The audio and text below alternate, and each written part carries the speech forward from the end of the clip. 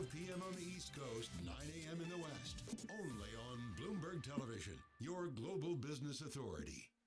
Welcome back to Bloomberg Daybreak Europe. Good morning, good morning. This is Bloomberg Surveillance. Welcome to Bloomberg Markets, trying to open. This is Bloomberg Technology. Welcome to Balance of Power. This is Bloomberg.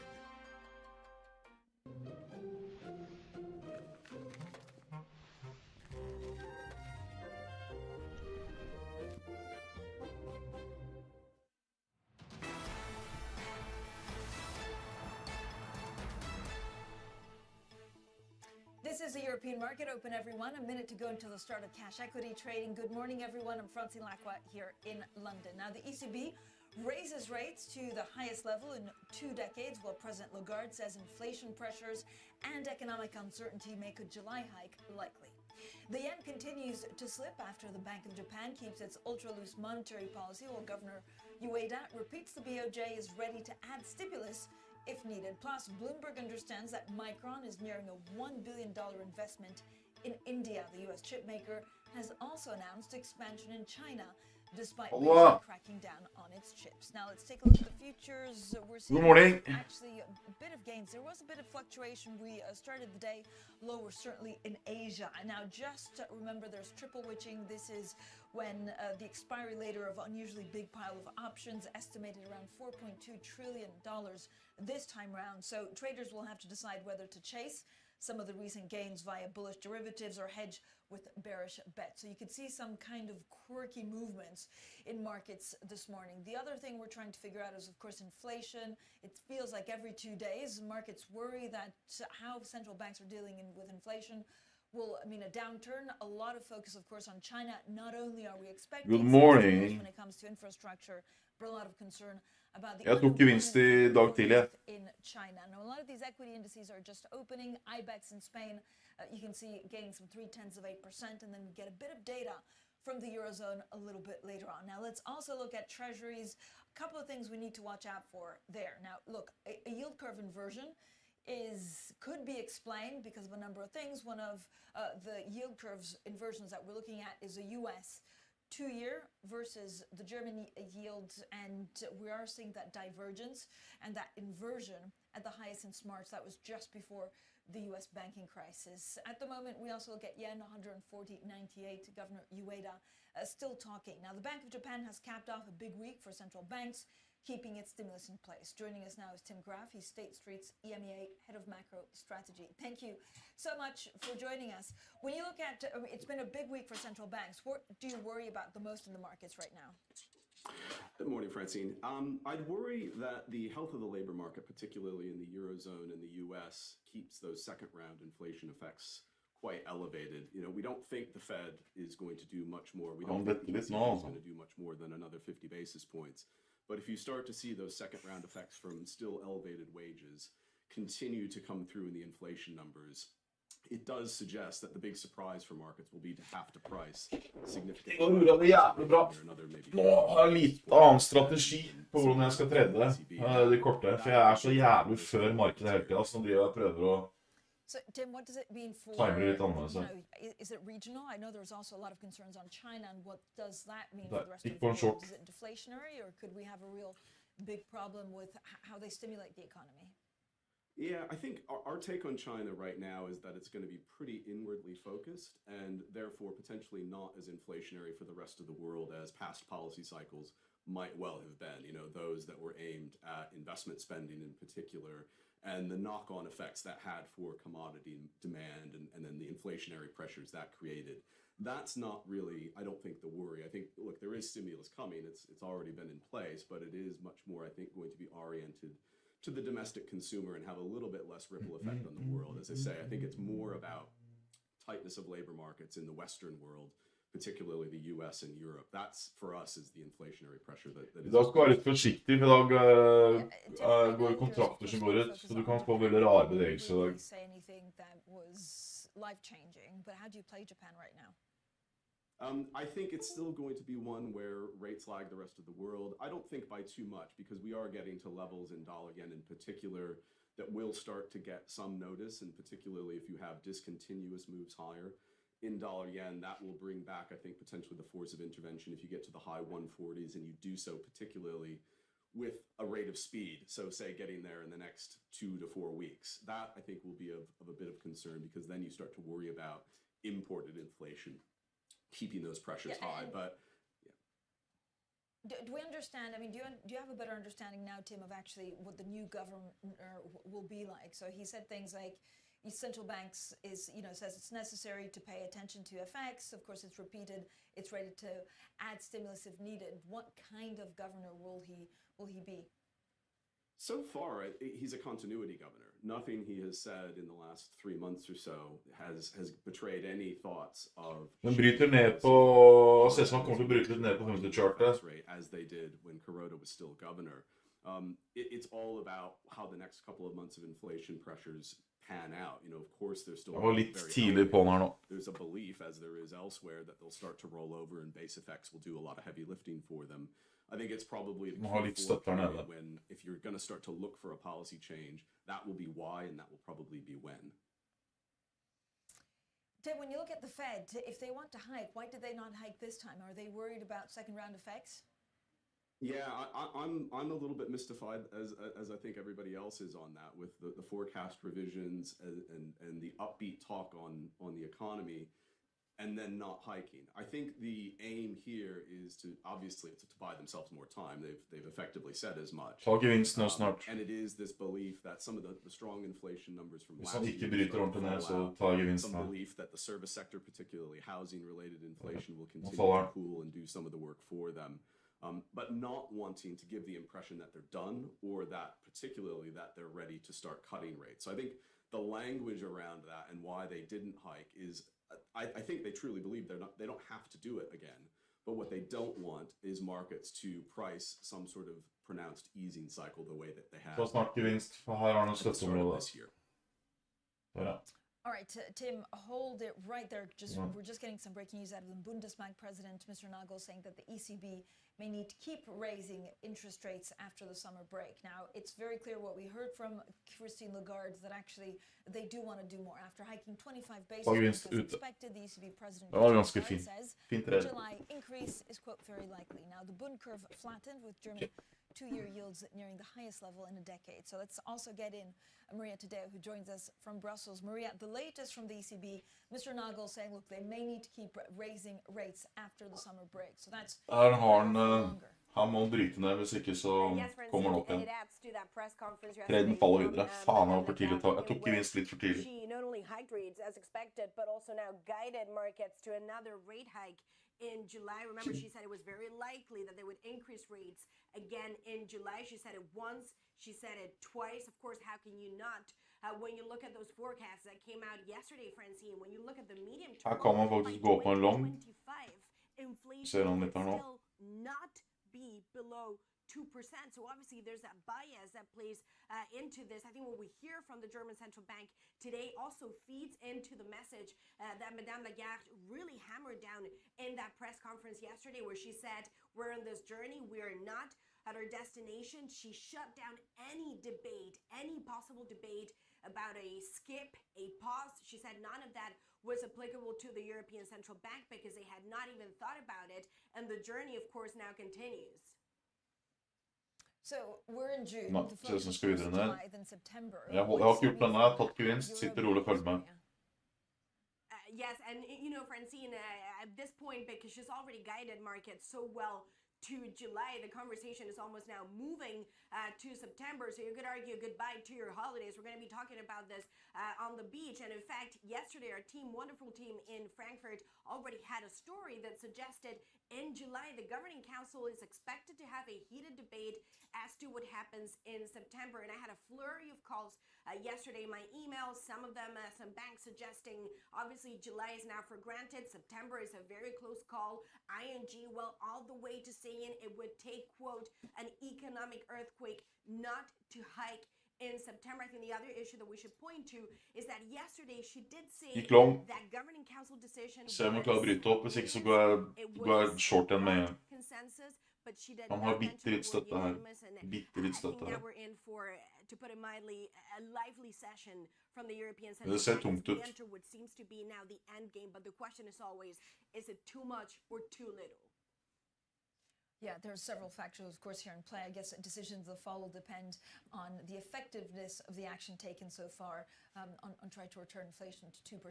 And then we'll see also what happens with the banks. Maria, as always, thank you so much, Maria, today. And now still with us, Tim Graff, State Street's EMEA Head of Macro Strategy. Tim, when you hear from Mr. Nagel of the ECB speaking at the Group of 30 saying, like, look, they'll have to do more, especially after the summer break, does it change your view on how aggressive the ECB will be? Not really. I mean, I've been calling for 4% rates by September, so a hike in September for the last couple of months. Such were the strength of the Eurozone inflation numbers, even after the downside surprise we had for the flash May data. So I think September is pretty much nailed on. The debate for me is really, do they go beyond that? And the forecast profile suggests there's a very strong possibility of that. But then the next 4 months of the inflation prints have huge base effects from last year that are falling out. So I do wonder if some of this is sort of messaging insofar as you talk up inflation now, and then come the October meeting, you'll be in a much better place, most likely, given you are starting to see some of the shorter-term price pressures abate. So, Tim, what does it mean when you look at the ECB's, I guess, concerns going forward? They don't, they have a block to manage in terms of monetary policy, but it's very different if you're sitting in Germany, the composition of your economy and the impact of inflation, to if you're sitting in Portugal. Yeah, absolutely. Nå følger ikke TD cash-markedet. Det litt sånn skummelt. And looking to where there are trend breaks within some of the online price indices that we construct, and you actually are starting to see more and more sectors in core CPI, in Germany in particular, showing signs of disinflation. So I think that's what makes it a little bit more complicated, where, say, Italy or Spain, those pressures, particularly in the hospitality sector, in the food sector, they're still running pretty high. But I think there's also some summer effects here. And again, once you get to September, October, ideally, and hopefully for them, they'll start to fade and it becomes a little bit more uniform. But yeah, I think there are pressures that are moving in actually both directions when it comes to the countries that make it very, very challenging. Investors, I guess, are worried about some of the economic damage. Var du kjent tid på krypto, eller? And I'm looking at the inversion of the US and German yield curves deepening to levels last seen in early March. Do you worry about things like that, or do you think they're very technical? Lurt å kjøpe PGS. We have some institutional investors that show positioning, and recent flows as well have been quite risk averse. And I think it is this fear of, first of all, an economic slowdown, but second of all, some of the things we've talked about where inflation forces policymakers to make that a harder landing. I guess the saving grace, and I think you can see this from price action, is that it does feel as though markets are underinvested. Our positioning indicators actually show institutions with quite a pronounced underweight across risky assets at the moment. So there is potentially bad news on the horizon, but it does feel as though a lot of that has been positioned for already. So what does this mean? I mean, we went to China, we went to the Bank of Japan, and now the ECB, and a little bit of Fed. What does it mean for your conviction calls? Sure. I think what it still means for us is that because of some of the underinvested theme that we still do see, and because US equities are still, in our view, best of breed, even though they're... Se market maker, de venter med å kjøre den opp, mens cash-markedet går opp. Det er sånn her de tjener penger på CFD-er. Så her går den opp på cash-markedet, og så henger den etter på CFD-ene. Så den får ikke med seg draget opp, den får bare med seg draget ned. Det er sånn det blir pult i ræva av CFD-er. And it has that cyclical exposure, particularly to the China story we talked about, where that may not be as beneficial for European equities as it might have been in Den på day low nå, og den her på vei oppover nå. Så hvis du gira til helvete, så går du stopplås her, og så tjener du, mens du egentlig skal tjene penger. Lastet til kvekk, skal gjøre en kule der. Og kvister? Yeah, I mean, this is part of the contrarian call. I guess there's a lot of discussion about the narrowness of returns in the US in particular, and the difference in returns between the S&P and an equally weighted version of the S&P. First of all, in other countries, this isn't that unusual. And actually, some of the analysis I've done is looking at the correlation between those return differentials and then... And they typically are positive. The really big exception was the dot-com bubble bursting. But valuation-wise, I don't vurderer å gå short nå hvis ikke det tar seg her nå. Quite yet. And then Og the breadth was støttenivået her. even narrower than it is now when you look at return differentials to an equally weighted index. So I think that's kind of a red herring that it's not really something to worry about just yet. All right, Tim, thank you so much. Tim Graff there, State Street CMEA, Head of Macro Strategy, joining us this morning. Coming up, from Europe to Asia, China's surprise rate cuts this week have also fueled bets on more easing and stimulus. We'll continue our conversation with State Street's Tim Graff next. This is Bloomberg. This is Bloomberg. This is Bloomberg.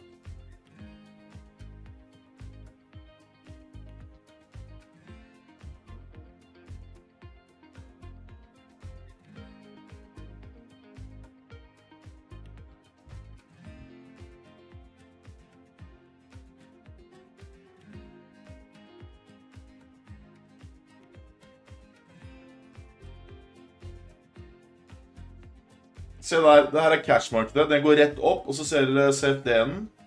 Den følger ikke med der nå, hvis dere kan se det. Det er sånn man taper penger. Rett opp på cash-markedet. Den her er jo ikke i nærheten. Den skal speile den. Nå kommer den opp. Det er sånn som den der irriterer meg noe jævlig.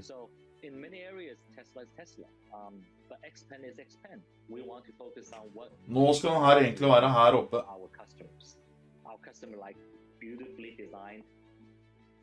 Men den går ikke, de holder den igjen. Så de som trader CFD nå på TD her nå, de kan risikere å tape pengene sine, for de får ikke med seg oppturen. Når den begynner å komme ned igjen, da lager den en ny bunn, så den er på etterskudd hele tiden. Sånn, når dere lærte hvordan man blir svindlet på broad daylight.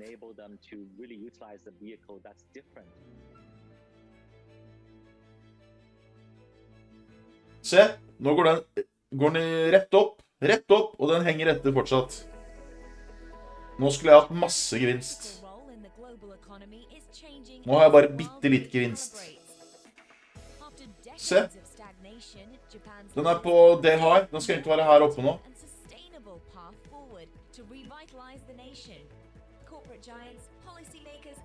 Ser dere det, eller er det bare jeg som ser det? Den er nå oppe på nesten day high, mens CFD-markedet her på TD, den er ikke i nærheten ennå. Den står stille. Den går bare videre opp på dagsen, mens så hvis den dagsen først begynner å falle nå da, på cash-markedet, så kanskje den kommer litt ned. Den skal gå mye mer. Ja, det her gidder jeg ikke. Jeg tar gevinst nå. Ute. Jeg kan ikke være med på dette her. Jeg kan ikke trade når det er sånn. Bros and sisters! Nå gir jeg meg. Jeg har tatt gevinst. Se her nå. Jeg kjøpte den nå i stad, og da har den dagsen gått rett opp, mens dagsen på CFD-ene, den rørte ikke på seg. Nå kommer den litt ned fra å være nesten på det high, og da kommer den ned. Den skulle egentlig vært her oppe nå, hvis den skulle fulgt markedet ordentlig. Og det her er kun på grunn av marketmakere som raner deg. Og det klarer de å gjøre på lite volum. Så her nå. Rett opp. Jeg kjøpte her nede i stad, når den var der. Boom! Så fikk jeg bare bitte litt. Jeg fikk bare 5 ticks på det. Og da gidder ikke jeg trade når ikke jeg kan tjene penger. Mens den her nå er på vei ned. Det er dagsen. Det er cash-markedet, det er ekte dagsen. Den skal speile den. Den skal speile den her. Og nå går den videre oppover, mens den begynner å falle. For de tjener penger på at du taper penger. Og det går kun på et marked hvor det er dårlig volum. Nå har jeg gjort det bra. Jeg har tjent penger, men jeg skulle tjent mye mer penger om det hadde vært ordentlig. Da gidder ikke jeg dette. Jævla drit, ass. Fader ut denne. Grønnjævlig.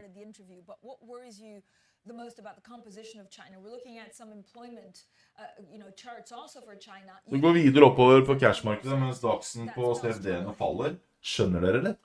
Yeah, and I think it speaks to the need for perhaps even further targeted fiscal Skal kjøre en short da, siden de vil ha det ned. There's been some of this already. Skal se om det hjelper da. Has recovered following COVID, I think, to a modest degree.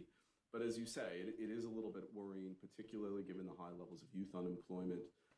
And what you, I think, don't want to see is a return to this kind of unbalanced growth strategy where you rely on exports, you rely on investment spending to an outsized degree. I mean, that's potentially, we talked about it in the last segment, it's potentially good for the rest of the world, but it doesn't... Det ingen som følger med på hva jeg sier? ...sustainable growth strategy for the next couple of decades for China, given how exhausted that strategy has appeared to be in recent years. So, Tim, what does that mean actually for investments? I don't know whether the industries and or Caroline Conan on the ground actually caught up with Bernard Arnault. I can't tell you how rare that is to actually have him speak, especially about China. But are there certain industries that will suffer from this volatility as we figure out exactly what the reopening in China looks like? Sure. I think until you get that domestic focus really come to the fore a lot more strongly, it will be those more domestically focused corporates. Nå skulle den vært her oppe. Vi går videre oppover en ny topp her, og den går jo faen ikke opp her. Da er det vanskelig å tjene penger, så ikke det følger markedet. Den skal speile markedet, det er jobben den. Det er derfor den heter DAX. Den skal speile den. Det er CFD-er, det er cash. Den skal speile den. Og den går i taket nå, den er faen ikke i nærheten. Den her skal være her oppe nå. Those exporters. So it's not a completely doom and gloom outlook, but I would say it's perhaps those tech names and those more outwardly focused companies that are probably worth the focus. Jeg kjøpte jo den her nede. Nå skal jeg være her oppe nå. Hva faen? Da kan ikke jeg handle, altså. Jeg ble bare irritert.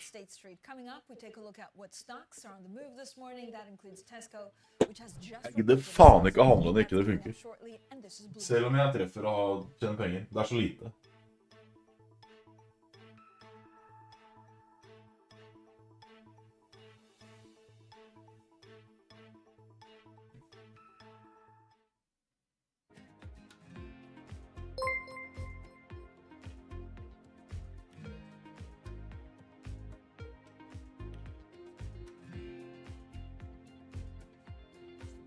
Her oppe har motstand, så her kan man faktisk sette en liten short. Hvis man tør.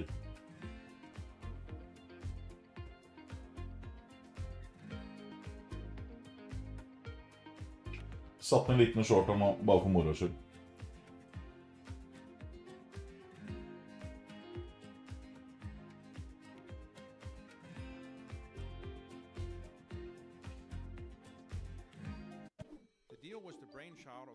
CEO Mark Rowan. In January, Apollo closed its $11 billion all-stock merger with Athene Holding. It had already owned 35% of the insurer. Here's what Apollo did with the deal. Assets under management. Apollo expects them to double to about $1 trillion by 2026. Much of that projected growth will come from the merger, and those assets are especially attractive to Apollo. Insurance companies typically go after much more modest returns than buyout investors. That will give Apollo more options for investing the cash. Athene is a steady provider of fee income. It has grown into one of the nation's biggest holders of fixed annuities, those retirement savings products favored by risk-averse customers. The merger will also allow Apollo to simplify its governance. It gave up its dual-class share structure and adopted a one-share, one-vote plan. The hope is that will eventually lead to Apollo's inclusion in the S&P 500.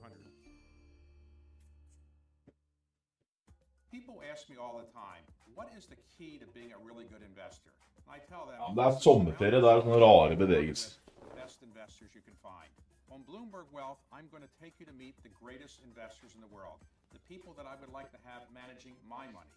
Today, I would say perhaps only second to AI right now, which is AI has got so much going on and folks are so excited about it. Climate tech is the hottest. Oi, helvete, nå tar jeg gevinst ute. BSO Now is your online home for weekly Boston Symphony Orchestra and Boston Pop. Fy faen, jeg blir med jævla god nå på det greiene, altså. Plus acclaimed archival concerts. Visit bso.org/now, where the music plays on. Jeg treffer jo faen meg på alt. Bank i bordet.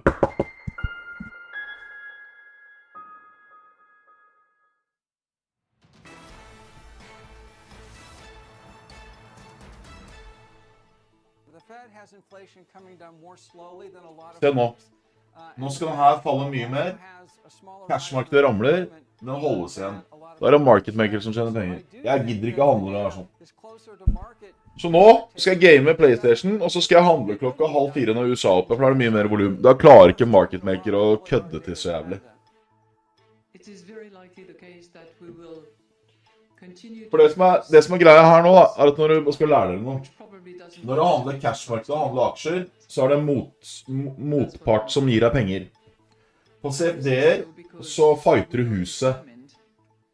Så hvis jeg tjener penger nå, så taper huset penger. Ikke motparten. Motparten er huset. Så det er deres interesse at jeg taper penger. Og hvis jeg ser at alt som jeg ser på skal ned, og den ikke faller, så driver de med å hedge posisjonen min antagelig, for at jeg skal tape penger. Og det klarer de ikke å gjøre når det er masse volum.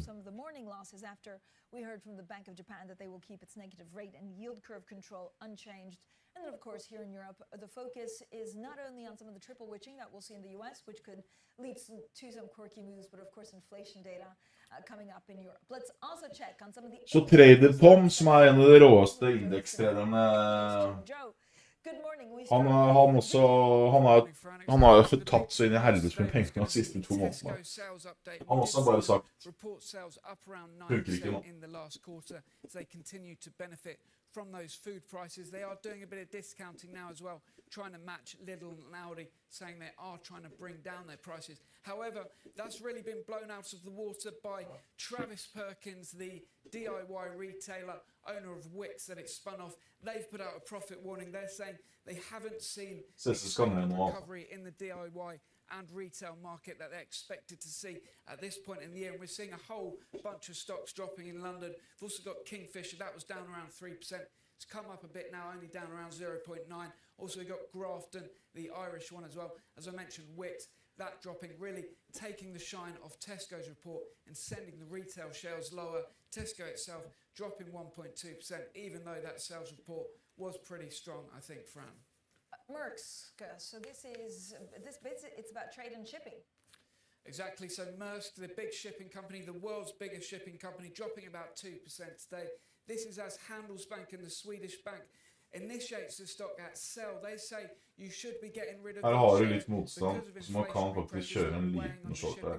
Skal vi se på obviously boomed during the pandemic, given the demand for goods and all the lockdown effects with the supply chain issues, that kind of thing. However, those rates are coming off now, given the concerns around the economy, and sell ratings are growing on Maersk. There's now around 6 banks that recommend selling the stock. That one's the worst performer over in Copenhagen, 1.9%. All right, thank you so much. Our Joe Eason is there with some of the stocks to watch. Coming up, pumping cash into... 3 trades i blått. Micron is looking to commit significant investments into China and India. So we'll be live from Shanghai next with the very latest on chips. This is Bloomberg.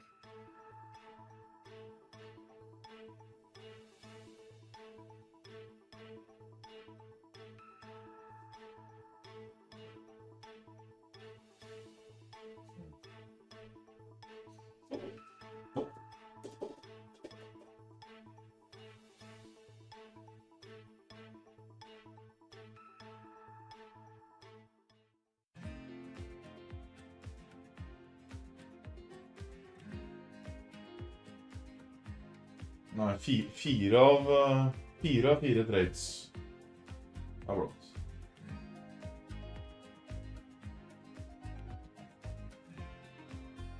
Nå burde den bryte opp da. Skal vi ta en liten long her da? Om det går, skal vi se. Jeg tør ikke kjøpe på all time high, ass. Det er litt galskott dette.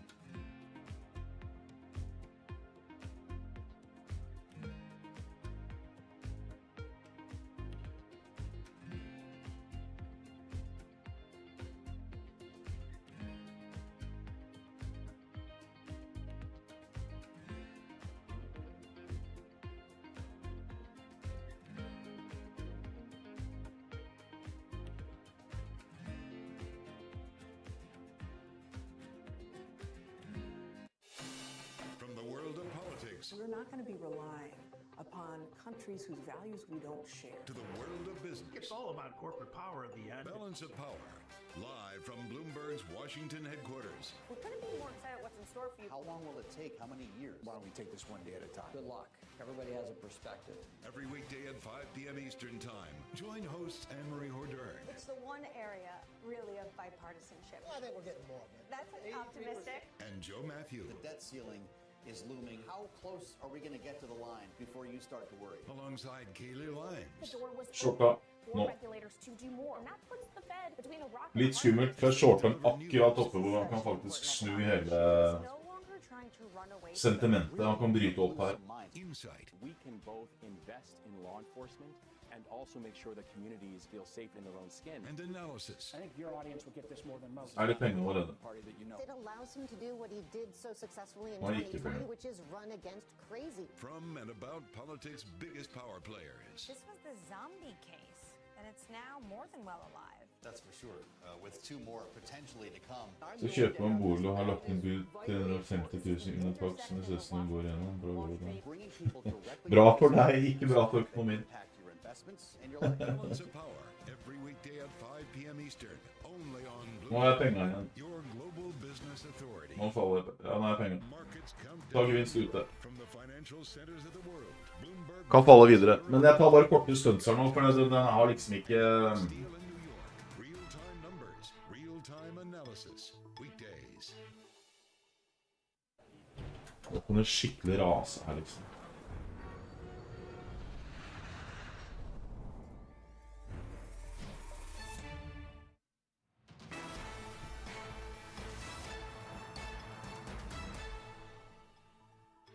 Welcome back to the Open, everyone. 30 minutes into the European trading day, and here are your top stories. The ECB raises rates to the highest level in 2 decades. Bundesbank President Joachim Nagel says the central bank may need to keep hiking rates after the summer.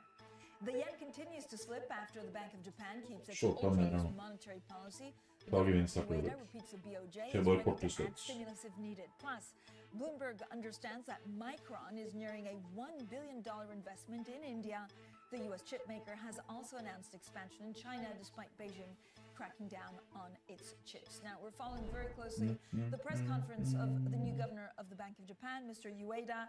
He has just said that there's a big shift in price view, and that may lead to policy change. Now, everything else is something that we were expecting, but we're looking also at what that means for yen. For example, dollar yen 141.23. We'll continue covering, of course, that press conference very closely. It's 4:30 p.m.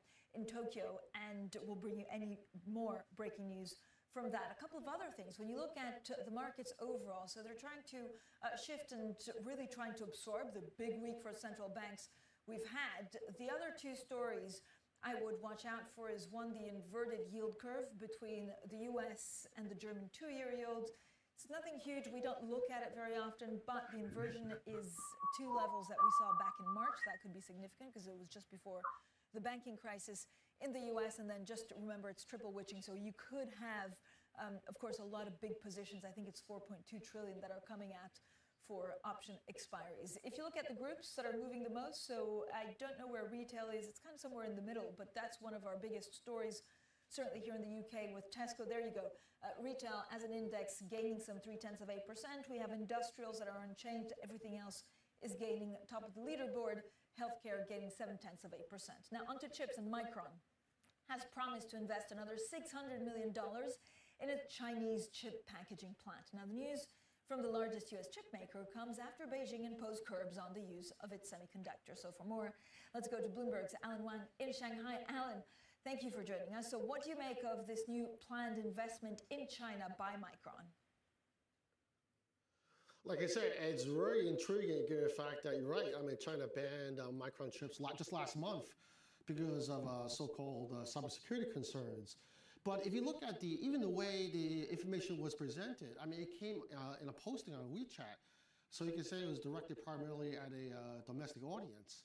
And in the posting, it was more like a promise rather than any kind of firm commitment.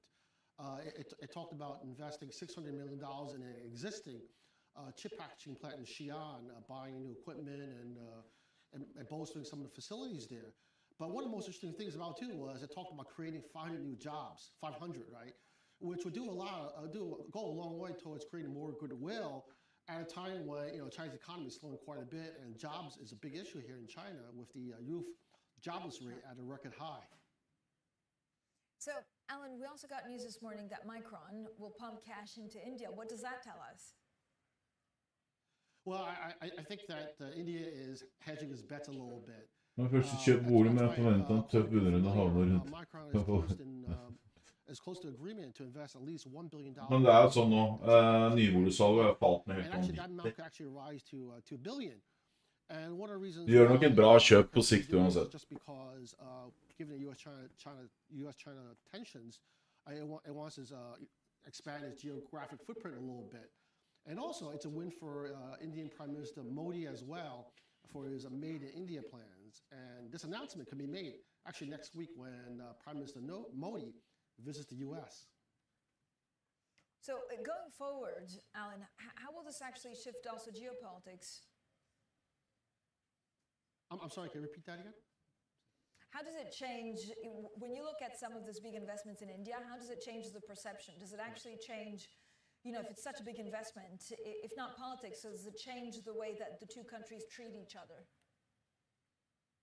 Yeah, I mean, that's a great question. I mean, right now, it looks like, I also want to mention something as well. It's very similar, something happening today as well, is Bill Gates... I dag har et jævla viktig møte. Hvis det møtet går i boks, så kommer alle sammen Elon Musk and Jamie Dimon slippe å betale så jævla mye kurtasje fremover, hvis det er godt norsk. US-China tensions are sort of put in the back burner a little bit. Does it change the geopolitics at all? Probably not. But I think that, well, at least with the Gates visit, that's a lot of low-hanging fruit, right? The fact that, China and the U.S. can agree that there are certain things they could work on together, such as fighting disease and climate change. But overall, I don't think it changes the geopolitics that much. And I think when Blinken comes to China this week, I think there's going to be a lot of really tough negotiations that are going to take place. But in the meantime, everything we've seen today with Micron, as well as the Bill Gates visits, is actually quite positive. Jeg er long dags. In Shanghai there with the very latest on chips and Micron. Jeg var long dags til I dag tidlig, så shorta jeg i stad. Og så longa jeg. Longa her nede, og så er shorta her oppe. Had previously postponed construction, which it had agreed to with 6.8 billion euros in aid. Now Intel put the blame on economic headwinds. Also, Russian President Vladimir Putin may struggle to hold on to power if the war in Ukraine forces Russia to abandon military aggression and accept a peace deal with Europe. That's the view of former U.S. Secretary of State Henry Kissinger. He sat down with Bloomberg's editor-in-chief, John Micklethwait. I worry about the fact that Russia has been an integral part of European history for... Hvem faen som prater nå? Høres ut som han var på å dø. And in a very special way, because it is infinitely larger than any European country. And it has always been part of Asia, the Middle East and Europe. That's a unique aspect of Russia in comparison to the European countries. So it has been torn throughout its history between a desire to become fully European and a fear of European technical superiority or capacity. Europe will become more stable, the world will become more stable when Russia accepts the fact that it cannot conquer Europe, but it has to remain part of Europe by some sort of consensus, as other states do. Så er omtrent 0 da, AW et eller annet. It ceases being a factor of international politics in other regions and becomes a subject for European competition among the various states. So it is important for Ukraine to be preserved. and for Ukraine to emerge from the war. Han har hørt seg opp på å dø i stolen. Autonomous, strong, and Nå tar jeg snart gevinst på shorten min. we have substantially achieved this objective. Husk på Dag, altså skal ikke jeg ta noen retning, jeg skal bare scalpe. It can still be improved in terms of the borders of Ukraine in the what I hope will be the concluding phases of the war. But I would prefer to preserve Russia because the dissolution of Russia or the reduction of Russia to resentful impotence would set up a new set of tensions. Well, that's former U.S. Secretary of State Henry Kissinger speaking to Bloomberg's editor-in-chief, John Micklethwaite. And you can watch the full interview, a conversation with... You can watch the full interview. No, I don't think so. Thank you. Thank you, but no, thank you. Thank you, but no. Coming up after meeting at London Tech Week, what do business leaders think about the future of the tech sector in the UK? Well, the founder of Tech London Advocates, Rashawn, joins us next, and this is Bloomberg.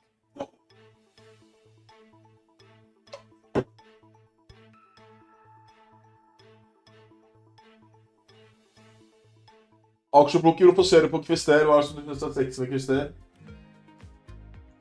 Er ikke de som driver med skifergass?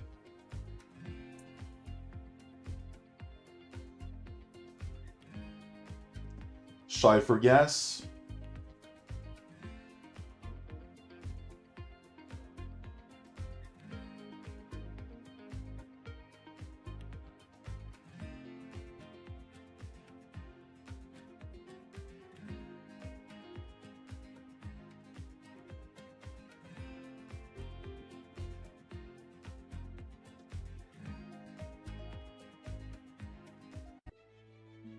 Alt fra 1 til 10 av faen, du må få deg da Nick, ass. 1 til 10 kontrakter.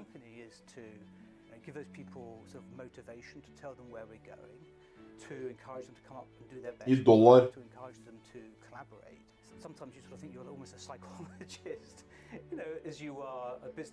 Nei, jeg er bull på Tesla, men jeg tror Tesla skal ned nå. I love being sort of leading from the front. I got alt for mye. Times with teams. I love to see the work that we're doing when we pitch for a piece of new business, often when we come together. So I guess I try and put myself in the seat of the client. And what's the client going to think when they see this work? Are they going to be excited? Is it going to turn their brand around? How's it going to resonate with their consumers? So as much as possible, probably I try and play that role.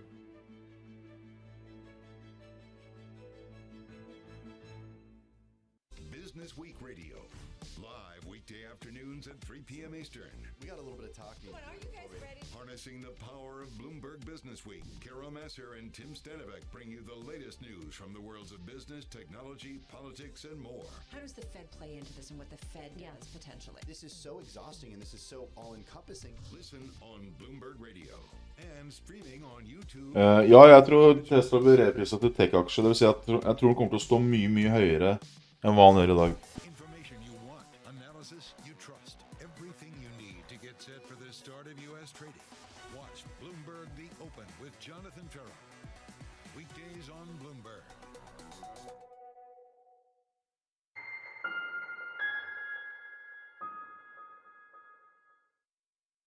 The top names in business are on Bloomberg. The energy in Shanghai was like New York on crack. Things are going to get worse in the economy at the same time as you have this internal conflict. We need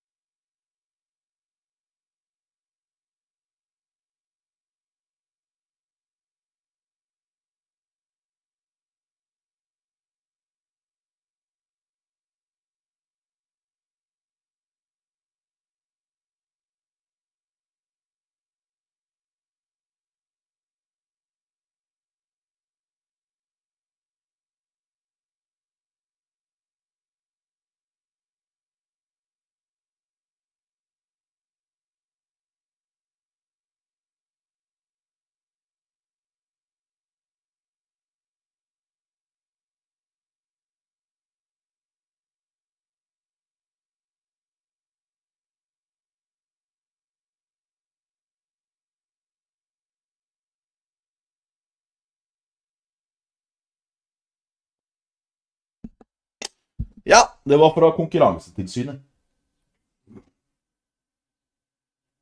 Ok, spørsmål til dere. Jeg sitter med... Dere vet at jeg kranglet med Hegna før, ikke sant? Kapital 24, han eide liksom ordet kapital. Dere husker det, eller? Husker dere det? Husker du at jeg kranglet med Hegna? Oi. Husker du at jeg gjorde det? At jeg kranglet med Hegna? Ja. Jeg har jo et annet domene som jeg har lyst til å sette i gang med. For jeg skal begynne å jobbe med finans igjen, og da er det veldig mye enklere for meg liksom å ha alt på et sted. Jeg eier finansbladet.no, og han eier jo Finansavisen. Nå vurderer jeg også å gå long faktisk, hvis det bryter opp her. Og da er spørsmålet, Finansbladet, det er det jeg eier, finansbladet.no, finansavisen.no. Har han en sak da? Jeg snakket med en jurist i går, han mente at han kan ikke eie alt som har med finans å gjøre. Det blir det samme som at Dagbladet skal saksøke Dagsavisen, Dagbladet, Dagsavisen, Finansavisen, Finansbladet. Henger dere med? Så er spørsmålet, skal jeg tørre å gjøre det liksom? Det kommer til å bli et helvete, for han kameraten er ikke god, ass. Dagbladet, Dagsavisen, Finansbladet, Finansavisen. Hva faen jeg? Hva tenker dere? Finansavisen, Finansbladet. Jævlig bra av...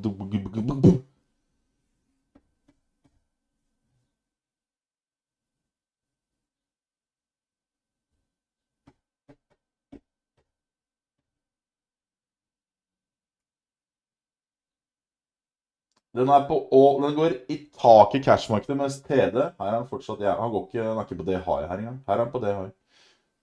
Ikke på det for den jævlen. Ja, men er du enig at han kan ikke si at Finansbladet er det samme som Finansavisen? Er vi enige i det, eller? Eller er det jeg som er frekk i trynet mitt? Finansbladet, Finansavisen. Han har Finansavisen, eller Finansavisa, eller hva faen han har for noe? Hva er det han har for noe? Finansavisa, Finansbladet, Finansavisen. Finansavisen, Finansavisen. Jo, Finansavisen. Vet dere. Finansavisa.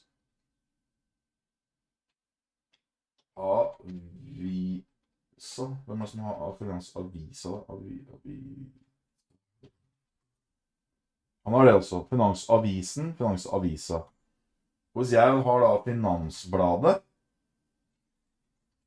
så mener jeg at det er ikke i nærheten engang.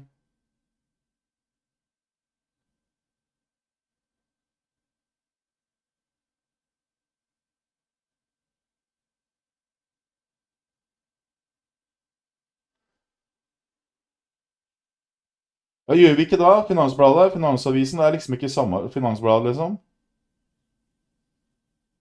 Jeg har litt lyst til å begynne med det igjen. Jeg vet det kommer til å være et helvete, for nå... Han kommer til å prøve å saksøke meg igjen, skjønner du. Og sist gang så ringte journalister til eks-frøkna mi og begynte å kødde meg på jobben og sånn. Det var skikkelig ufine. Begynte å skrive dritt om meg i avisa, og de gikk etter kollegaene mine og sånn, for å få meg til å gi fra meg det jævla navnet. Han gjør hva han vil, vet du. Finansbladet, Finansavisen. Faen, altså, jeg har så lyst. Jeg har så jævla lyst. Jeg har ikke lyst til å bli saksøkt, ikke sant? Jeg har jo faen ikke penger! Finansbladet. Jeg synes Finansbladet er jævla kult navn. Finansbladet.no. Jeg eier også kapitalnytt.no også. Da blir den jo sur. Det skjønner jeg. Men Finansbladet er ikke det samme som Finansavisen.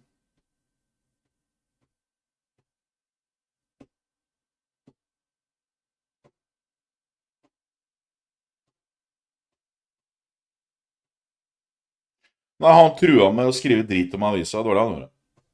Han gjør jo hva faen han vil. Han skriver masse artikler, og så kjøper han aksjer basert på sine egne artikler. Han må gjerne nekte på det, men hvis du er litt oppegående, så skjønner du det.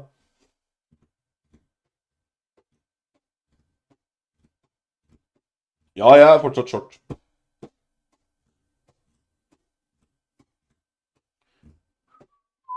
Jeg har ikke gått long ennå. Jeg går long hvis den bryter opp her. Hvis den bryter opp her, så går jeg long.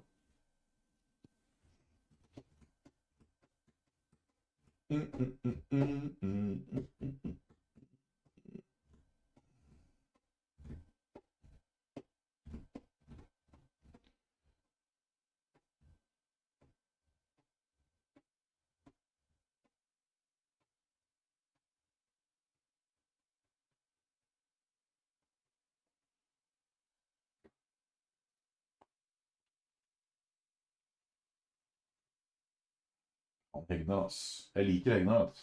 Han er en kuk. Men jeg liker Hegnar. Selv om han er en jævla kuk.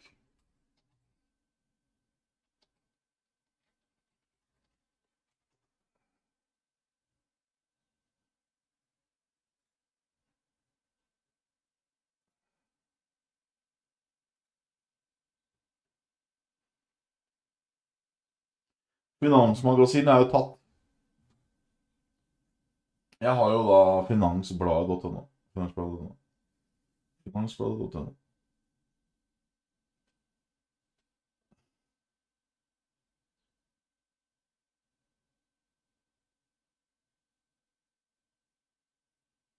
Hvem andre er det man kan ringe av? Jeg skal faen meg ringe noen, jeg. Hvem er det vi kan ringe på greiene der? Det må faen gå. Er det patent? Er det varemerke? Er det patentkontoret man ringer da, eller? Er det patentkontoret? Patentstyret? Patentstyret. Patentstyret. Det kan jo faen ikke være sånn at han skal eie alt som han må finansiere. Jeg kan ikke skjønne.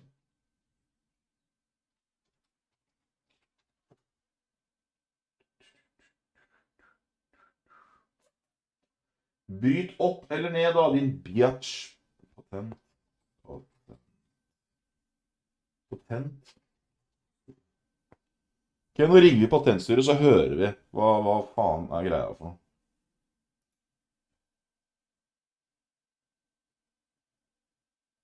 For jeg har alt klart, skjønner du. Jeg trenger bare navn på den der nettavisen som jeg setter ut nå. Starte en nettavis, men jeg har faen ikke... Ok da, sjekker vi.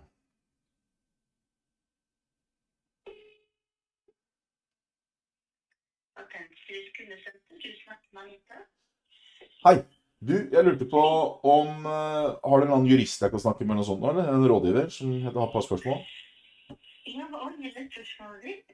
Du, jeg sitter på et navn, et domenenavn som jeg har tenkt å bruke, men så er jeg litt usikker på om det er helt rødde å gjøre det, men så jeg må bare snakke med noen om det, med tanke på en annen konkurrent.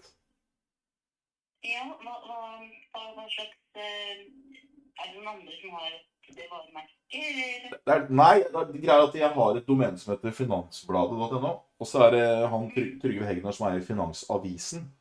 Og så snakket jeg med en jurist, og han sa at det er jo ikke nærheten engang, men så vet jeg også han Trygve Hegnar der, så vil jeg bare høre med dere om han har noen rettigheter på det, et eller annet, jeg aner ikke. Ja, for du kan jo se i for eksempel, hvis du har sett i navnesøk, og sett om... Navnesøk? Hvor er det da? Navnesøk.no, det er en nettside. Navnesok? Navnesok, ja.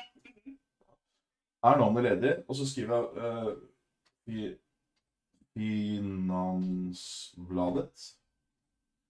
Det ligner jo ikke på hans sitt Finansavisen, gjør det da? Finansbladet? Jeg synes ikke det. Det er forskjellige ord i hvert fall, men vi kan ikke ta noen konkret stilling til konkrete saker som ikke har søknader som er til oss, da. Så det er egentlig kanskje tenker mest hvis du kan høre med, så kanskje mest høre med en privat rådgiver for eksempel, da. Men det er forskjellige ord i hvert fall, det er jo så... Ja, jeg mener at det er forskjellige ord, og det kan ikke være sånn at han skal eie ordet finans. Det er jo alt for generelt. Ja, det er jo hovedregelen at hvis det er beskriver produkter i tjenesten, så er det et andre markedet trenger å bruke det, så er det ikke mulig for enerett til det da. Som man ikke har innarbeidet over lang tid av at det har blitt kjent Nei, ikke sant? Det er det vi mener, liksom. Og det blir nesten det samme som Dagsavisen og Dagbladet, ikke sant? Finansbladet, Finansavisen. Det er jo to forskjellige ting, sånn som vi ser på det.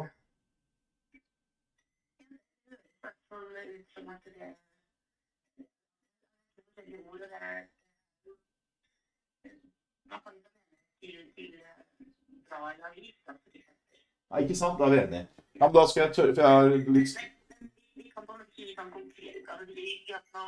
Nei, jeg vet at dette er bare sånn på generelt grunnlag at det ikke er noe konkret fra deg, det forstår jeg. Men da er vi enige i det at Finansbladet ikke er det samme som Finansavisen, og han kan ikke bli sur for det. Da har han monopol på alt som har med Finans i Norge å gjøre, da.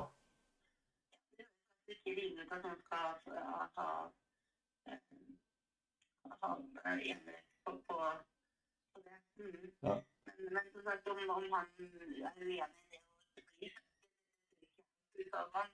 Ja, han er uenig. Han elsker å være uenig. Det er det han gjør penger på. Ja.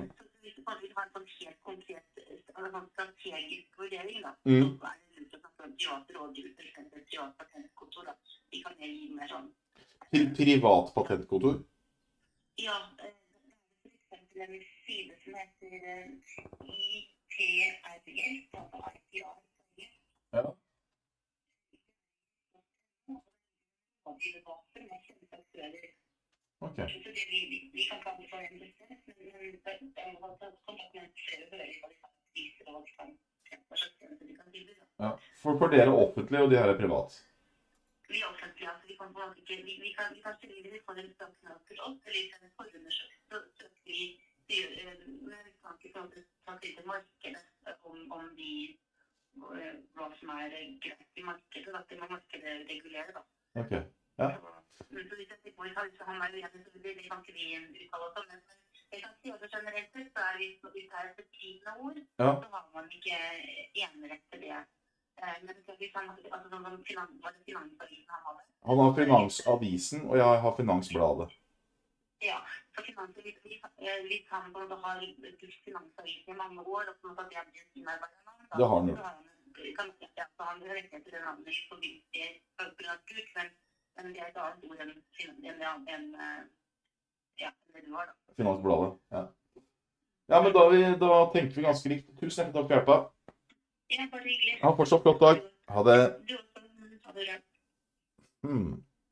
Ble vi noe klokere av dette her? Ble vi noe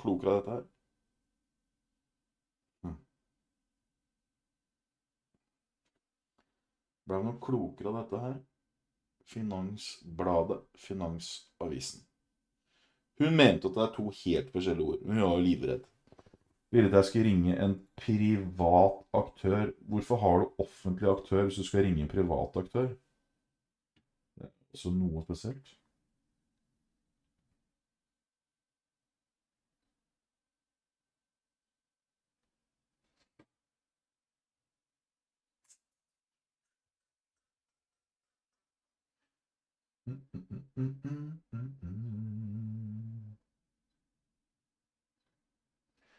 Hva tenker dere, folkens?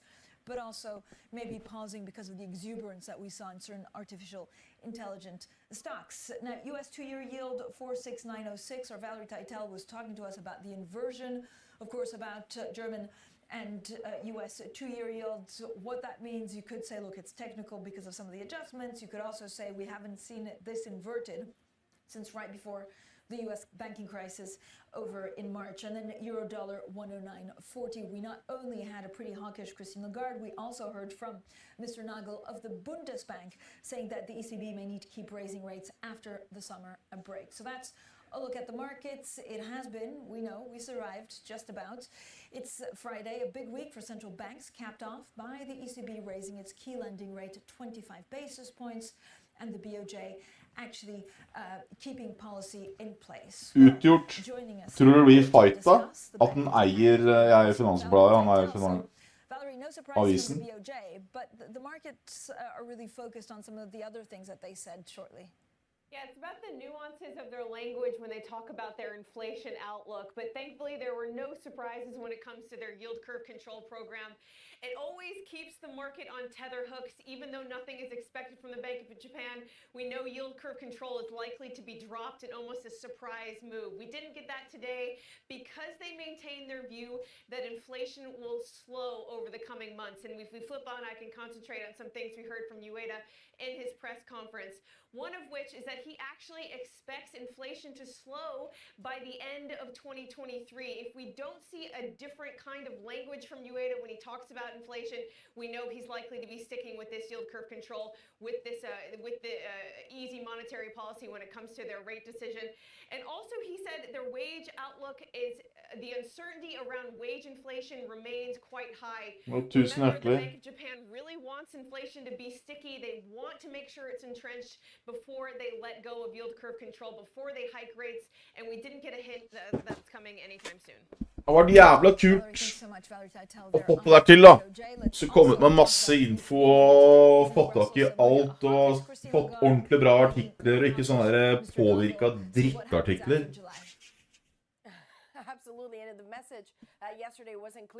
Han ballekjørte meg sist gang på Kapital 24. Så jævlig.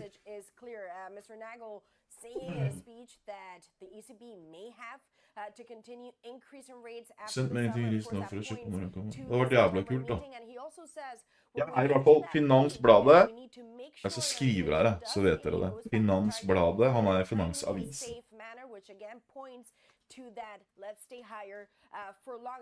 Det eier jeg. Det er det jeg eier. Finansbladet. To a July hike. The conversation now is fully about September, and overall, if you put all of this together, they've completely shut any debates about a pause and reassess. This is a central bank that is on a journey to a destination, and the messages are going to continue to hike. And of course, they have to some extent, when you look at the projections they put out. Jeg var på dass og pisse. Og slutt å overraske over hvor mye faenskap noen kan lage uten å ha rett. De kan bruke Kapitalnytt og ha en link til Finansbladet. Ja, for jeg har Kapitalnytt også, men da han tok meg på Kapital 24 sist gang. Det er helt sykt. Det er helt sykt, det han gjorde, ass. Vet du hvorfor jeg satte opp den Kapital 24? For når jeg jobbet som aksjemegler, så ville jeg ha et sted hvor jeg hadde alt av sånne feeds. Jeg hadde abonnerte på Urea-priser, abonnerte på alt, og så ville jeg ha alt på et sted. Så jeg bare startet for å ha sånne hjelpeverktøy til meg når jeg tradet, og så tok han og saksøkte meg til helvete, da.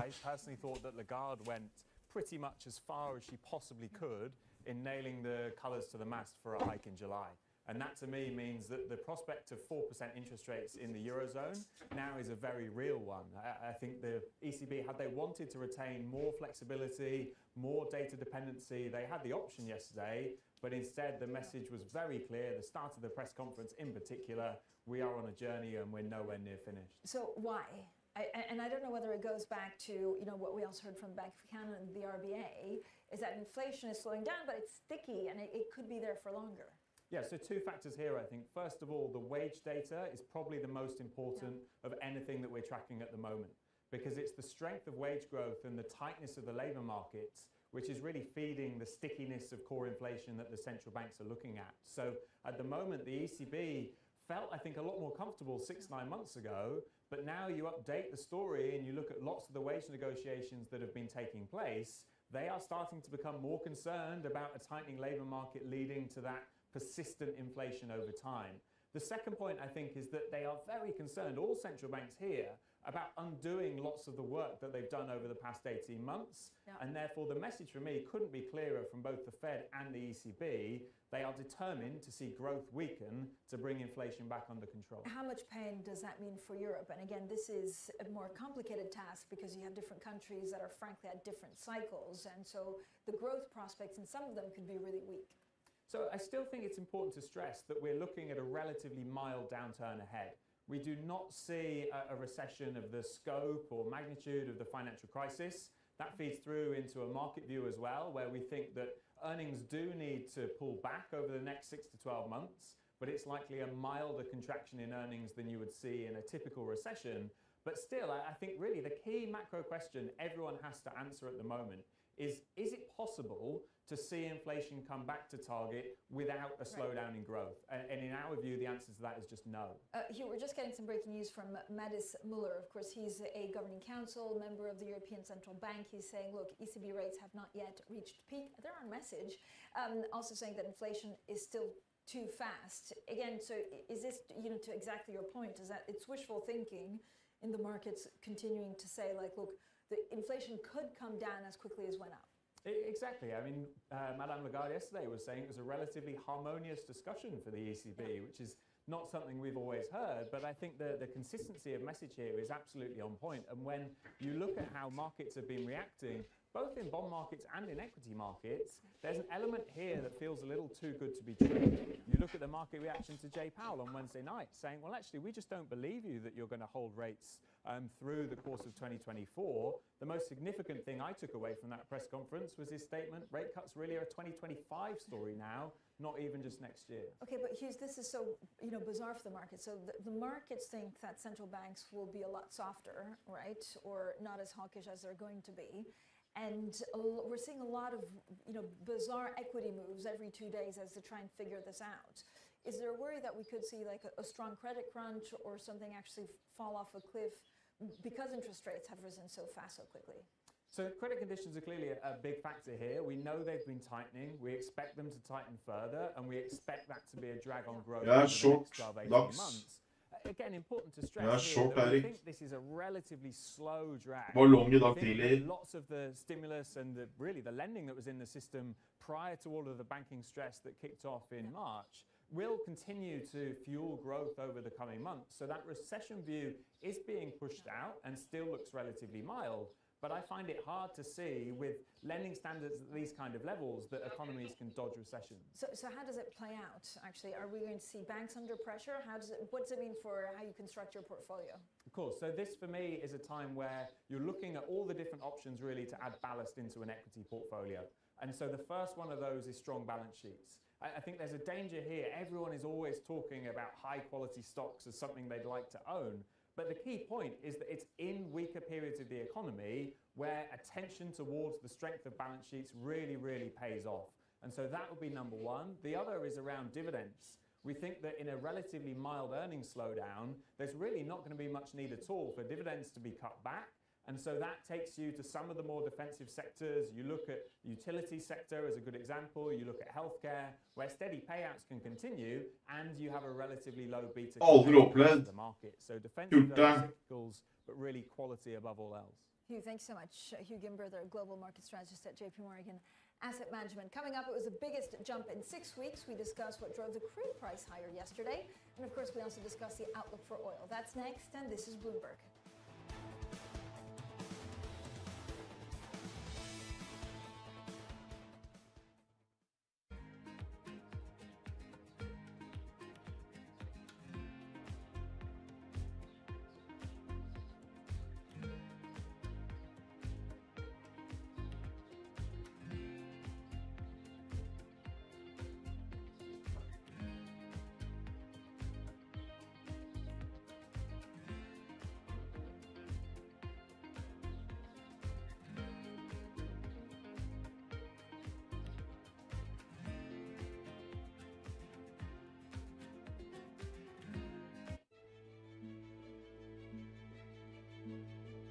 I don't think we can replicate Tesla. Tesla is a unique because when they founded and then personality behind it, the product is beautiful, technologically very, very strong. So in many areas, Tesla is Tesla, but Xpeng is Xpeng. We want to focus on what we think is important for our customers. Our customers like beautifully designed vehicles, either it's large SUV or sports sedan. We believe we have a very, very appealing family look that our customers is really attracted to. They like to have user-friendly features inside the cabin that has a technology feel. It's very smart. It enables them to really utilize the vehicle that's different.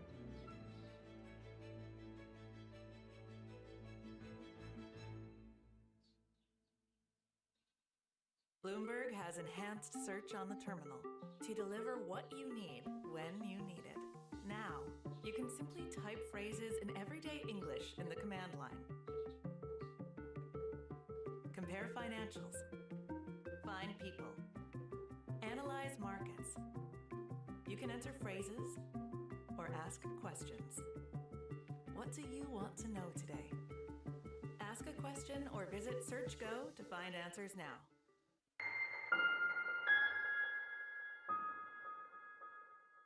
Top names in business are on Bloomberg. The energy in Shanghai was like Eirik har ikke noe anelse. Den kan gå litt fort opp igjen. Den ligger i en sånn ganske sånn tight kanal her. Og så er det kontrakter som går ut i dag, som kan gå alle veier. Dagsen er nesten på all time high, så det er egentlig bare en sånn liten bet. Det er ikke noe... Egentlig gjør jeg ikke noe for USA åpner. Jeg trener litt i stad. Jeg kan kanskje gå ned hit, så kan man kanskje gå opp hit. Det er liksom... Det er ikke noe sånn veldig... Det er ikke noe veldig trade akkurat her.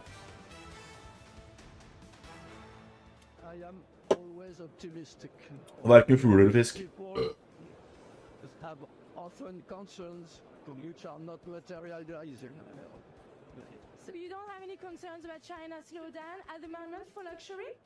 There are many concerns for the world, no? But there were always concerns for the world. And finally, our activities are growing very well.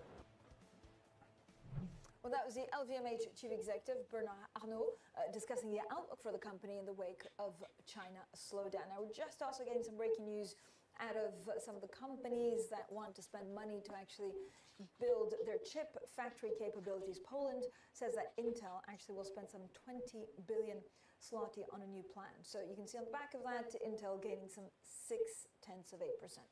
Oil steady in Asia after jumping the most in 6 weeks yesterday. That's as weaker dollar and expectations for more stimulus in China outweigh concerns over higher interest rates in the US and Europe. Now for more, we're joined by Anthony DiPaola in Dubai. Anthony, so can oil prices keep up this pace? And good morning. Good morning, Francine. How are you?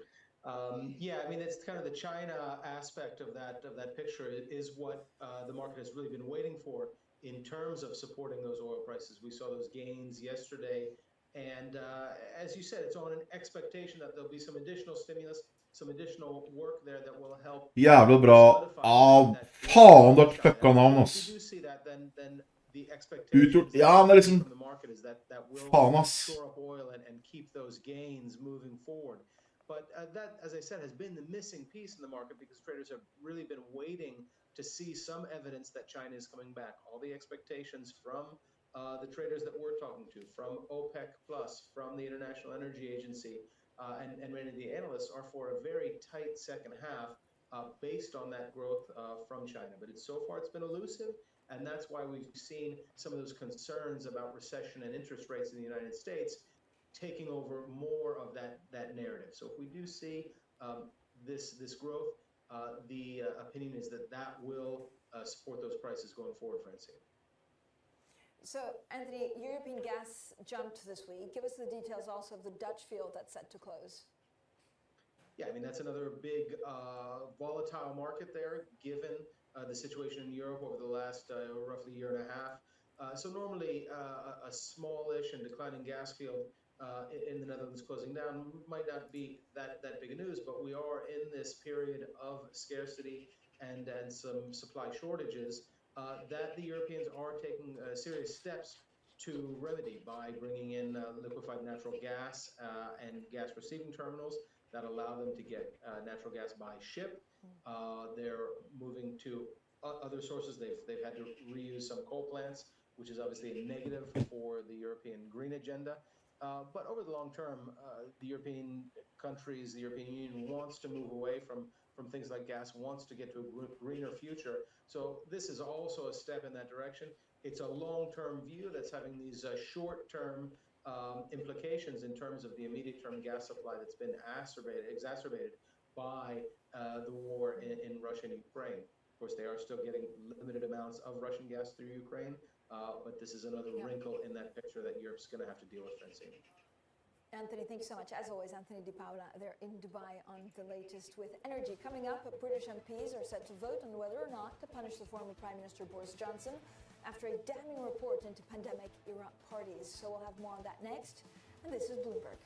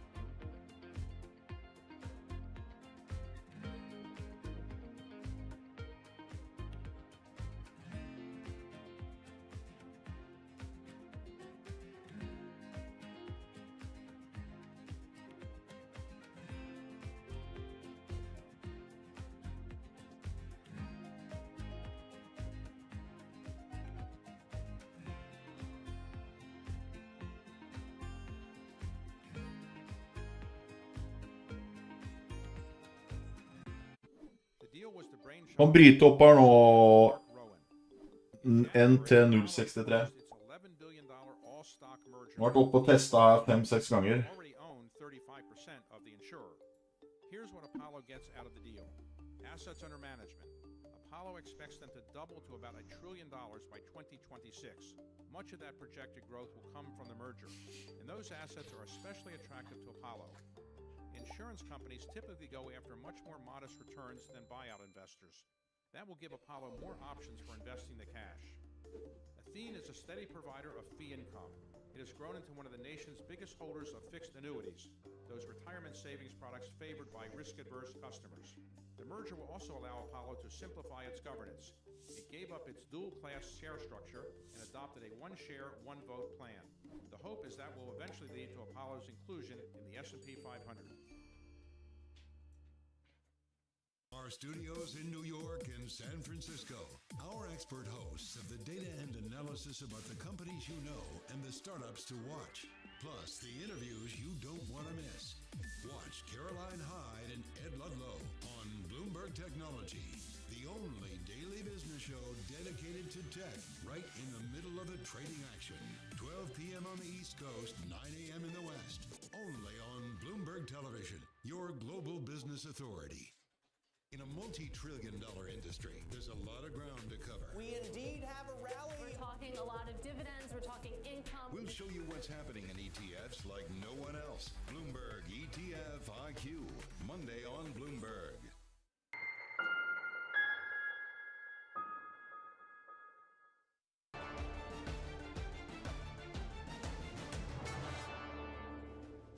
The Fed has inflation coming down more slowly than a lot of folks. And the Fed also has a smaller rise in unemployment than a lot of people expect. And so I do think that if the data is closer to market expectations versus Fed expectations, that they could be done in July. So I really think for the first time in a while, they really are data dependent. It is very likely the case that we will continue to increase rates in July, which probably doesn't come as a big surprise to you. But that's what I'm telling you. And this is so because we are determined to reach our target in a timely manner.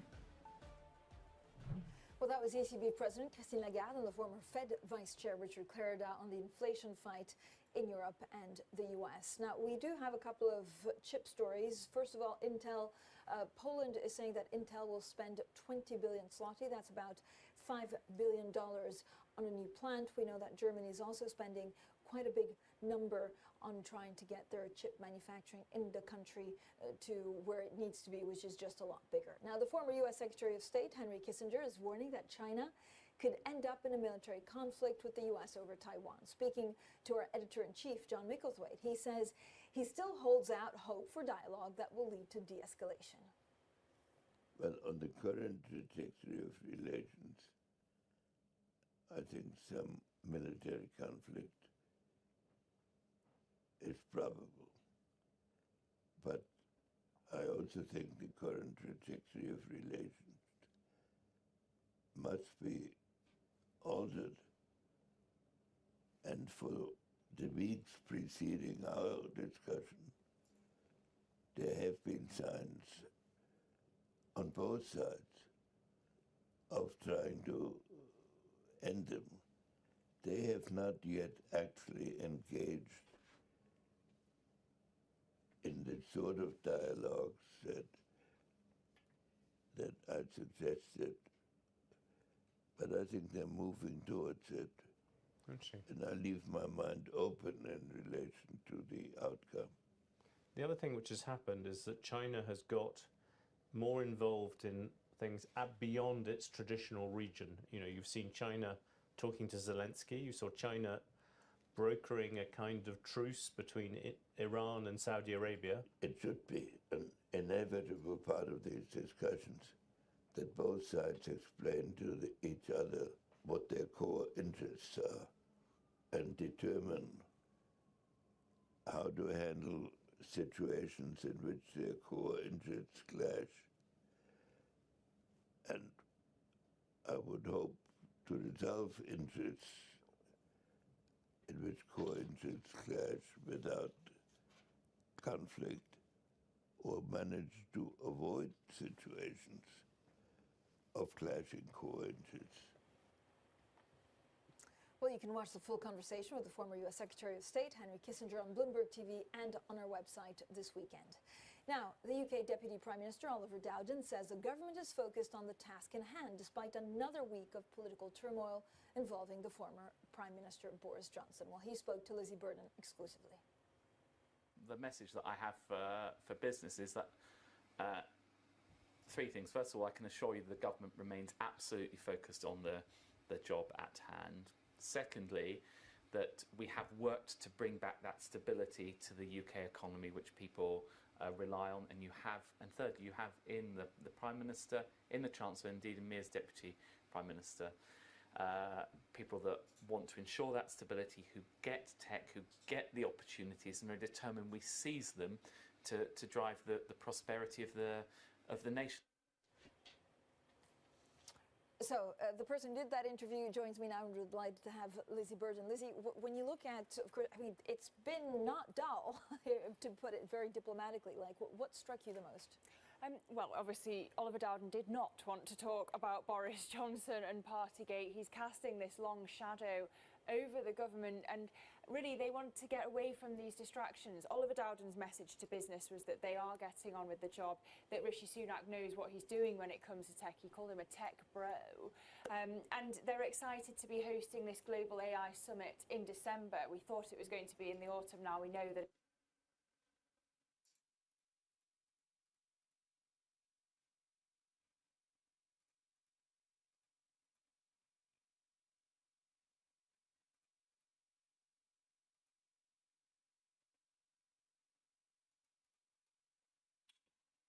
Helvete, alt henger seg her.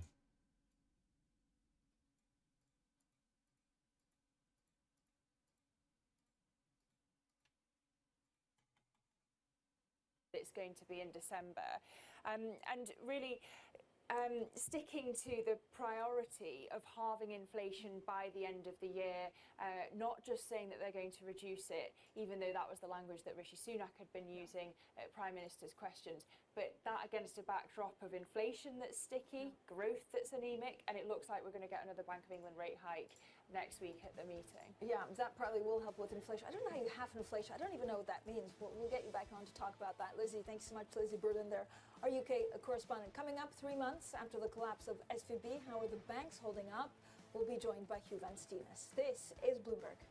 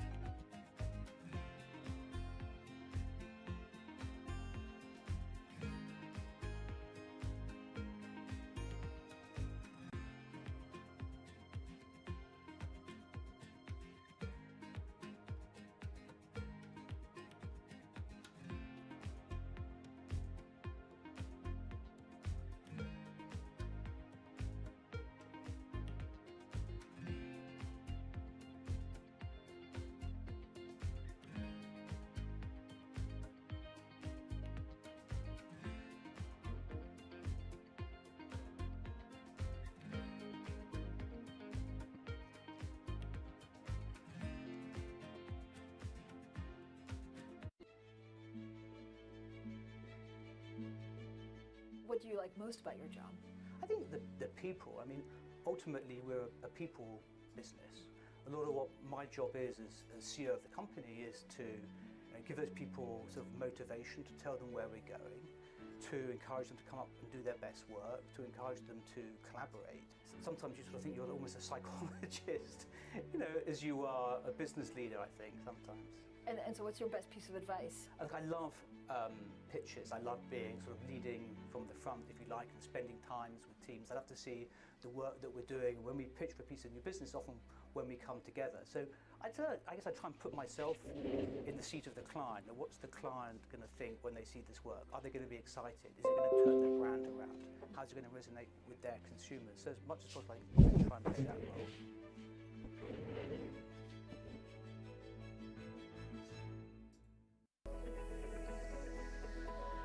Japan's critical role in the global economy is changing as the world recalibrates. After decades of stagnation, Japan's leaders are forging a more innovative and sustainable path forward to revitalize the nation. Corporate giants, policymakers, and pioneers tell us how they're doing just that. Every week on Japan Ahead, right here on Bloomberg Television. Welcome back to Bloomberg Daybreak Europe. Good morning. This is Bloomberg Surveillance. Welcome to Bloomberg Markets, China Open. This is Bloomberg Technology. And welcome to Balance of Power. This is Bloomberg.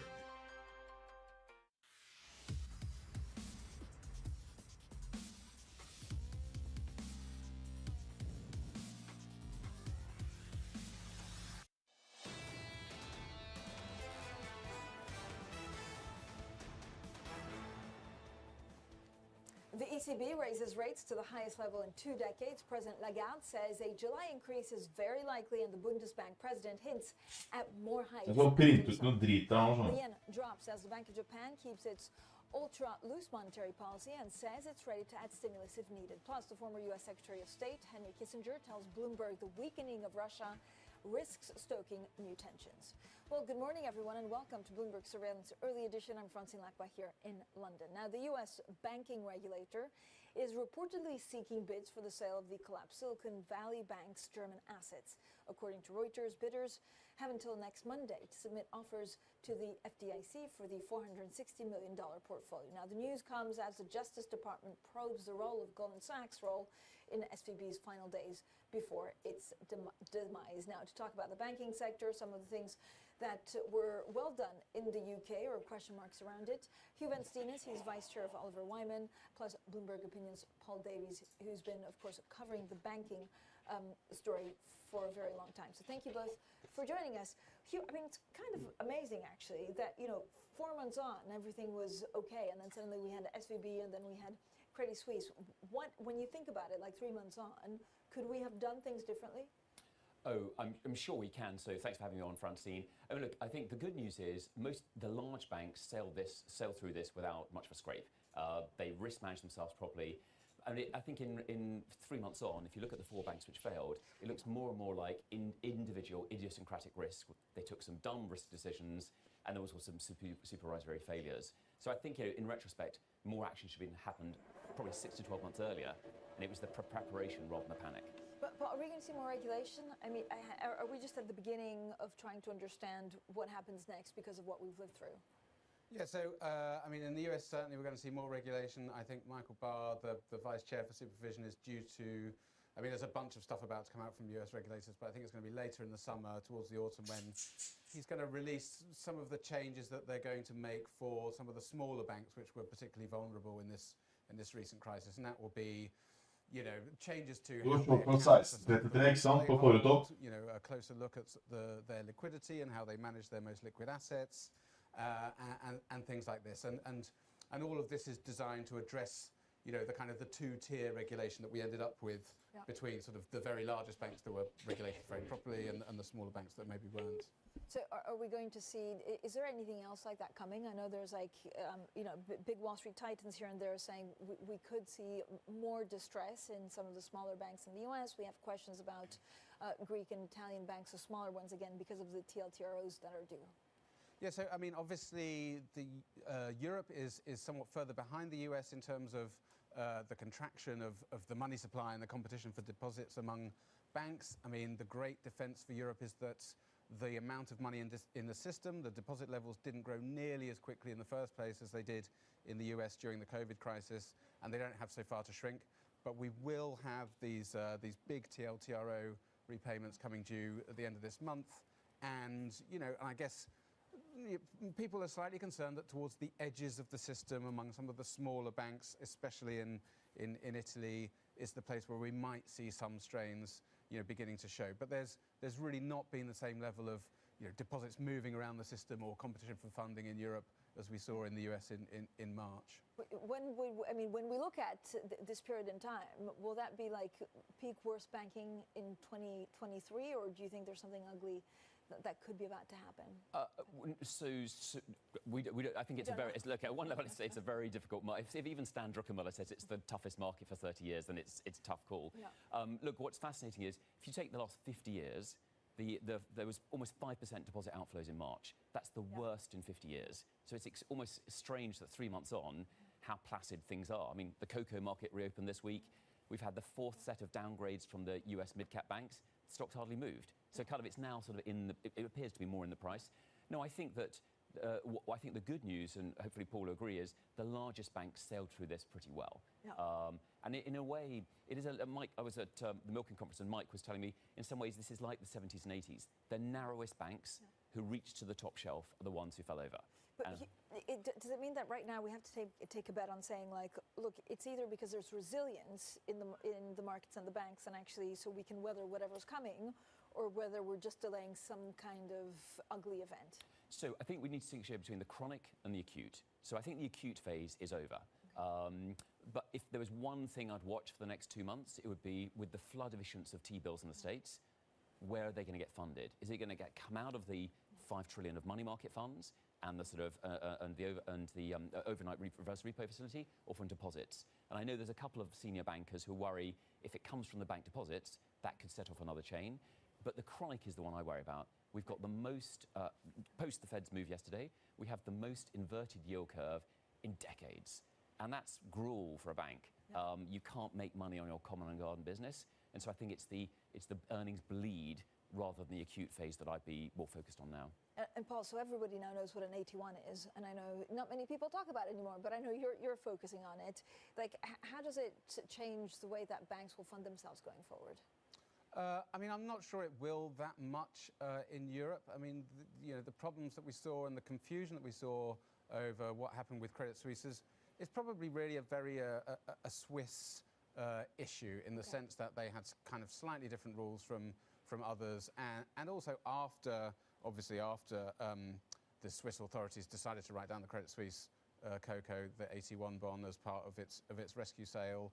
The ECB, the Bank of England, came out instantly and said, essentially, we would never do the same thing. So they wanted to defend the market. They sort of want it in place. The prices have adjusted already.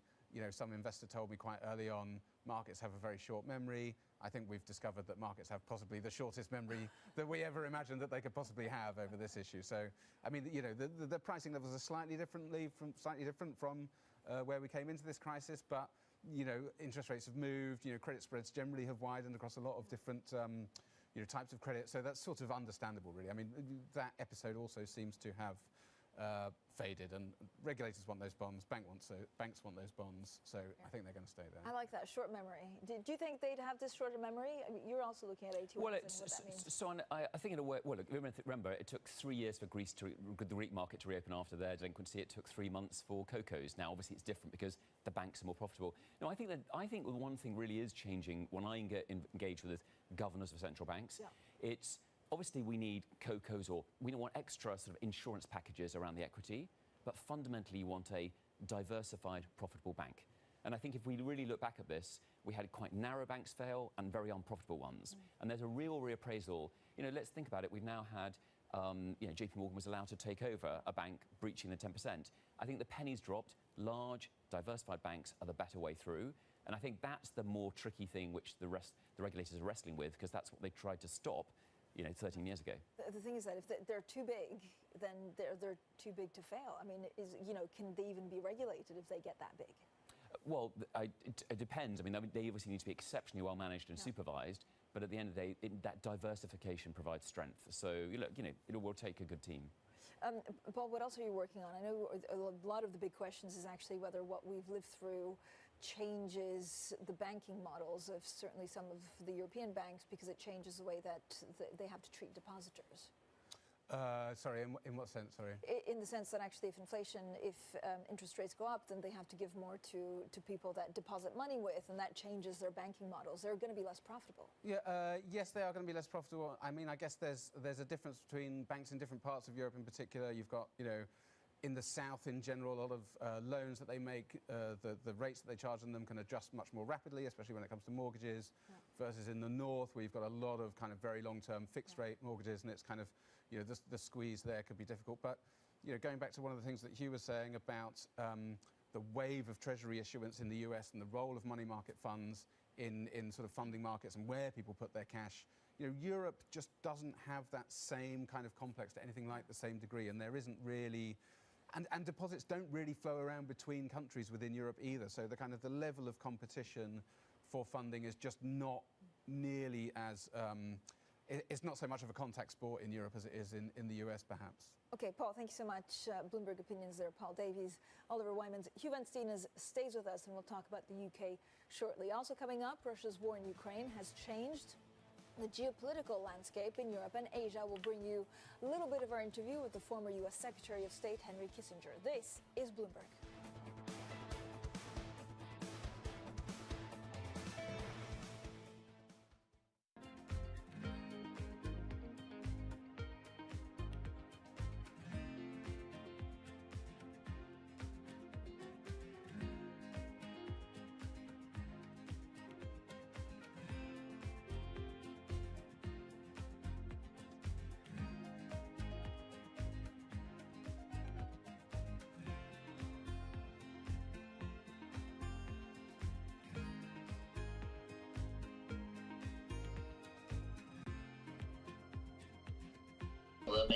Nå bryter det opp her.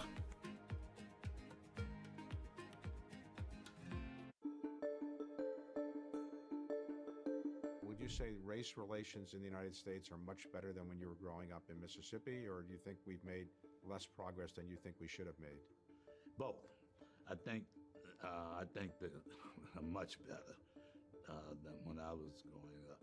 There's so many people who occupy areas I never thought I would see them in.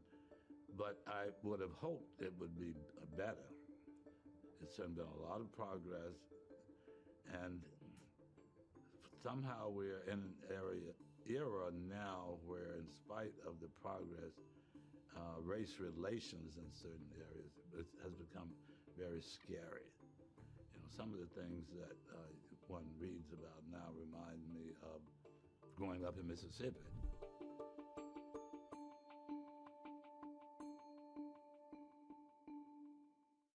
People ask me all the time, what is the key to being a really good investor?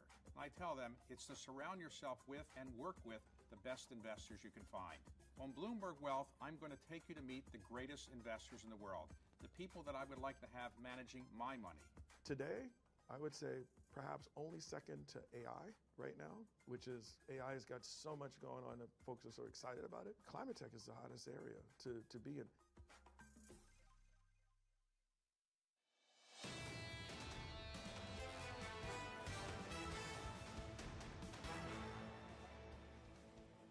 Economics, finance, politics. This is Bloomberg Surveillance Early Edition. I'm Francine Lacqua here in London. Now let's continue our conversation with Hugh Van Steenis, Vice Chair of Oliver Wyman. Hugh, thank you so much, first of all, for sticking around. A lot of the time you're focusing on banks, right? Yeah. And if we zoom in on the UK, this is a rather complex, small, open economy which has maybe exacerbated challenges compared to other parts of the world. How do you say the UK developing in terms of policies, but also what it means for bank models? Well, look, so the key conversations we're having with, let's say, some of the financial leaders is, is there a bit of overheating, or has the Bank of England started to potentially lose control of the long end? Yeah. They haven't yet, but there's that nervousness.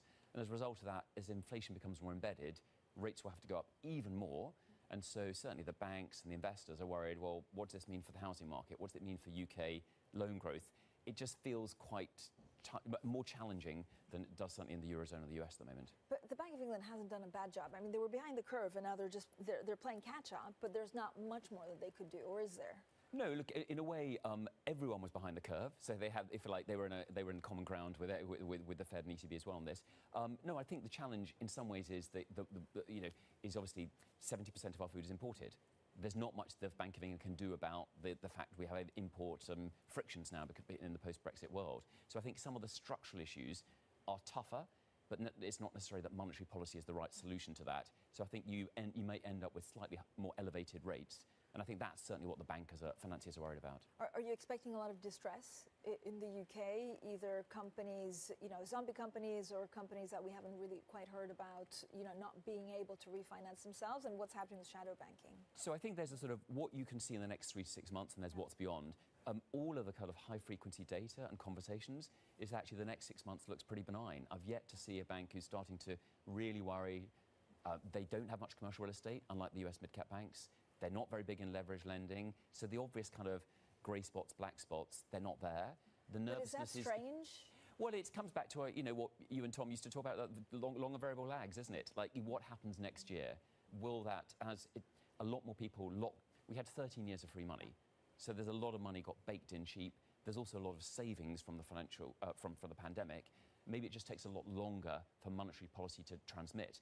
I mean, I was at the Professor Charles Goodhart had an event for his 87th birthday, I think it was like, at the LSE, and he had a great line which is like, every monetary policy committee should have a financial plumber on it to understand transmission. And I think the risk is most central banks don't have those plumbers on there. It might just take another 12, 18 months for monetary policy to really click in, and that's why we haven't seen the significant slowdown. So what does a policy mistake look like now? Should the Bank of England just do more or slow it down? This country is also extremely, extremely vulnerable to higher mortgages. Yeah. Look, I think it's a very, very tough call. I think it's going gradually here rather than abruptly, because you want to watch for either stress in financial markets or quite frankly, amongst the borrowers. Because we haven't yet seen, even in the housing market, that many borrowers come through, have a rate shock yet. So I think it's slow and steady, unfortunately, but be very thoughtful about those lags into next year.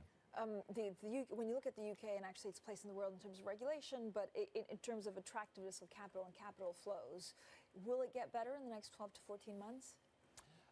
Look, I'm not a political analyst, so one will I defer to you, Francine, on this. But in the 13 months before an election, given where politics is right now. Yeah, exactly. So look, the next 13 months are not the most obvious time for a big acceleration. Look, trader ikke bare sitter og ordner med sånn varemerkedrit nå. Have been a bit dispiriting, but I think one of the areas, for instance, we see a lot of it. If I go to the States, there is every conversation is about how can I get my share of the IRA? What can we do to fund that? We haven't done that in the UK yet. In the next 13 months, that's unlikely to click in. But yeah, there's good reasons to be optimistic. Hugh, thank you so much, as always, for joining us. Hugh Vansine is Da er det gjort. of Oliver Wyman. Now, the Russian may struggle to hold on to power if the war in Ukraine forces Russia to abandon military aggression and accept a peace deal with Europe. At least that's the view of the former U.S. Secretary of State, Henry Kissinger. He sat down with our editor-in-chief, John Micklethwait. I worry about the fact that Russia has been boys. an integral part of European history for 600 years. And in a very special way. Da because it is infinitely large går jeg til mine guts, og så gjorde vi det. And it has always been part of Asia, the Middle East and Europe. That's a unique aspect of Russia in comparison to the European countries. So it has been torn throughout its history between. Om jeg har kjøpt en PCC i dag, nei. Jeg har ikke kjøpt noen ting, jeg bare trenet bitte litt. Longadagsen, shortadagsen. That's it. Og så har jeg kjøpt et varemerke nå, så får vi se da om det blir noe business ut av det. Europe will become more stable. The world will become more stable. Sånn. When Russia accepts the fact that it cannot conquer Europe, but it has to remain part of Europe by some sort of consensus, as other states do. But I don't want Russia so crushed that it ceases being a factor of international politics in other regions Kan ikke høre på han. and Han becomes dad. a subject for European competition among the various Jo, states. han død, han kameraten der.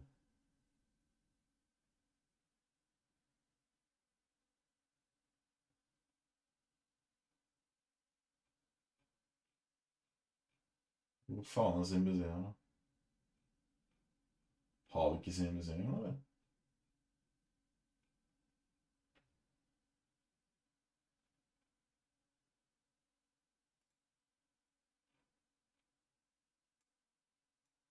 Vi skal ikke se på...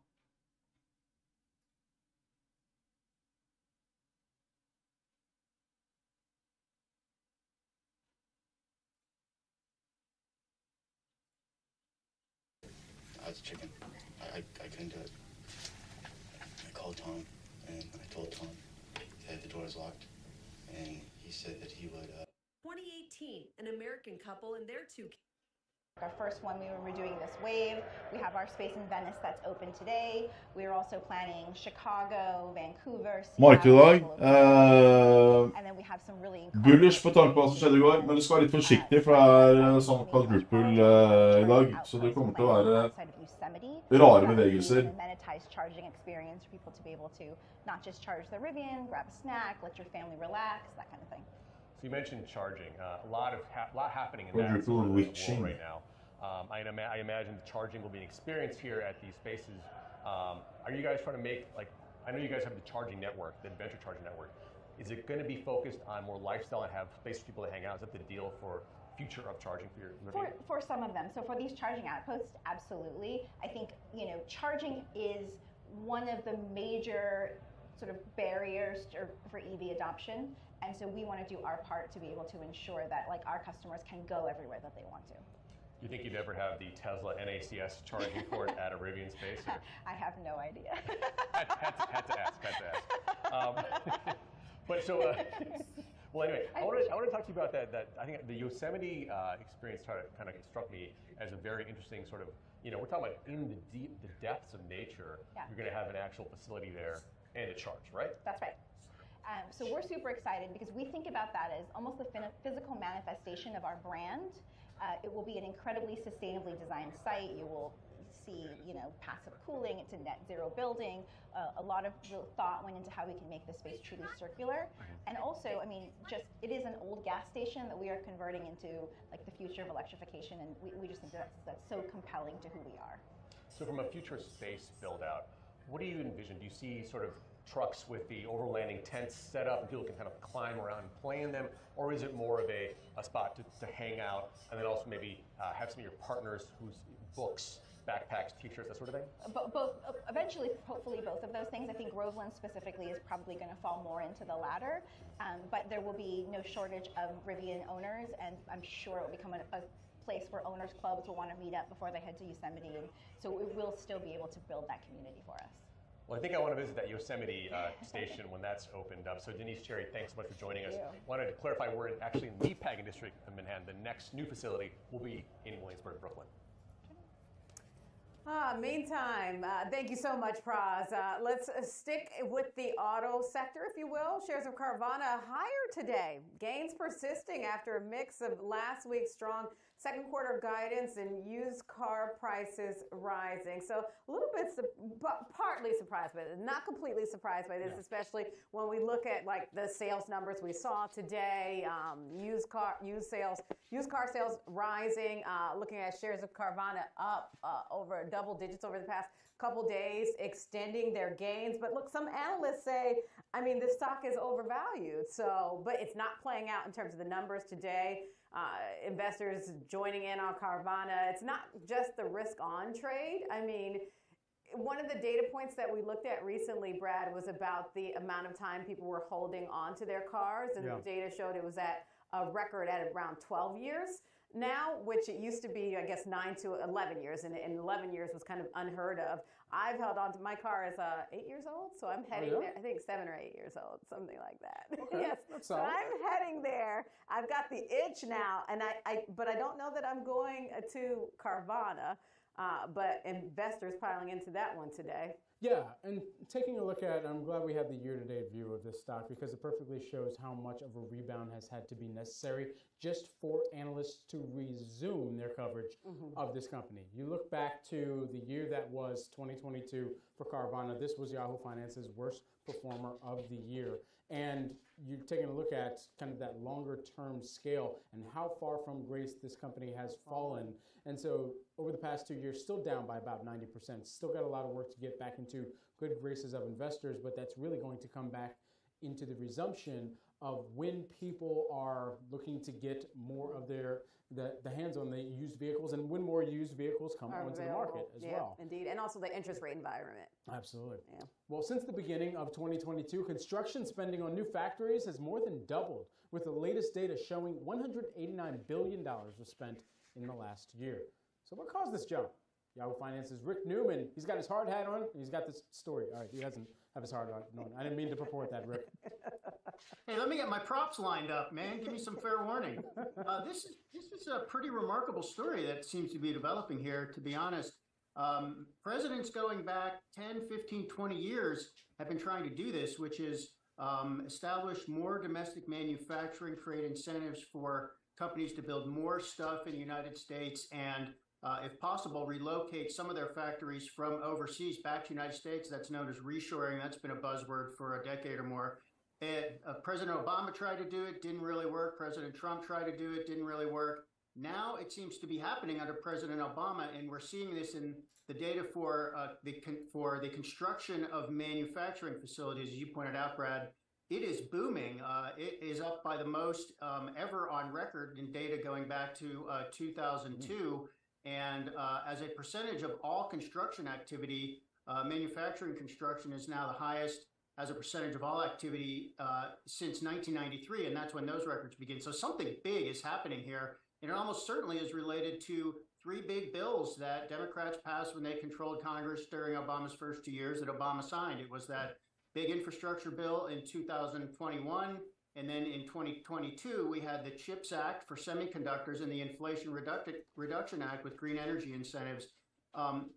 Companies really are responding to that. In fact, there's been other reporting showing that the companies that are trying to cash in on those green energy tax breaks they're doing that at a much higher rate than the budgeters in Congress expected to happen. So that could end up actually costing more money because more people want the tax breaks. But what this probably all means is we're going to see a real surge in manufacturing employment in the near future. We haven't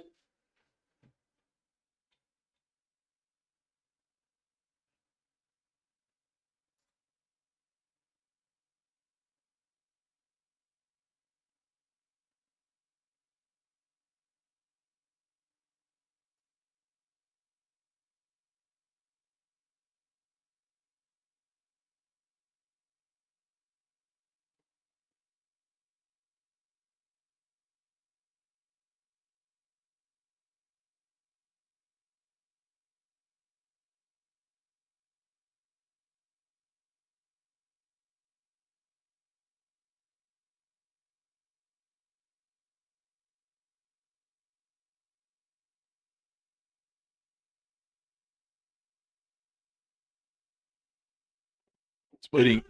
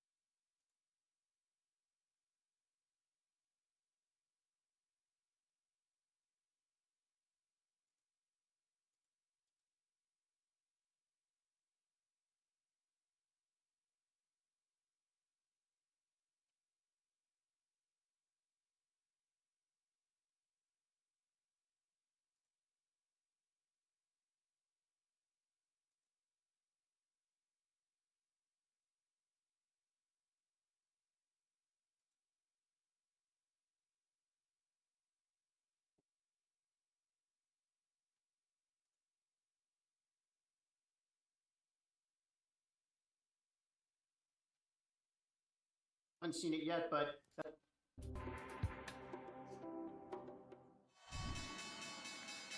We're taking a live look at the floor of the New York Stock Exchange where the clock has struck 4 p.m. You know what that means, folks? Done with the cash trading here on the day. We now move into the after hours activity where things are about to get on and popping for one Adobe. We're going to be watching that company, but also taking a look at shares of, well, actually taking a look at the U.S. major averages. Let's start there. Dow Jones Industrial Average, that closes higher by 1.25%. We'll round that off to 1.3% if you want to be generous at home. S&P 500, you're seeing that close higher by about 1.2%. NASDAQ Composite, that closes higher by a little more than 1.1% on the day. Let's check in on some of today's top trending stories. Got to start with Kava on the day. Closes higher by nearly 100%, 97.84% to be exact. Yes. After making its public debut this morning, originally pricing at $22 a share. Closes at $43.52 on its initial public offering day here. In Yahoo Finance's Brooke De Palma has been following the stock and joins us now for more. Hey, Brooke, you were on the floor of the exchange. I was on the floor of the exchange, and the excitement, the roar, the foot traffic there was honestly something that we haven't seen in quite some time. We know that prior to this debut, the stock was priced in about $22 as of Wednesday evening. Shares of Kava opened up at $42 this morning, popping, as we see here, more than 100% from that original price. Now, prior to this IPO, many compared this to Sweetgreen, a company that one of the last food companies to go public back in 2021.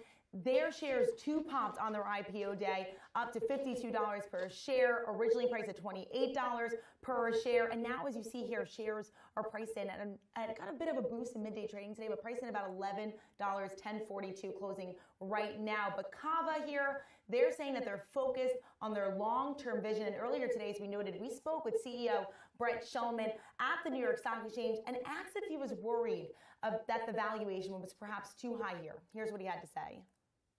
I told the team last night, we're not going to focus on the daily stock price. Markets go up, markets go down. We're focused on the same thing we've been since we started, which is our long... Jeg bare ringer mer sånn patentgreier, skjønner du. Bare fikk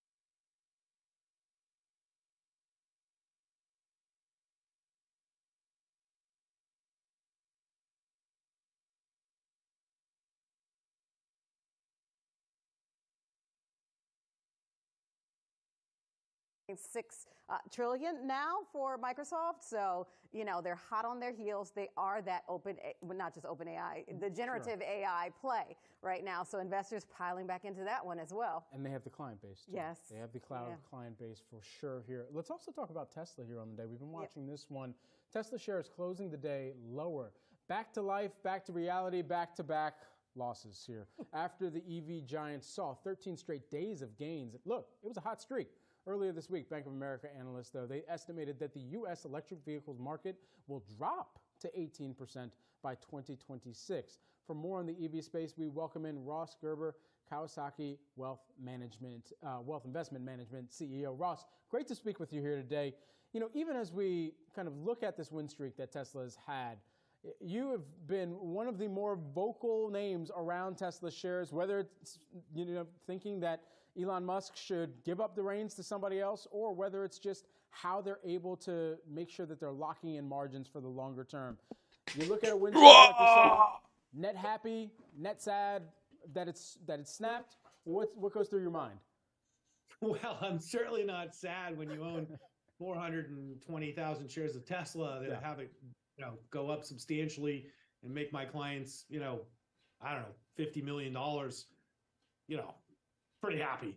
So, just to be clear, I didn't want any change in Tesla's management. I wanted change in Twitter's management, which is what we got. And by getting Elon back at Tesla and all the moves they've made just in the 30 days since Elon's really been refocused on Tesla, with signing up the entire world to the Tesla charging infrastructure, for example, and having a very, very positive meetings in China, we just have seen full-fledged how Elon's focus makes such a huge difference in the results. Lyser lurer, så jeg er short. The stock market has responded, Gikk long i stad, short nå. Investors have come back into the stock, and now we're back to the valuation that Tesla deserves.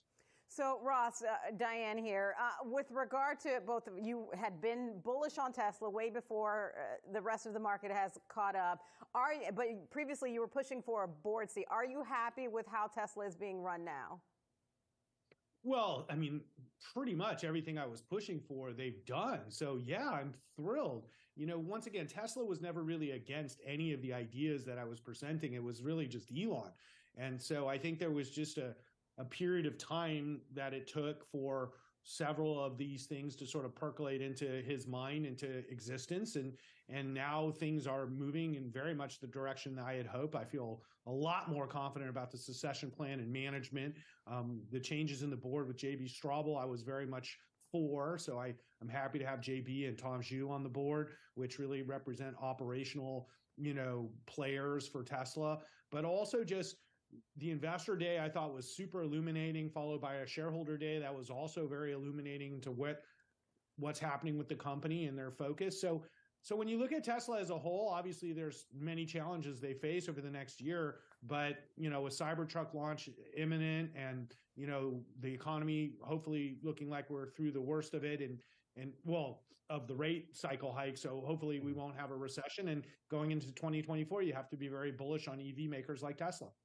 We've heard some on the street call out and say that Tesla is now an AI play. Do you believe that to be true? And has Tesla disclosed enough of how much it's willing to spend on artificial intelligence at this point for you? Well, it's really nice that everybody's into AI, but this has been going on for a long time. AI development, NVIDIA is another top investment in my fund, GK, along with Tesla is our top investment. And so it's been a really good year for us at GK. But, when you look at Tesla, it is an AI company where its solution, it's not only an AI company, but its solution is autonomy or having cars drive themselves. So this is a much more difficult AI solution than, let's say, generative AI, getting it to tell you, how many, stocks are in the S&P 500 or something, which is 500. So, it's kind of like the market's finally realizing the full value of the software that they've been developing for a long time, that a lot of people have been saying is going to be incredibly valuable. Now I think the market's starting to say, hey, you know what? These cars do drive themselves, and that could be awesome. You mentioned the Cybertruck earlier, but that has been delay after delay. Is it ever going to come? Well, we don't look at Tesla timelines as delays. That would assume that the original date was actually real. So we look at Tesla when they set timelines as really goals. So they haven't achieved their goal in reaching production as quickly as we had hoped, but they're certainly reaching it now.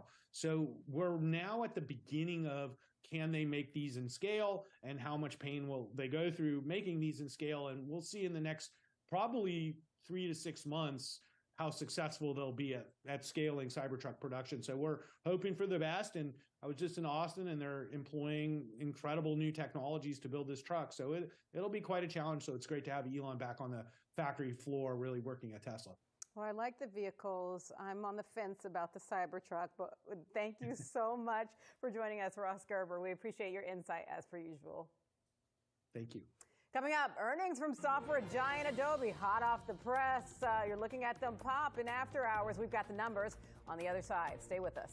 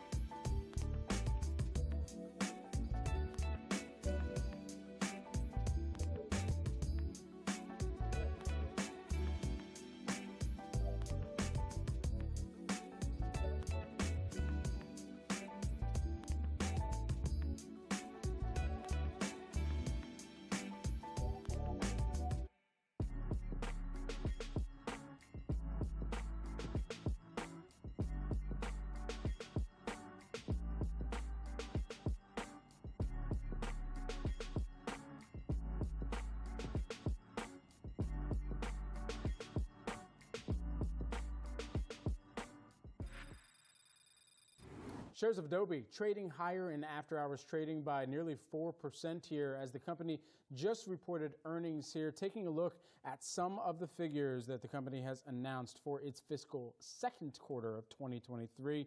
Achieved revenue of $4.82 billion, and then EPS on an adjusted basis came in at $3.91 a share. Looking into some of the quick takeaways here, at least on the digital media and Creative Cloud side here, Creative Cloud being a part of their digital media segment. They beat on both of those expectations, essentially. That is basically the largest part of the business, the digital media part of the business. And so that came in at $3.51 billion. The street was looking for about 3.46, 3.47, if you want to round it off that way, billion dollars here. That represents about 10% year-over-year growth. And they beat the Whisper number, too, because the Whisper number was $3.83 a share for EPS. So they beat that as well. So that certainly you're seeing them be rewarded a little bit in after hours trade. So we'll put a pin in that and keep watching Adobe, see how it performs after hours and even into tomorrow. Meantime, hackers have hit the Fed. U.S. federal agencies have seen a number of cyber attacks in recent weeks, and the Cybersecurity and Infrastructure Security Agency, or the CISA, is working to prevent any more issues getting through the cracks. For more, let's bring in Yahoo Finance's Dan Howley. Dan? That's right, Dan. We're talking about a kind of ransomware attack that's going through this company, Progress Software, and its Move It platform. The guess is that this has to do with a potential ransomware gang called CLOP. There's no real confirmation as to whether it is or isn't that organization, but they have been attacking businesses as of late using that kind of vulnerability. However, when these kinds of vulnerabilities get out there into the wild, then any kind of organization can really take hold of it and start exploiting it in any way they want. So just to caveat it with that. Now, this is basically a report that CNN originally put out saying that potentially a number of government organizations have been impacted by this. CISA then talked to CNN basically saying that they're working with federal agencies to remediate the issue, though they wouldn't say how many agencies, what particular information may have been compromised, basically the who, what, where, when, and why of it not being released just yet. Not to say that it's not coming, but just yet. These kinds of breaches can be a big deal. We had the SolarWinds breach a few years back. That was a major issue for government organizations as well as private organizations. So, anytime we hear of this kind of issue, CISA gets involved, the FBI gets involved, different organizations will look towards how to stop this and who's responsible. But, a lot of times these gangs can end up moving around, joining different groups. They hide themselves very well. So we'll just have to see if CISA is able to provide us with any more information in the coming days, or if Progressive Software would be able to do that. All right, Dan, thank you so much for that insight. We appreciate it. Accenture betting big on artificial intelligence. The consulting giant announcing this week it will invest $3 billion over 3 years and doubling its AI-focused staff to 80,000. Joining us now is Paul Doherty, who is the Accenture Chief Technology Officer. Paul, great to have you here with us today. All right, so walk us into this investment. What went behind the decision, and what kind of demand have you been hearing from the clients that you consult with as well about how they can best equip their workforce, their operations for the inclusion of AI? Yeah, thanks for having me on the program. Our business at Accenture is all about helping companies transform and reinvent themselves using technology. And as you say, no technology is hotter right now than generative AI. We've been doing work in artificial intelligence for many years and have a significant business around it. But generative AI really is a step change in capability, allowing our companies, our clients to do many new things. And that's what's behind our investment. We've had over 500 client conversations in the last couple of months on generative AI. It's hard to have a conversation on anything right now without generative AI being part of it. And in those conversations, we hear about the interest our clients have, but also about some of the challenges in adopting the technology. 98% of executives tell us that generative AI is important to their strategy. 51% believe it's a game changer for their strategy, and 45% plan to spend a significant amount of their budget on it in the next 2 years. But they're unsure of how to get started. They're concerned about some of the risks. They need to look at how they get their platforms in place to be able to deploy it. And that's why we're making the $3 billion investment, the big investment for us that we talked about. It's an investment to help companies deploy generative AI more quickly. So we're doubling our workforce, as you said, from 40,000 to 80,000 data and AI professionals. As part of that, we have a Center for Advanced AI focused just on generative AI with 1,600 people focused on this part of the technology. We're developing a new capability that we call the AI Navigator for Enterprise, which breaks down the potential deeply into specific industry segments, 19 industry segments, looking at where clients can get the value, what types of models you need, how you get the data, and how you develop the business case and the processes to deploy the technology more quickly. And finally, the investment's focused on areas of responsible AI, because there's regulation is one of the questions. There's risks in deploying the technology. There's the hallucination and other other issues that need to be dealt with. So responsible AI is really critical as we enter this next stage of AI's development. Paul, Diane here. Speaking of responsible AI, one of the concerns about the use of generative AI is the potential impact to the workforce. Did any of those concerns come up in conversation? I mean, you all are investing in it. You're growing your workforce, but it's a concern outside of what you all are doing. Can you speak to that? Yeah, we've done a research on that shows 40% of working hours across industries, 40% of working hours will be impacted by generative AI. That doesn't mean, though, that 40% of jobs go away. Far from it. What you have to do is look under how generative AI will be used. So if you're in a customer support organization, you still need to answer calls, but you'll use generative AI to get better, deeper information, to answer calls with better quality and answer them more quickly, increasing productivity and better customer satisfaction. So it's about how do you deploy co-pilot type of capability using generative AI paired with the human plus machine type of approach to drive more productivity in that sense. So that's the type of impact that we see, and we believe that the secret to this is really looking at your business, looking at the processes you have, and investing in the areas that are going to help people do their jobs more effectively. And at the heart of it, one of the things we've been talking to companies about is we believe those that really win in applying the technology are those that probably invest more in the people and the change required than the generative AI technology itself. Paul, at what point do you believe that we will see artificial intelligence as some type of input into the employment situation? Well, I think it's, there's three benefits, generally speaking, that we look at for generative AI for business. The first is productivity that I talked about a minute ago. And I think there's tremendous possibility to get people job ready more quickly and give them, complement their skills using generative AI, capabilities to help them, enter the workforce or help them get additional skills more quickly. So that's one thing we see happening already that we're doing with our workforce. A second area is around using generative AI for growth, which will then generate, jobs and other impacts. And that's an area where we see tremendous interest for companies looking at generative AI to develop new products and services. For example, a media organization that's looking at an entirely new source of revenue and class of products they can develop using generative AI that they couldn't do without it. We're looking at organizations that we can help develop better sales and marketing tools to grow their business more effectively. But does that mean we just get to a point of just pushing prompts all the time, just prompting something to be generated? And then how does that actually perhaps replace how companies thinking about the value of the human side of that too, and what compensation looks like?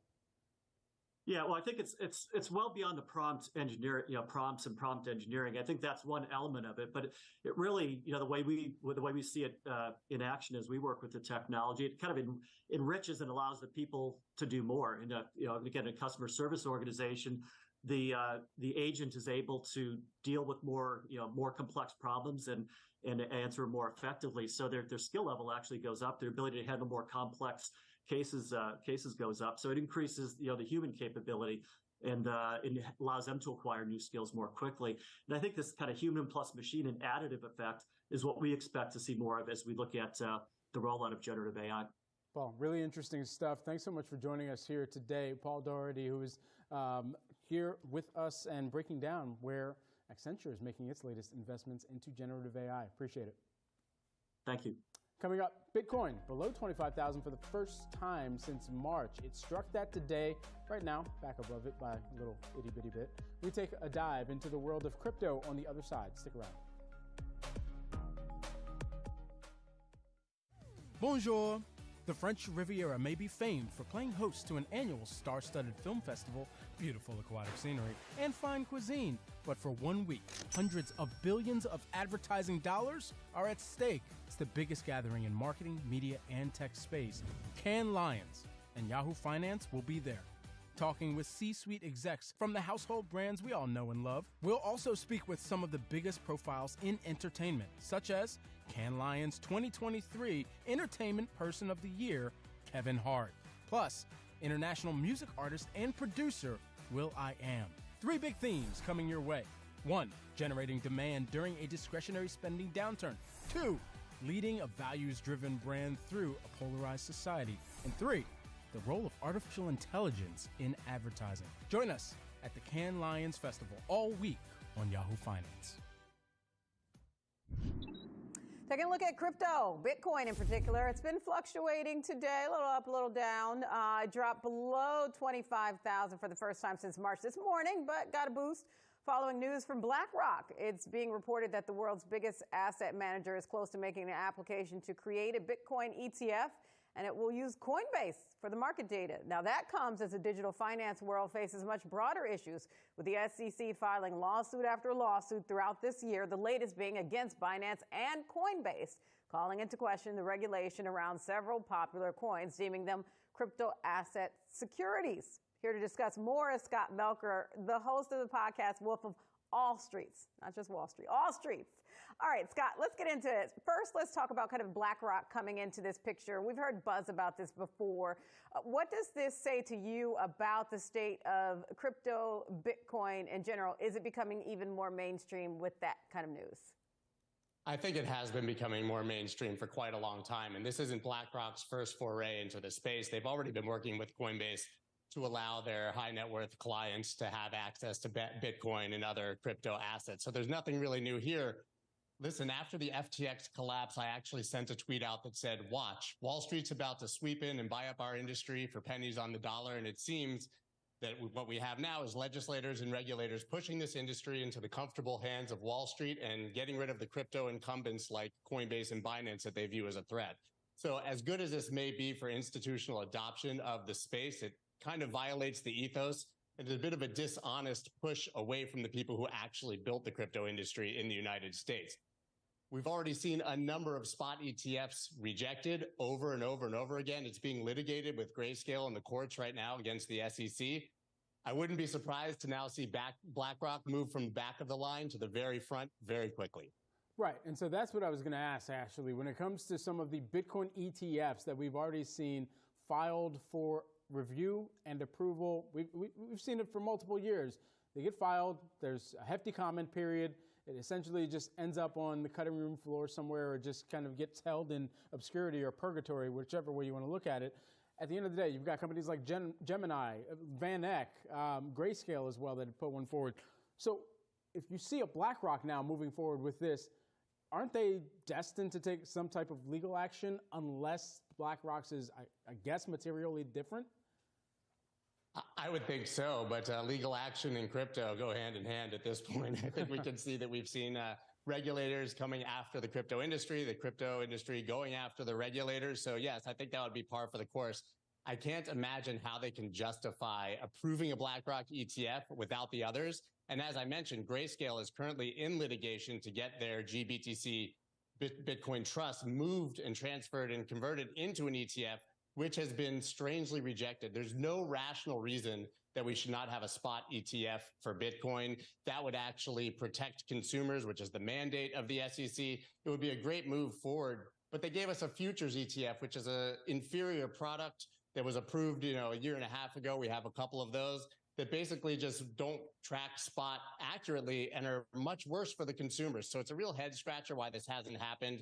And I think it's just because of the activist approach that the SEC is taking towards the crypto industry. So speaking of the SEC versus crypto, the SEC is coming down hard, cracking down on the industry. You have these lawsuits, whether we're talking about Binance or Coinbase. And one of the pieces that the heart of the issue is also the question of whether we're talking about a security or crypto as a security. What do you think about how the SEC is coming after the industry? Is this fair? It's absolutely not fair. Gary Gensler needs to be fired immediately. And you've actually seen that the hashtag Fire Gary Gensler is trending, partially because of myself, partially because of my show, The Crypto Town Hall on Twitter Spaces. It's the biggest show in the world. We had Warren Davidson on, who's also been tweeting Fire Gary Gensler and has put forward the SEC Stabilization Act to do just that.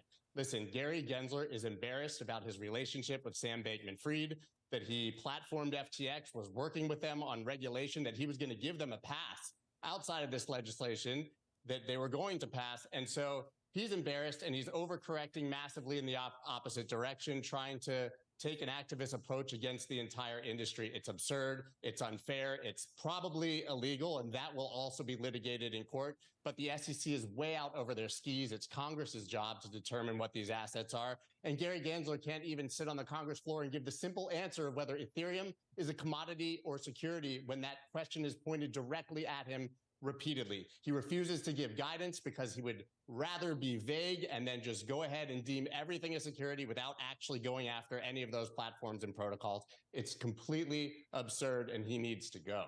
So if he were to leave, then who would you want to see in leadership there?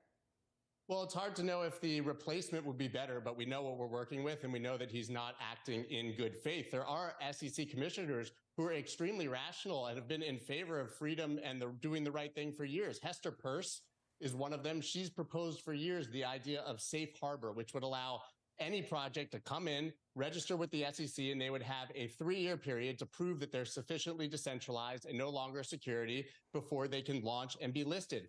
That is an extremely sensible approach, the way that this should be viewed. We shouldn't be using the Howey test and securities laws from the 1930s and 40s to apply to digital assets that obviously just do not fit inside that framework. So yes, part of this is actually that Congress needs to act. They need to put a framework in place. And if you were to defend Gary Gensler, you would say that because the only tool that he has is a hammer, everything looks like a nail. But we all know, like I said, that he's overcorrecting because of his relationship with Sam Bankman-Fried, because there's egg on the face of legislators and regulators because of their relationship with him, and now retroactively punishing people for the actions of bad actors last year. Listen, do you think that the mandate of the SEC, which is to protect consumers, do you think they're doing that when they put out these actions and just list a bunch of random coins as securities without actually deeming why or going after them? And then those coins crash 30%, which many Americans are holding. Americans are losing money because of the actions of the SEC every single day. Even as you're laying out how you would like to see crypto regulated right now too, and I guess as we figure out who would be the person to decide that regulation, if Gary Gensler, to your, I guess, what you would like to see, if he gets removed at the end of the day, then from here on out, it's a question of if this BlackRock ETF goes forward, then clearly it's a security, probably. And then on the other side of that, what other regulation is there? Know your customer rules that you believe should be added on in addition to safe harbor? Like what are 3 things that you would like to see in regulation in crypto? Sure. Well, you could say that the ETF itself will be a security, but Bitcoin is actually the one thing that is very clearly a commodity, and nobody is arguing over whether or not it is a security. So it seems somewhat safe and largely under the purview of the CFTC.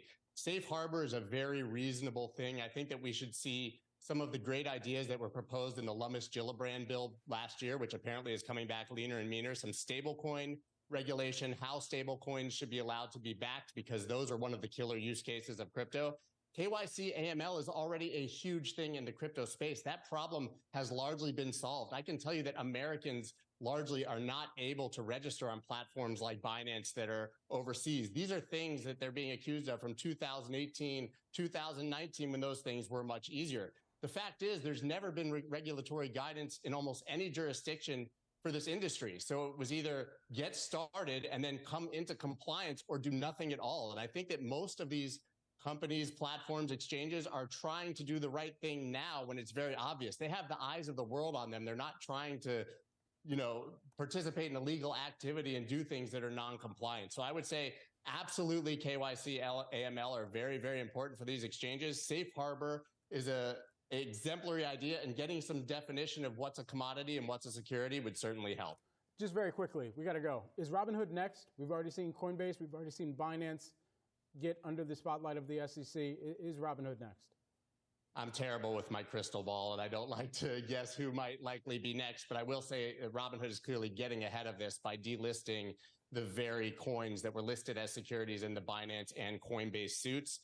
Binance and Coinbase are really crypto-based platforms. Robinhood is a part of their business, so if anything, I would see maybe Robinhood sadly scaling back on that part of their business and coming into compliance, but I don't think that they'll see the same type of action that Binance and Coinbase and others are likely to see. All right, we will have to leave it there. Scott Melker, we appreciate all of your insight and deep dive into the world of crypto. The Wolf of All Streets host, Scott Melker, thank you. Thank you. Adobe out with a beat on the top and bottom line in its latest earnings report while also showing a boost to its revenue forecast. Adobe CEO also noting the company's position to lead the new era of generative AI. For more on Adobe's performance, we have Jefferies senior analyst Brent Thill. Hey, Brent, good to see you. As you kind of look through some of the numbers here, the results, and even how they're guiding and what they're saying around that guidance too. We were all kind of hotkeying for generative AI at the end of the day, let's be real. I mean, do they have what it takes to perhaps woo the market and woo investors on their efforts in generative AI? Yeah, the jury's still out on AI. I think many on Wall Street think Adobe is going to be hurt on number of users, as if you can reduce the number of creative users building something, how many Adobe seats are you going to need? So that's a long-term discussion. Short-term, they definitely scared the grizzly bears away. We think this is a great print, beat and raise. There's been this ongoing concern the creative business is decaying. The biggest beat inside the business is out of the creative business. And I think the death of Adobe because of AI is just completely over-exaggerated.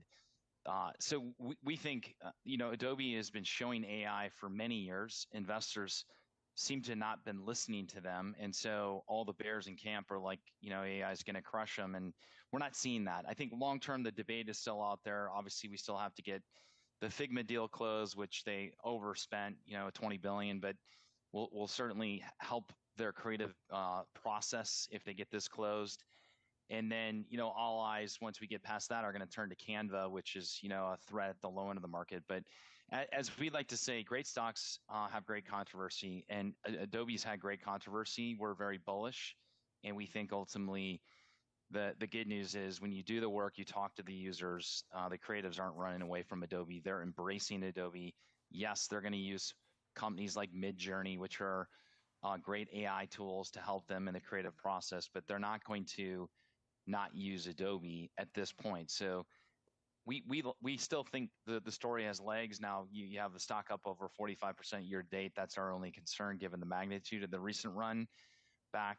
But yeah, the grizzly bears are scared out of camp in the short term here.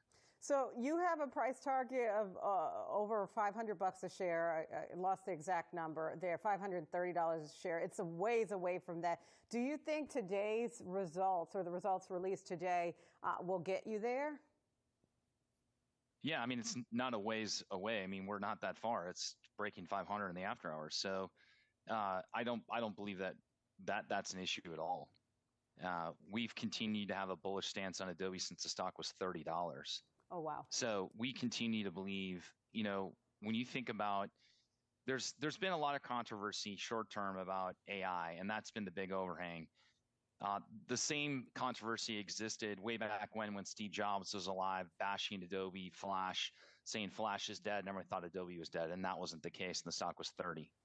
And so this company has incredible resilience, has incredible leadership. There are very few companies that can generate double-digit revenue growth and generate a 45% margin, have the quality of this management team.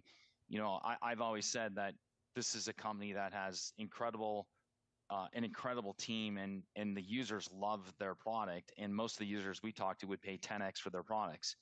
I don't follow that many stories that have that type of surrounding in terms of the sentiment around the name. So huge admiration for what they're doing, what they've done. And again, I love the controversy because I think we've been able to prove that AI is not gonna run them off the road. What are you looking for to hear from the executives today? I think everyone's worried about the economy, and ultimately, is there an economic boogeyman that's going to jump out of the bushes and scare everyone? And that's been the concern for tech since the beginning of the year. And the economists have been right that things are slowing, but I think Wall Street's been wrong that things are going to fall off a cliff. They haven't fallen off a cliff.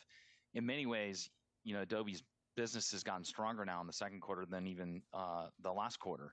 So overall tone about the back half of the year, their digital experience business wasn't quite as good, so we're keeping an eye on that in terms of the guide. But overall tone, I think, of overall business and then AI are the two big things we're watching.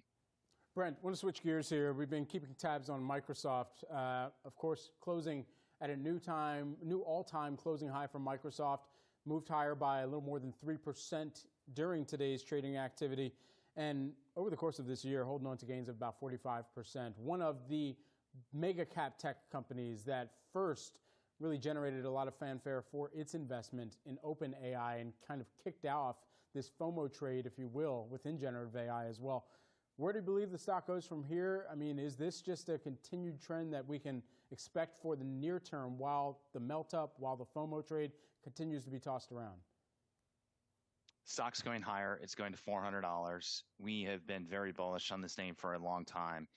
And they're in front of AI more so than Amazon, more so than Google at this point, and we think that they're leading the charge. Remember, they lost the cloud war. They were number 2. They were number 1. Nadella, the CEO, is like, we're not going to be number 2. We are going to be out there. We're going to be on the field first, and we're going to show everyone where we're at. So they're doing a phenomenal job of controlling the narrative out in front. We had their executives at our software conference just a couple of weeks ago. I mean, the execs are falling out of their chair in terms of the ROI, the pricing, the excitement among the customers. Again, this is a phased launch of AI. It's not all going to hit this summer. It'll phase through the end of the year into early 24. But I think when you kind of talk about the quality of the Adobe management team and the quality of the financials and the products and the innovation, Microsoft's in the same class. With AI, they are at the lead of their class. And so right now, Amazon won the first wave of public cloud with AWS at an $85 billion run rate. We think that Microsoft's now going to lead the next generation of this cloud war. And everyone kind of counted them out here, and I think they're on their way back. It's almost what Ricky Fowler did in the U.S. Open today. Everyone thought Ricky Fowler wasn't going to shoot well, and the guy went out and shot him -8. I mean, incredible recovery. And, look, owe it to Nadella. I mean, he's the best leader in tech. We think ultimately he's doing a phenomenal job. And again, I think the story is just getting going for Microsoft and AI. And again, the biggest concern right now, and we've said this, is that everyone is now long these names. It's an expectation game, and the stock has had a big move. So, but I think ultimately we believe there's still a really good runway to $400. I mean, even Fowler still has Scotty Scheffler not too far behind him. Brent, I knew I could count on you to keep me updated on what I haven't been able to watch, or at least not Sorry if I gave it away. Sorry if I gave it away. It's okay. I couldn't watch a full screen on my desk today. I had to do some work. But Brent, appreciate the time and the update on the sports ball out there as well. Brent Thill, we got to check back in with you on Microsoft and all things tech. Thanks so much. Take care. Take care. Guys, coming up, those hidden fees on ticketing websites may be a thing of the past. We go around the horn and check in on some of today's top stories when Yahoo Finance returns.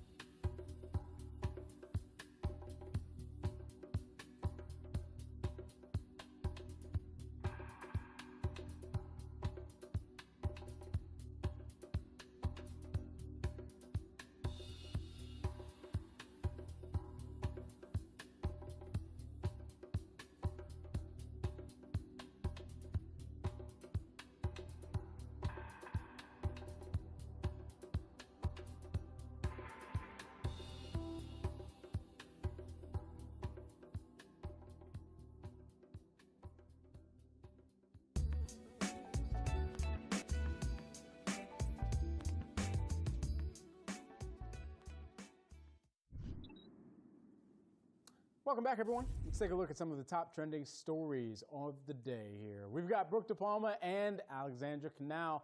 All right, Allie, why don't you kick things off for us? Well, I thought they were going to leave you on screen, but here you are. Hello. Yeah, so I'm watching a news story today. Well, really, it's an ongoing story, but earlier today, President Biden, he met with executives from a slew of private companies like SeatGeek, Airbnb, Ticketmaster, which is owned by Live Nation, to discuss hidden junk fees. And this is something that Biden has been increasingly going after. And the point of this meeting was that these companies were they're going to start cracking down on that and offering different options for consumers so that they can see all-in pricing. So that includes the service charges, all the extra fees that you get at the end of the day. He called this a quote-unquote win for the consumer.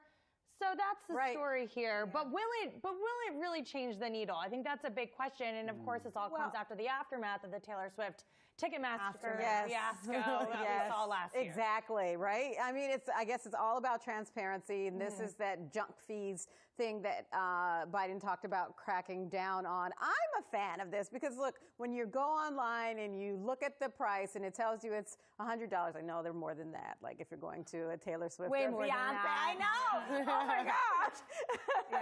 I mean, the prices are way more than that, right? But then by the end, it shows the way more than that, the double, the 200, the 300, and that's on the nosebleed seat side. Right, so basically it's like for these platforms to add those features so that consumers can more easily search for the all-in pricing so that you know what you're paying for rather than waiting until you get to your cart. Nothing ignites your inner Jimmy McMillan. Of course, the man who once famously said and ran under the rent is too damn high party. The fees are too damn high. They are. But I have to say, what I was surprised to see, happy to see, was that this had bipartisan support. I mean, all Americans can agree that they want to see and acknowledge and understand exactly what they're paying for. And so that was certainly, and by the way, on the price of an actual ticket, Allie and I were discussing this before, but I mean, people are spending around $1,300 on average for tickets, but also for their outfits. People are traveling for Taylor Swift's concerts. And this is something that we're seeing with the Beyonce tour as well.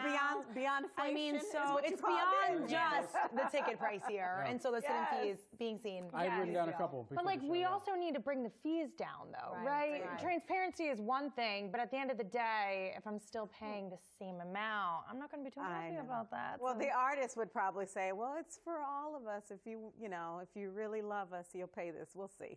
We'll see. We'll see what the prices look like with the all-in. That doesn't pay dividends. It's not for all of us. I agree. I'm on Team Brad. You play drums, so. Okay. Well, yeah, that's fine. True. Support the band. Support the band. Exactly. All right. Next up, this is another thing we're looking at. Schwab's recent Modern Wealth Survey revealing a twist in how Americans feel wealthy. Now, there was a number in there, though. They said the number in terms of feeling wealthy was 2.2 million. So that's the number. But more Americans defined wealth different ways, whether they were talking about well-being, relationships. More picked well-being over money. I was surprised by this. I was surprised by that, too. Right? I mean, 40% picked well-being, 32% picked money.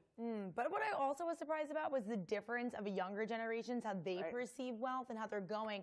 Let's talk Facebook. Well, not really anymore with Gen Z, but let's talk Instagram. Let's talk Snapchat. Not even past let's talk Gen Z. Younger generations and how they're interpreting wealth. I mean, they're using these platforms, seeing what other people are doing, and they consider others wealthy because of what they see them doing, going on vacation, making big purchases, going out with friends. And so this cross-comparing of wealthy and the way that younger generations are perceiving it was something that stood out to me in the report as well. Yeah, and on that point of generational differences, interesting that millennials and Gen Z, they think they're wealthy as opposed to some of those. I don't know who those people are, but they think they are. Was lower. Exactly, and you think about student loans, you think about the last financial crisis, which heavily affected millennials. Despite all of that, they see themselves as wealthy. Millennials, 57% said that they feel rich compared to 46% of Gen Z and just 41% of Gen X and 40% of baby boomers. So I guess like they say, like more money, more problems. Maybe if you're younger, you're more focused on lifestyle, more focused on that flexibility, and that makes you feel more rich. Right. In terms of the numbers, the dollars, like the overall, the average was 2.2 million is the number now to feel wealthy, but it varies by state as well. When we're talking about these pricier Cost places of living. like the coast, San Francisco, it's over 4 million. New York, over 3 million. I mean, in terms of the numbers compared to the well-being, of course, I value well-being. I'd like to take a crack at the numbers to see if if I still have those questions. Yeah, absolutely. A few things that stuck out too, just in the context of where we are economically as well, and how people might be changing some of their spending going forward from this point. Looking ahead, 7 in 10 Americans say that they're likely to change their lifestyles within the next 12 months to have a more positive impact on the world, but that could be based on a range of inputs as well to their own personal finances. So that's going to be something to see where they reprioritize or reallocate funds based on that plan as well. Right. And finally here, for those who it doesn't matter where they're spending or how much they spend, the Michael Jordan effect. Alive and well as a fan dropped over $1 million in an auction to nab Jordan's signed flu game sneakers. All right, so and there you're taking a look at the sneakers. For those who don't know, this is the Jordan 12 here that he wore en route to one of his championships. These called the flu game Jordans. And the story behind it, of course, is he was probably poisoned, actually. He probably had some food poisoning. No. That's what they said in Last Dance. They said he probably had food poisoning, yeah. But the night before he was supposed to play the Jazz. Someone poisoned him? No. Somebody dropped off food at his hotel room in Utah. Okay. So there's a little bit of a conspiracy here around these sneakers as well. I mean, look, I'm just saying what they said on Last Dance. So, and they interviewed Jordan, so I mean, I guess there's some truth to it. But the market is hot right now, and I just wrote a story a couple weeks back on a Sotheby's private sale that was going forward about the Jordan Dynasty collection and where they were expecting some of those bids to come in. We had actually had someone on earlier on this year to say that entire collection could go for more than $100 million. Wow. I mean, speaking of wealth, good Lord, that means money is no object. Nothing at all. I mean, and this wasn't even the highest sale on record for a pair of his Jordans. Yeah, you know? And I mean, look, it's just going to continue to be interesting to see how some of the uber wealthy are, and especially those who are even more into sports than those who were probably uber wealthy before, because that's one thing that was interesting about what Sotheby's had told me about their consortium of buyers right now. Yeah. It's younger, it's more international, and you've got a lot of sports fans out there that are purchasing what's important to them in their fandom too. And when you think about the total sneaker resale market, it continues to amaze me. I mean, I'm not a part of it, but I know many people who are. And it's said to reach a revenue of $51.2 billion by 2032. I mean, that's massive. In 2022, it was only $10.6 billion. Yeah. And those Michael Jordan shoes that you mentioned, I mean, those were $2.2 million that they sold for. Those are the 1998 NBA Finals sneakers. Okay. So getting up to date on my Michael Jordan sneaker fun facts, but it's just massive. And to think about how many people are pouring money into this, maybe they find wealth in this, they find value in this, and so it's certainly a hobby. Would you say? Yeah, and it's got to be the shoes. It's a cultural moment too, right? With Air, the release of that movie Air, Michael Jordan. I feel like people are talking about him more. I mean, and there's certainly, like we've been saying, there's a market for this, not just for sneaker resales, but sports memorabilia in general has just ballooned. There was a recent study that said the market was expected to touch $35 billion this year, and then in 2032, which is less than 10 years from now, it's going to reach more than $227 billion. Yeah, and that is crazy. I'm not surprised by that. I mean, look, like you said, there's the market for that. There's a show that was going to be going on Netflix about just Ken Golden's, sports. Exactly. Show. That's it. And I believe this was his sale. I know. Wow. Yes, you're right. You're right. My son's already collecting cards and trying to figure out. Oh boy, you're in trouble, Diane. I know how much he can collect. He's a businessman at heart. He wants to sell them. So we'll see. We'll allow that. That's a big space. Trading cards, all this just adding to the dollar amount in that market. All right. We're going to have to put a pin in our conversation. I always love this. Ali Canal, Brooke De Palma, thank you so much. All right, it is closing time here at Yahoo Finance. Here's a look at some of the top stories of the day. Kava shares soaring in their market debut. The stock closing at $43.30 per share, nearly double the $22 IPO price. After today's move, the company is now valued at $4.8 billion. While there was plenty of investor appetite, the company, though, still not profitable. Another stock on the rise today, Delta, the airline closing higher for the 15th straight day after announcing it is bringing back its dividend. Delta suspended the dividend back in March 2020 due to the COVID pandemic. During this win streak, Delta shares are up more than 20% And it's not just Delta having a good run. Both United Airlines and American are up several days in a row.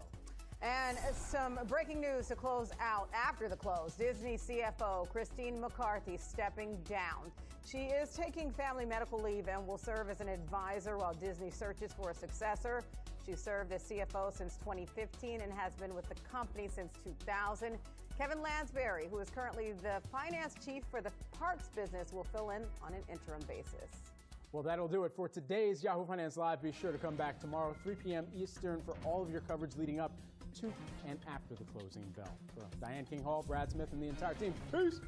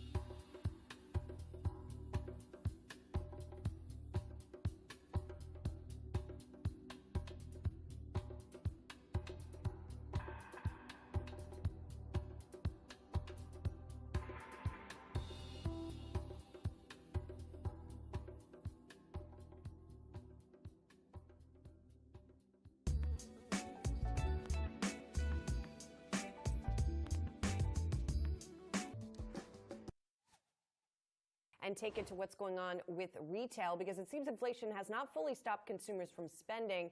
Purchases at retail stores and restaurants unexpectedly rising in May, up 0.3% last month to about $686 billion.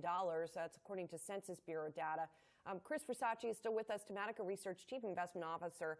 And I guess this kind of shows what we're talking about. The demand is still there. One thing that really stuck out to me that is just bizarre to me in this report, right? You exclude motor vehicles and gas stations, right? You get a 0.4% increase. You know where the biggest increase came from of all the categories? I'm going to guess food service. It's not what you would guess, right? Food service was up 0.4%. Building materials, garden equipment, and supplies up 2.2%. Like what the what? I don't know where. Yeah. I don't really understand where that came from. Well, I think some of that is seasonal in nature. I guess so. so. And if people are concerned about the housing market with the tight supply, what are you going to do? You're going to do some repair remodel. But when you compare that against what Home Depot had to say, look, where I live, did people go crazy doing projects around the house coming out of the pandemic? Yes. So I wasn't surprised with what Home Depot had to say, because you can only do so much. You can only go so far. But that number is very surprising. But I will say, though, that when I look at the retail sales numbers, I don't necessarily look at month over month, right? I always look year over year. Because when we think about how companies report, the earnings comparisons we look at, more often than not, it's year over year. And there, the headline was up 1.6% year over year. So when we talk about our inflation and that category conversation, fell year over year, I should mention. Yeah. And when we talk about retail sales versus inflation, wow, people are paying more for less, right? And then you strip out everything else and you look at the pure retail number, only up 0.7% year over year. So again, people are paying more, getting less. So it is about the higher prices, but the thing that I also, it feels like there is still kind of this divide between where sentiment is versus where the spending is actually happening. More selective, yeah. How do we look at that divide? You really got to, as an investor, you really got to pick your spots, right? So like when we pour over the data, like department store sales down 3.5%, right, year over year. So we know that people may not be either shopping there or they may not be buying clothing. And that kind of fits with the narrative that we've had, that people are eating out, people are traveling. You look at the TSA data, people are traveling with, going gangbusters. United just came out recently and kind of attested to that. And you look at food service, up 8% year over year, still strong. So people are choosing and being selective where they spend, but then you flip it around, and when you have a company like Kroger that comes out and said, oh, we're seeing a lot of our higher end shoppers going towards store brands. Again, more signs being selective. It's about trade downs in the everyday purchases, but not necessarily in the big purchases. Buying what I want and saving where I can. So take that then, put this together between the Fed discussion and the retail sales discussion, and tell us what it means for my money and what, and what people should be buying right now. So kind of the way we look at it, right? Most consumers, like you were saying, are being more selective. Where are they going to shop so they can stretch their dollars? That's going to be your Kroger's, your Walmart's, your Costco's. And I've liked Costco for quite some time, in part because it has a very differentiated business model, right? It's membership driven. And they derive, unlike Walmart or some other retailers out there, a disproportionate amount of their income from membership revenue. And they're continuing to grow their warehouse footprint, right? That means, more members, more membership income. So that's one that I absolutely like.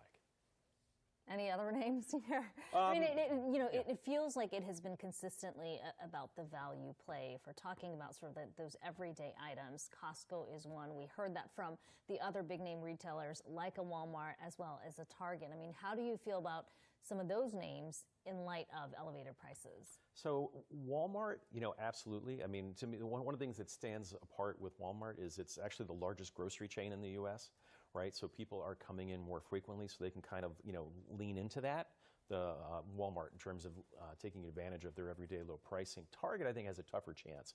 To me, Target's kind of like lost in the middle a little bit, right? Because you've got your dollar stores, right? And you've got your Costco's, BJ's, and the like, and then Target's kind of over here, so it's not, I think they're going to have a tougher time. I want to ask about another area of the market, not retail, but sort of related to these bigger themes we're talking about, and that's technology, because that is the area that has done so consistently well, the large cap technology.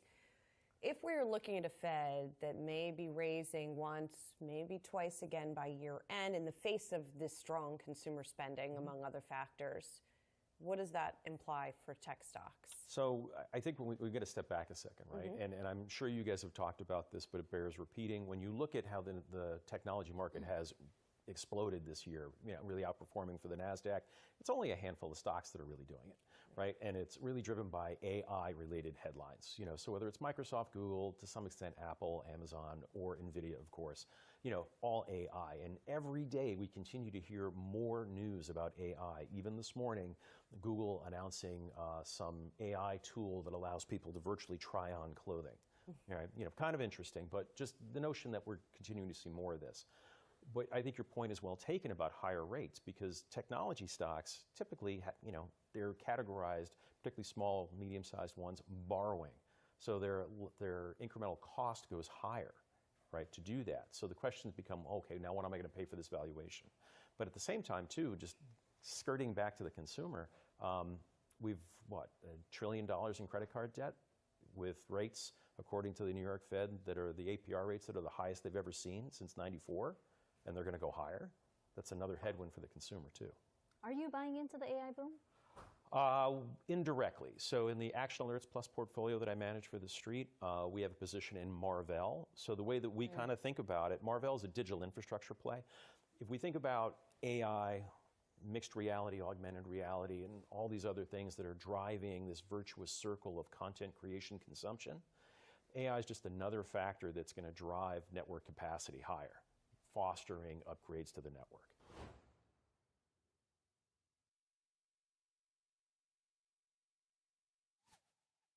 Our job generally involves worrying about a lot of things that may go wrong, and that would include the banks. It might be hard for me to identify something that we don't worry about rather than that we do worry about. So we're watching those things very carefully. And as we see things unfold, as we see what's happening with credit conditions and also all the individual banks that are out there, we'll be able to take, to the extent it's appropriate, we can take, if there are macroeconomic implications, we can take that into account in our rate setting. That was Federal Reserve Chair Jay Powell during Wednesday's policy meeting. Powell suggesting the Fed might need more time to see the implication of those banking sector stresses that roiled the financial system in the spring. Let's bring in Gerard Cassidy, RBC Capital Markets Managing Director, who covers the banks, to weigh in. Gerard, this was something interesting also that Julia Coronado of Macro Policy Perspectives pointed out to us yesterday in the wake of the press conference, that perhaps the Fed would have hiked at this meeting were it not for SVB, et cetera, and the fallout from that still sort of percolating through the system. What do we need to be watching at the banks to see what effect interest rate increases are still having? I think one of the real key metrics for the banks will be their deposit flows in the quarter when they report their numbers in July. I think what we're going to see based upon the weekly H8 data, which is the loan and deposit data published by the Federal Reserve, what you're seeing is a stabilization in deposit levels for the smaller banks, which during the middle of the March Madness, when those banks, Silicon Valley and Signature, failed, the outflows were quite pronounced. That has stopped. With the large banks are still being impacted by quantitative tightening, or QT. And as you know, QT is designed to take deposits out of the banking system to reduce liquidity. So I think watching the deposit flows and the levels of deposits in the second quarter results will be one of the metrics investors will be focused on. So if we bottom line that, I mean, how elevated is the risk in the banking sector right now? And to what extent does that inform the Fed's timeline for another rate hike? We actually believe the risk in the system is very low. What we have to remember is that the Silicon Valley, Signature Bank, and First Republic bank failures were idiosyncratic events. The mix of deposits for those banks was entirely different than your typical bank. And when you have banks like Silicon Valley, where the average deposit in an account was over $1 million, that's not normal banking. In America, when you look at the regional banks, many of them have average deposit sizes of less than $15,000. So in terms of a deposit flight or deposit run for the larger banks in the United States, it's just very unlikely. So I can see the Fed keeping an eye on it. You need to do that. But I think, the Fed's main goal, of course, is to fight inflation. And if they see inflation diminishing or slowing down as it has, hopefully it will continue to slow down, and this pause turns into a permanent end of rate hikes. So all of this said, what does the profit profile of the banks look like right now in this environment? I mean, a rising rate environment in some periods of time tends to be good for the profitability of the banks. It doesn't feel like it's like that this time around.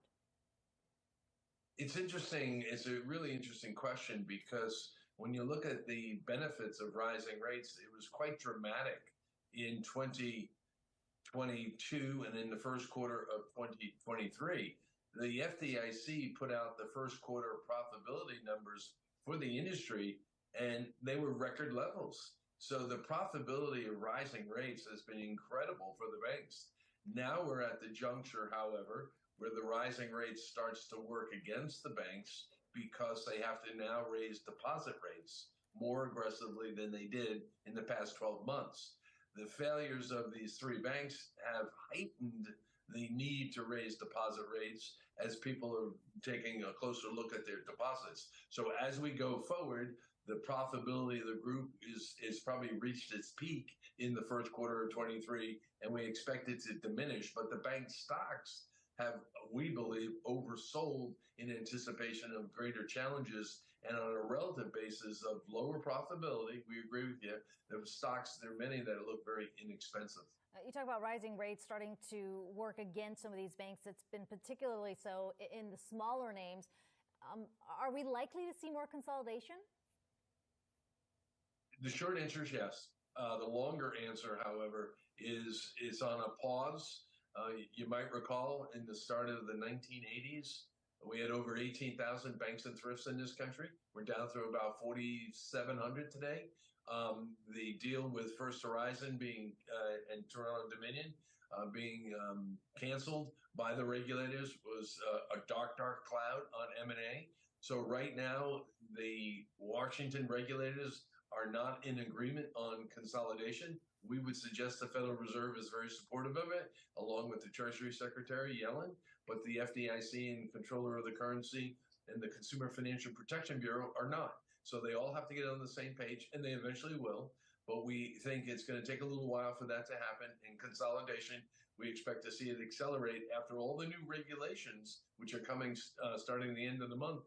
After they're all put out, we'll probably see a real pickup in M&A in the second half of next year. Given all of that, Gerard, big banks or smaller banks a better buy right now? It's really depends on the banking institution, because you can buy some of the big banks that are very attractive, like a Bank America, for example, or U.S. Bancorp. But then there are smaller banks like a Valley National or a Provident Financial, which are also attractive. So there are opportunities in these different markets for the size of the banks, but generally, so far year to date, the larger banks have outperformed the regional banks. And once we start to see some steadiness in the deposits from the second quarter results, the regional banks could potentially be the better beneficiaries because they have fallen further than the larger banks and therefore have more to snap back once stabilization comes to the deposit basis. Yeah, always good to get your perspective in the sector. Jory Cassidy, RBC Capital Markets Managing Director. Appreciate the time today.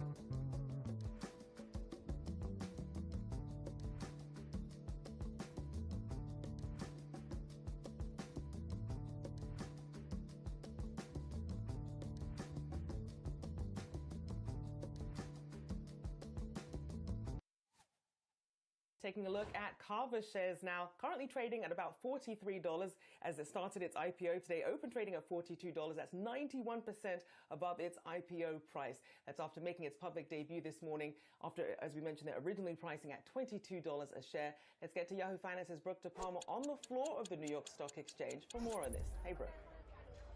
Good morning, Rochelle. I'm here with Brett Shulman, Kava co-founder and CEO. I mean, such an exciting day for you. Congratulations on the IPO. First, break down what this day means for you personally, and has it surpassed your expectations so far? Yeah, thanks, Brooke. Thanks for having me. It's been an amazing day. It's an incredible validation of all the hard work our team has put into the business the last 12 years to help get us to this point, and that this is the kind of next beginning of the next chapter in our journey. And right now we're trading at $43 a share. Are you concerned that the valuation here is a bit too high and that expectations are now way too high for the company? Well, I told the team last night, we're not going to focus on the daily stock price. Markets go up, markets go down. We're focused on the same thing we've been since we started, which is our long-term vision of defining the Mediterranean category and bringing the Mediterranean way to communities across the country. Yeah, let's talk about the way that you started. Back in 2011, you opened up that first fast casual concept. I think one of your co-founders called it a chef casual concept. What was one of the biggest challenges that you faced to get to this point you are right now? Yeah, I like to say scaling restaurants is hard. It's not like scaling SaaS software. It takes a lot of great people and great talent. And so really developing our restaurant team leaders and building our team out to scale this business, we focused on our culture and our mission to bring heart, health, and humanity to food. And when we do that, we get great people on board that deliver that great food and great hospitality and help us get to where we are today. Now, Brett, I read through your S1. When do you think that Cavo will turn profitable? So we're focused on our long-term growth. We've got a tremendous unit economic profit engine We saw in Q1 alone, we generated $50 million at the restaurant level. That's compared to $91 million all of last year. So very healthy margins at the restaurant level, and that's kind of the lifeblood, the oxygen of our business. And we've invested in significant infrastructure over the years, whether that's our manufacturing infrastructure, our digital infrastructure, or all the new restaurants. All the new restaurants we've opened over the last few years, and all of that is now flowing into the business and really creating great tailwinds on that path. Yeah, let's talk about that growth plan. Right now, you're at 263. Plan to open or have 1,000 locations in less than a decade. How do you get there? So we get there with the great team I talked about, the infrastructure I talked about. We operate in 22 states in the District of Columbia today. That means there's 26 states in the continental U.S. we're not operating in today. So there's tremendous growth opportunity within our existing footprint and all those new markets we're not in, like Chicago, where we're going to open next year and start our entry into the Midwest. Now, speaking of Chicago, one of your competitors, Sweetgreen, just opened up an automation inside. They're using robots. We've also heard from Wendy's, from McDonald's using voice ordering technology. Can we expect Cava to have AI and automation in the future restaurant design? Well, we think there's a lot of opportunity within AI specifically when you think about predictive labor scheduling, predictive ordering, prep. Nå kommer det ned der. Nå går shorten min fin. Making it easier for our team members to run a great Cava and deliver that great food and that great hospitality.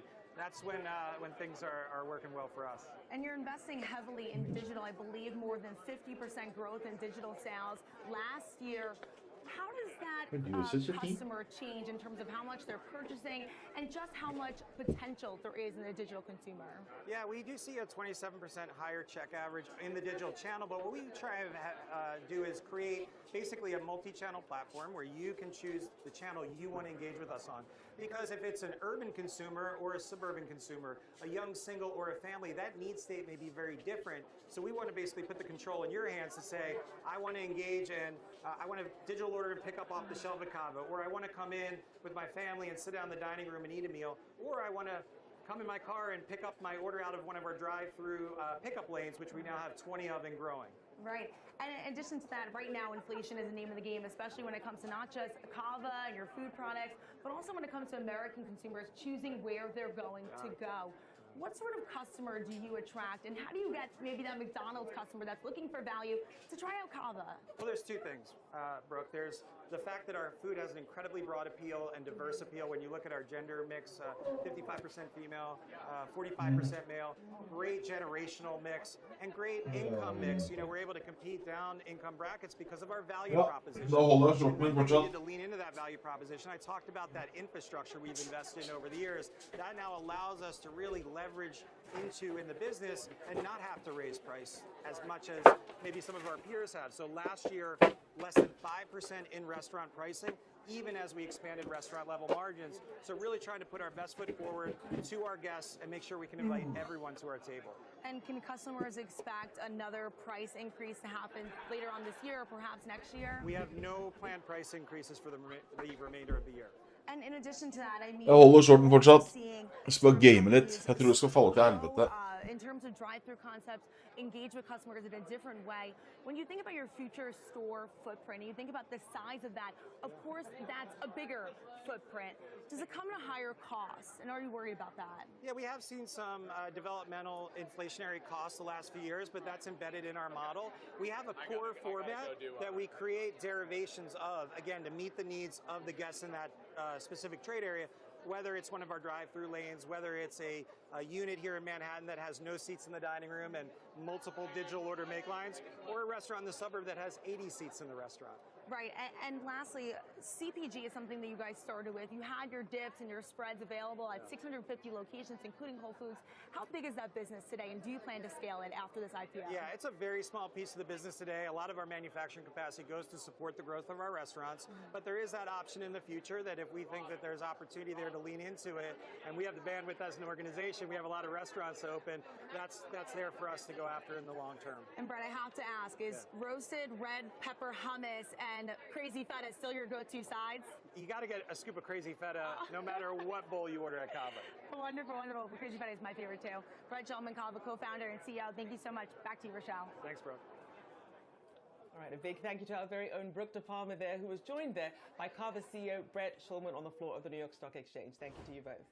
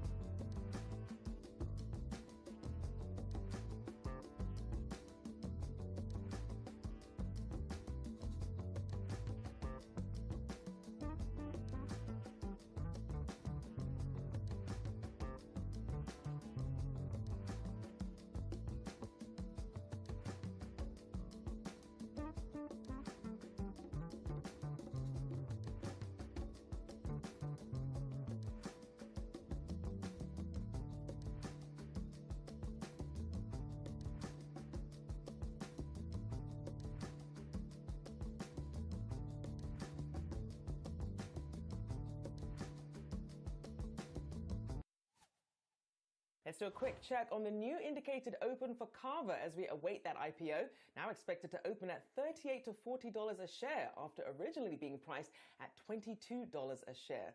A big jump there. All right, well, AMD is going head-to-head with NVIDIA. Earlier this week, the semiconductor company unveiled its most advanced GPU for AI yet. And now that AMD is pushing it to be a key player in the coming AI wave, investors are curious to see which other chip makers are best positioned to challenge NVIDIA's dominance. Let's bring in Daniel Morgan, Synovus Trust Senior Portfolio Manager, to discuss here. So just how much tougher does this now make the competition for NVIDIA? Good to see you. Well, we have to bear in mind, Rochelle, that NVIDIA was kind of first to the market in AI. They were one of the first chip companies to really embrace it before AI became the big hot word. They have 80% market share. NVIDIA had about a 40% market share back in 2019. So you can see their market share has really doubled. And now you have a slew of companies. Obviously, on Tuesday, we had AMD, as you were mentioning, came out with their AI blueprint. They've got a couple of new things they're working on. We heard about the deal with Microsoft, codenamed Athena. They also have the Instinct MI300, which is another chip that they're promoting directly against NVIDIA. They also have an architecture called Alveo that they're also promoting in that space. So they're trying to ramp up. But we have to bear in mind, Rochelle, that AMD only has about a 3% market share in the server data center space. So they have a lot of work to do. Well, certainly they at least tried to make a start, have a big splash here. What do you see as the potential headwinds in this space for AMD? Well, it's just that NVIDIA was first to the market. So you have everybody using their chips, and now you come along later, kind of like really Intel was a dominant player in the CPU market, and AMD was always trying to gain market share against them. So they're not unaccustomed to being the underdogs. But the biggest challenge is just kind of breaking and showing that their chips are superior, that they can run faster, they're more efficient than what people are already using in terms of NVIDIA. So it's always hard to be the second guy coming in, right, when the number one player has 80% of the market. And especially as you're seeing sort of other companies trying to in-house chips and get more advanced there, which does bring in another question, which is, of course, China, where a lot of these chips, in fact, the majority of these chips are going to be sourced from. How does, when you have sort of AMD in this space and NVIDIA in this space, but really China and Taiwan Semiconductor at the center of all this, how does that dynamic impact how investors should be approaching this? Well, you're right, Rochelle. I mean, there was an announcement that came out previously that China has banned some of the Hopper 100 NVIDIA chips. Now, that's a huge chip for them. There are certain components that I guess they feel are a security risk. That's a risk in terms of China pushing back. We know about a month ago, they came out with a ban on some of Micron Technology's DRAM that is used in certain products. So that also, as you mentioned, the risk of Taiwan Semiconductor, Samsung, Global Foundries. Taiwan Semiconductor produces pretty much all of NVIDIA's chips. They're in a part of the world that could be very hostile in terms of China. Is there going to be increased magnification in terms of problems over there that could hurt their ability to produce those chips? So right now you have not only China pushing back on different chips that are coming out of the U.S. that are being produced by TSM, but you also have the risk that there could be some sort of elevation in a battle between Taiwan and China that could impact TSM's ability to produce chips. So there is some risk in that, no doubt. So then, obviously, you have AMD and NVIDIA in this space in a very sort of still early stages here, but we're really seeing some astronomical projections here as we're seeing the rest of, tech sort of jumping into this. We're seeing AI sort of dotted into everybody's earnings call. But what's your take on some of these projections that you're seeing about where sort of the generative AI and large language model projections are going to go from here? Well, Rochelle, we're already starting to see a positive impact. Up to the NVIDIA report a month ago, which you and I talked about, there really wasn't a lot of evidence that AI was actually impacting any of these chip companies in a real big positive way. We know that NVIDIA came out, they raised their target for the next quarter. I think it was $11 billion in total revenues, a huge increase from what the street was looking for. So we finally saw some evidence. But as we kind of go through and look at these other companies, we are starting to see some evidence. Marvell Technologies has projected that their chip called PAM4 DSP chip will do about $400 million in revenues next year. So that's a positive. We have other companies coming out and communicating that they're actually seeing a positive impact from some of the AI chips that they're bringing out. But we have to remember, Rochelle, what's happening is we have a secular slowdown in terms of data center CapEx spending. We saw that in the numbers with Azure, AWS, and GCP. So to counter that, you have AI spending increasing. The key is for these chip makers, can it be enough to offset the secular downtrend that we're seeing right now, this little blip on the screen in data center? And NVIDIA is the only one so far that's really been able to show that. Certainly will be a delicate balancing act they'll have to do there. Always great to have you on. Daniel Morgan, Synovus Trust Rochelle. Senior Portfolio Manager. Thank you for joining me this morning.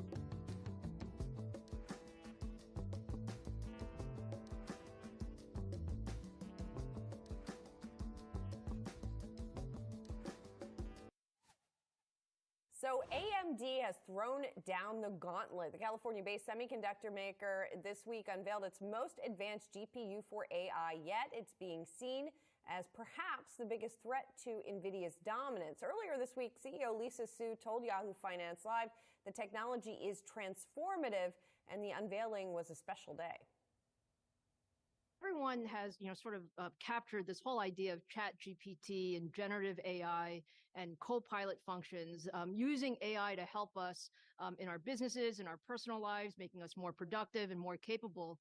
And the underlying technology for that is GPUs. All of this coming as Reuters reports Amazon Web Services is considering using AMD's chips. It hasn't made a final decision, though. Our next guest has some thoughts on the matter. Joining us now is Richard Windsor. He's founder of Radio Free Mobile. Richard's been covering the tech space for years, including 11 years at Nomura, where he focused on equity coverage of the global technology sector. Richard, thanks for being here. Good morning. So, is the right way to frame it to think about AMD versus NVIDIA, and that, one of these is going to be the winner in this AI situation? It's a difficult one to say. So if you look, the situation at the moment is that NVIDIA is effectively a monopoly with probably around about 85% market share. And there's not just AMD in there. Don't forget, you've also got Google that makes its own chips. You've got some independent companies such as GraphCore in the UK. So there are a whole load of them in that space. AMD is probably one of the most significant challenges to date because they're going to sell the chip to everybody. But it remains to be seen how many developers actually want to use it, and that's going to be the key. Does it have to be one or the other, though, Richard? I mean, you look at where the stock moved on that Reuters report yesterday. Well, we've heard over and over that the AI opportunity is so big, there's enough to go around. How do you view that? It doesn't have to be one or the other. The problem you have, if you look at NVIDIA's valuation, is telling you exactly what the market thinks, which is it's going to be NVIDIA and it's going to be all of it. And so I think, there is a possibility that AMD does gain some market share. But what it really comes down to is NVIDIA has a massive lead in this space because it started a long time before anybody else. And it has managed to corral the developers. The developers say, we want to develop on NVIDIA silicon. And if you don't put it in your data center, we're going somewhere else. This is why Google Cloud and Microsoft signed deals with NVIDIA. So it really depends on AMD's ability to bring the performance and to make sure or entice the developers to actually say, yes, we want to develop on AMD. Richard, from somebody who doesn't know, who's never coded, what makes it more attractive to developers, one versus the other? Great question. Let me clarify that a little bit. Basically, developers like to have great support. They like to have great tools. They like for companies that they use to make their lives easy. Now, the thing is that the developers of AI training today all know the CUDA development environment, which is what NVIDIA uses, extremely well. I would have grave doubts that they know the AMD development environment as well. But what it's going to come down to is how well AMD can implement the other development environments that developers use to make it very easy for them and very efficient for them to switch maybe from NVIDIA to AMD with minimal level of disruption. That is the challenge. Richard, there's a lot of investors out there who want to buy into this AI boom. I mean, specifically, we're talking about generative AI, but really looking at where the growth opportunity is. When you talk about a name like NVIDIA or AMD, we're obviously talking about the foundational things, the chips. Where are the other opportunities you see when you think about where AI can go? Well, there's a couple of places you can look. So I view OpenAI effectively as part of Microsoft. So because I think Microsoft is going to have to acquire OpenAI at some point in time. So if you wanted to buy the OpenAI story, you could think about Microsoft. If you want to, another ways of looking at it is what are other companies that are more reasonably valued that have caught the AI tailwind? One of those is Palantir. Now, personally, I own Palantir personally in my own portfolio, and I own it because I think it's a great company and it has virtually no competition, and they're well ahead of the game and well positioned for this AI, for this current AI trend. The other one, of course, to look at is Google. Google has massively underperformed if you think about it in AI terms compared to NVIDIA or Palantir or even AMD. But Google remains, in my opinion, one of the leading AI companies in the world. They've just done a very bad job of getting that message across over the last few months. Richard, if companies and developers are building their applications on top of ChatGPT, does that cut NVIDIA or AMD out of the equation, or are their chips and software still used in that process?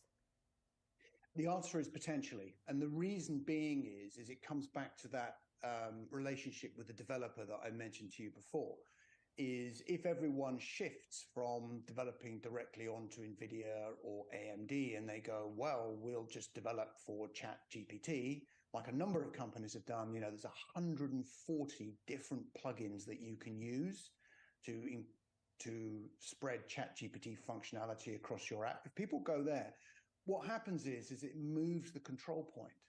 Instead of developers going, I want AMD or I want NVIDIA, they might go, I want ChatGPT or I want Bard.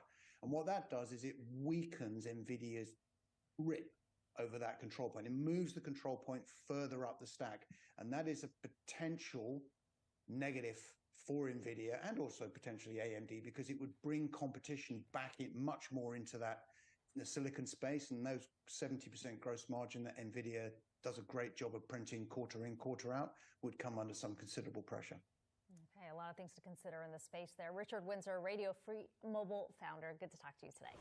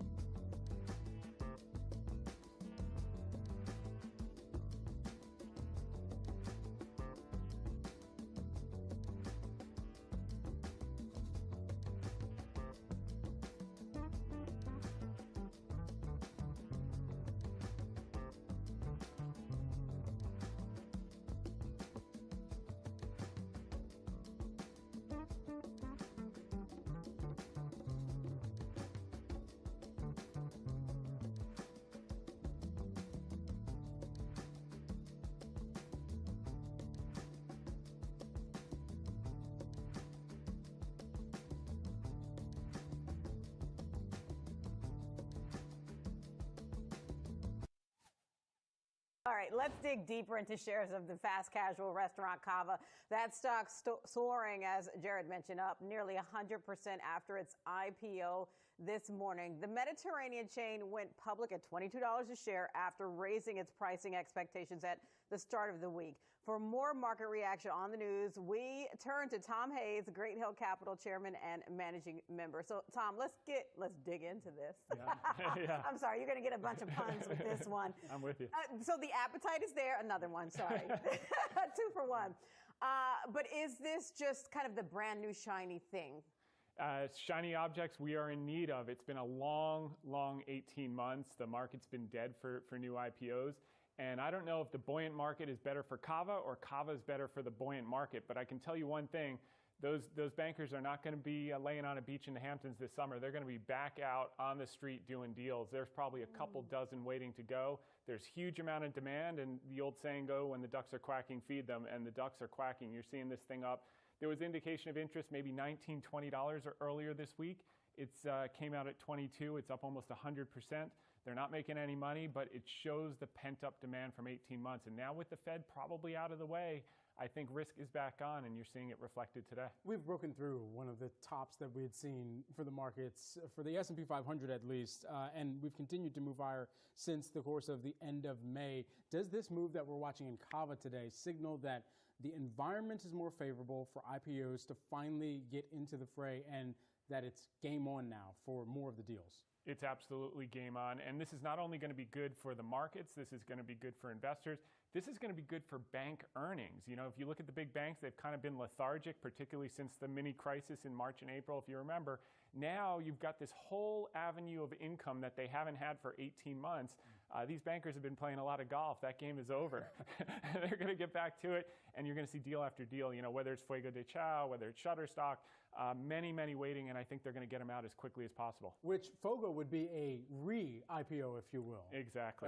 Almost a, oh my goodness, when they recreate the movies out there again. Anyway. A sequel, basically. Yeah, yes. Sequel IPO. Yeah.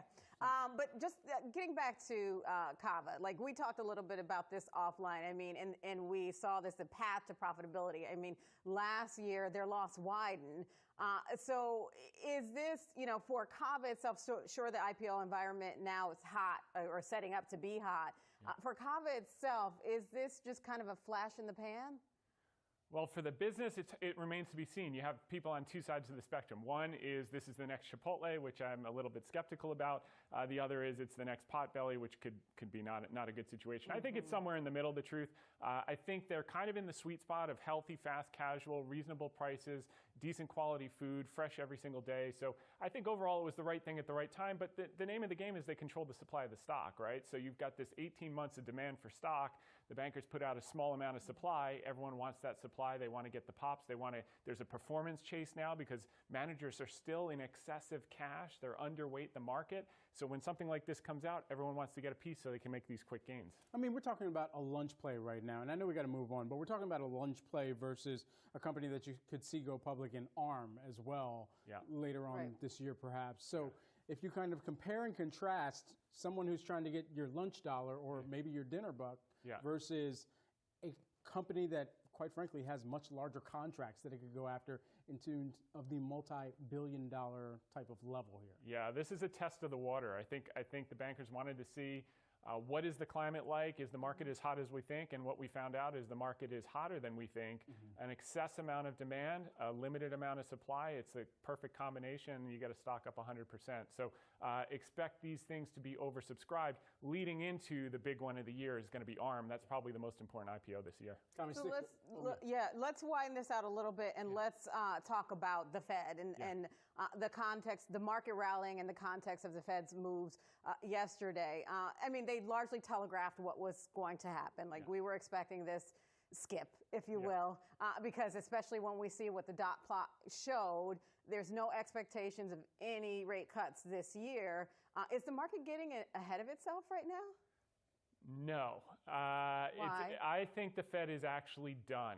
And Nick Timiraos, the Fed whisperer from the Wall Street Journal, actually called Jerome Powell on his bluff yesterday. He said, listen, I see this dot plot's at 5.6%. If you're so hawkish, why didn't you raise today? And Jay Powell said, because projections can change.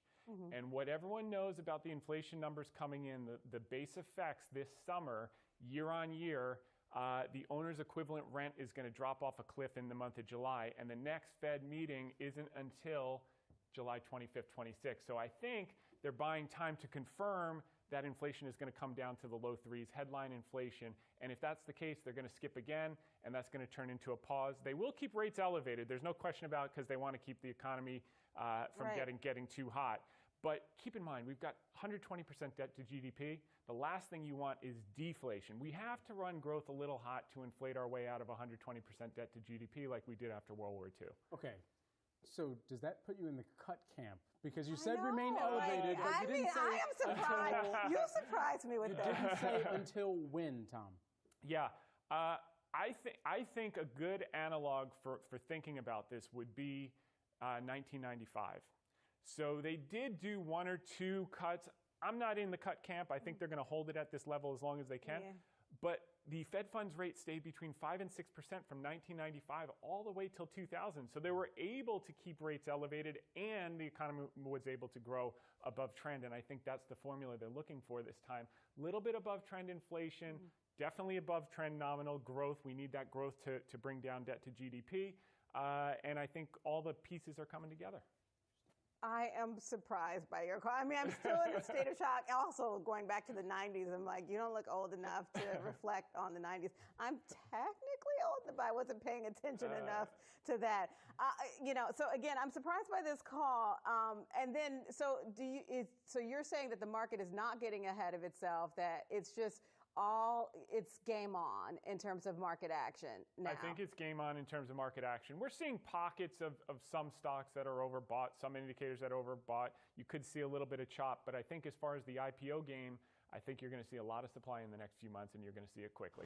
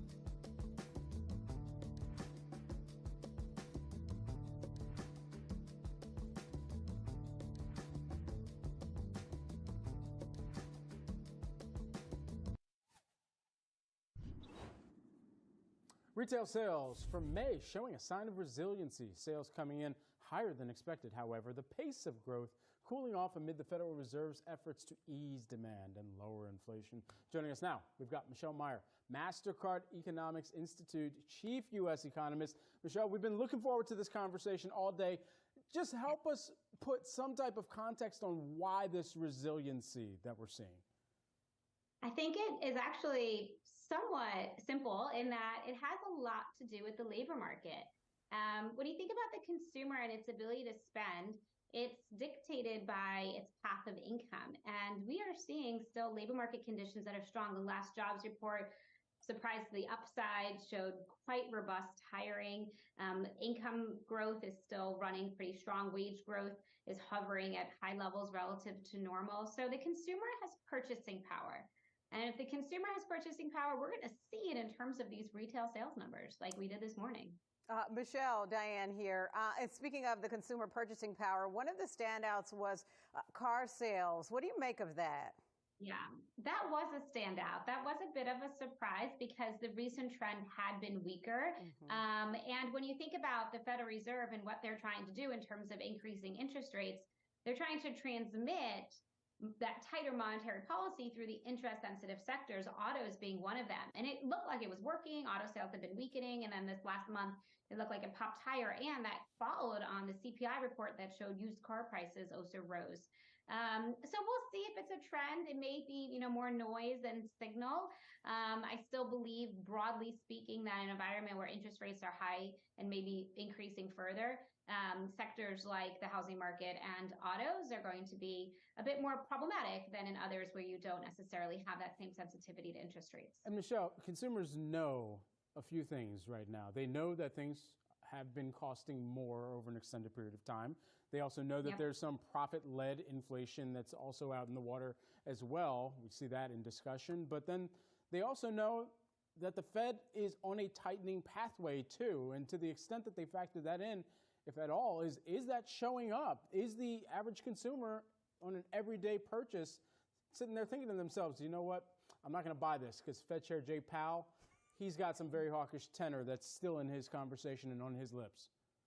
Well, look, I think that to the extent that consumers are buying something that requires financing, you become much more sensitive. Think about if and when you purchased your home, you're following mortgage rates so closely because you want to try to, optimize your purchase in terms of the level of interest rates. So I think it depends on what kind of purchases you're making. But for the most part, for most consumers, it's that flow of income. It's the health of the labor market today, expectations for the health of the labor market tomorrow in terms of driving consumer spending.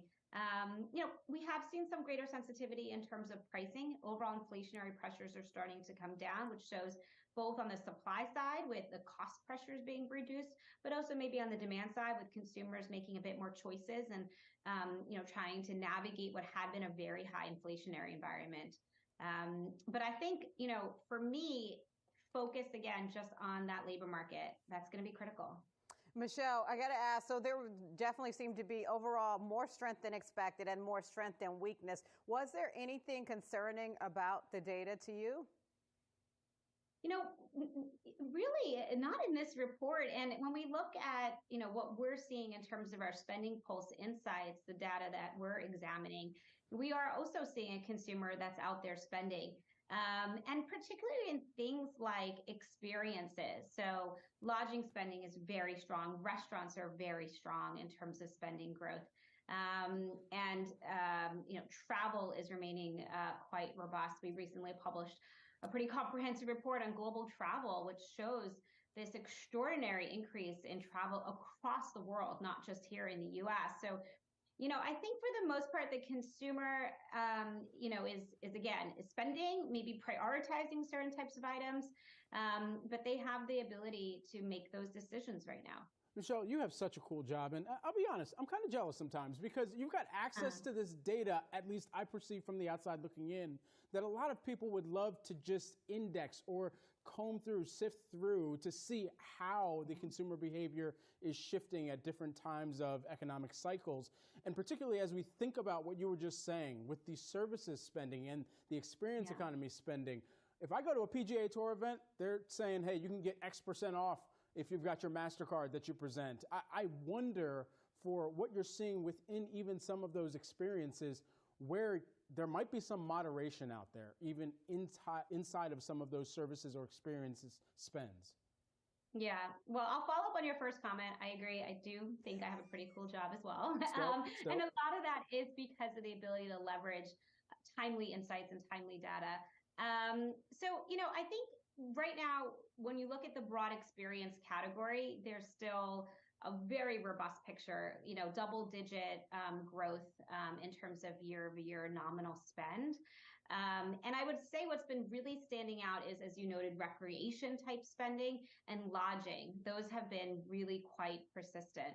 And it'll be interesting to see as we enter what has been historically quite a critical travel season into these summer months, how consumers continue to make the decisions around how they want to spend. And at the same time, of course, following the labor market trends in terms of their ability to go out and spend. But is there as much demand from what you're seeing on the bookings and the swipes or, the card not present type of transactions that we're hearing from the airline CEOs, that we're hearing from the lodging CEOs, where they're looking out into later on this year and saying that demand is still counter-cyclical to the rest of the economic recovery? Well, yeah, I mean, when we look at bookings, which to your point are going to be more forward-looking, we are seeing bookings trends hold up very strongly. So I can reference particularly for the U.S. So that suggests in terms of actual movement, we're going to continue to see that over the next few months. I think the trajectory forward will be a function in part of the macro environment. So, when you think about what's been happening in experience spending, it's the pent-up demand, but also the ability to spend. And that ability to spend has allowed consumers to over-prioritize experience spending, and in some cases, under-prioritize other types of spending, like some of these durable goods that have seen some pullback. So if and when there's a contraction in the spending power, if the economy were to weaken, if the labor market were to see a softer trajectory, then I do believe you're going to see some shifts even in experience-based spending. But right now, there is that prioritization that we see very clearly in what we're analyzing. Michelle, always great to speak with you. Thanks so much for joining us here this afternoon and breaking down some of the trends that you're seeing over at MasterCard. Michelle Meyer, who is the MasterCard Economics Institute Chief U.S. Economist. Appreciate it.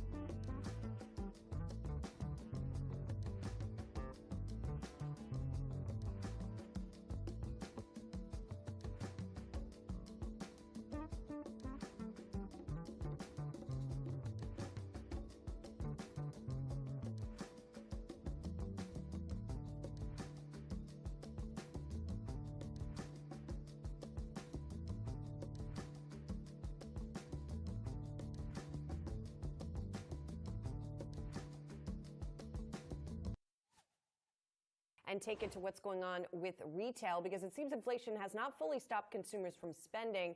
Purchases at retail stores and restaurants unexpectedly rising in May, up 0.3% last month to about $686 billion. That's according to Census Bureau data. Chris Versace is still with us, Tematica Research Chief Investment Officer. And I guess this kind of shows what we're talking about. The demand is still there. One thing that really stuck out to me that is just bizarre to me in this report, right?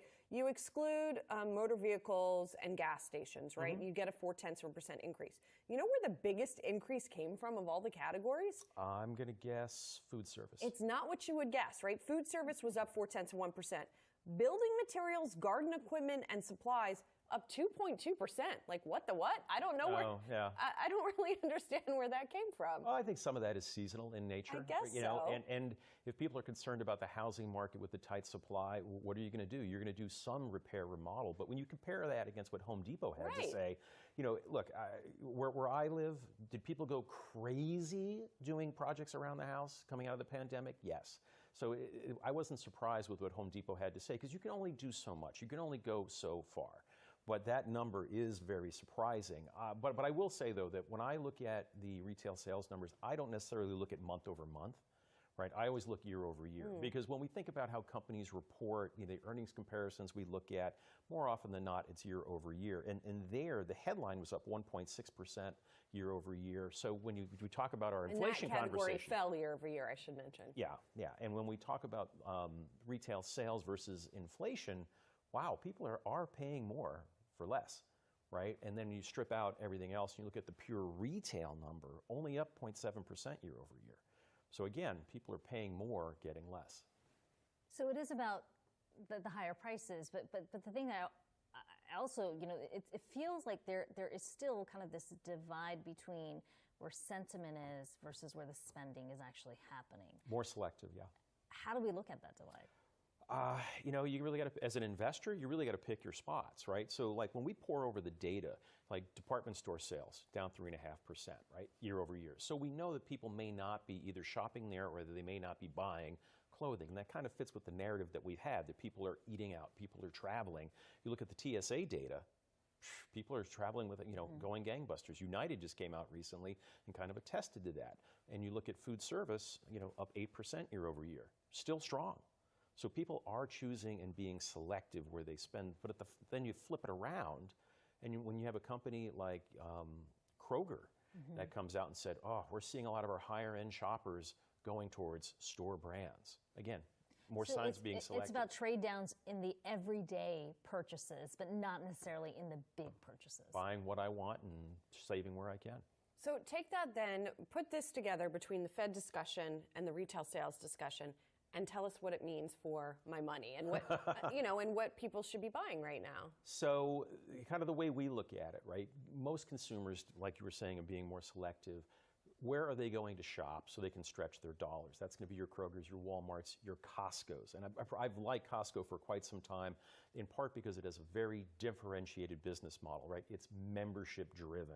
And they derive, unlike Walmart or some other retailers out there, a disproportionate amount of their income from membership revenue, and they're continuing to grow their warehouse footprint, right? That means, more members, more membership income. So that's one that I absolutely like. Any other names here? I mean, it feels like it has been consistently about the value play. If we're talking about sort of those everyday items, Costco is one. We heard that from the other big name retailers like a Walmart as well as a Target. I mean, how do you feel about some of those names in light of elevated prices? So Walmart, absolutely. I mean, to me, one of the things that stands apart with Walmart is it's actually the largest grocery chain in the U.S., right? So people are coming in more frequently, so they can kind of, lean into that. The Walmart, in terms of taking advantage of their everyday low pricing. Target, I think, has a tougher chance. To me, Target's kind of like lost in the middle a little bit, right? Because you've got your dollar stores, right? And you've got your Costco's, BJ's, and the like, and then Target's kind of over here, so it's not, I think they're going to have a tougher time. I want to ask about another area of the market, not retail, but sort of related to these bigger themes we're talking about, and that's technology, because that is the area that has done so consistently well, the large cap technology.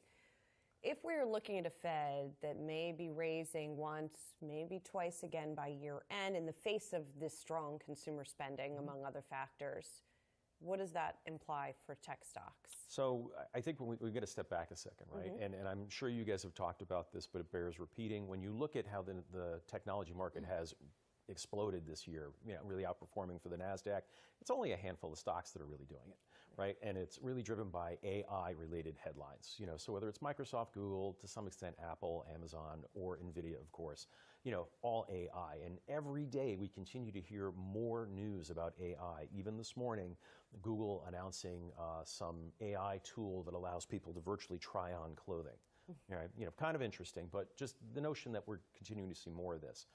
But I think your point is well taken about higher rates, because technology stocks typically, they're categorized, particularly small, medium-sized ones, borrowing.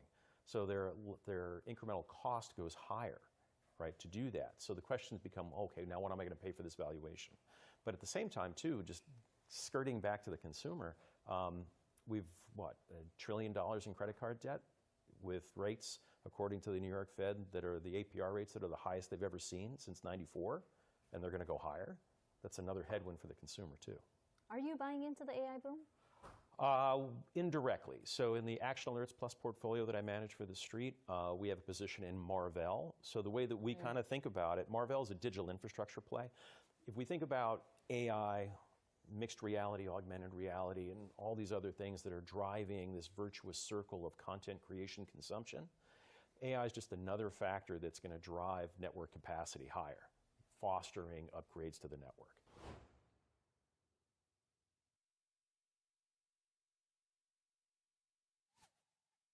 Our job generally involves worrying about a lot of things that may go wrong, and that would include the banks. It might be hard for me to identify something that we don't worry about rather than that we do worry about.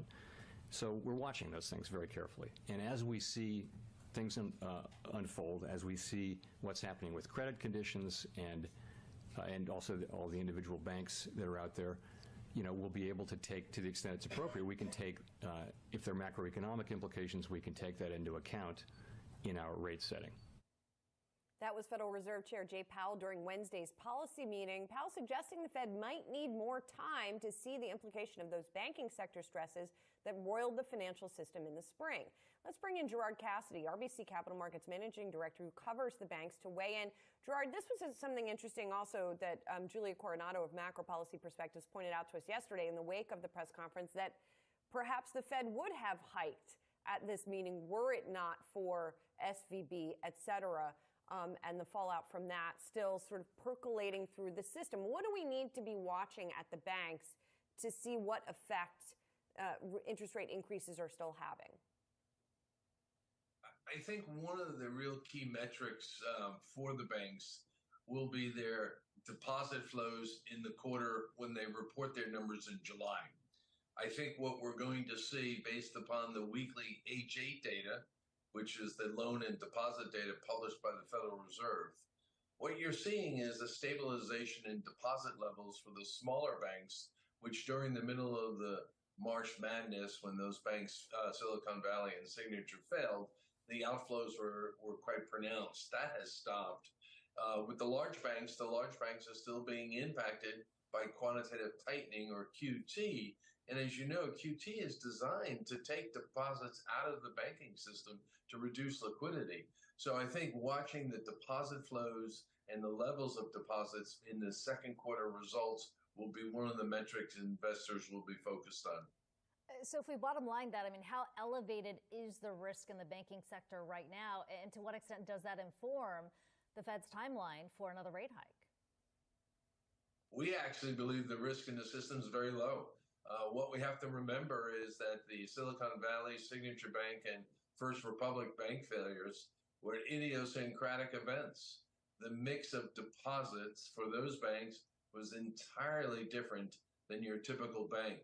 And when you have banks like Silicon Valley, where the average deposit in an account was over $1 million, that's not normal banking. In America, when you look at the regional banks, many of them have average deposit sizes of less than $15,000. So in terms of a deposit flight or deposit run for the larger banks in the United States, it's just very unlikely. So I can see the Fed keeping an eye on it. You need to do that. But I think, the Fed's main goal, of course, is to fight inflation. And if they see inflation diminishing or slowing down as it has, hopefully it will continue to slow down, and this pause turns into a permanent end of rate hikes. So all of this said, what does the profit profile of the banks look like right now in this environment? A rising rate environment in some periods of time tends to be good for the profitability of the banks. It doesn't feel like it's like that this time around. It's interesting. It's a really interesting question, because when you look at the benefits of rising rates, it was quite dramatic in 2022 and in the first quarter of 2023. The FDIC put out the first quarter profitability numbers for the industry, and they were record levels. So the profitability of rising rates has been incredible for the banks. Now we're at the juncture, however, where the rising rate starts to work against the banks because they have to now raise deposit rates more aggressively than they did in the past 12 months. The failures of these three banks have heightened the need to raise deposit rates as people are taking a closer look at their deposits. So as we go forward, the profitability of the group is probably reached its peak in the first quarter of 23, and we expect it to diminish. But the bank stocks have, we believe, oversold in anticipation of greater challenges. And on a relative basis of lower profitability, we agree with you, there are stocks, there are many that look very inexpensive. You talk about rising rates starting to work against some of these banks. It's been particularly so in the smaller names. Are we likely to see more consolidation? The short answer is yes. The longer answer, however, is it's on a pause. You might recall in the start of the 1980s, we had over 18,000 banks and thrifts in this country. We're down to about 4,700 today. The deal with First Horizon being and Toronto Dominion being canceled by the regulators was a dark cloud on M&A. So right now, the Washington regulators are not in agreement on consolidation. We would suggest the Federal Reserve is very supportive of it, along with the Treasury Secretary, Yellen, but the FDIC and Controller of the Currency and the Consumer Financial Protection Bureau are not. So they all have to get on the same page, and they eventually will. But we think it's going to take a little while for that to happen. In consolidation, we expect to see it accelerate after all the new regulations, which are coming starting the end of the month. After they're all put out, we'll probably see a real pickup in M&A in the second half of next year.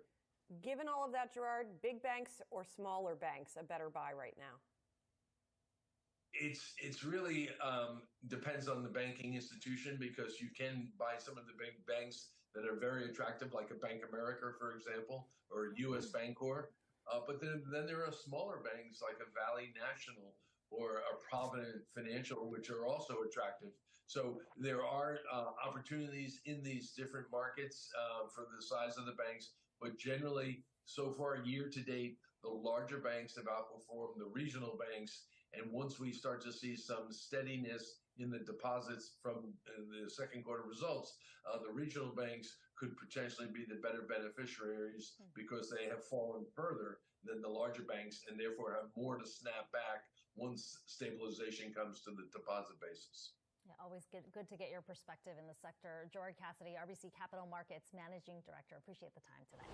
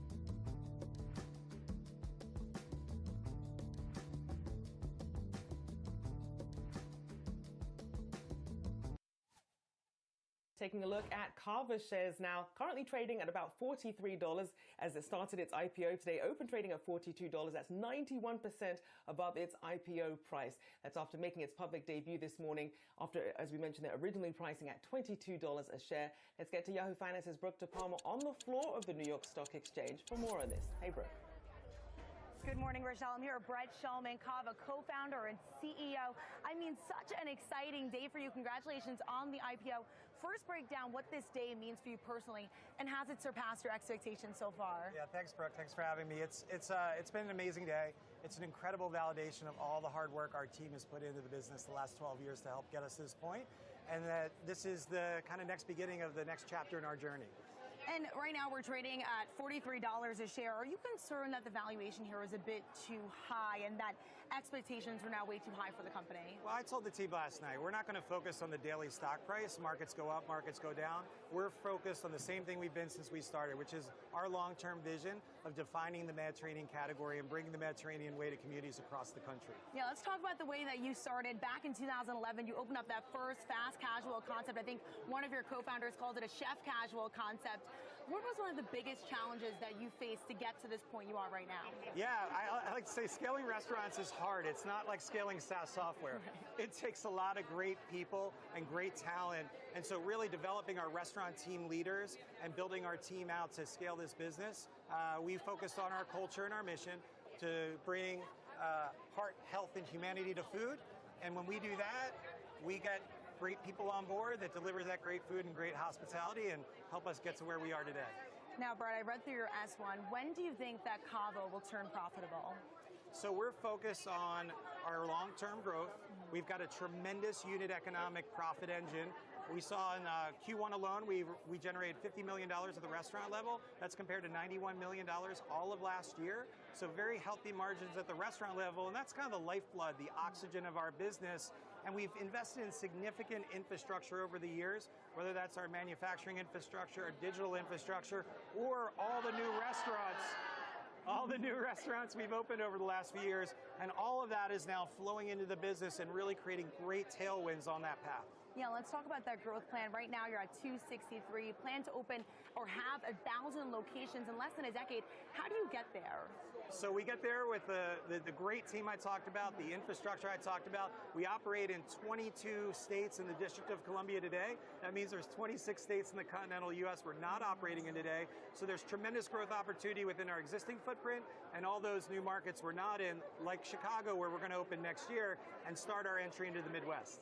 Now, speaking of Chicago, one of your competitors, Sweetgreen, just opened up an automation inside. They're using robots. We've also heard from Wendy's, from McDonald's using voice ordering technology. Can we expect Kava to have AI and automation in the future restaurant design? Well, we think there's a lot of opportunity within AI specifically when you think about predictive labor scheduling, predictive ordering, prep, that can really do the trick of making it easier for our team members to run a great Kava and deliver that great food and that great hospitality. That's when things are working well for us. And you're investing heavily in digital. I believe more than 50% growth in digital sales last year. How does that customer change in terms of how much they're purchasing and just how much potential there is in the digital consumer? Yeah, we do see a 27% higher check average in the digital channel, but what we try to do is create basically a multi-channel platform where you can choose the channel you want to engage with us on. Because if it's an urban consumer or a suburban consumer, a young single or a family, that need state may be very different. So we want to basically put the control in your hands to say, I want to engage and I want to digital order and pick up off the shelf at Kava, or I want to come in with my family and sit down in the dining room and eat a meal, or I want to come in my car and pick up my order out of one of our drive-through pickup lanes, which we now have 20 of and growing. Right.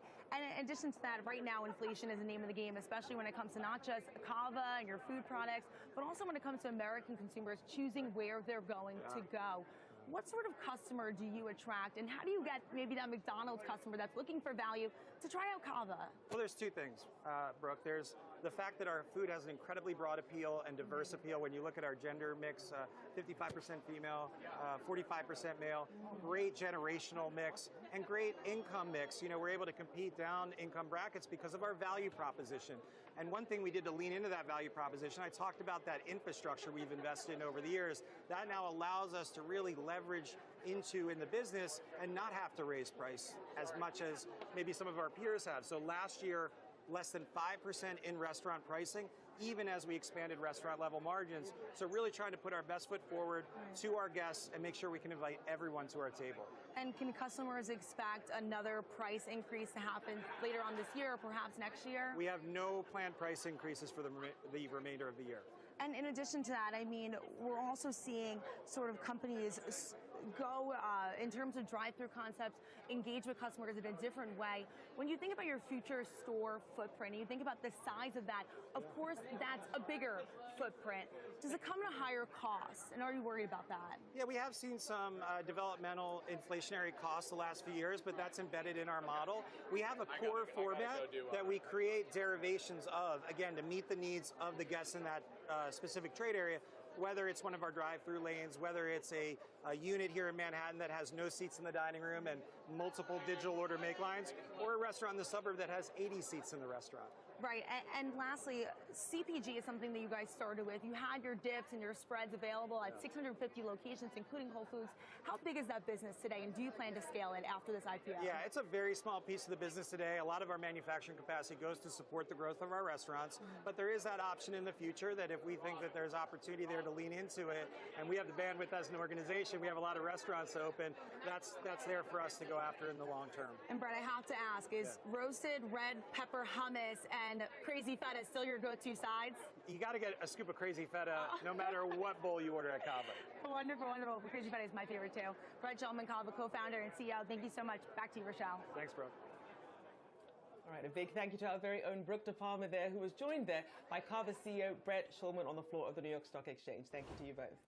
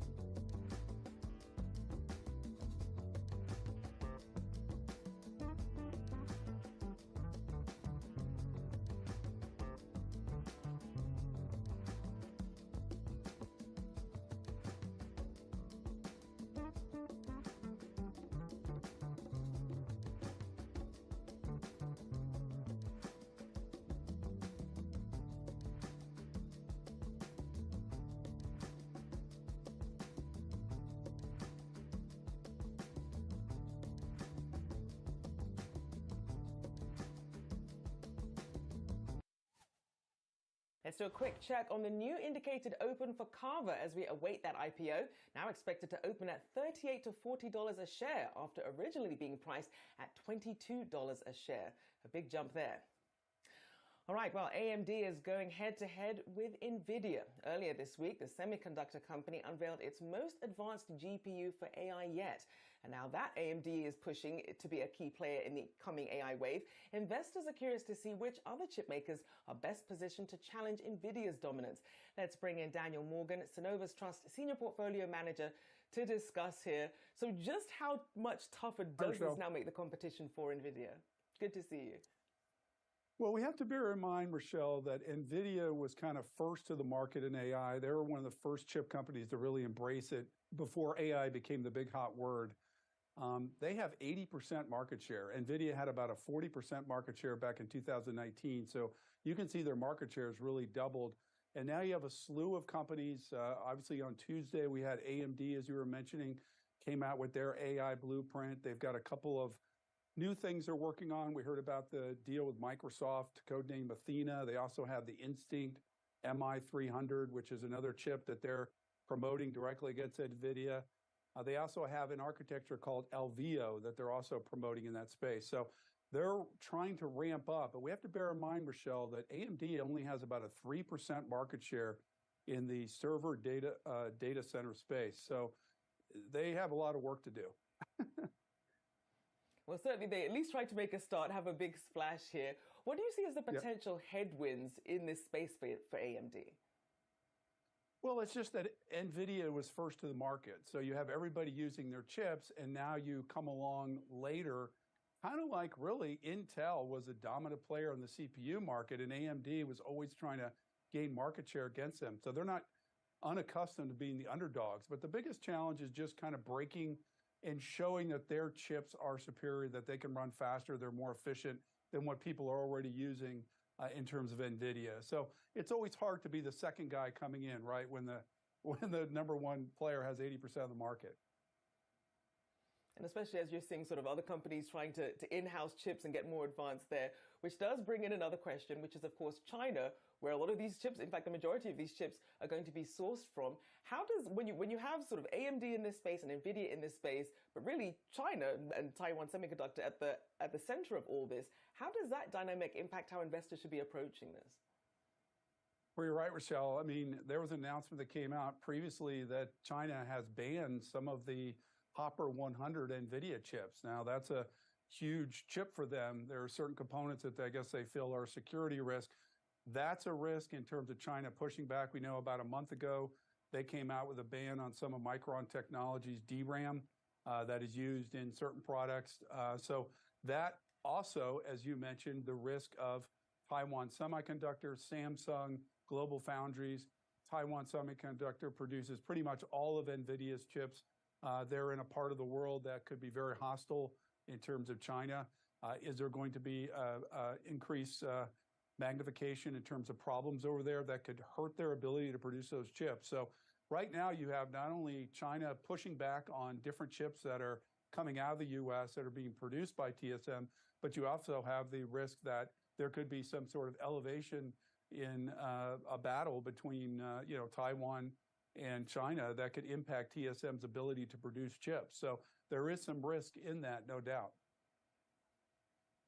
So then, obviously, you have AMD and NVIDIA in this space in a very sort of still early stages here, but we're really seeing some astronomical projections here as we're seeing the rest of, tech sort of jumping into this. We're seeing AI sort of dotted into everybody's earnings call. But what's your take on some of these projections that you're seeing about where sort of the generative AI and large language model projections are going to go from here? Well, Rochelle, we're already starting to see a positive impact. Up to the NVIDIA report a month ago, which you and I talked about, there really wasn't a lot of evidence that AI was actually impacting any of these chip companies in a real big positive way. We know that NVIDIA came out, they raised their target for the next quarter. I think it was $11 billion in total revenues, a huge increase from what the street was looking for. So we finally saw some evidence. But as we kind of go through and look at these other companies, we are starting to see some evidence. Marvell Technologies has projected that their chip called PAM4 DSP chip will do about $400 million in revenues next year. So that's a positive. We have other companies coming out and communicating that they're actually seeing a positive impact from some of the AI chips that they're bringing out. But we have to remember, Rochelle, what's happening is we have a secular slowdown in terms of data center CapEx spending. We saw that in the numbers with Azure, AWS, and GCP. So to counter that, you have AI spending increasing. The key is for these chip makers, can it be enough to offset the secular downtrend that we're seeing right now, this little blip on the screen in data center? And NVIDIA is the only one so far that's really been able to show that. Certainly will be a delicate balancing act they'll have to do there. Always great to have you on. Daniel Morgan, Synovus Trust Senior Portfolio Manager. Thank you for joining me this morning.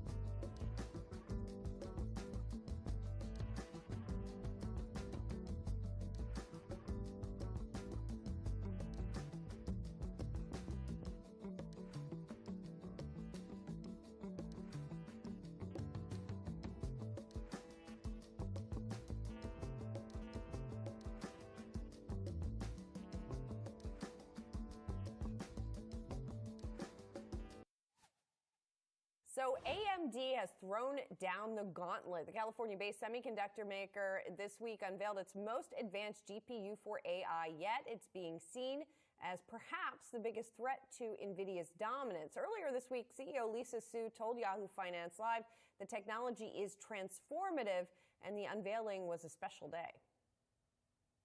Everyone has, sort of captured this whole idea of chat GPT and generative AI and co-pilot functions, using AI to help us in our businesses, in our personal lives, making us more productive and more capable. And the underlying technology for that is GPUs. All of this coming as Reuters reports Amazon Web Services is considering using AMD's chips. It hasn't made a final decision, though. Our next guest has some thoughts on the matter. Joining us now is Richard Windsor. He's founder of Radio Free Mobile. Richard's been covering the tech space for years, including 11 years at Nomura, where he focused on equity coverage of the global technology sector. Richard, thanks for being here. Good morning. So, is the right way to frame it to think about AMD versus NVIDIA, and that, one of these is going to be the winner in this AI situation? It's a difficult one to say. So if you look, the situation at the moment is that NVIDIA is effectively a monopoly with probably around about 85% market share. And there's not just AMD in there. Don't forget, you've also got Google that makes its own chips. You've got some independent companies such as GraphCore in the UK. So there are a whole load of them in that space. AMD is probably one of the most significant challenges to date because they're going to sell the chip to everybody. But it remains to be seen how many developers actually want to use it, and that's going to be the key. Does it have to be one or the other, though, Richard? I mean, you look at where the stock moved on that Reuters report yesterday. Well, we've heard over and over that the AI opportunity is so big, there's enough to go around. How do you view that? It doesn't have to be one or the other. The problem you have, if you look at NVIDIA's valuation, is telling you exactly what the market thinks, which is it's going to be NVIDIA and it's going to be all of it. And so I think, there is a possibility that AMD does gain some market share. But what it really comes down to is NVIDIA has a massive lead in this space because it started a long time before anybody else. And it has managed to corral the developers. The developers say, we want to develop on NVIDIA silicon, and if you don't put it in your data center, we're going somewhere else. This is why Google Cloud and Microsoft signed deals with NVIDIA. So it really depends on AMD's ability to bring the performance and to make sure or entice the developers to actually say, yes, we want to develop on AMD. Richard, from somebody who doesn't know, who's never coded, what makes it more attractive to developers, one versus the other? Great question. Let me clarify that a little bit. Basically, developers like to have great support. They like to have great tools. They like for companies that they use to make their lives easy.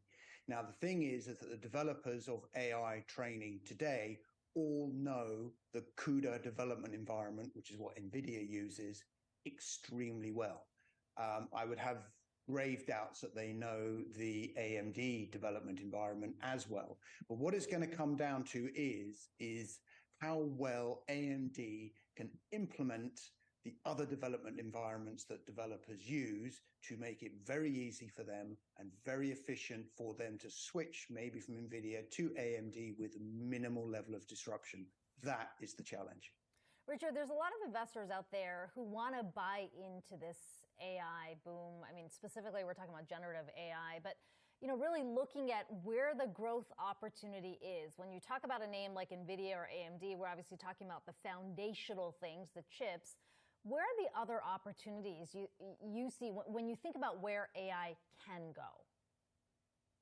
Well, there's a couple of places you can look. So I view OpenAI effectively as part of Microsoft. So because I think Microsoft is going to have to acquire OpenAI at some point in time. So if you wanted to buy the OpenAI story, you could think about Microsoft. If you want to, another ways of looking at it is what are other companies that are more reasonably valued that have caught the AI tailwind? One of those is Palantir. Now, personally, I own Palantir personally in my own portfolio, and I own it because I think it's a great company and it has virtually no competition, and they're well ahead of the game and well positioned for this AI, for this current AI trend. The other one, of course, to look at is Google. You know, Google has massively underperformed if you think about it in AI terms compared to Nvidia or Palantir or even AMD. But Google remains, in my opinion, one of the leading AI companies in the world. They've just done a very bad job of getting that message across over the last few months. Richard, if companies and developers are building their applications on top of ChatGPT, does that cut NVIDIA or AMD out of the equation, or are their chips and software still used in that process? The answer is potentially. And the reason being is it comes back to that relationship with the developer that I mentioned to you before, is if everyone shifts from developing directly onto NVIDIA or AMD and they go, well, we'll just develop for ChatGPT, like a number of companies have done, you know, there's 140 different plugins that you can use to spread ChatGPT functionality across your app. If people go there, what happens is it moves the control point. It's instead of developers going, I want AMD or I want NVIDIA, they might go, I want ChatGPT or I want Bard. And what that does is it weakens NVIDIA's grip over that control point. It moves the control point further up the stack. And that is a potential negative for NVIDIA and also potentially AMD, because it would bring competition back much more into the silicon space, and those 70% gross margin that NVIDIA does a great job of printing quarter in, quarter out would come under some considerable pressure. Okay, a lot of things to consider in the space there. Richard Windsor, Radio Free Mobile founder. Good to talk to you today.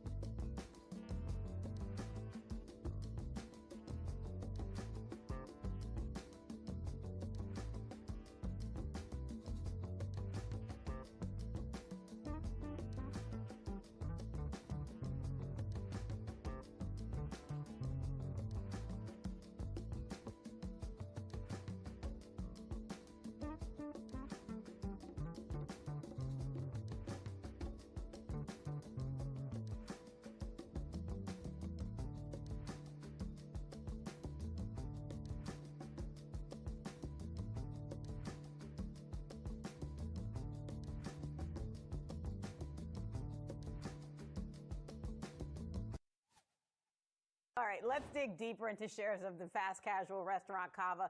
That stock soaring, as Jared mentioned, up nearly 100% after its IPO this morning. The Mediterranean chain went public at $22 a share after raising its pricing expectations at the start of the week. For more market reaction on the news, we turn to Tom Hayes, Great Hill Capital Chairman and Managing Member. So, Tom, let's dig into this.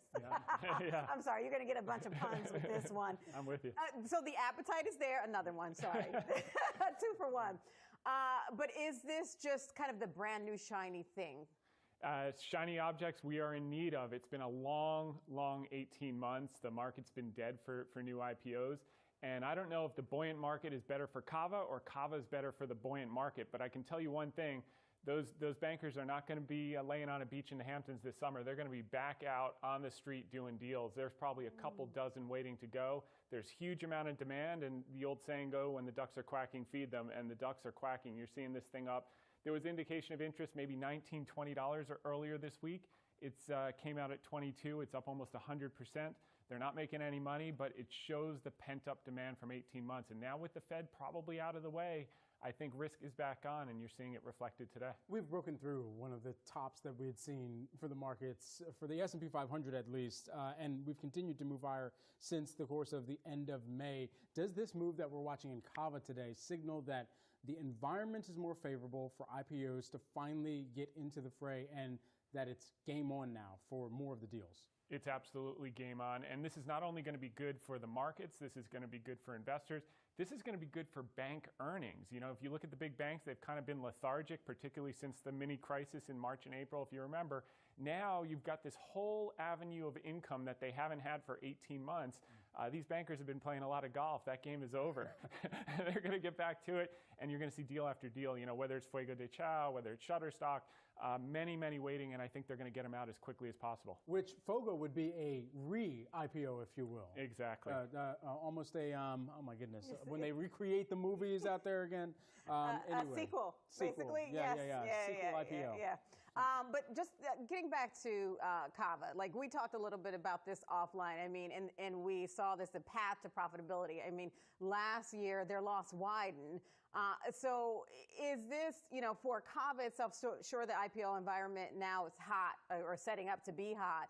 For Kava itself, is this just kind of a flash in the pan? Well, for the business, it remains to be seen. You have people on two sides of the spectrum. One is this is the next Chipotle, which I'm a little bit skeptical about. The other is it's the next Potbelly, which could be not a good situation. I think it's somewhere in the middle, the truth.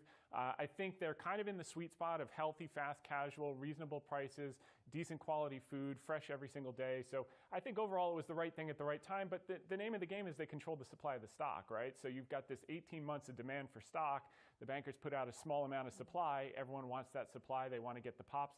There's a performance chase now because managers are still in excessive cash. They're underweight the market. So when something like this comes out, everyone wants to get a piece so they can make these quick gains. I mean, we're talking about a lunch play right now, and I know we got to move on, but we're talking about a lunch play versus a company that you could see go public in ARM as well later on this year, perhaps. So if you kind of compare and contrast someone who's trying to get your lunch dollar or maybe your dinner buck versus a company that, quite frankly, has much larger contracts that it could go after into of the multi-billion-dollar type of level here. Yeah, this is a test of the water. I think the bankers wanted to see what is the climate like? Is the market as hot as we think? And what we found out is the market is hotter than we think. An excess amount of demand, a limited amount of supply. It's a perfect combination. You got to stock up 100%. So expect these things to be oversubscribed. Leading into the big one of the year is going to be ARM. That's probably the most important IPO this year. So let's widen this out a little bit and let's talk about the Fed and the context, the market rallying and the context of the Fed's moves yesterday. I mean, they largely telegraphed what was going to happen. Like we were expecting this skip, if you will, because especially when we see what the dot plot showed, there's no expectations of any rate cuts this year. Is the market getting ahead of itself right now? No. I think the Fed is actually done. And Nick Timiraos, the Fed whisperer from the Wall Street Journal, actually called Jerome Powell on his bluff yesterday. He said, listen, I see this dot plot's at 5.6%. If you're so hawkish, why didn't you raise today? And Jay Powell said, because projections can change. And what everyone knows about the inflation numbers coming in, the base effects this summer, year on year, the owner's equivalent rent is going to drop off a cliff in the month of July. And the next Fed meeting isn't until July 25th, 26th. So I think they're buying time to confirm that inflation is going to come down to the low threes, headline inflation. And if that's the case, they're going to skip again, and that's going to turn into a pause. They will keep rates elevated. There's no question about it because they want to keep the economy from getting too hot. But keep in mind, we've got 120% debt to GDP. The last thing you want is deflation. We have to run growth a little hot to inflate our way out of 120% debt to GDP like we did after World War II. Okay. So does that put you in the cut camp? Because you said remain elevated, but I you didn't mean, say I am surprised. until- You surprised me with you that. didn't say until when, Tom? Yeah. I think a good analog for thinking about this would be 1995. So they did do 1 or 2 cuts. I'm not in the cut camp. I think they're going to hold it at this level as long as they can. Yeah. But the Fed funds rate stayed between 5 and 6% from 1995 all the way till 2000. So they were able to keep rates elevated and the economy was able to grow above trend. And I think that's the formula they're looking for this time. Little bit above trend inflation, definitely above trend nominal growth. We need that growth to bring down debt to GDP. And I think all the pieces are coming together. I am surprised by your call. I mean, I'm still in a state of shock. Also, going back to the 90s, I'm like, you don't look old enough to reflect on the 90s. I'm technically old, but I wasn't paying attention enough to that. So again, I'm surprised by this call. And then, so you're saying that the market is not getting ahead of itself, that it's just it's game on in terms of market action now. I think it's game on in terms of market action. We're seeing pockets of some stocks that are overbought, some indicators that are overbought. You could see a little bit of chop, but I think as far as the IPO game, I think you're going to see a lot of supply in the next few months, and you're going to see it quickly.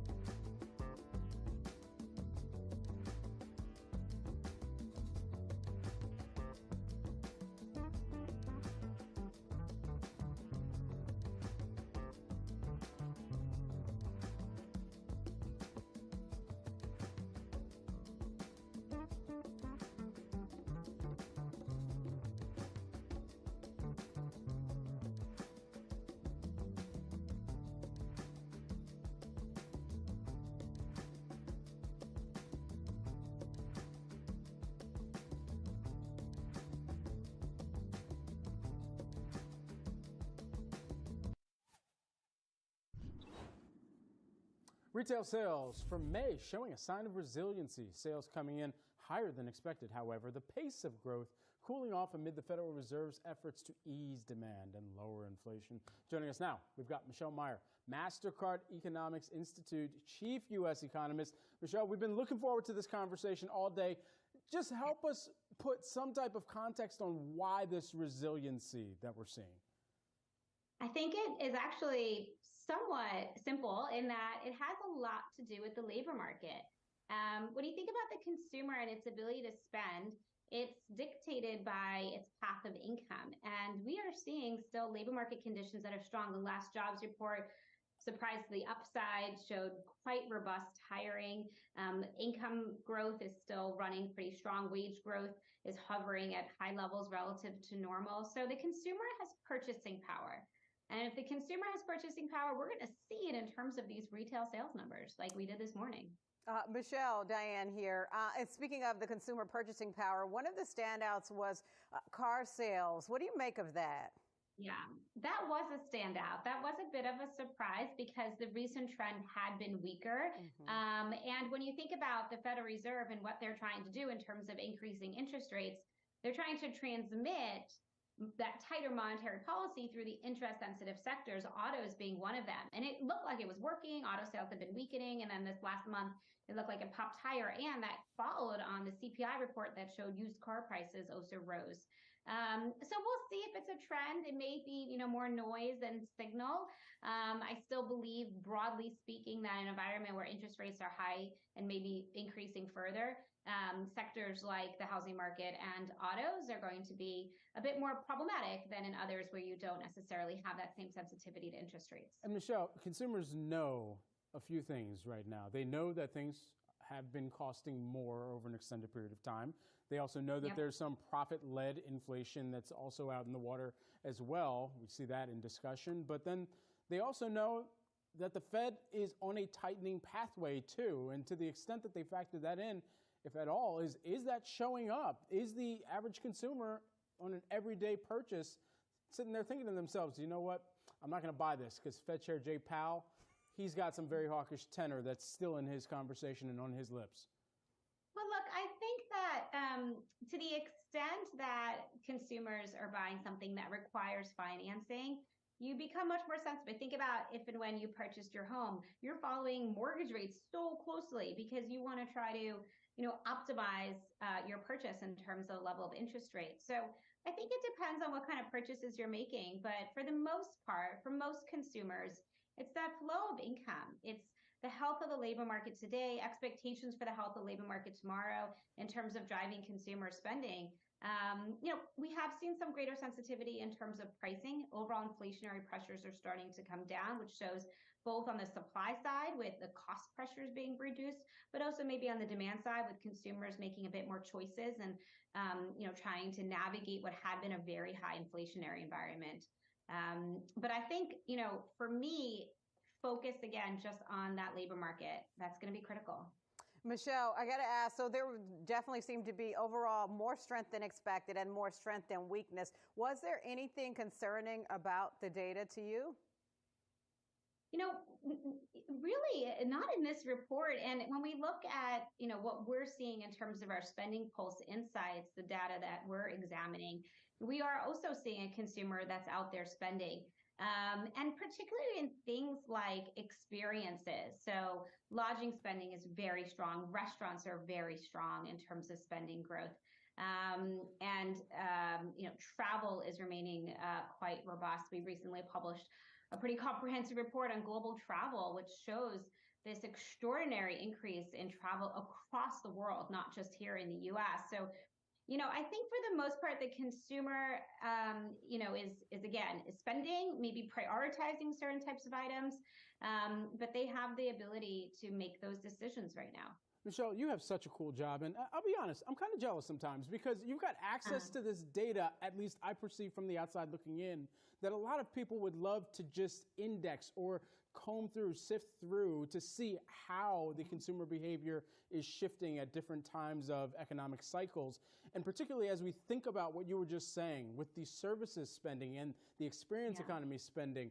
If I go to a PGA Tour event, they're saying, hey, you can get X% off if you've got your MasterCard that you present. I wonder for what you're seeing within even some of those experiences where there might be some moderation out there, even inside of some of those services or experiences spends. Yeah, well, I'll follow up on your first comment. I agree. I do think I have a pretty cool job as well. And a lot of that is because of the ability to leverage timely insights and timely data. I think right now, when you look at the broad experience category, there's still a very robust picture, double-digit growth in terms of year-over-year nominal spend. And I would say what's been really standing out is, as you noted, recreation type spending and lodging. Those have been really quite persistent. And it'll be interesting to see as we enter what has been historically quite a critical travel season into these summer months, how consumers continue to make the decisions around how they want to spend. And at the same time, of course, following the labor market trends in terms of their ability to go out and spend. But is there as much demand from what you're seeing on the bookings and the swipes or, the card not present type of transactions that we're hearing from the airline CEOs, that we're hearing from the lodging CEOs, where they're looking out into later on this year and saying that demand is still counter-cyclical to the rest of the economic recovery? Well, yeah, I mean, when we look at bookings, which to your point are going to be more forward-looking, we are seeing bookings trends hold up very strongly. So I can reference particularly for the U.S. So that suggests in terms of actual movement, we're going to continue to see that over the next few months. I think the trajectory forward will be a function in part of the macro environment. So, when you think about what's been happening in experience spending, it's the pent-up demand, but also the ability to spend. And that ability to spend has allowed consumers to over-prioritize experience spending, and in some cases, under-prioritize other types of spending, like some of these durable goods that have seen some pullback. So if and when there's a contraction in the spending power, if the economy were to weaken, if the labor market were to see a softer trajectory, then I do believe you're going to see some shifts even in experience-based spending. But right now, there is that prioritization that we see very clearly in what we're analyzing. Michelle, always great to speak with you. Thanks so much for joining us here this afternoon and breaking down some of the trends that you're seeing over at MasterCard. Michelle Meyer, who is the MasterCard Economics Institute Chief U.S. Economist. Appreciate it.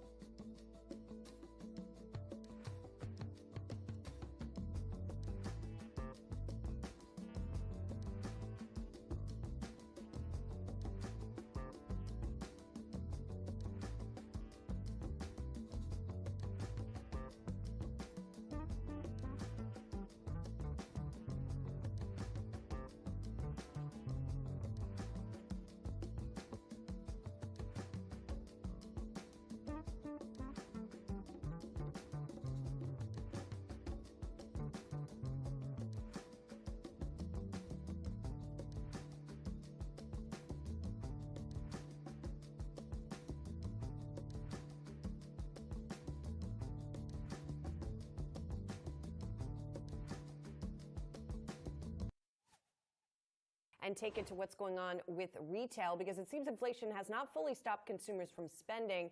Purchases at retail stores and restaurants unexpectedly rising in May, up 0.3% last month to about $686 billion. That's according to Census Bureau data. Chris Versace is still with us, Tematica Research Chief Investment Officer. And I guess this kind of shows what we're talking about. The demand is still there. One thing that really stuck out to me that is just bizarre to me in this report, right? You exclude motor vehicles and gas stations, right? You get a 0.4% increase. You know where the biggest increase came from of all the categories? I'm going to guess food service. It's not what you would guess, right? Food service was up 0.4%. Building materials, garden equipment, and supplies up 2.2%. Like what the what? I don't know where. Yeah. I don't really understand where that came from. Well, I think some of that is seasonal in nature. I guess so. And if people are concerned about the housing market with the tight supply, what are you going to do? You're going to do some repair remodel. But when you compare that against what Home Depot had to say, look, where I live, did people go crazy doing projects around the house coming out of the pandemic? Yes. So I wasn't surprised with what Home Depot had to say, because you can only do so much. You can only go so far. But that number is very surprising. But I will say, though, that when I look at the retail sales numbers, I don't necessarily look at month over month, right? I always look year over year because when we think about how companies report, the earnings comparisons we look at, more often than not, it's year over year. And there, the headline was up 1.6% year over year. So when we talk about our inflation and that category conversation, fell year over year, I should mention. Yeah. And when we talk about retail sales versus inflation, wow, people are paying more for less, right? And then you strip out everything else and you look at the pure retail number, only up 0.7% year over year. So again, people are paying more, getting less. So it is about the higher prices, but the thing that I also, it feels like there is still kind of this divide between where sentiment is versus where the spending is actually happening. More selective, yeah. How do we look at that divide?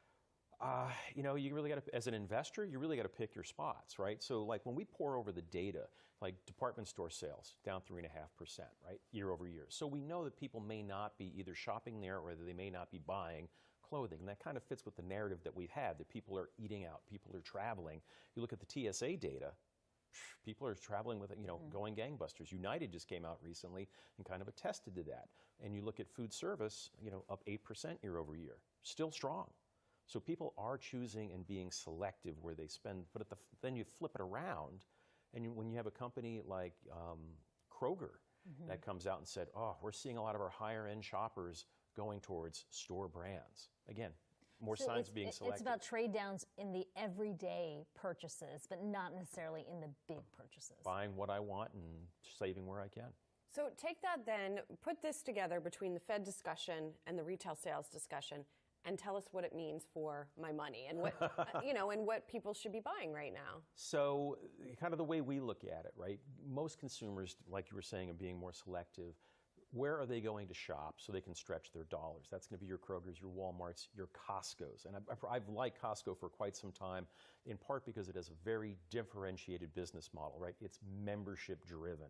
And they derive, unlike Walmart or some other retailers out there, a disproportionate amount of their income from membership revenue.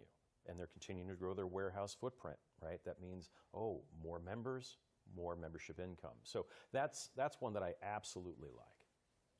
Any other names here? It feels like it has been consistently about the value play. If we're talking about sort of those everyday items, Costco is one. We heard that from the other big name retailers like a Walmart as well as a Target. I mean, how do you feel about some of those names in light of elevated prices? So Walmart, absolutely. I mean, to me, one of the things that stands apart with Walmart is it's actually the largest grocery chain in the U.S., right? So people are coming in more frequently, so they can kind of, lean into that. The Walmart in terms of taking advantage of their everyday low pricing. Target, I think, has a tougher chance. To me, Target's kind of like lost in the middle a little bit, right? Because you've got your dollar stores, right? And you've got your Costco's, BJ's, and the like, and then Target's kind of over here, so it's not, I think they're going to have a tougher time.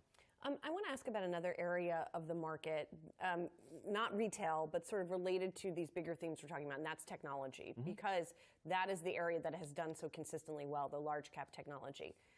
If we're looking at a Fed that may be raising once, maybe twice again by year end in the face of this strong consumer spending, among other factors, what does that imply for tech stocks? So I think we've got to step back a second, right? And I'm sure you guys have talked about this, but it bears repeating. When you look at how the technology market has exploded this year, really outperforming for the NASDAQ, it's only a handful of stocks that are really doing it, right? And it's really driven by AI-related headlines. So whether it's Microsoft, Google, to some extent Apple, Amazon, or NVIDIA, of course, all AI. And every day we continue to hear more news about AI. Even this morning, Google announcing some AI tool that allows people to virtually try on clothing. Right? Kind of interesting, but just the notion that we're continuing to see more of this. But I think your point is well taken about higher rates, because technology stocks typically, they're categorized, particularly small, medium-sized ones, borrowing. So their incremental cost goes higher, right, to do that. So the questions become, okay, now what am I going to pay for this valuation? But at the same time, too, just skirting back to the consumer, we've, $1 trillion in credit card debt with rates, according to the New York Fed, that are the APR rates that are the highest they've ever seen since '94. And they're going to go higher. That's another headwind for the consumer, too. Are you buying into the AI boom? Indirectly. So in the Action Alerts Plus portfolio that I manage for the street, we have a position in Marvell. So the way that we kind of think about it, Marvell is a digital infrastructure play. If we think about AI, mixed reality, augmented reality, and all these other things that are driving this virtuous circle of content creation consumption, AI is just another factor that's going to drive network capacity higher, fostering upgrades to the network.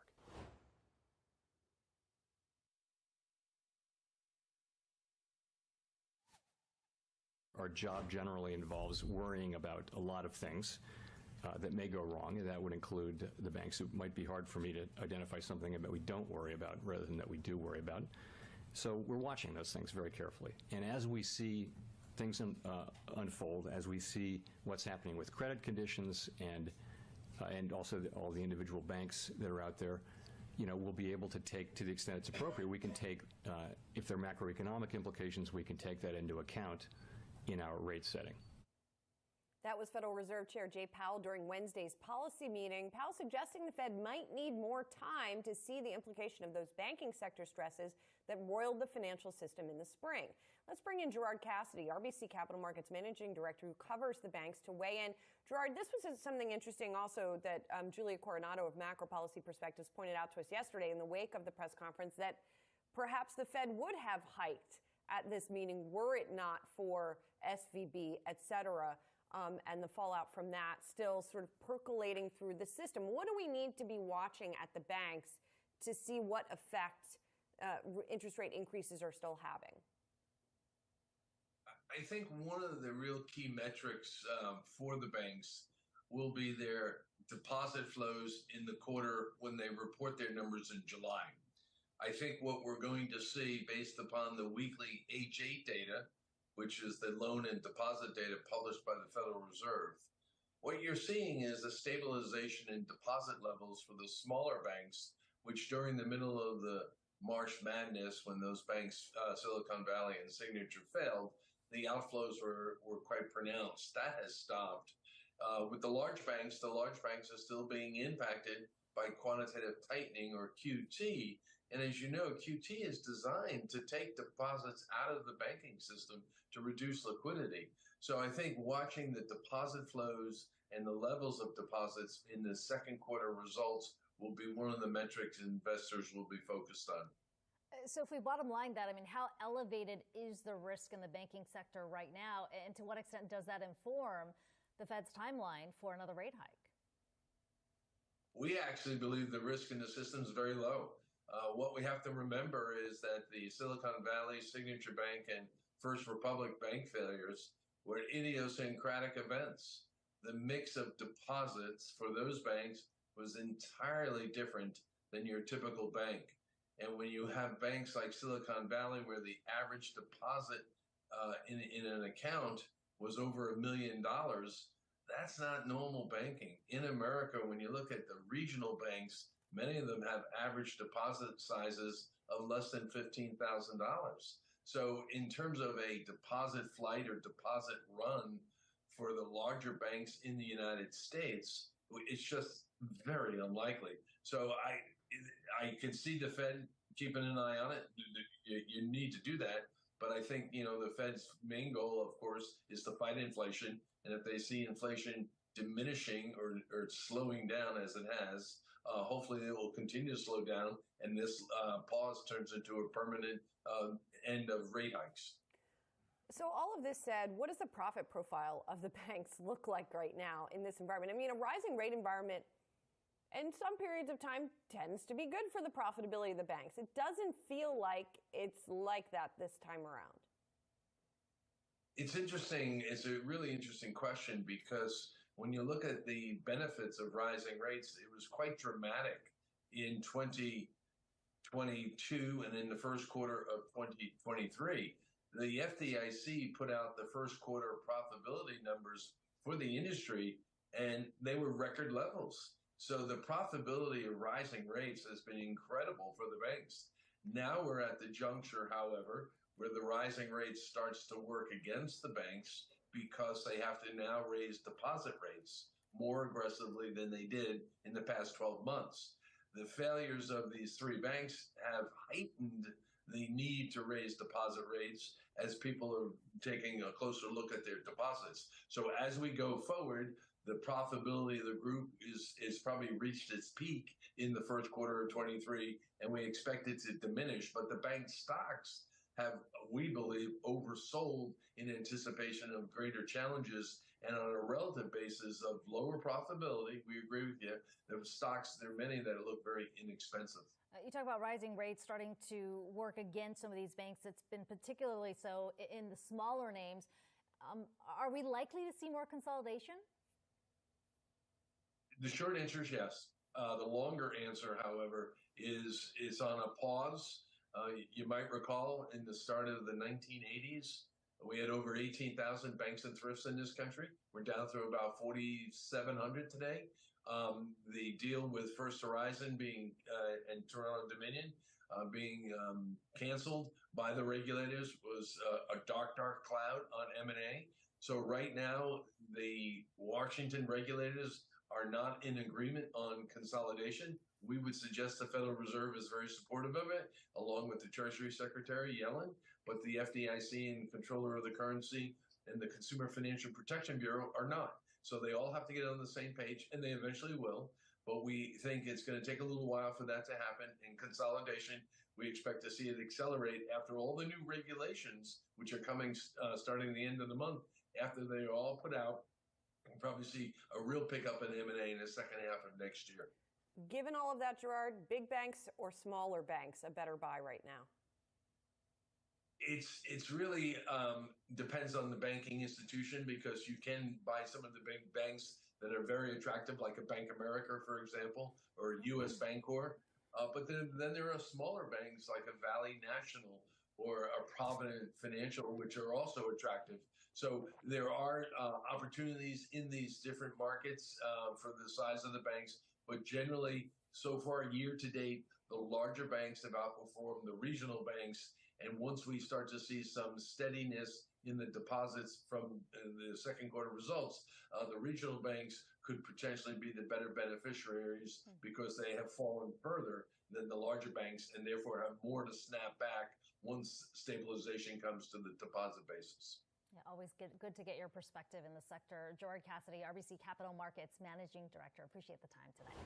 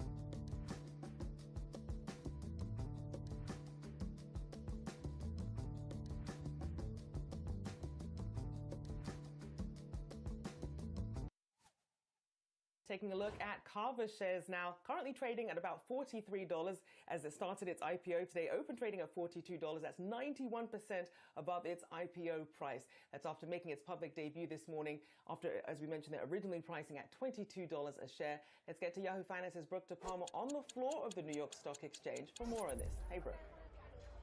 Good morning, Rochelle. I'm here with Brett Shulman, Kava co-founder and CEO.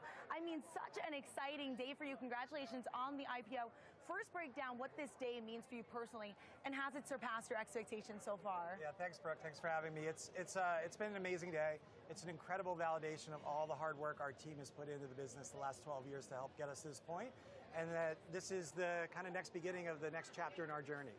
And right now we're trading at $43 a share. Are you concerned that the valuation here is a bit too high and that expectations are now way too high for the company? Well, I told the team last night, we're not going to focus on the daily stock price. Markets go up, markets go down. We're focused on the same thing we've been since we started, which is our long-term vision of defining the Mediterranean category and bringing the Mediterranean way to communities across the country. Yeah, let's talk about the way that you started. Back in 2011, you opened up that first fast casual concept. I think one of your co-founders called it a chef casual concept. What was one of the biggest challenges that you faced to get to this point you are right now? Yeah, I like to say scaling restaurants is hard. It's not like scaling SaaS software. It takes a lot of great people and great talent. And so really developing our restaurant team leaders and building our team out to scale this business, we focused on our culture and our mission to bring heart, health, and humanity to food. And when we do that, we get great people on board that deliver that great food and great hospitality and help us get to where we are today. Now, Brett, I read through your S1. When do you think that Kava will turn profitable? So we're focused on our long-term growth. We've got a tremendous unit economic profit engine. We saw in Q1 alone, we generated $50 million at the restaurant level. That's compared to $91 million all of last year. So very healthy margins at the restaurant level, and that's kind of the lifeblood, the oxygen of our business. And we've invested in significant infrastructure over the years, whether that's our manufacturing infrastructure, our digital infrastructure, or all the new restaurants we've opened over the last few years. And all of that is now flowing into the business and really creating great tailwinds on that path. Yeah, let's talk about that growth plan. Right now, you're at 263. Plan to open or have 1,000 locations in less than a decade. How do you get there? So we get there with the great team I talked about, the infrastructure I talked about. We operate in 22 states in the District of Columbia today. That means there's 26 states in the continental U.S. we're not operating in today. So there's tremendous growth opportunity within our existing footprint and all those new markets we're not in, like Chicago, where we're going to open next year and start our entry into the Midwest.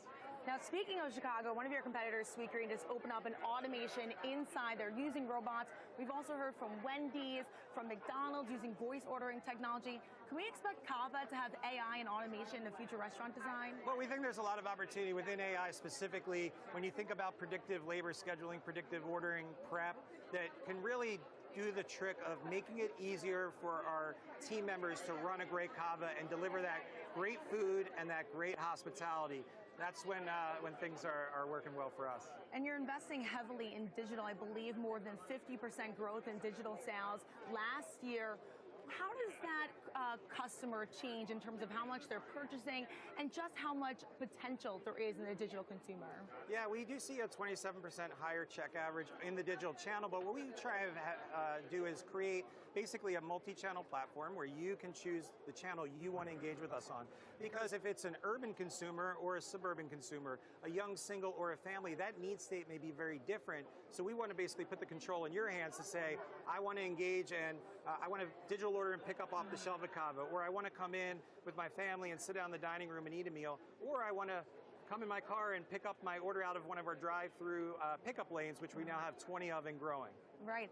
And in addition to that, right now, inflation is the name of the game, especially when it comes to not just Kava and your food products, but also when it comes to American consumers choosing where they're going to go. What sort of customer do you attract, and how do you get maybe that McDonald's customer that's looking for value to try out Kava?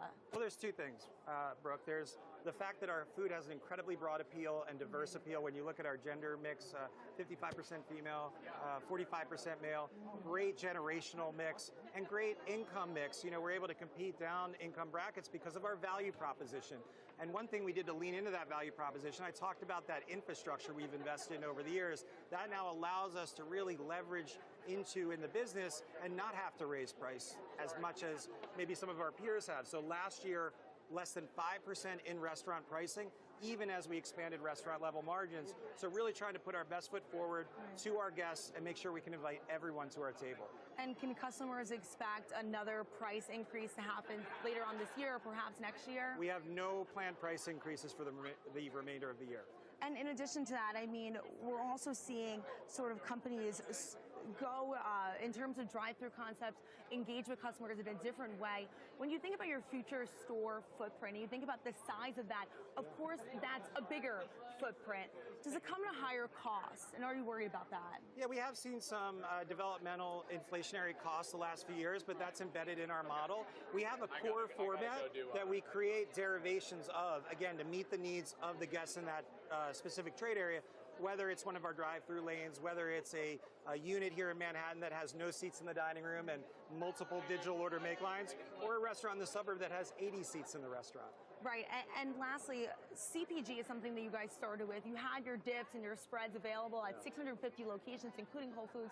How big is that business today, and do you plan to scale it after this IPO? Yeah, it's a very small piece of the business today. A lot of our manufacturing capacity goes to support the growth of our restaurants, but there is that option in the future that if we think that there's opportunity there to lean into it, and we have the bandwidth as an organization, we have a lot of restaurants to open, that's there for us to go after in the long term. And Brett, I have to ask, is roasted red pepper hummus and crazy feta still your go-to sides? You got to get a scoop of crazy feta no matter what bowl you order at Cava. Wonderful, wonderful. Crazy feta is my favorite too. Brett Shulman, Cava co-founder and CEO. Thank you so much. Back to you, Rochelle. Thanks, Brooke. All right, a big thank you to our very own Brooke DePalma there, who was joined there by Cava CEO Brett Shulman on the floor of the New York Stock Exchange. Thank you to you both.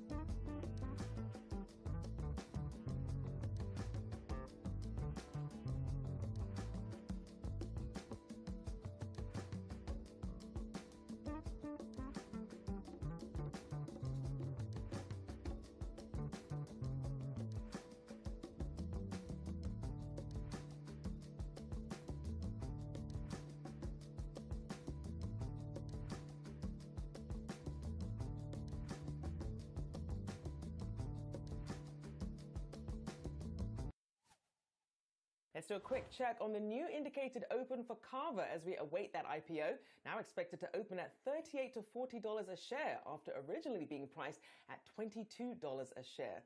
A big jump there. All right, well, AMD is going head-to-head with NVIDIA. Earlier this week, the semiconductor company unveiled its most advanced GPU for AI yet.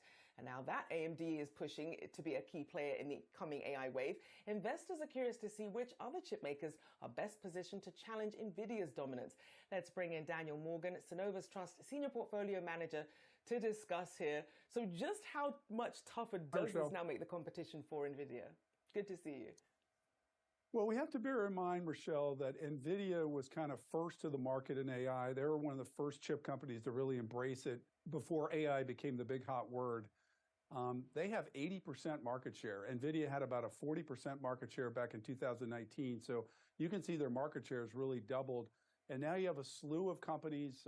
Obviously, on Tuesday, we had AMD, as you were mentioning, came out with their AI blueprint. They've got a couple of new things they're working on. We heard about the deal with Microsoft, codenamed Athena. They also have the Instinct MI300, which is another chip that they're promoting directly against NVIDIA.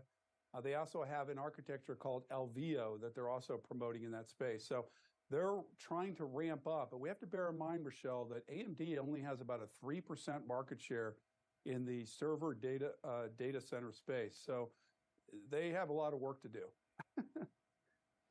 Well, certainly they at least tried to make a start, have a big splash here. What do you see as the potential headwinds in this space for AMD?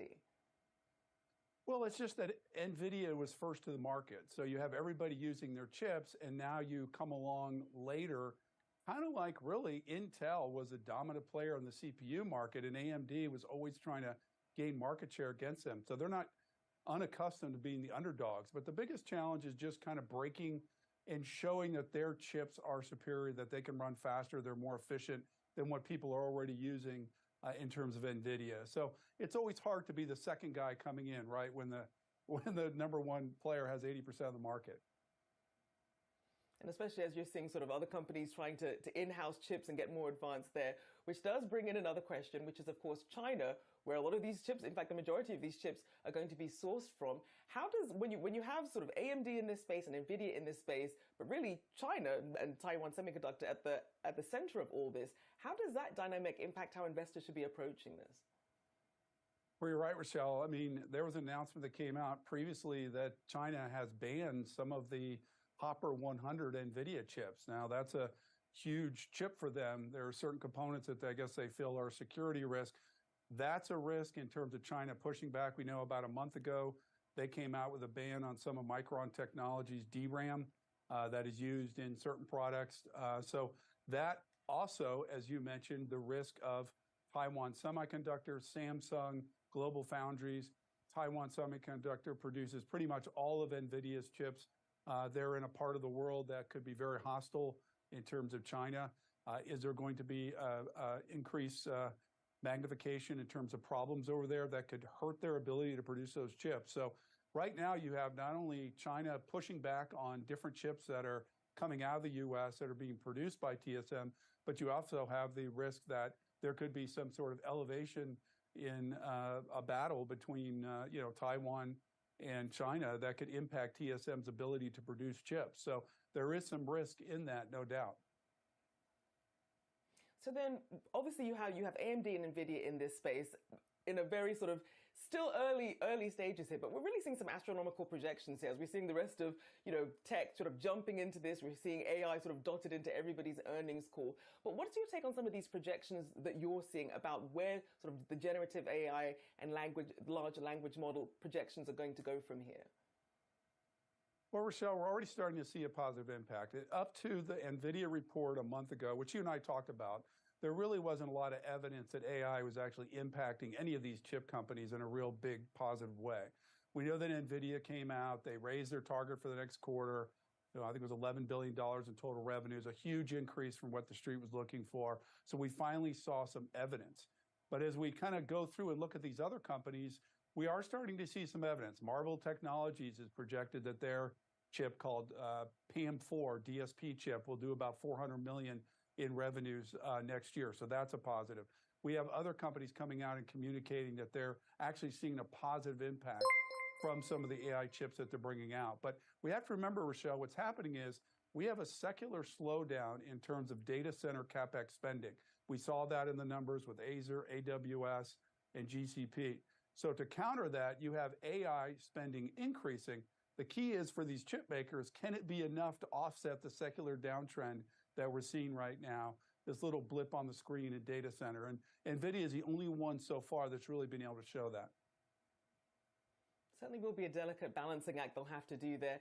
Always great to have you on. Daniel Morgan, Synovus Trust Senior Portfolio Manager. Thank you for joining me this morning.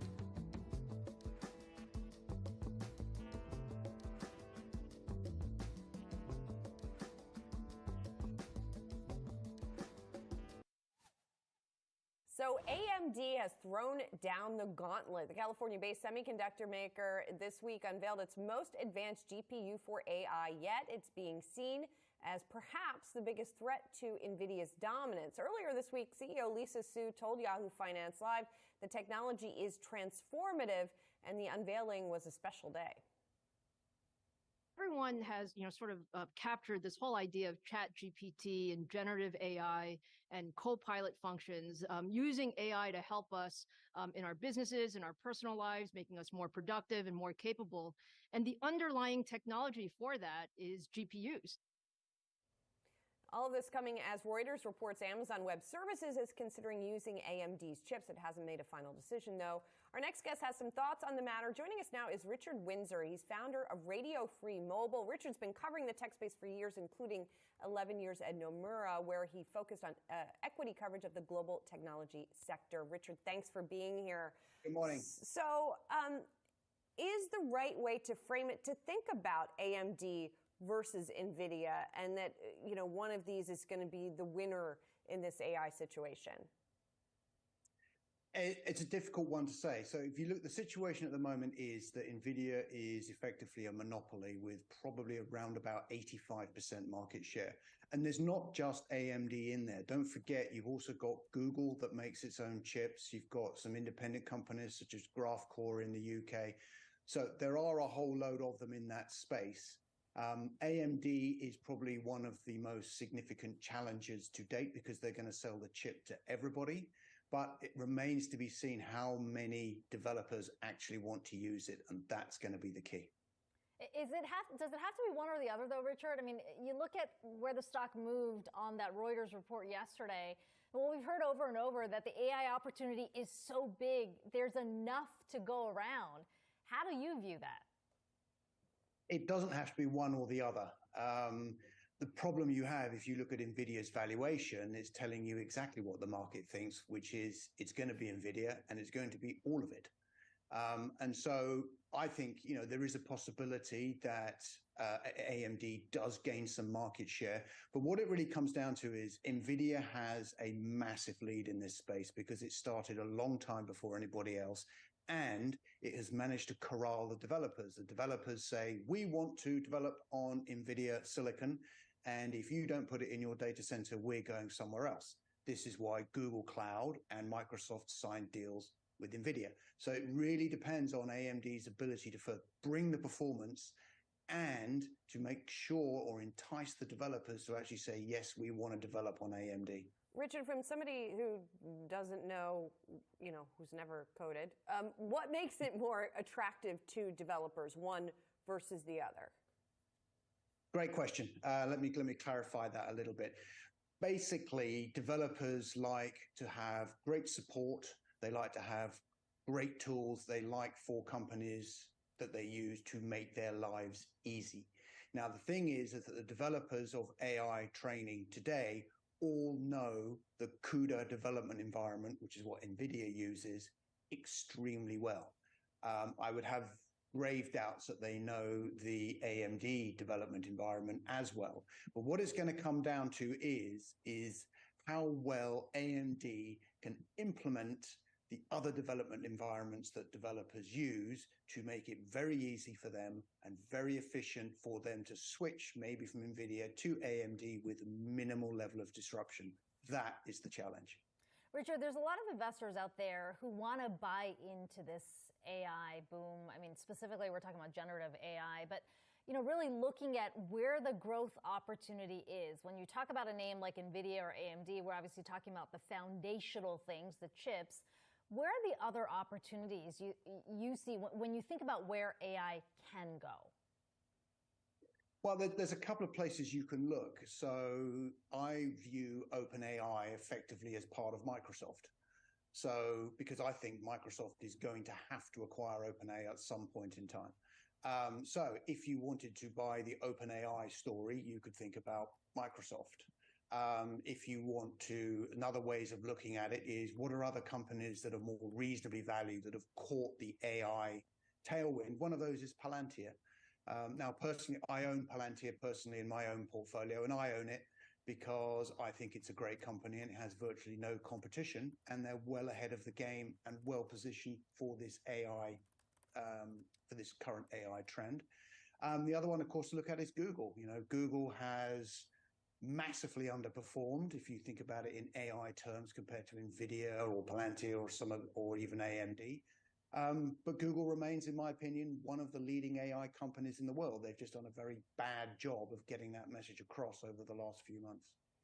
Richard, if companies and developers are building their applications on top of ChatGPT, does that cut NVIDIA or AMD out of the equation, or are their chips and software still used in that process?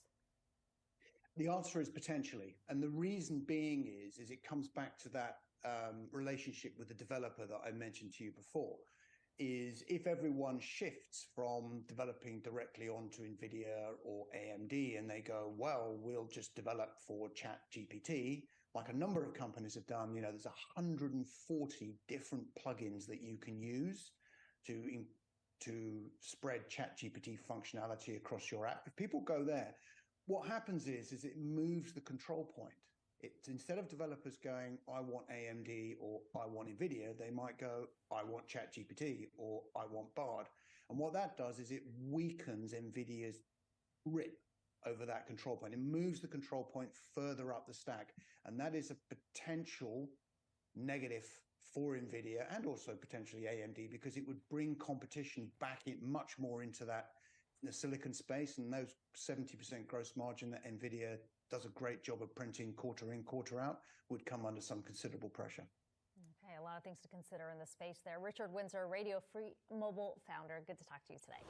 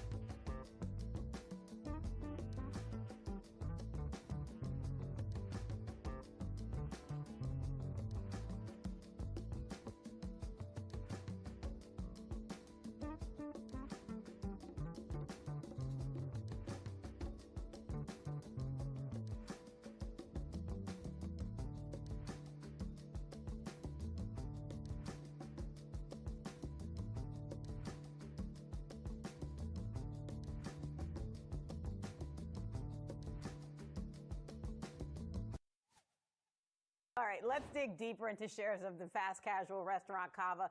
That stock soaring, as Jared mentioned, up nearly 100% after its IPO this morning. The Mediterranean chain went public at $22 a share after raising its pricing expectations at the start of the week. For more market reaction on the news, we turn to Tom Hayes, Great Hill Capital Chairman and Managing Member. So, Tom, let's dig into this.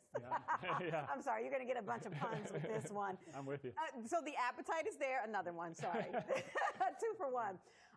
But is this just kind of the brand new shiny thing? Shiny objects we are in need of. It's been a long 18 months. The market's been dead for new IPOs. And I don't know if the buoyant market is better for Cava or Cava is better for the buoyant market, but I can tell you one thing.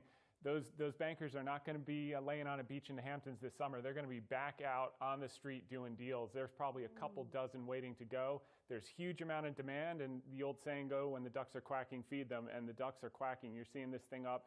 There was indication of interest, maybe $19, $20 or earlier this week. It's came out at 22. It's up almost 100%.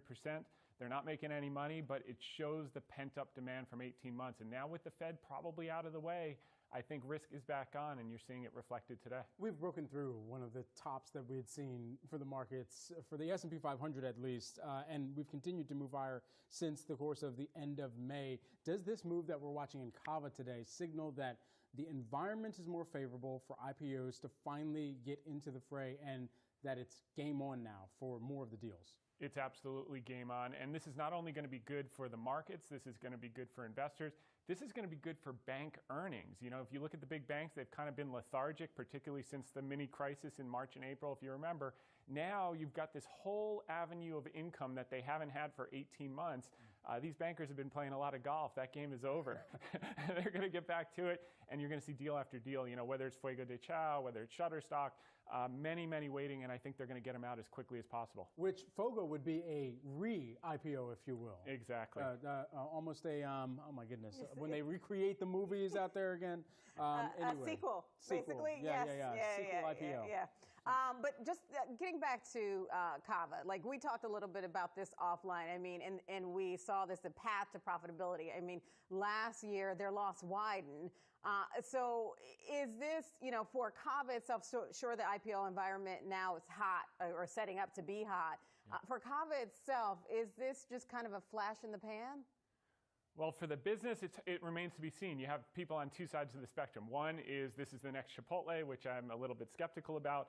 The other is it's the next Potbelly, which could be not a good situation. I think it's somewhere in the middle, the truth. I think they're kind of in the sweet spot of healthy, fast, casual, reasonable prices, decent quality food, fresh every single day. So I think overall it was the right thing at the right time. But the name of the game is they control the supply of the stock, right? So you've got this 18 months of demand for stock. The bankers put out a small amount of supply. Everyone wants that supply. They want to get the pops.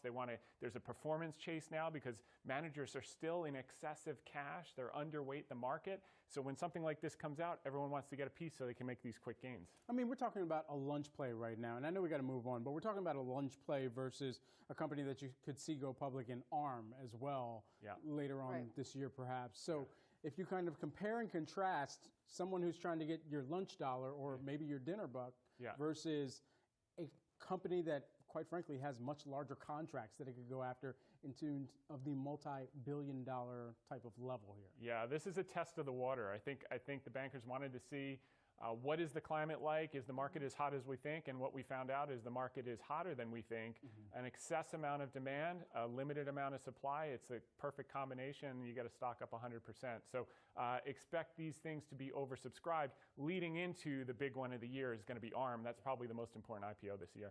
So let's widen this out a little bit and let's talk about the Fed and the context, the market rallying and the context of the Fed's moves yesterday. I mean, they largely telegraphed what was going to happen. Like we were expecting this skip, if you will, because especially when we see what the dot plot showed, there's no expectations of any rate cuts this year. Is the market getting ahead of itself right now? No. I think the Fed is actually done. And Nick Timiraos, the Fed whisperer from the Wall Street Journal, actually called Jerome Powell on his bluff yesterday. He said, listen, I see this dot plot's at 5.6%. If you're so hawkish, why didn't you raise today? And Jay Powell said, because projections can change. And what everyone knows about the inflation numbers coming in, the base effects this summer, year on year, the owner's equivalent rent is going to drop off a cliff in the month of July. And the next Fed meeting isn't until July 25th, 26th. So I think they're buying time to confirm that inflation is going to come down to the low threes, headline inflation. And if that's the case, they're going to skip again, and that's going to turn into a pause. They will keep rates elevated. There's no question about it because they want to keep the economy from getting too hot. But keep in mind, we've got 120% debt to GDP. The last thing you want is deflation. We have to run growth a little hot to inflate our way out of 120% debt to GDP like we did after World War II. Okay.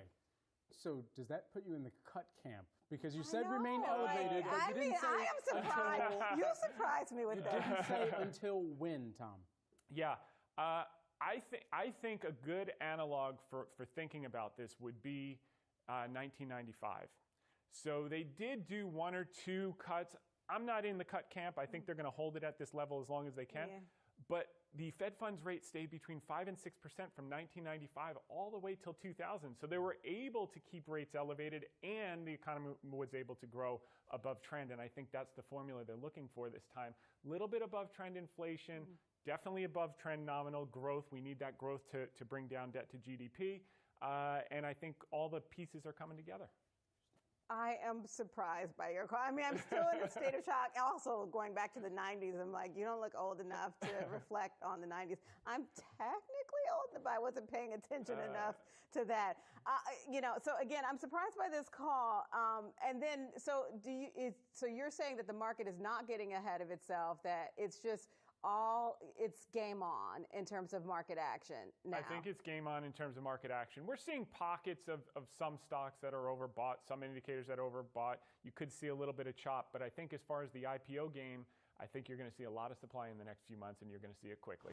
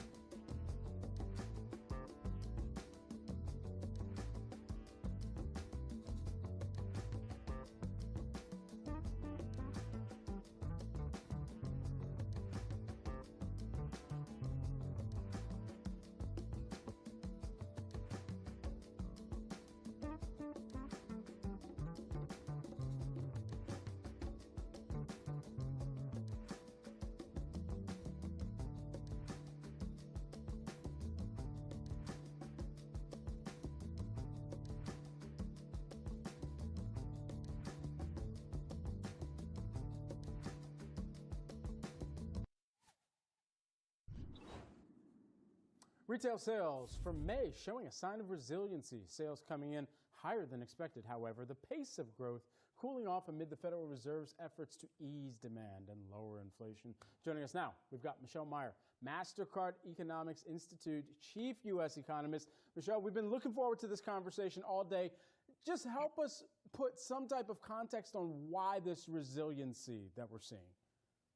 I think it is actually somewhat simple in that it has a lot to do with the labor market. When you think about the consumer and its ability to spend, it's dictated by its path of income. And we are seeing still labor market conditions that are strong. The last jobs report, surprise to the upside, showed quite robust hiring. Income growth is still running pretty strong. Wage growth is hovering at high levels relative to normal. So the consumer has purchasing power. And if the consumer has purchasing power, we're going to see it in terms of these retail sales numbers like we did this morning. Michelle, Diane here. And speaking of the consumer purchasing power, one of the standouts was car sales. What do you make of that? Yeah, that was a standout. That was a bit of a surprise because the recent trend had been weaker. And when you think about the Federal Reserve and what they're trying to do in terms of increasing interest rates, they're trying to transmit that tighter monetary policy through the interest-sensitive sectors, autos being one of them. And it looked like it was working. Auto sales had been weakening, and then this last month, it looked like it popped higher, and that followed on the CPI report that showed used car prices also rose. So we'll see if it's a trend. It may be, more noise than signal. I still believe, broadly speaking, that in an environment where interest rates are high and maybe increasing further, sectors like the housing market and autos are going to be a bit more problematic than in others where you don't necessarily have that same sensitivity to interest rates. And Michelle, consumers know a few things right now. They know that things have been costing more over an extended period of time. They also know that there's some profit-led inflation that's also out in the water as well. We see that in discussion. But then they also know that the Fed is on a tightening pathway too. And to the extent that they factor that in, if at all, is that showing up? Is the average consumer on an everyday purchase sitting there thinking to themselves, you know what, I'm not going to buy this because Fed Chair Jay Powell, he's got some very hawkish tenor that's still in his conversation and on his lips? Well, look, I think that to the extent that consumers are buying something that requires financing, you become much more sensitive. Think about if and when you purchased your home, you're following mortgage rates so closely because you want to try to, optimize your purchase in terms of the level of interest rates. So I think it depends on what kind of purchases you're making. But for the most part, for most consumers, it's that flow of income. It's the health of the labor market today, expectations for the health of the labor market tomorrow in terms of driving consumer spending. We have seen some greater sensitivity in terms of pricing. Overall inflationary pressures are starting to come down, which shows both on the supply side with the cost pressures being reduced, but also maybe on the demand side with consumers making a bit more choices and, trying to navigate what had been a very high inflationary environment. But I think, for me, focus again just on that labor market. That's going to be critical. Michelle, I got to ask, so there definitely seemed to be overall more strength than expected and more strength than weakness. Was there anything concerning about the data to you? Really not in this report. And when we look at, what we're seeing in terms of our spending pulse insights, the data that we're examining, we are also seeing a consumer that's out there spending. And particularly in things like experiences. So lodging spending is very strong. Restaurants are very strong in terms of spending growth. Travel is remaining quite robust. We recently published a pretty comprehensive report on global travel, which shows this extraordinary increase in travel across the world, not just here in the U.S. So I think for the most part, the consumer, is spending, maybe prioritizing certain types of items, but they have the ability to make those decisions right now. Michelle, you have such a cool job, and I'll be honest, I'm kind of jealous sometimes because you've got access to this data, at least I perceive from the outside looking in, that a lot of people would love to just index or comb through, sift through to see how the consumer behavior is shifting at different times of economic cycles. And particularly as we think about what you were just saying with the services spending and the experience economy spending. If I go to a PGA Tour event, they're saying, hey, you can get X% off if you've got your MasterCard that you present. I wonder for what you're seeing within even some of those experiences where there might be some moderation out there, even inside of some of those services or experiences spends. Yeah, well, I'll follow up on your first comment. I agree. I do think I have a pretty cool job as well. And a lot of that is because of the ability to leverage timely insights and timely data. I think right now, when you look at the broad experience category, there's still a very robust picture, double-digit growth in terms of year-over-year nominal spend. And I would say what's been really standing out is, as you noted, recreation type spending and lodging. Those have been really quite persistent. And it'll be interesting to see as we enter what has been historically quite a critical travel season into these summer months, how consumers continue to make the decisions around how they want to spend. And at the same time, of course, following the labor market trends in terms of their ability to go out and spend. But is there as much demand from what you're seeing on the bookings and the swipes or, the card not present type of transactions that we're hearing from the airline CEOs, that we're hearing from the lodging CEOs, where they're looking out into later on this year and saying that demand is still counter-cyclical to the rest of the economic recovery? Well, yeah, I mean, when we look at bookings, which to your point are going to be more forward-looking, we are seeing bookings trends hold up very strongly. So I can reference particularly for the U.S. So that suggests in terms of actual movement, we're going to continue to see that over the next few months. I think the trajectory forward will be a function in part of the macro environment. So, when you think about what's been happening in experience spending, it's the pent-up demand, but also the ability to spend. And that ability to spend has allowed consumers to over-prioritize experience spending, and in some cases, under-prioritize other types of spending, like some of these durable goods that have seen some pullback. So if and when there's a contraction in the spending power, if the economy were to weaken, if the labor market were to see a softer trajectory, then I do believe you're going to see some shifts even in experience-based spending. But right now, there is that prioritization that we see very clearly in what we're analyzing. Michelle, always great to speak with you. Thanks so much for joining us here this afternoon and breaking down some of the trends that you're seeing over at MasterCard. Michelle Meyer, who is the MasterCard Economics Institute Chief U.S. Economist. Appreciate it.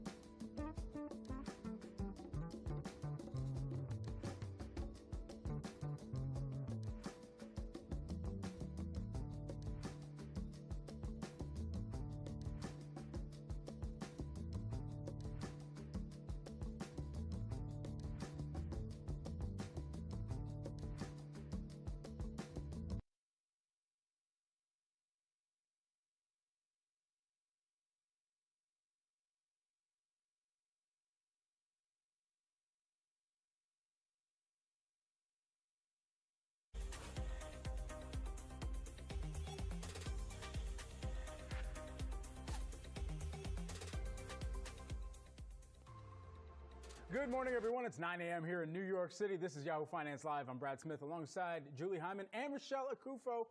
Here are 3 things you need to know to start off your Friday morning.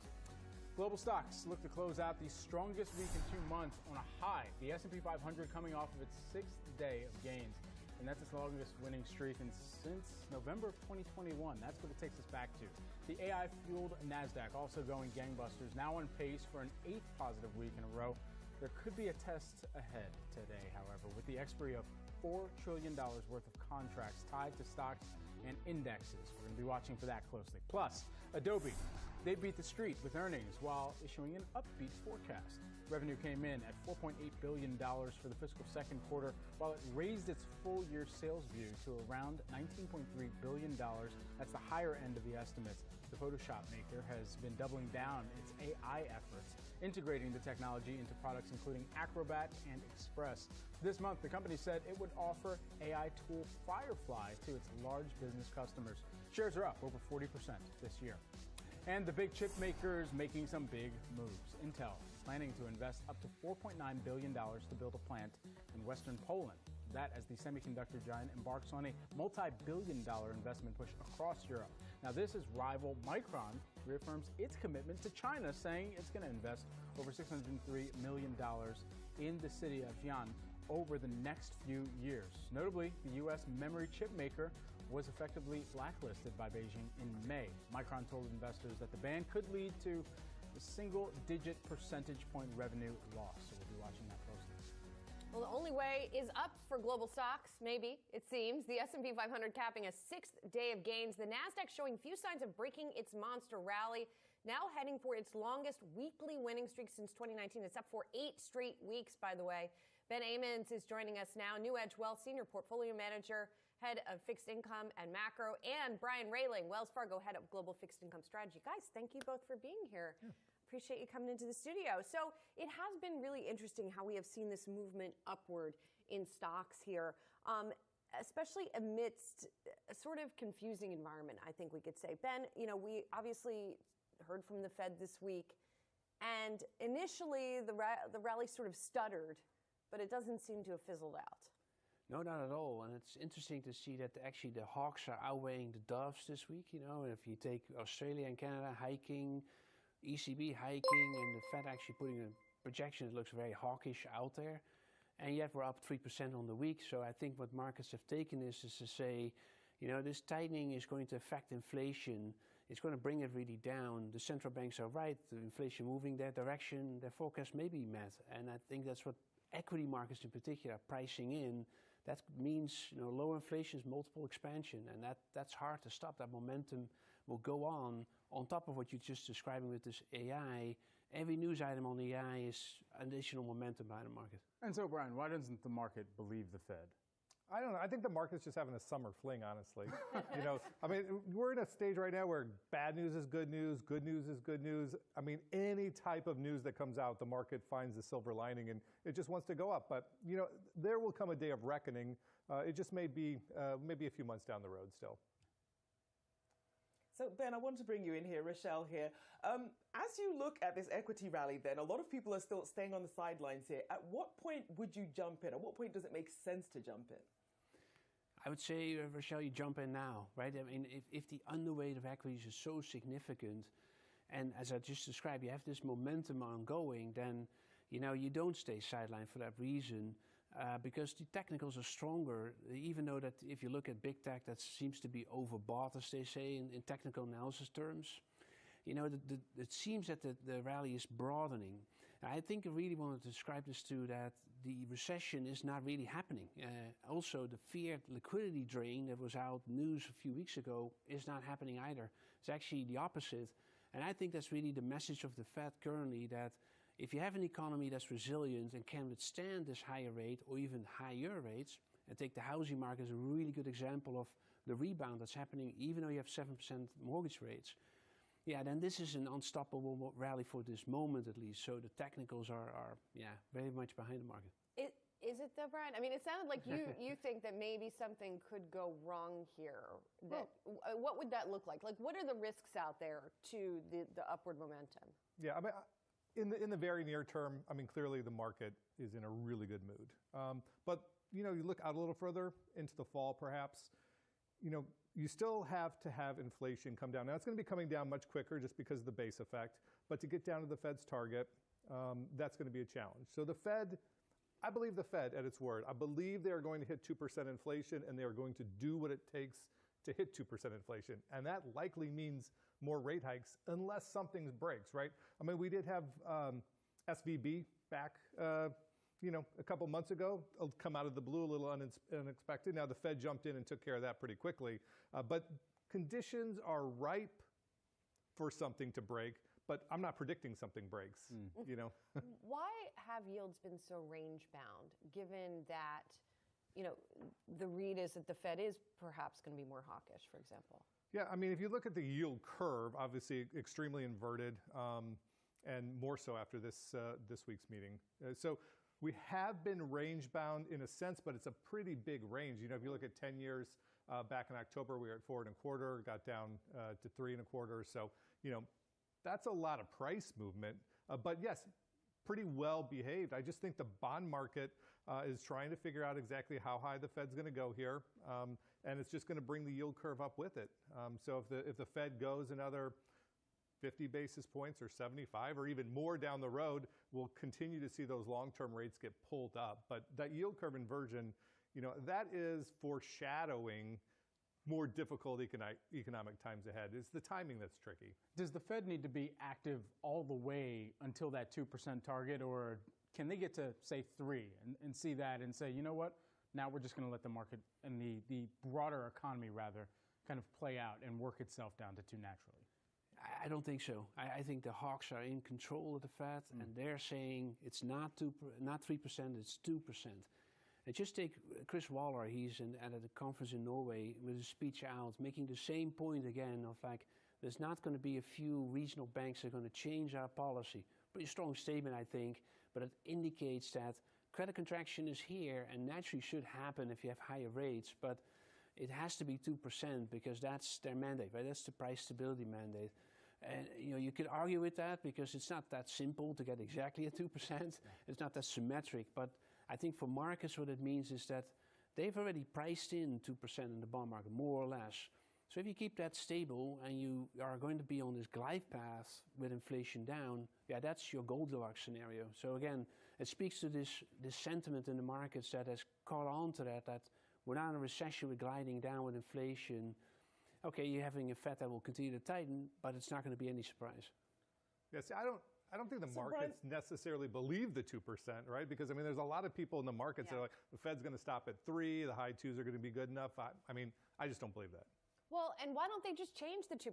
That's what I was asking over the past couple of days, because it doesn't right now, it doesn't feel like a realistic goal in the short term, although you said you think that they're going to get there. Oh, I think they're going to get there. This is what I think there's the disconnect between kind of markets and reality. I just don't think the markets think they believe the 3% is going to be good enough, but I don't think it is. So we'll get down to 3% pretty quick, but that last 1% is going to take a lot of work, a lot more work, I think, than the markets expect.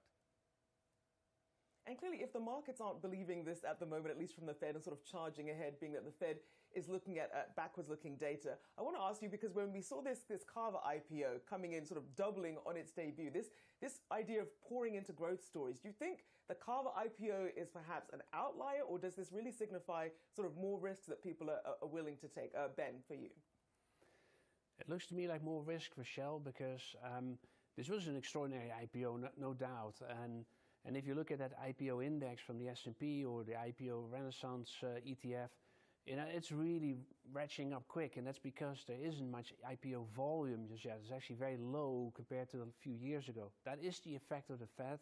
And I guess that if the liquidity is back in markets, and that's one area that immediately turns on, so it's a good signal in terms of risk-taking. But it is also known that IPOs are about froth. Right? If you're getting overpriced IPOs, then it becomes a frothy situation. That's not where the market is right now, I think. But that is a risk, I think, from here if we get to that stage. And Brian, what do you think this signals? Same question. Yeah, I mean, I don't have any comments specifically on that particular name, but in general, I think it just shows that, investors are willing to take a risk. And again, the market just feels good. And pretty much anything that comes out, the market finds a good piece of news in it. Yeah, it feels that way, doesn't it? With this sort of enthusiasm and I don't know if you want to call it froth that's in the market, but I know we're going to talk more about AI in a minute, so maybe that's jumping the gun in terms of that froth discussion here. You alluded to the fact that we're starting to get some Fed speak now already in the wake of the Fed meeting this week, and it feels like maybe they're going to have to manage around and try and give a little more precision, right, on what we heard from Jay Powell. What do you think the message is going to be? Well, I think the message was really clear at the Fed meeting. I just don't think the market listened to it. I think they just looked through it. I mean, I think we're going to get a 25 in July, and then we're going to look at the data.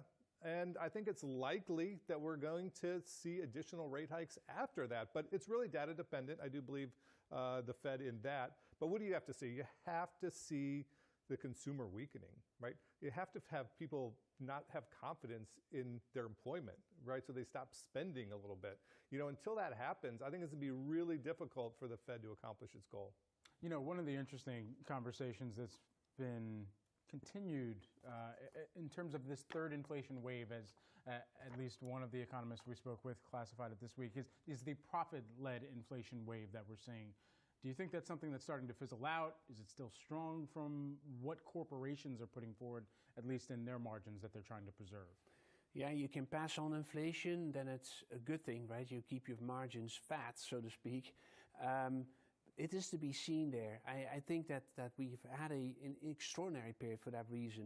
If you have inflation ratcheting up to 9%, that only comes off by a few percentage points, and you can continue to pass that on. So you have this unsatiable demand. At some point that changes because, if you take the leisure and hospitality as a really good example of that, people want those services, they want to get out there. I mean, we all do want this, and we're willing to pay up for it until a certain point, and then the things change. So I think we're in the stage where the economy is still absorbing the shock from the pandemic in a good way, until you get to, I guess, just oversupply of these services being too highly priced. And I think we're just not there just exactly yet.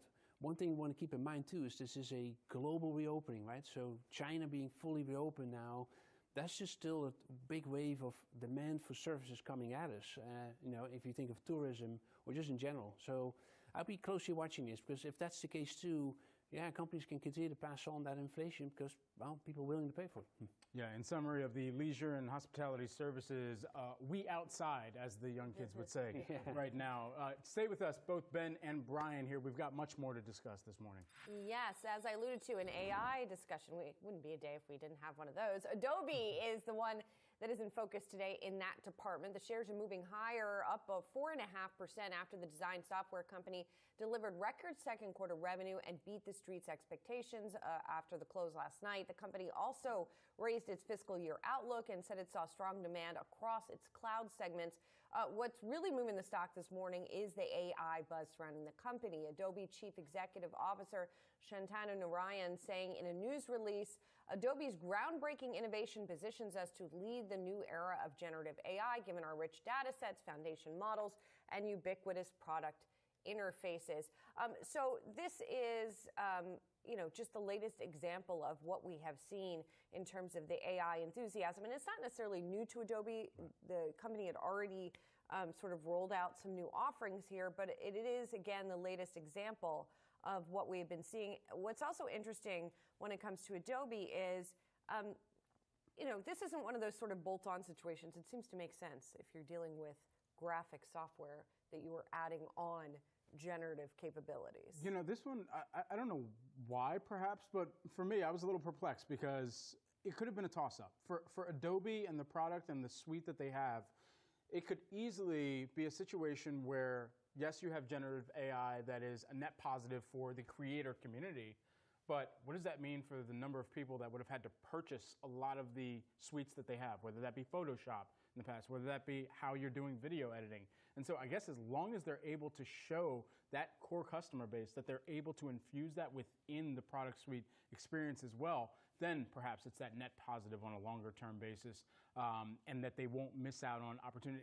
And there is a larger question of whether this is still an acquired or grow story, Rochelle, where we've seen Adobe be able to do that in the past and acquire smaller players that have something to do with a niche part of marketing or a niche part of creative design and weave that into their business. And so that still remains to be seen, if they'll have to go out and acquire another generative AI company if they can't do this successfully themselves.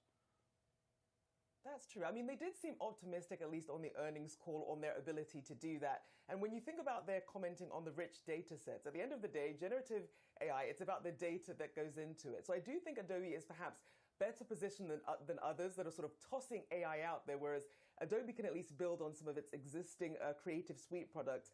So I think it makes sense that investors would be excited about how Adobe is positioned here, because people are really looking for use cases, as Julie said, as opposed to something that you just sort of bolt on because you have this AI buzz all around. I mean, what's interesting here is they don't need to build their own stuff. They can build on top of ChatGPT, et cetera. Let's bring him back in, Ben Amons of New Edge and Brian Railing of Wells Fargo. And guys, I guess I would broaden it out and ask about AI as a symptom kind of what we were talking about earlier, which is that things feel good right now. I mean, and maybe they feel good for also some fundamental reasons, like a sort of longer trend fundamental thesis around a technology like this.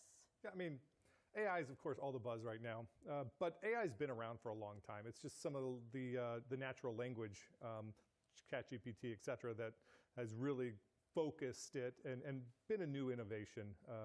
But, you know, I think the market's a little bit ahead of itself here. Is AI going to be a long-term positive? Absolutely. It's going to increase productivity. There's going to be lots of benefits. So is the computer. So is the internet, right? So, you know, it's going to take time to play out. I just think... Is AI doing anything in the bond market right now? Like, are people playing with it to...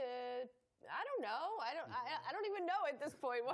You know, but you hear about it infusing everything. Yeah, I mean, there's definitely some experiments with AI in the financial industry for sure. I mean, that's a big use of potential use for AI. Should I do a bull steepener with it? I don't know. I don't know. I mean, go ahead, Ben. Yeah, you could ask it because, you know, I've used ChatGPT a couple of times on the Fed, like bias, like, you know, and then sometimes it gives you some answer on like, okay, that's a more insightful answer. Some of it is not. There's some shortcoming on it, but I think like systems like Bloomberg that we both use, they're going to roll out Bloomberg GPT. That's actually an acceleration of that terminal functionality, as you remember, Julie. Very well. Yeah.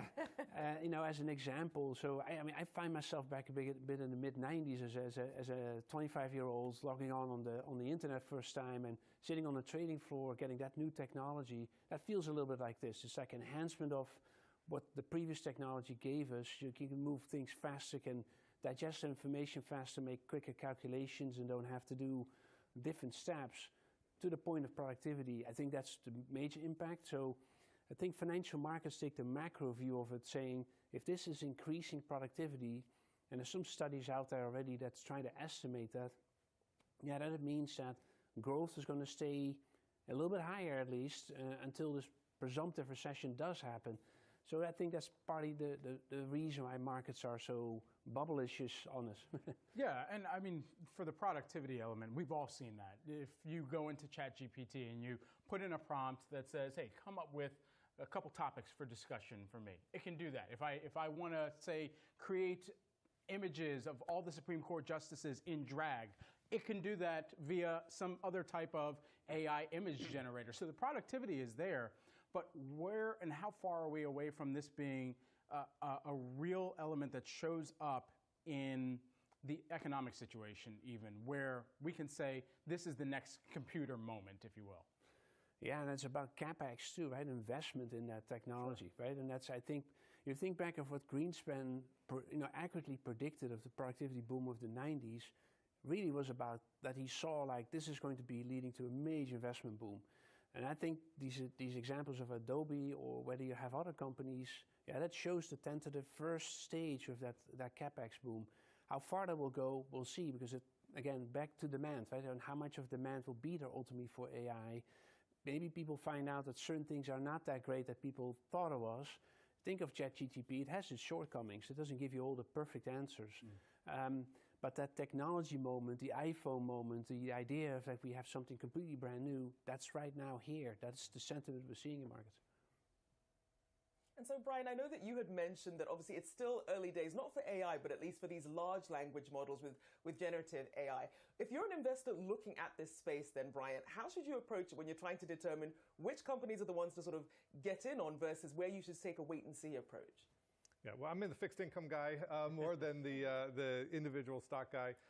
But, you know, we've seen a huge increase in the market cap of the large companies, right? I mean, and to me, again, 1,000-foot view, they seem to have a lot of the focus right now.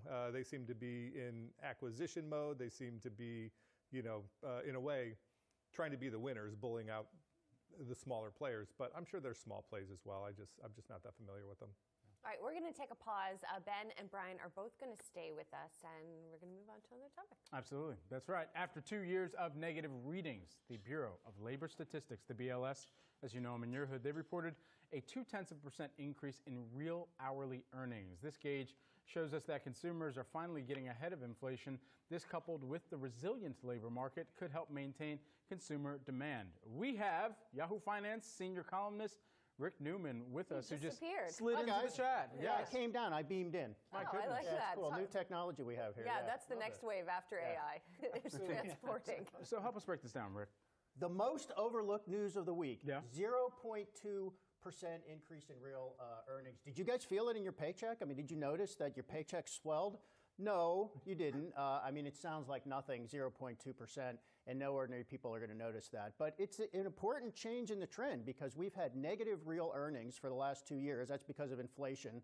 Real earnings are pay income when you adjust it for inflation, and that's been negative for the last 2 years, which means people have been falling behind relative to inflation. And I think that helps explain why consumer confidence is at recessionary levels, basically. Even though we have a strong job market and people are spending money, they just feel crappy. And President Biden cannot get his approval rating out of the low 40% range, and I think this is why, because people have been falling behind and they feel it. So we are finally getting a turnaround now. It's going to take, I think it's going to take months of this to sustained for people to feel like it actually is helping them get ahead, but we're getting started. If the Fed doesn't stomp it out. Well, of course, but I mean, this is the weird swirl of all this economic data. So, I mean, this is secondary to the Fed, but they want to see positive, real income, and their part of that is get inflation down. Right. Now, but that includes wage inflation. That's right. I know. So, as they say, it's a blunt instrument. Right. So, what's the Fed? Will the Fed put out the party?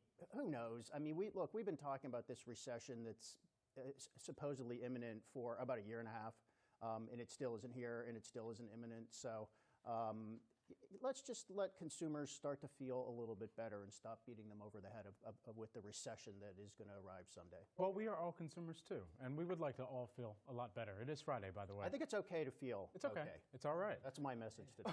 Well, let's bring back in Brian and Ben on this, because consumers are remaining resilient, but this hasn't eased recession concerns. And the Deutsche Bank chief researchers, they put the possibility of a U.S. recession coming as soon as October, near 100%. Boo! So, yes, boo them. They're taking away our I'm not good buying it. juju. I'm No? not buying 100. Come on, 100%. Yeah. I mean, I've looked back at all the recession predictions. Yeah. We've literally been hearing this for a year and a half. That, it seems imminent, and it keeps seeming imminent 6 months down the road. Well, the funny thing about all of this is, if you were feeling, conspiratorial, you could say, well, this is a conspiracy to get people to slow down their spending. But even if that was the case, it ain't working, right? I mean, so I guess all of this also speaks to the Fed's transmission mechanism and whether it is going to be successful at getting inflation down. Yeah, well, you got to remember too, when the Fed makes a move, it's 6 to 9 months before it really flows through to the economy. So we have a lot of hikes still to flow through that haven't really impacted us yet. But there's no doubt the consumer is willing to spend. They're willing to run up the credit card, continue to see those levels increase.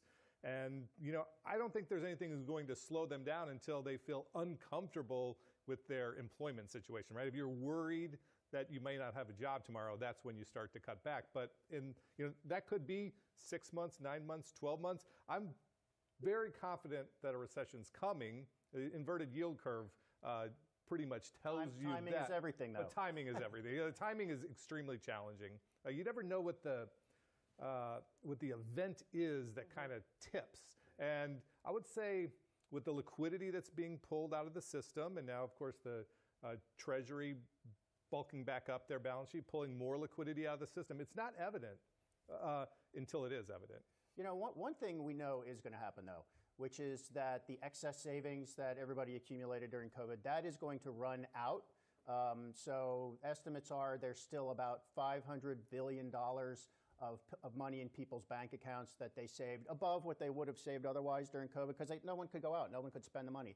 So one of the things that's been keeping spending solid is people have that excess savings. That is going to run out probably by the end of this year. And so as a cushion, as a spending cushion, that'll be gone. And then that gets to the question, are people going to feel confident enough to run up credit cards, or are they going to say the spree is over? And I think a huge item that people are not paying a ton of attention to is the student loan moratorium. Yeah. They got to start paying again in September. And I have a feeling the people that have to pay, they weren't putting that money in the bank in the savings account. So that's going to take a hit.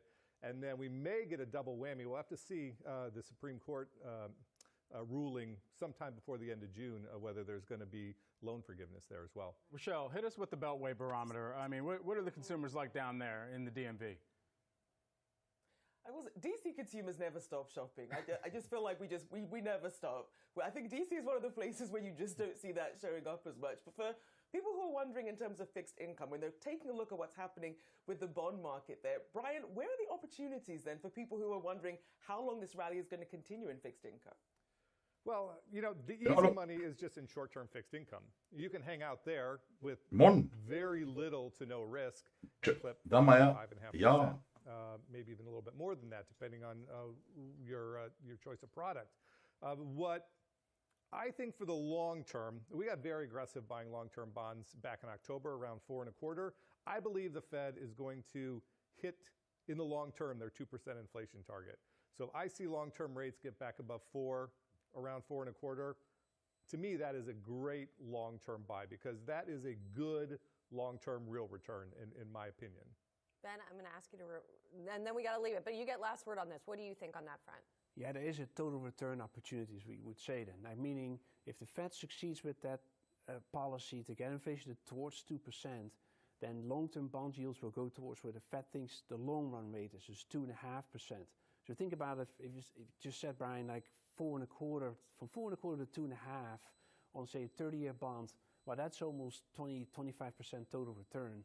That's, I think, the opportunity, but it will take some time to get there. So because if real spending continues to improve, real incomes continue to improve, productivity continues to improve, it may take some time to get to that sort of outcome.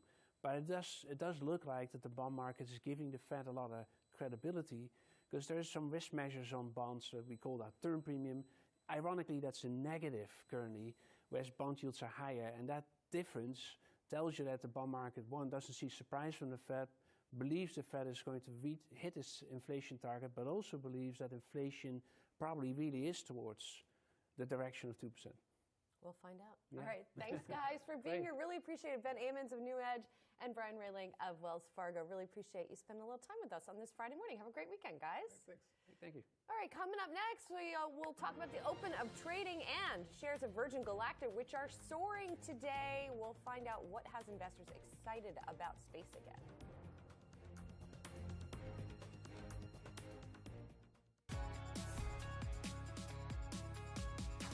Well, it's a choppy environment and a nervous one, and it shouldn't be. I think people are coming to the wrong conclusions on buying a home right now. I think it's the absolute best time to buy a home for a couple of reasons.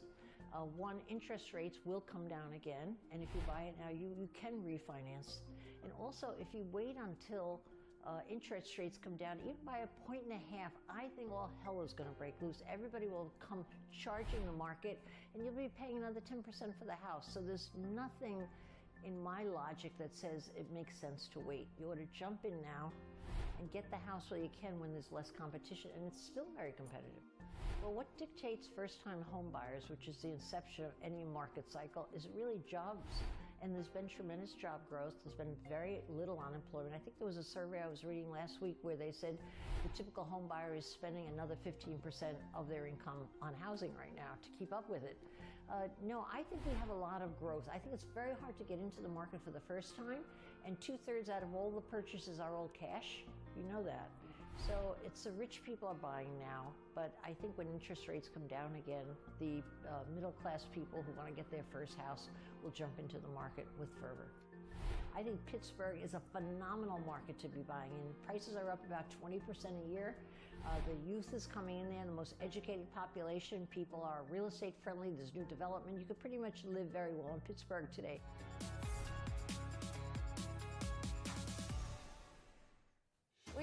We just had the opening bell on Wall Street, so let's do a quick check of the markets here.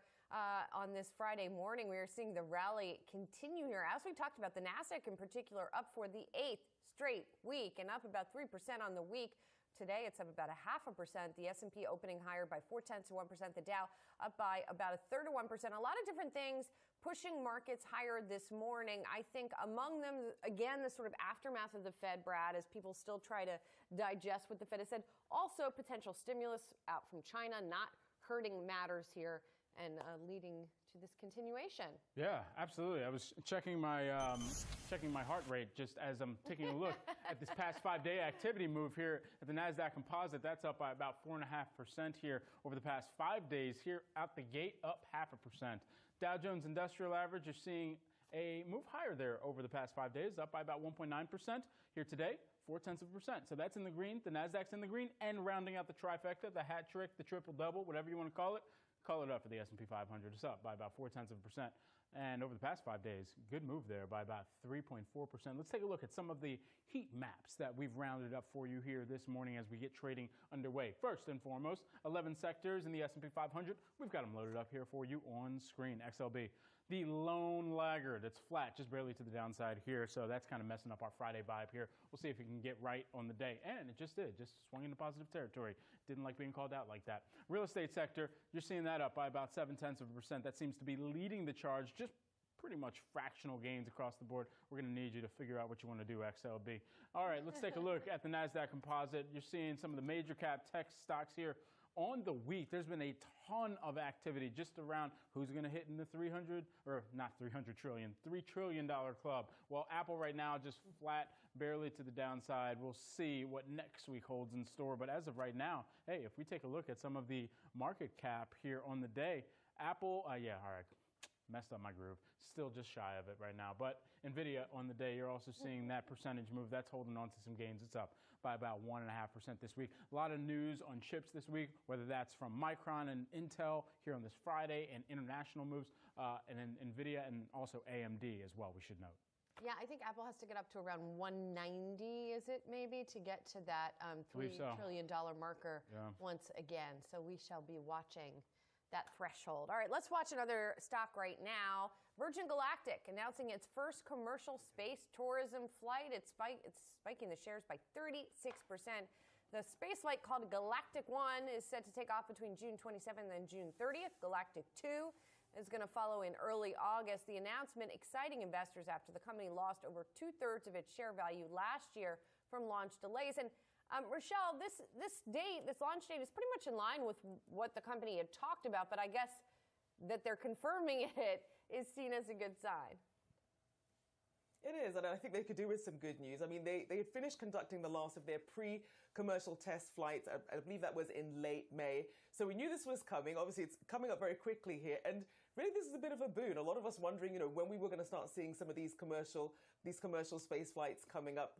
And it seems Virgin ahead of the game here. Brad, what are your thoughts? I mean, I can't wait to be able to buy a ticket to space, but as of right now, those dollars are going to have to go into a house on home, should I be able to find one and just make sure I save that much. But as we continue to look across Virgin Galactic and how they're going to need to strike the right price among a base of consumers, which is yet to be fully realized and discovered or hit critical mass, we'll see what that looks like in the future. But then also, for the number of launches that they're going to try and do per year, I mean, we're not nearly at even a cadence where we know what that frequency will look like. So any inclination for the company to say, all right, we've got a window that's opened up. As you were mentioning, they said that window opened up in May. And then additionally now moving forward with flights, the stock is going to be highly reactive on any of those announcements, just as it is today. And we'll see if there's any big names that go on this flight, too. That was all the fanfare when we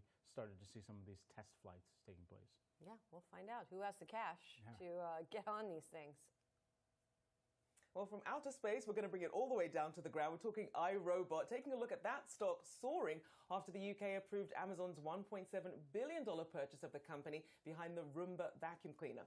Now, the Competition and Markets Authority said it cleared the sale after concluding the deal would not put rivals in the robot vacuum cleaning space at a disadvantage. Now, this comes as a win for iRobot, especially after disappointing Q1 earnings and revenues, with sales having decreased by 50% year over year. So this is an interesting one. We've been seeing a lot of M&A at the moment, but the UK has been sort of pushing back on a lot of this. So interesting to see that they don't see that level of competition here with the robot vacuum space. Yeah, they pushed back, as you mentioned, on a different deal. Well, it didn't have to do with vacuums. It was the Microsoft Activision Blizzard deal. So they kind of Hello. that.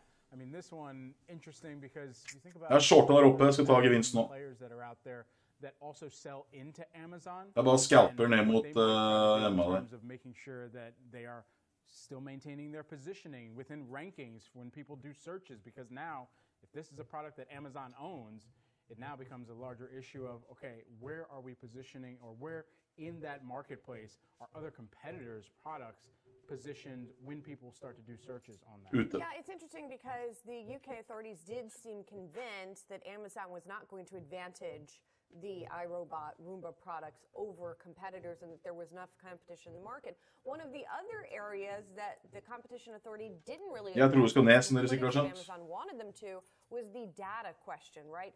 Another device in people's homes. Jeg var long i hele går, long til i dag tidlig. Vacuuming habits, among other things. And I know that there were some Shorta nettopp, Erik. Jeg har vært long i hele går og hele dag. I guess once you've let the horse out of the barn, so to speak, you know, Amazon already has obviously. Så shorta jeg her i stad. Homes. What's one more thing? I don't know. So it's interesting that they were examining it more on the competition grounds and granted it on those grounds, and did not as much examine the privacy angle, seemingly. I'm not gonna lie, I want a Roomba. I just can't use it with my rug, apparently, according to... Det litt skummelt, men det liksom all time high, så oddsen ganske bra risk reward. Okay, well, I guess so. All right. Guys, so Shorta med med Dow Jones nå. Litt skummelt. And Piper Sandler downgraded the company to neutral. Oppenheimer also downgraded the stock yesterday. This is interesting, citing issues in valuation, management, and credit quality. Despite being labeled as a long-term winner, investors will be hoping to see some strength from SoFi's next earnings. Hvis som bryter opp nå, så longer for alt det New flag this morning here, but it's interesting because a lot of this still comes back to the expiration of the moratorium of student loan payments as well. Yeah, the stock had surged, right? It had a huge run in the wake of that moratorium, or it's not lifted yet, but we know it's going to be lifted in the fall. That had been an overhang for SoFi, but the stock had run up so much that yesterday we had a downgrade, and then today we have two more downgrades from Piper and B of A, basically saying that it's a valuation call. Most of these calls do have to do more with the valuation than the fundamental case, Rochelle, that we are seeing for SoFi. It's true. I mean, as we've been noting here, some of the outperformance they did say was warranted, but these valuations going sky high. But you're looking at potentially looking at interest rates at some point declining. I mean, that's going to help with better margins, make perhaps lending opportunities will also look more attractive. So interesting to see these downgrades here, but I mean, it makes sense on the back of the fact that the Fed's saying, look, we're still going to have these interest rate hikes coming up, potentially two more at the end of this year. So bra støtte der. Holding pattern here for SoFi at the moment. You know, Jeg må ha den igjennom der. Jump to what does this mean for companies that Gå og hent på det med drikke. said, you know what, this student loan payment Og lader. have to be Må lader. that's going to impact them. I think of a Target here. I guess more long term, they could still be impacted. But yeah, check the shares; they're still moving lower right now. Brian Railing was talking about that as well, because it's not lifted. We don't know yet what the actual effect on consumer spending will be. But if I am somebody who has a lot of student loans and I haven't had to pay them for a few years, I've spent that money on other stuff. As Brian said, those people probably did not take that money and put it in a money market account, for example, or in investments. It's likely that they spent it, or at least spent some of it. So now, as they're going to have to start paying it again, that's money that's going to come out of the bucket for consumer spending, as it were. This feels too much like a personal attack. We're going to go to break, everyone. Coming up, we're packing our bags and we're heading to France for the Cannes Film Festival next week. As demand for European travel is rising, so are the prices for a Euro trip. More on the summer travel season when Yahoo Finance returns. I want a picture of you and Saz at the airport. Done deal. We can make that happen. All right.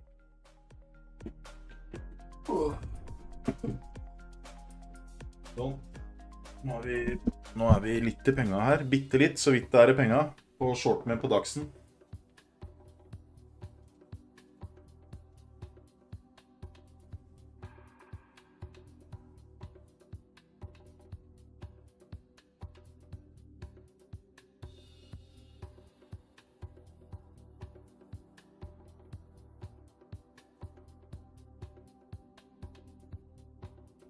Nei, jeg shorta jo Dow Jones her oppe, tok gevinst, så gikk jeg på ny short her nå, og så ser jeg om han klarer å bryte her, hvis ikke så går jeg long.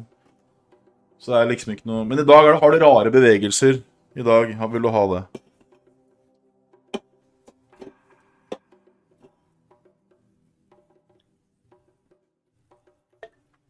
Jeg var jo long alt i hele går, til i dag tidlig. Nå synes jeg det har gått litt mye. Og så er det fredag.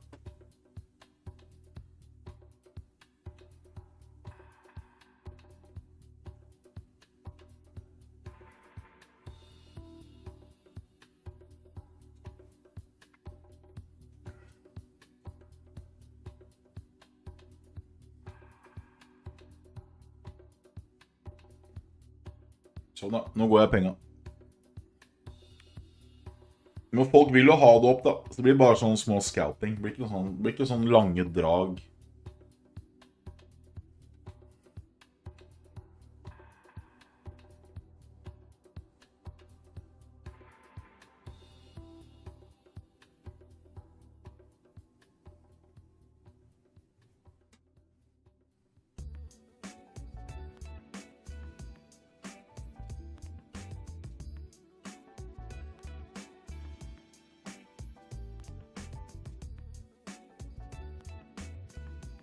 Vurderer å ta den gevinsten på dagsen her nå.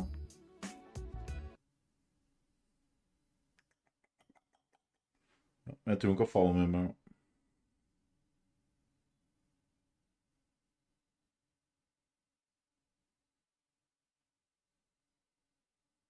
Der ja. Sånn ja. Nå er jeg pluss på Dow Jones shortman, og så er jeg pluss på Nasdaq. Nei, på dagsen. A whopping 108%. Part of this has to do because of AI. Adam Jonas over at Morgan Stanley writing a note recently saying that investors are thinking of Tesla first as an AI company and second as an automobile. Jeg må mye mer fall enn det der. Tesla has been about their moat, about their investment in technology, their autonomous driving, how that database really gives them an edge over their competition because they don't want to be valued like GM or Ford or Volkswagen. They want to be valued like a tech company because that gets the stock price higher. If Tesla is an AI story, guess what? That's a bubble story. And so I would just take that to mean, okay, Tesla is going to be part of the next bubble. The reason why robotaxis could be so transformational is the deals that they've struck with Ford and GM, basically opening the supercharger network, and effectively these two OEMs coming to Tesla and choosing their platform. Elon Musk said on Restarter henger seg litt. flat out, like, we want to be like Android and really open up this software to everybody. The whole thing that's fascinating to me is the real transformation in this industry where everybody, right? You know, Ford, GM, Stellantis, Ferrari, Volkswagen, they're all leaning into this EV transition. The industry's moving that way. I just think that, you know, it's possible that it might take a little longer than expected to hit some of these forecast numbers that are out there. So stocks are looking to close out another strong week on a high, but there's a lot of options expiring today. Could that derail us? That's the big question. Good person to go to that with is Yahoo Finance's Jared Blickery. He's Kom ned, kjære, kom ned til pappa. A few dozen feet away. Let's go to Wi-Fi Interactive and take a look at the S&P 500 here real quickly. Over the last couple weeks, especially the last 11 trading days, this goes back to the non-farm payrolls, and what I'm writing about in the morning brief is we have just accelerated to the upside, and that is as the rally is finally broadening. But I want to stick with options expiration for a second here. On the indices like the S&P 500 and the Russell 2000, the NASDAQ, those options expire on the open. So that's already done. Now in the ETFs, that's later in the day, after the market closes, it's actually on the last tick, same as individual stocks.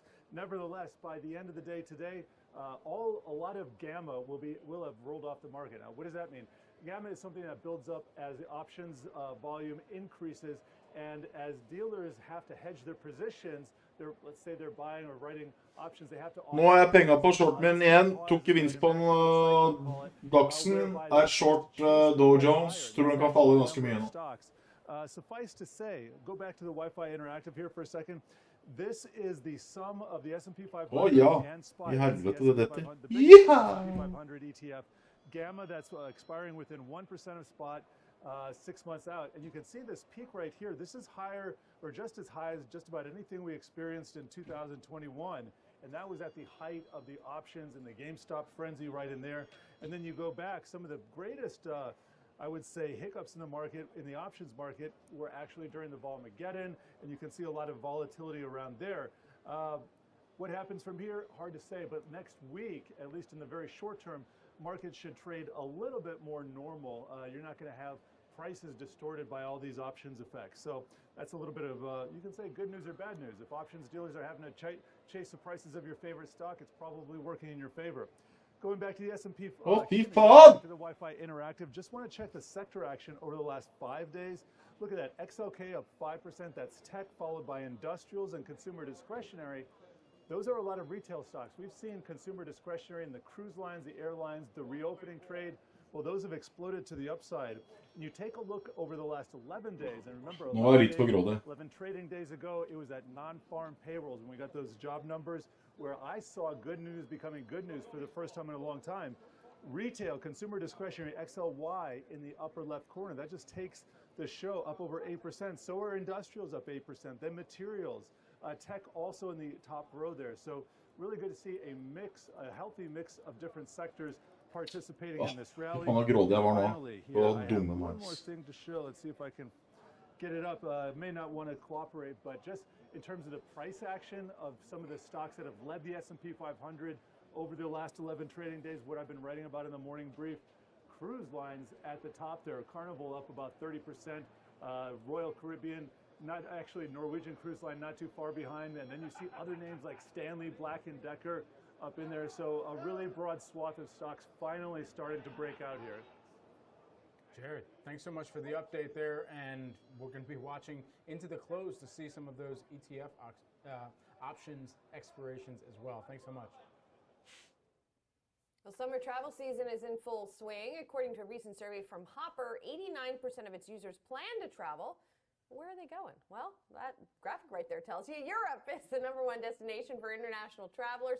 And with increased demand, airfare is the highest it's been in over 5 years. For more on this, we welcome in Haley Berg, Hopper lead economist. Gotta tell you, Haley, this is exactly why I did not go to Europe this year, because the airfares were too expensive. But tell us what some of the travel trends regarding Europe are that you guys are watching. You're exactly right. Airfare is incredibly high. The average ticket to Europe over $1,200 just on average. We have destinations that are well over $1,400 or $1,500 a ticket. But American travelers love those bucket list trips to Europe during the summer. So London, Paris, and Rome are going to be the top destinations this year. Americans are biting the bullet on those airfares. We're seeing incredible demand throughout the end of the summer. And so for people who want to travel to Europe but cannot pay this eye-watering $1,200 to go to Europe, talk about some of the off-the-beaten-path locations that could also be a good buy. Ute. If you have to go this summer to Europe, definitely consider some of Tok the gevinst smaller, på less shorten. expensive and off-the-beaten-path cities. Portugal is my favorite this year. Porto, there are a lot of flights from the east coast of the U.S. directly into Porto, Portugal. Very inexpensive, under $1,000 round trip from many airport origins. Also a very inexpensive country to travel within. So when you're thinking about that international vacation, if you are headed to Europe, try off the beaten path, but also consider shifting your travel dates. Airfare for September and October trips to these same popular destinations in Europe is averaging about $500 less per ticket. So it can save you a lot if you can push your vacation out a little bit. I have a question about Portugal in particular, though, Haley, because I feel like that is the new hotspot. Like, everybody's going to Portugal right now. So typically, when you have a surge in popularity for an area like that, I'm surprised to hear you say it's still not as expensive. What tends to be the lag in the airfare and the prices on the ground there catching up when you see something like that coming into trend? What we're seeing to Portugal in particular is many low-cost carriers are now flying in and out of Lisbon and Porto. That's keeping prices down even as the popularity balloons. So I would expect that we won't see an incredible run-up in prices relative to other cities in the next 18 months. But if this is a region, a country that stays incredibly popular, we might see some price increases longer term. Iceland and Croatia are great examples. They were trending cities in the last, trending countries in the last 10 years or so, had a huge influx of low-cost carriers that kept fares down, but fares are back, really in competition with fares to some of the other major cities in Europe now that they've been Tar popular ut halve for more shorten than nå maybe 3 or 4 ute. years. Halve How shorten far in ute. advance? Dekka halve shorten min. Er fortsatt short. I mean, just like general rule of thumb, because I have a friend who did it very last minute this year. Is the friend you? So travelers who haven't booked their summer trips to Europe aren't going to Her har han wait, jævla støtte. but 3 to 4 months in advance is the sweet spot for Europe in particular. If you're headed to Asia, some of those longer haul trips, Trans-Pacific, more like 5 to 6 months in advance. That's why now is the best time to be booking fall trips. September and October prices are super low. They will start rising. So if you're booking a European vacation now, you are definitely paying a premium for your procrastination.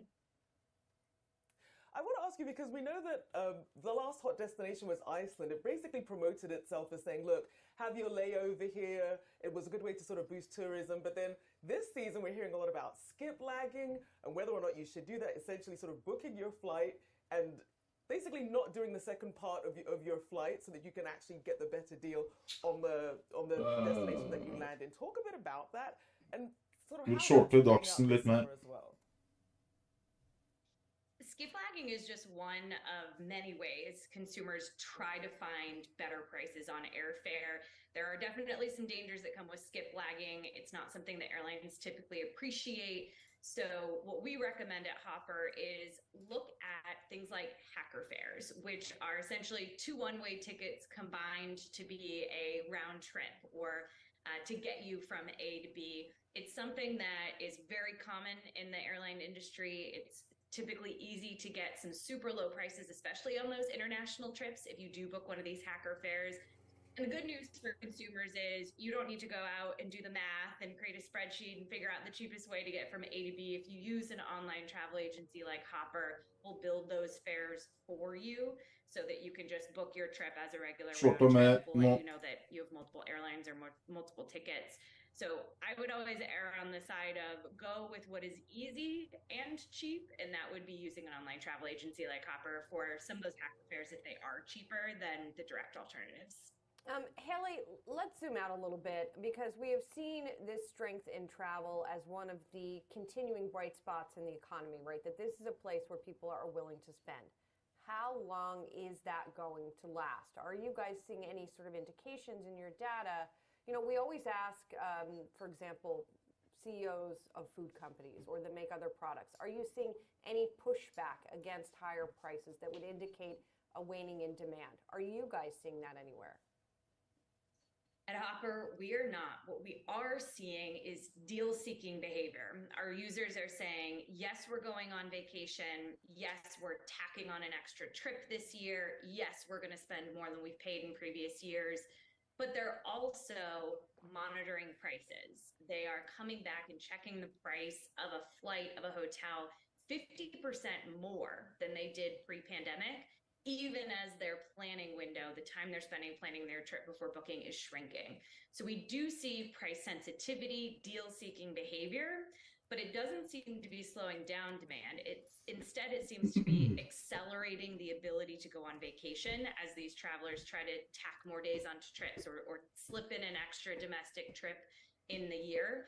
So definitely not a slowdown, but some of that deal-seeking behavior that tells us that there is some concern about finances, but it's not enough to slow down this demand for travel. Haley, I can't wait for like 2 weeks from now because then we'll get a full quarter glimpse of where we tracked compared to pre-pandemic times. The first quarter of this year was the first time that we had seen TSA travel throughput numbers top a pre-pandemic marker for a comparable quarter. And so that in mind, to what extent is corporate travel a part of this? Is this still largely a leisure or even bleisure type of situation, or is corporate travel, is it back, baby, as they would say?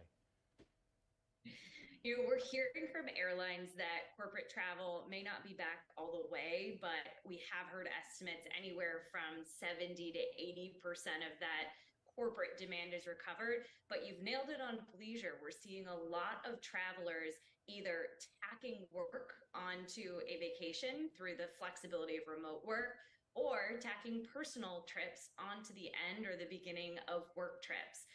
Hopper users, about 50% have some level of remote work flexibility, and a large majority of them do plan to work remote, to extend a vacation, or to get an extra trip in this year. So I do think we're going to see blurring of lines where you may be tagged as a leisure traveler, but you are planning to work on that trip, or you're tagged as a corporate traveler, but you're going to add 3 days Ja, to your short destination Doxen. city for a little bit of a vacation. Jeg er short Doxen, så jeg er short Dow Jones. Jeg var long, og nå er jeg short. Hopper, lead economist, joining us to break down all things summer travel, and for those looking to book in October, them too. Thanks so much, Haley. Great to be with you guys. And coming up, the Fed paused this week, as expected, but 2 additional rate hikes, they are now on the cards. We dive deeper into the Fed's plan of attack on the other side. Stick around.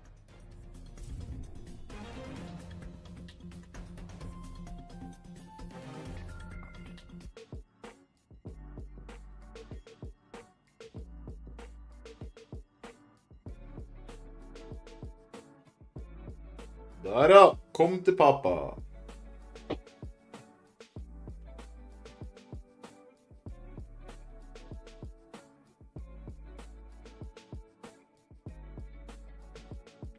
Jeg tror det skal være litt mer action nå da. Når USA er oppe, men det er jo faen ikke noe volum.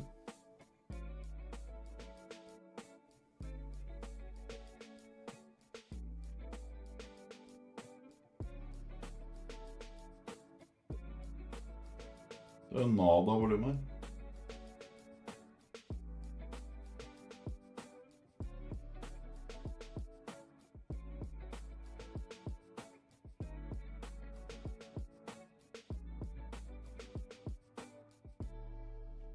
Det går i hvert fall min vei, men det går jævla treigt.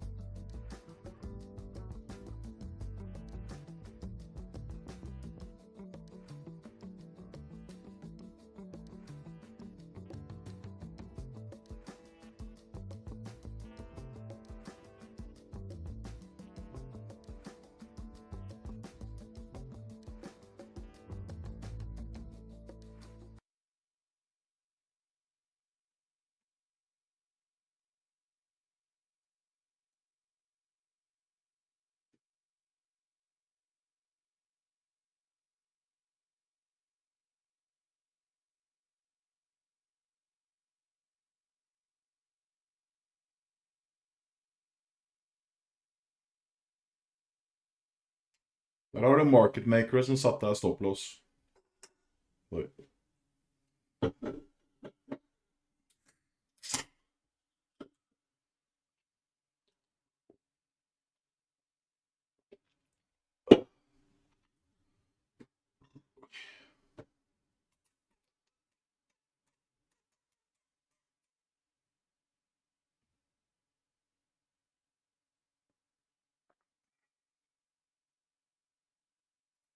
Mainly because of a human error that led Pepsi to print more winning caps than they planned. The resulting chaos caused riot. 2 downgrades for SoFi, downside a little bit here. off the bat anyways for SoFi. Intel announcing plans for $4.6 billion investment into a facility in Poland, manufacturing facility. Ny bunn her. Carnival. Den der var bare sånn show-off med If you missed it again, smart money liquidation, som vi så der. From Micron, suggesting that their current quarter China revenue could be lower than expected because of new regulations. So heavy selling here for MU to the downside. Rivian, I saw pop up at day highs as well. Remember, there was that Deutsche Bank automotive conference that was on yesterday afternoon. I saw after the close as well, they actually came out and said they're open to discussions on possibly adopting other manufacturing technology, suggesting that as Ford and GM have done, maybe they go to a Tesla charger, guys, for Rivian. Chargers, that's the way it's going to go. I mean, there is talk that Tesla could just end up with the standard, right? And standardization makes sense when it comes to infrastructure. So just a couple of updates here. It just bounced off, SoFi just bounced off 880 once and then just wadooned it. I did take some out at 79s there, good year. 875, 870, 860. I have targets all the way down there, but I do want to hang on to this in case you get a much bigger move. As I mentioned, I jumped into Unity. I actually think Unity is an add through 44. So I'm playing this in a couple ways. So I'm not trying to buy at 44.20. If 44 breaks, I have a stop to break long and add to my position, and I'm already offering if it gets, because I'm already long, so I'm already offering in front of 44.50. So I'll add to it on a 44 break with an offer above to already take me out there. So Apple continuing to work, but I want to add to this Unity if we want to go. SoFi is my short. I wish I had something else to the short side, but I do not. It is just SoFi for me. I am short Tesla at the moment above 262, but Fy faen, jeg drikker så mye brus at det går til helvete. 262 to the downside right now. If someone trying to get filled 1,000 lots, I think if that gets filled, we could really flush. Konsumsendmelde, 63,9, ventet 59,2. Starting to get the selling coming in, but yeah, Tesla just wants to hold today, so I'm bailing on that position. Yeah, looking like it wants to go up. You know, you fill 1,000 lots on the bid and then don't go down, you got to get out of that position. So yeah, Tesla just to the upside today. That 262 was a key level, but the wrong way for me apparently. And Nvidia is coming back to that 435 price. So reloading off 430 was the play. I didn't want to do it another time, but that 430 price, I mean, Nvidia trades in those, you know, $2 Gjør noe, Prosecco. Does $2 off of 430. Du logger. Let me try to get this wick out of the way. Jeg var long Dachsen som et vilt helvete hele går. Nå er jeg short. Yeah, so it does like $1.50 off that 430 and then comes back up. So 430 being basically the key area, you know, give it 50 cents, let it go. That's how I should have played it. And we are going into that 435. I don't think that the breakout is the way to go right now, as that Tesla trade Isn't it though? Well, maybe it is. Maybe it is. Unity. It's a celebration. Oh, wait a minute, I can't say that line. Yeah, I can't say the rest of that line. And plus, too, like, this might actually stop going if the market decides it wants to give it up, but... Ja, jeg traff bra, men jeg hadde alt for liten posisjon. Jeg hadde 5 kontrakter. 44 and at 44, and at this point, I do not want this. If it gets back underneath, like, 43.80, then to me, I'll take the money and run and look for 43 dip, right? Because at least that way we'll still be up on the Og så tok jeg gevinst i dag tidlig. Jeg tok den ut litt for tidlig da, men jeg fikk på meg hele oppturen I går. Ja, det ble 13 000. Det bra.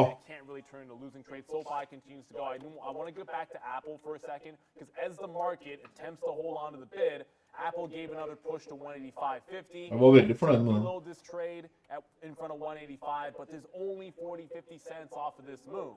The good news is this is the futures holding the bottom. So if we do go from here, Apple should be solid. Let's see what happens here. I mean, the market is still trending to the downside, as I can definitely tell by the fact that like SoFi continues to fall here. When I look over at the chip names, they also look pretty weak. Yeah, Tesla did end up failing that 262, so probably should have just thrown the stop at the high there. But I was very scared about getting squeezed out on it. Now we're holding 261, holding the teal, so I want to see if we can take down this 260.80 and then bid right back above and then get long there. Obviously, Tesla wanting to go up today. I don't know that you know, that 262 fail is going to be the high of day on this one. You know, options prices being probably 265 is a big one and 270 being a big one. So if Tesla's going, against the market here to the upside and the market does bounce, like this is the one that you probably want to be long. So yeah, looking for that fail break, see if we can get below 261 again and then blast off. Currently just holding bids above 261, people paying whatever they can hand over fist for this name today. So we will see where that one goes. I'm not about to just punch in up here when I think that my risk is probably down to 260.50. I want to see a break. So here we go. There's the break. It's down to the 80s again. Do we punch in back above? Yes, we do. We'll see if this works. If we get back down through 80, we get out. Mixed tape right now. Looking to hold the teal. Looking for 79 to hold. So we're back above 261. It looks like it wants to hold. Market needs to help us here off the bottom probably. But yeah, I'm looking for 262 to break out again. And those sellers off the 262 level to get squeezed out back into 265 as we start to pump up into the 40s. Currently the high, there's a kind of reserve high on 261.40. So when that breaks, as it does right now, here we go, starting to fly. If we get back below 40 now, probably have to punch out of this. But yeah, looking good on Tesla. Loaded it on the teal, and now we are blasting back to the upside. That consolidation low before was 261.85 or 85. So want to get above that, get above 262.30, and then see if we can trend back up. Looks like I might have bottom wick on this pullback at the moment. So feeling good about that. Trade. Where did Nvidia end up getting to? As we are pulling back a bit on Tesla. No, I don't have to worry about this. This is going up. Yeah, look, Tesla was relatively strong the entire way. Just a quick update. This is why we locked in profits on that 44 break. So it's always a big difference between a dip buy trade and where you're able to get it out all the way to 44.20. It's like 70 cents. And then when we added to it, you get another 50 there. But then a tight stop on the 44s that we had underneath. Because if it doesn't hold above 44 even, I think you can get right back into the original breakout price, which is at 43. So if it does dip back into 43, it can still be trend up. And I want to make sure that if it's trend up, I'm finding places to join. Always understanding R&R the entire way through. I do think this is still one of the names that's I only want to look to the long side on Unity, but it doesn't mean I want to hold at 70 cents against it. Møtet er klokka 5 UK time, så det er vel da continues to flush. Finally, 6. this is what we needed to happen yesterday. Quite frankly, Nå I'm sier jo sitting in this, in the same trade, sitting in that yesterday. And Du er then klar da, we eller? woke up. This time we break to the downside on Ja. SoFi. There's no way. What Det heter But here's the problem with that on Liquid Rider, LP. Det er de som tar gevinst. I don't have it on For my oss. board Ja, alt. as a halt. De står med all risiko. Like I don't see it on my halt board, but it looks like it halted on a $5 break. Halted at 506, open higher, De får prosenter av det. held the low at 460, and then went to the upside. So if you ever see this happen, sometimes the Så det blir retest cash. of the halt level is where you want to get in. I wasn't Men watching da vet du. Lordstown, Da ringes but etterpå. Greit, det. always listen to Randy, apparently, because whether it's Faraday Future or whatever the heck that stock is called, or just Lordstown today, through $5, nice little breakout trade for you if you happen to have it. I just happen to be sitting over here in boring old Apple, which it's starting to go. That wick makes it look ridiculous because it's all the way down to 180, but it cannot seem to get into VWAP. I'm going to have if it does get up above 185.50, I'm just going to have something sitting out there because I don't want it to get up to VWAP, immediately reject, and then I don't take anything out. So Apple working off this 185, just not giving you the absolute home run. Oh, Unity, you're going to break back out instead of going dip. I want to be patient here. Either it starts holding a bit above 44 and I see buying other than a wick buy, or I want a consolidation long. I'll be careful about getting back into this one. Yeah, I don't know what's going on with Rye, quite frankly. It's just kind of crazy. Tesla, I don't know how Tesla's doing for you, but It's doing pretty well. Yeah, I mean, the market's bouncing here, so it's got to be, right? Yeah, I'm looking to add on Tesla above 262.30, where it was kind of reserving before. Looking for that breakout over 263, and then, so there we go, added on it, looking for 262.50 to break, then 263. We get down below 262 again, I'm going to bail on this one. I've made 262.60. Dapper den ordene der. The upside, looking for 265. Let's see where this one goes. Come on, Tesla, breakout. There we go. Looking for 263. I'm going to get some out above 263. And then, you know, okay, there's the buying coming in. Den var fin, Prosecco. Baby. Tesla going to the upside. Looking to take some profit. Maybe in front of 263 here. I'll take a little bit there, 10%. And then 10% more above 263. Looking for 265 ultimately. And then see if we can trend to 270 on this options quad-witching Friday. Tesla is absolutely flying at the moment. Wow. No size on 260. Did it get taken? That was like levitation. Yeah, that just levitated from 50s all the way above 263. This is absolutely flying now. So I'm not going to actually take any profit here. I'm going to wait for this to get into the 50s, 60s. This is starting to get pretty insane. You know, reserves everywhere on the bid. Tesla's absolutely flying. People are buying this name, that is for sure. So let's see if we can get through 20s right now and into 50s. Yeah, good luck. I actually am starting to take a little more aggressive profit on SoFi because it just wicked 865. Market's catching a bid here. You can see it pretty clearly. Jo, men det sånn jeg gjør, Prosecco. Bare ta 1 og 2 kontrakter. It's too important, especially if the market makes a turn. Det blir mye penger av det, altså. Asking yourself, what the heck am I doing? Why did I just hold on to it? So I did jump back in. Some strength obviously came back into Unity. So I said if it starts holding a bit above 44, it wicked under, got to 90, and then came right back and snapped up. So I was able to grab some 7s in there. I'd probably get a little more judicious with the stop because I still think there's room to 55 even. AMD is absolutely weak, chill vibes, and I might jump back over. I'm going to kick myself for this. I had Intel bottom wick. Look at it go. Knew this one was relatively strong. And I still managed to bottom wicket on Intel. Jeg vet. Jeg tok et stort tap I forgårs. Det var det jeg hentet inn I går. Jeg shorta jo, og så gikk det jo faen ikke ned. Og så bare tenkte jeg faen ass, da får jeg gå long da. Så fikk jeg en rett I trynet, og så bare sa jeg greit, nå holder jeg, og så hentet jeg en all tapet. This was a multi-year agreement that was $20 million, but they've ended it after 1 year, so Det var veldig rare bevegelser nå. Nå har du quadruple witching I dag også, så du har sånn fucka motstander overalt. It's so frustrating because sometimes like you knew which one was relatively strong in the chip names and 100% it was well and then we're along the entire way through. Og så lenge man treffer mer med bomber og ikke har større så lenge du har samme antall kontrakter under hele veien liksom, og forsiktig, så går det fint da. Jeg blir så jævla tøff I trynet når jeg har tjent mye penger, så da vatter jeg på med 20-30 kontrakter. As far as Spotify goes, I feel like we almost never trade the stock. I don't know what it is about Spot, but for whatever reason, I'll jump over to it on Flash News. I'm like, oh, it gets a little spready, and it's difficult as a day trader, but it's definitely on one. I like Unity better, easier to trade, but you have Blue Sky above as well. Sorry.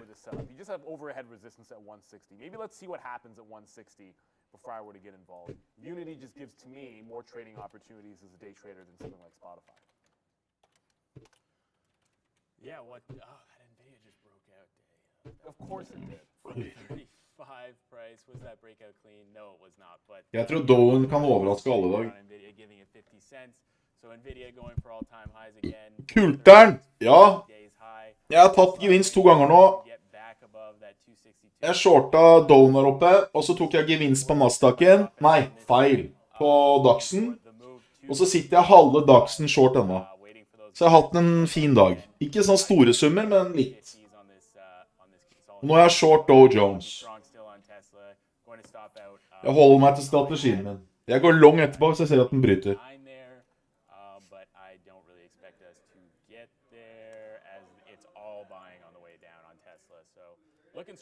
I dag en dag hvor alle idiotene går long. Det går jo opp! Should have been paying attention to that one, I guess. I'm so glad I drew my lines in AI, and then this is absolutely hilarious about because what'll happen is I've already traded half a dozen names, but I've never really been in more. Men folkens, 3 banker har gått konkurs. Av de største bankene I verden. Det gjør ikke noe!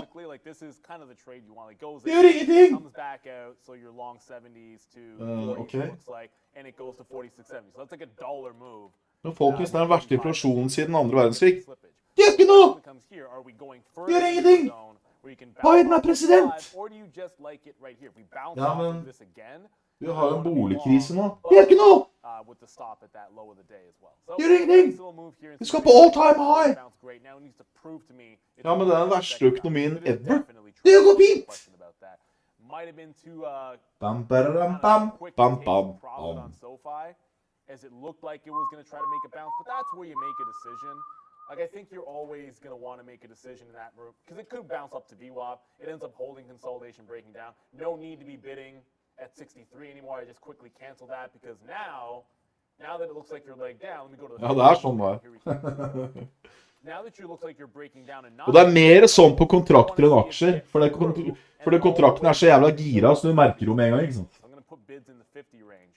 Just draw back a little bit further on SoFi. That's the one short we love. Wanted to make sure we hung on to that one. Credit Suisse, en av de største investeringsbankene i verden, gikk over ende, liksom, bare sånn. Nei, det snakker vi ikke om. Ok. Det snakker vi ikke om. On the reload there, yeah, maybe you should have just paid for it. I don't know. I feel like if this wants to roll over, like, I was shorting 262 before looking for a move. Det er ganske sjukt å tenke over det. De 3 største bankene i verden, og så har de hatt 5 eller 6 rentehevninger på under et halvt år. Og Tyskland er på all time high.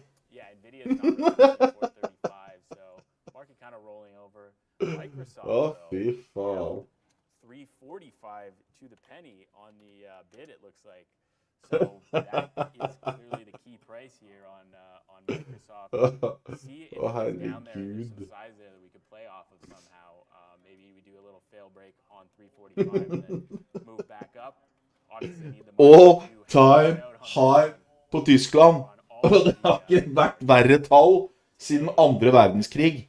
None of the squeeze stocks are going for us, so it's all large caps today, really. Yeah, like some of the squeeze stocks that set up there ended up all that. Folk er gærne. I mean, I suppose Unity, like that's a late move in Unity, and quite frankly, shout out to the community, right? Because I don't think I didn't have an alert set for this level, which is kind of ridiculous. I know we talked about it earlier in the week. I should have had the alert set, but you guys were mentioning it was going, and I'm like, oh, what the heck's up with Unity? It's past 43. So we're into that one a little bit late off the 44 break. We did have 43 and a half. I just got back into Intel. It just bounced off 36, so higher low put in on Intel. Like the trend to the upside there, relatively strong. Dagen på vei ned nå. It could still break out. I am making sure I always trade it when the stop. Jeg skal ikke være så jævla grådig. I'm willing to make bottom wick on this, but if it breaks out, I want to be long and then adding on the break. Brendo? I just saw Domino's Pizza having a nice day. DPZ up big time here. Both Piper Sandler and Stifel analysts with positive notes and upgrades on DPZ today. That brought me to this as well after the wild debut yesterday. CAVA not getting much love here. Still decent volume guys behind Cap. Ja, det er helt sjukt, Prosecco. Helt sjukt. Kava was unreal yesterday. So for the record, yesterday was the first time in my 20-year career that I traded an IPO without once going long. Not a single. I was short this thing 5 times. I never took a single long. In 20 years, that's never happened. And quite frankly, of course, I picked the day that it was like free money to the long side. So suffice to say that sometimes you've just got to slap a fail on it. What ended up, the only reason this happened was it was a 22 issue price. And into this market, when it was opening at 42, I was just like, that's too much. And I just felt like the risk to reward was always favoring the short. Like it was just. Fan, jeg smelter her, ass. So I definitely went for the short probably too many times. And then didn't end up having the high of the day. It is what it is. That's going to happen to you. All you can do is reassess and say, what can you do better the next time? Hopefully we've come back and done a little bit better this time. Apple's still holding on to 185. The market's still in the consolidation phase. It has not given me any reloads off this level. There's a reason why we drew this line here. It looks like it's going to be the line in the sand. If we break above 86, I think all systems go 2-set upside for Apple. As I said, I got into Intel a little bit there. So I just see no way Lordstown is still going. Yeah, ride is going. Ride is definitely going. That 5 break didn't work, though. Come on, son. Come on, son. Lordstown Motors for the absolute win. So not to throw any shade on this, but I'm about to go pay for locates on this because, quite frankly, this has now gotten a little bit absurd. It is sometimes it's just one of those, like it does a reverse split, then it breaks out. There is probably a flush coming in this stock. I'm not chasing this move. I'm going to see how much it costs for the ability to go short. And then yeah, that 6 break worked, and it's still holding 6. So interesting on that ride name. I'm watching Tesla right now at 262 again. I want to see it maybe fail break again, and then give me the long opportunity, which it just did. So I'm long right now. Looking for Longere på nytt i Prosecco, eller tar en short nå? 250 right away, and then back through that 263. Again, same thing. Nå er det noe der hvor du hadde den i stad. Print 80s at all. So looking for it to just blast off right now, off the teal, off of this consolidation bottom. Looking good so far, 15 cents in the money, but that ain't what we're looking for on Tesla. Not oh my today. goodness, it's free. Looking for 265. It's free shorts on ride. It's free shorts on ride. Wow. Yeah, it was not. It wasn't expected. Maybe that's adding to the fire here, adding fuel to the fire. I would think it is. There's a very decent chance. I don't want to say for sure. By the way, our charts don't split adjust. I'm going to show you on trade ideas here, which do, so you can look at some better. But this is like, it's getting into zones where you'd think, okay, everyone wants to short it at 7. That makes some sense. Obviously, $10 stands out there. But when a stock is free locates, you've got to understand that for day traders, you're not paying you're paying no premium to go into the short trade. So every single time it sets up, you're like, oh, good, let's go. You're not being discretionary about it. So when I was paying yesterday for like Nikola and the other names, like you have to factor that in, and then you're more discretionary where you get into it. So be very careful shorting this. A lot of people are probably getting run over as we speak. Let's go to Brendan. I think it's our small cap recap. Hey guys, busy morning. Let's go to a few that are moving around in small cap land so far. We were touching on this in the pre-market if you joined us. Space, really nice day. Trying to hold on to 520, 525 was that initial move to the downside. They said, very, very close to hitting their target of getting their next flight off the ground sometime in June. So Virgin Space having a nice day. Ride, all of the little tiny EV related stocks to the upside. That Go EV I saw just pop up on volume was doing things yesterday as well. Ride though leading the way. 550 just got tagged there to the upside for Lordstown. Heads up on that. This VCIG as well was up on this note this morning. AI headline involving big data industries. So heads up on VCIG. Trying to get going right now. In fact, back to the upside. And oh yeah, Nikola, another day to the upside as well. But chopping around a little bit here at 140 for Nikola. Watch out again. I just saw a volume spike there on GOEV as well, guys. Yeah, that was. I will be kicking myself over GoEV at least a little bit. But it never got to the level I wanted. That was a big one yesterday. As long as it holds, it has held at 65. It's just it's not the relative volume is kind of pissed, and it needs to show me a little more strength. Like maybe break back out 70, or this has to just take out 72, and then that'll be the play. Apple is now making a bit of a run into VWAP, so come on, tag me. Like give me a break. Like we're so close. This is what ends up happening is you end up moving your order like 3 or 4 cents, and then it just goes there anyways. So I just moved my order up to like 74 there and was able to get the fill. So we finally get that bid off that 185. It gets into VWAP. It's starting to slow down. But if the market wants to go, this is look for places to add here. But you don't want to look a gift horse in the mouth. You want to make sure you're taking the profit when it presents itself. I was about to say Meta was strong. At one point, it was looking really good off an 82 break. But now all of a sudden, it's putting another lower high. So it just rejected 83. Meta, worthy on watch. It had just gone green on the day. That's what caught my attention. Now pulling back red. Looks like this could end up being a bit of a laggard there if it gets back red while the market's trying to take out that green side. I'd much rather this breaking 83 and holding before I jump over to it. Oh my goodness, ride. Yeah, that ride is going crazy. Oh, just lost my chart there on Tesla, but waiting for Tesla to break 262.50, a little bit of resistance there. That's the consolidation low previously, so looking for it to break that and then get back up as I try to recover my chart here. Again, really not like looking for this to break down much at all as we are looking for that 263 breakout. Oh no, the chart didn't. Well, that's going to be a problem, but... You're not in NVIDIA, are you? No, I should be in NVIDIA at 230 at the moment, but, you know. Sweet Christmas. Can't try that too many times, I guess, but... You guys seen NVIDIA? 436.50, so make it double top at the moment. We will see if it can clear that double top and make that new high into that 430 as I get stopped out of Tesla at the low there. Yeah. Oh, everything kind of quadruking a little bit here. Ride that turned. NASDAQ. Oh, Ride. Ride got to absolutely. 658. So once if you're looking for a 7 short, like once it breaks 650, you're like, okay, now we're ready for it. Let's go a little bit higher, push higher, break 650. People still taking breakout longs. You're gonna get it. And then the second it was up there, flush, like right back into 6. However, it's made 2 big pullbacks and continue to go. So if it holds 6 even, decent chance it could squeeze again. You want to be able to respect that. It most certainly has a chance. I'm gonna hate myself for this because, yep, I was back into Unity. I was giving it. I wasn't taking 40 cents, but I was stopping it at break even because logic, right? So I stop out of it, and I'm like, wait a minute, that was stupid.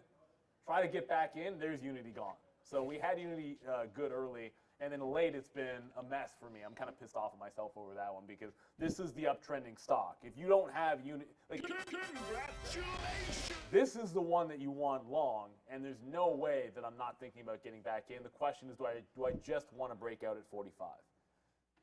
And the answer is yes. So if I'm lucky enough to get a dip back into the low 44s, I probably take it. However, sometimes it's just a break and rip. Again, I do not want the 45 break going much against me. If it fails that break, I do want to be right out of it because I am chasing the move a bit here. Apple continuing to work, that's fine. SoFi short, oddly enough, continues to work as well. So despite the market catching a bid, SoFi is not really concerning me. It's still at that low of the day. Yeah, I just tried Tesla once again, so now I'm just going to take a break out of 262.50. This is, it's consolidating below. There's obviously resistance below 262.50. It's kind of pushing, around that 262 price. So instead of, messing around on the dip here, just take the 262.50 breakout and see if we can get that move. And if it prints against you at all, you just get out. NVIDIA pulling back, but still holding 230 or 435, sorry. And yeah, that Ride $6 breakdown, I may have to take that, but I mean, that would be the ultimate trap level if they're trying to trap the people who are shorting for free and then send it back up. But I mean, that's looking very, very good for a short right now. It's only done 18 million of volume, so it's not even double float volume yet, which sounds crazy, but that's not a lot. That's not a lot yet. As we are going for the high once again. Wow. Okay. Oh my God. Now it's levitating. Now it's levitating. Wow. Okay. So Ride is going absolutely nuts. Maybe a 7 fail break is the way to short it, but I don't know. Based on this and the free shorts, kind of feels like this could absolutely squeeze and halt up a bunch of times. So maybe I'll stay away from that one. Trade the other EV name that I do like trading a lot better, which is Tesla. Wait for that 262.50 breakout, and see if we can get into that 263, 264 very quickly. It just rejected the high again. It's back at 6. Back at 6 already? Yep. Oh my God. Wow. Well, okay, Ride is the crazy stock. Sometimes the only play is to spring the trap. Like it just double tapped 650 and failed. So if the 6 breakdown doesn't work, you're fast enough to put a stop in to get out, hopefully in the 10 to 20 range. But it just keeps bouncing off 6 even. Like you see another bounce here. I think a failed break at 7 is still a setup. We already mentioned that, so we're going to be there if we get to it. It is what it is. I only have the 2 positions. They're both in the money. I am looking for what's next. It could be 45 break on Unity. It could be break on Ride, whether it's a 6 down or a 7 failed break upside where I take the short on the way back in. I'm not chasing this move because I thought 7 was the level when I pulled it up on the daily. Yeah. So those are the ones I'm going to be watching. Starbucks making some power moves. Apparently Roblox is going nuts. Roblox. Okay. Yeah, Roblox is at the high of the day as well. My eyeballs are on Unity and Ride, so it's hard for me to kind of focus too much. Roblox, this is a daily chart here. Watch out for 43. There goes Unity. It just broke 45. Almost immediately, it looks like it does not want to hold on to the level.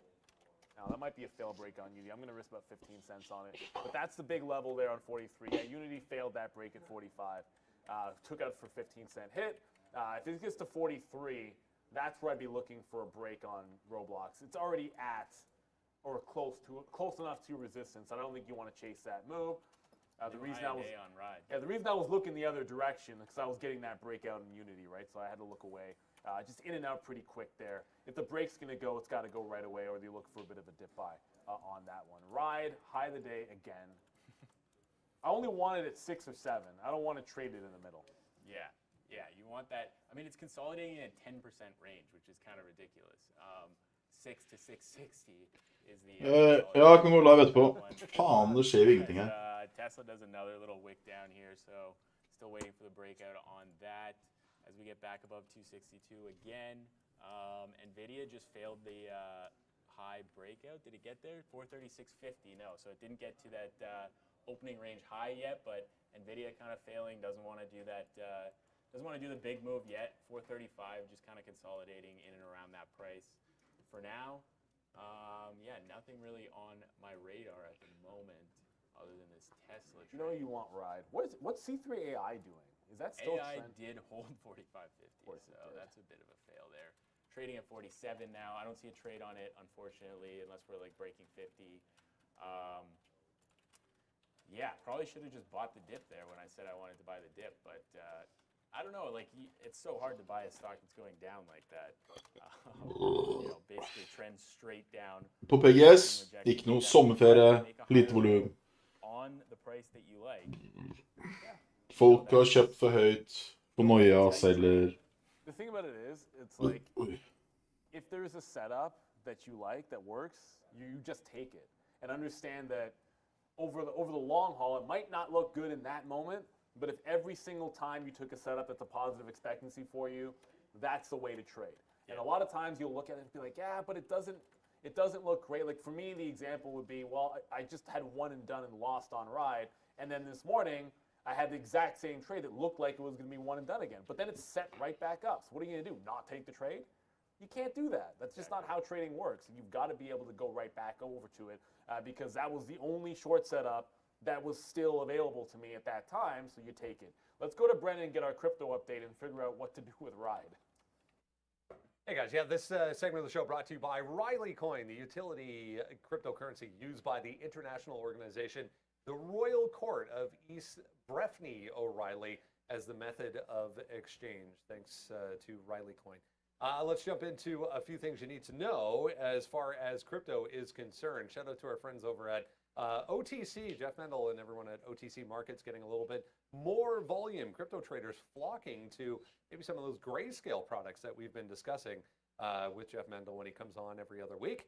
As liquidity dries up on crypto exchanges amid regulatory clampdown here. So a little bit of benefit to OTC market. Here's BTC, meanwhile, really nice bounce off 25,000 back to 25,600. Going back, this is an hourly chart, FYI. So highlighting that move down on the Fed. And then we're already back to this low. So a bit of a retest here as far as support, which could now be a little bit of resistance for Bitcoin. Very positive though, 1.8%, 25,525. I saw ETH on here. There it is. 1.15 for Ethereum, 1665. Everything else so kind of mixed overall, a little bit positive, guys, heading into the weekend. Yeah, I mean, we're still holding green, but it can be a little bit deceiving. I get it. Like you look at the percentage gains and losses, and let's just hold that higher, the lower high here. The NASDAQ doesn't seem to want to make that next leg up, but there's relatively strong names. I mean, Apple breaks VWAP. I think that can change things, but you are rolling back over. We did get through the high of the day on Lordstown. I thought that would take us right to 7, so it broke 660, and it got to 673. Like it went 13 pennies on that break, and that's it. You got to figure with 3 locates on this, there's so many people that have been shorting this area here that they got to be at least a little bit scared and concerned. If it gets through 7, they're screwed. So I'm looking for a 7 fail break. If you short this, you got to be sure that it wants to fail 7. There's way too many people that are burned. Here's Nikola at 180. Oh, no, it's okay. It's just volume came into Nikola here. So bounced off 140. 135 was support. No, yeah, 135 was support. It never got there. Now it's breaking back out. Not enough for me to get into it. Not enough for me to get into it yet. I think it's going to be Ride that is the next trade if that one was set up. SoFi is continuing to work, but it's now barcoding off that 650. I'm underneath. I'll probably put a bid down in the 60s to try to take something else out. Do not need this retracing to VWAP. It has been working short, but you want to make sure you're taking at least some profit. Ride has got to be focused here at this point. You know, I think you're going to get to this 7, and if it's a fail break at 7, that's a pretty tight window to make that trade short on a fail break. So my focus has to be on this level 2. Yeah, I just got along the other EV name Tesla off this 261.50 fail breakdown, failure to follow through, whatever you want to call it, right off the 50-period moving average. So looking good on Tesla, trying to take out this 262.45. Still resistance for now. I'm expecting it to break. It looks like we want to continue this trend. NASDAQ's looking pretty strong right now relative to what we were looking like before. Tesla, I think, can do a 5% day today, so let's see if we can get this trend. I wish I added to this over 262 like I wanted to, but that buying was just incredible off of this candle, and happened too fast for me to add at a decent price. So I'm sitting in this. Maybe try to add over 263 if we get that, but yeah, looking for that several dollar move here on Tesla, and stop out at the low of this consolidation candle. Yeah, I like that. I like that trend. I'm just the corner of my eye. By the way, Intel's close to the high of the day break. We had that set up at the open, and then it did the dip buy instead. You know what? Lordstown doesn't seem to want this. It just keeps on ticking higher and then giving it back up a bit. So I'm not going to stare at it absolutely forever. No, you can't just do that. Going over to NVIDIA, it has now made a consolidation off the high. It's broken 36. It's been above a couple of times here, but just cannot seem to break back out. This could end up being a nice little range, like 433, 34 could maybe give you a dip off. Yara, jeg kjøpte masse Yara etter utbytte for 3 dager Leroy siden. Jenkins in the chat. What is your expectancy, or what is a good expectancy for day trade the world traders? The thing about win rates or expectancies is every style is different. Like if you're taking breakout trades that have a very tight stop, let's say you're risking 10 cents and then your first profit take is at 50 and your next is at $1, like your average out could be 60 to 70 pennies. You're looking 5 to 1. You can actually have a win rate or success rate of 30 to 40% and have a positive expectancy. That's one style. Or you could be trading, I don't know, like you're making markets on something like very active on a Nikola, let's just say, where you're very tight, trading 5-cent risk to reward every single time, and you're in and out scalping it. And there you could have a positive expectancy of like 55% and be positive there. Or sometimes it can be 80. It's all about your risk to reward first. So first you have to define your trading strategy and what your edge is and what you're doing, and then you can worry about what your expectancy has to be. The math just has to work. So set up a good risk to reward, and then you go from there. Because not all trading styles will be the same, and you cannot possibly try to fit one specific risk to reward or expectancy and think that's going to work out for you. Speaking of which, like if you take a breakout trade, the question becomes, I mean, obviously, I'm going to go to the higher time frame here for you guys. So if you take a breakout trade like this, like double top on Intel, okay, I could put a 3-cent stop on this. I'm not. I'm going to put a 5-cent stop on this. And then if it gets to 36.50, that's where my first out is. And if it breaks 36.50, I'm probably considering where to add. So Intel is now through the high of the day. I did have the bottom a couple times. It worked early, and then I bungled it the second time through. You guys all saw that. So if it goes right away, great. If it doesn't, I probably just pop out of it. Very different trade when you're taking a breakout than if you're piling into like a dip buy. Yeah, Tesla's still running into these sellers here. I'm thinking about bailing on this trade at the moment. This is not working for me. They keep selling it down off of the 30s, so it needs to break those 30s. I'm basically break-even stop at this point, not looking to hold this against me at all. If Tesla wants to go down, it wants to go down. Market is reversing a little bit, but a little bit. You know, it doesn't want to break this 261.50. So let's see if we can get buyers in this level right now and put it back over 262. If not, I get stopped out. Way she goes, lose 5 pennies or whatever that is on this trade. As we do get some buying in, but is that enough? Is that enough? Push it back. Come on, Tesla, you can do this. Only strongest stock in the market today. So if anyone's going to do it, it's Tesla. Is it Microsoft though? Did. Or is it Ride? Well, Ride. Well, I mean, a $7 stock doing a big move is I'm different messing than with a $200 stock doing a big move. I'm just But messing with you. Yes, Of course it's stronger. Of course it's stronger. Microsoft came off the bottom, so that Got it. 345 held, as Tesla does seem to hold this price looking for the breakout. Weird action just consolidating in this range at the moment.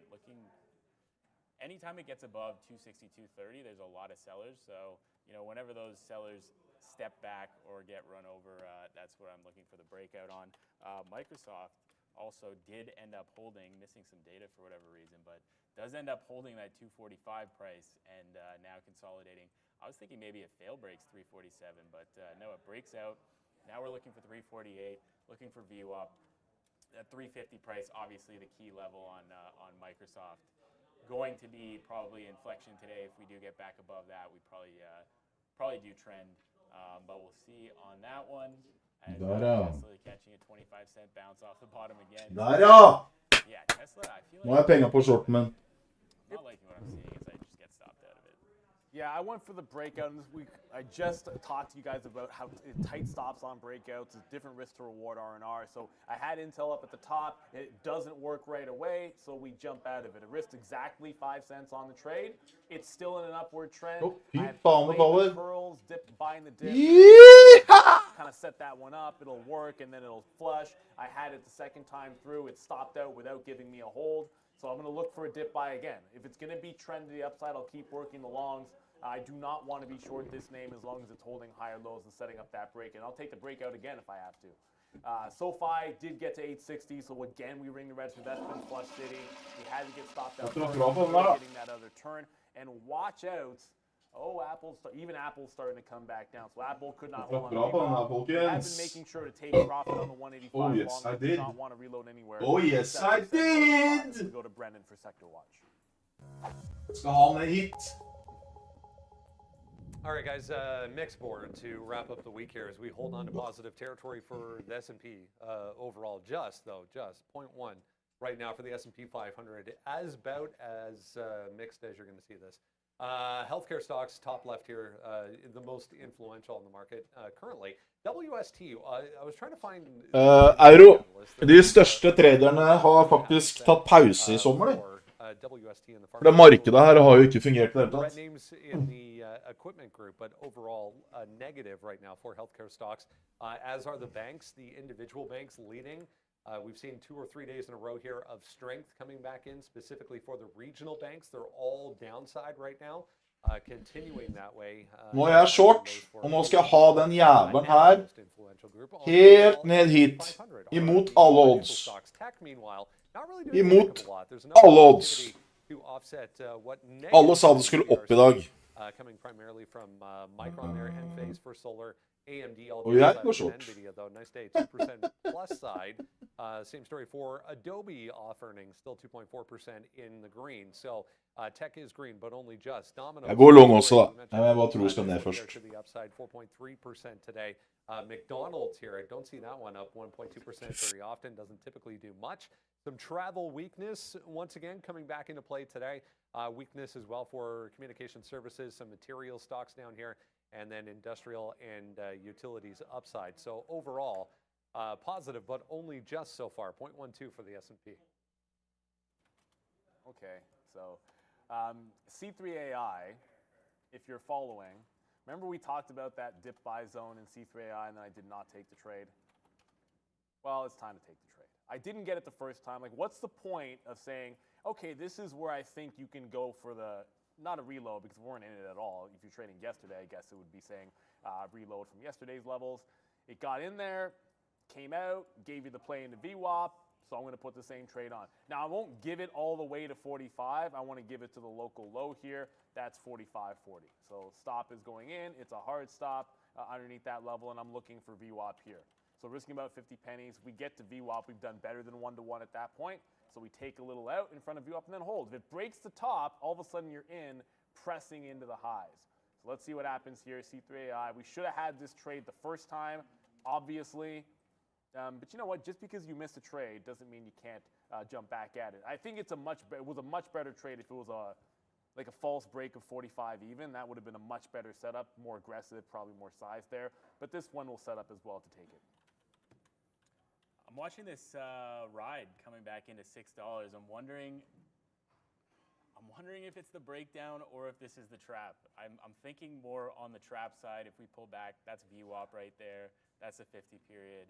We pull into that, go like 5 cents below, and then right back up. So I will take that long if that presents itself.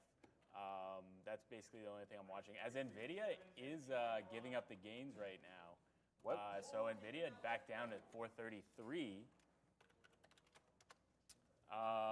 Coming back into these kind of pre-market low prices, 432.50 was kind of the inflection on the day. So I wonder if that's the dip buy on NVIDIA right now, basically. I don't really like what I'm seeing out of these candles, so you want to see kind of 433 break and then move back. I thought I fixed this wick already. But yeah, I guess it already did that, so look for 432.50 to hold possibly on NVIDIA for the move back up. Obviously, NASDAQ is coming off again as the rally was not able to be sustained. Come back to the pre-market consolidation prices here and reject off of 15.4 once again. So coming back into those lows. But I mean, the range on NASDAQ, is it all that big today? Not really. Just some crazy individual moves are happening. That's all. Yeah. Like you had big, NVIDIA is a strong name. There's been some strong names out there, but overall, so many stocks are inside of the range, which is crazy. Like I look at Intel, which now has this ghosting thing going on, but it's still inside the range. It's more or less 36 to that 36.5. It just bounced off the quarter, like here at VWAP. I'll just zoom in for you guys a bit. I don't know. Missing data there. It bounced off VWAP. I was able to get some at 23. Took some out for the first 5 cents. Again, I'm risking essentially 5 pennies every single time I take this, and I don't start taking profit till it gets above that 5 cent mark. So I'm keeping the stops relatively tight because we're still in an upward, sort of downward trend. Even if this stock is strong, the market's in a bit of a downward trend. So AI came in, gave me the fill. It's kind of hanging out here. Hasn't really done anything, no breakup, no breakdown. It looks like Lordstown is probably... Nå har jeg hentet inn 2 lapper på det lille der, på 2 kontrakter. 676 maybe, without breaking the top. So this could take out 6 even, and that sets up for that 6 even short. Really, I was either looking for the fail break at 7. I still have my stop trigger short. On just making sure, yeah, I'm still going short on a 6 even breakdown. Så får du, tror jeg nå, her nå, så får du en ny runde ned. Du får, her, jeg tror det blir motstand. Så her kan man gå long, akkurat her, og så kanskje du får den opp mot Emma her, eller så går den rett ned her nå. Og jeg liker jo litt sånne ræva odds, så jeg er short fortsatt. Jeg tar ikke gevinst. I didn't hit it yesterday, and then I was like, yo, the first time I use it, I'm wearing that same shirt, and then I'm going to make sure that the first time that gets hit is when I'm wearing the same shirt. That's why I was told, like, you should use the new one yesterday. I'm like, no, I have an idea here. We're going to wait for it. Then, maybe we get a free fall Friday. I just hope it does not happen in Intel. Okay? Let's have Intel go to the upside. Kom igjen, motherfucker! I got some 32s just there. I'm going to get some more at 35. If it breaks the high of the day, Nå tjener du mer penger. Yeah! Hvem faen hadde trodd det? Den er litt skummel, den her, altså. Den er litt skummel. Jeg vet at alle vil ha det opp.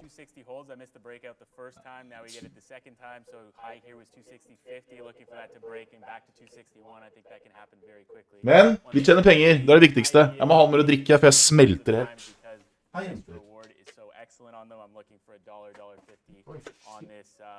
Move if NASDAQ is going to wick the bottom, which it has kind of just done for now. Tesla should move up off this key 260 price as we move into 260.50.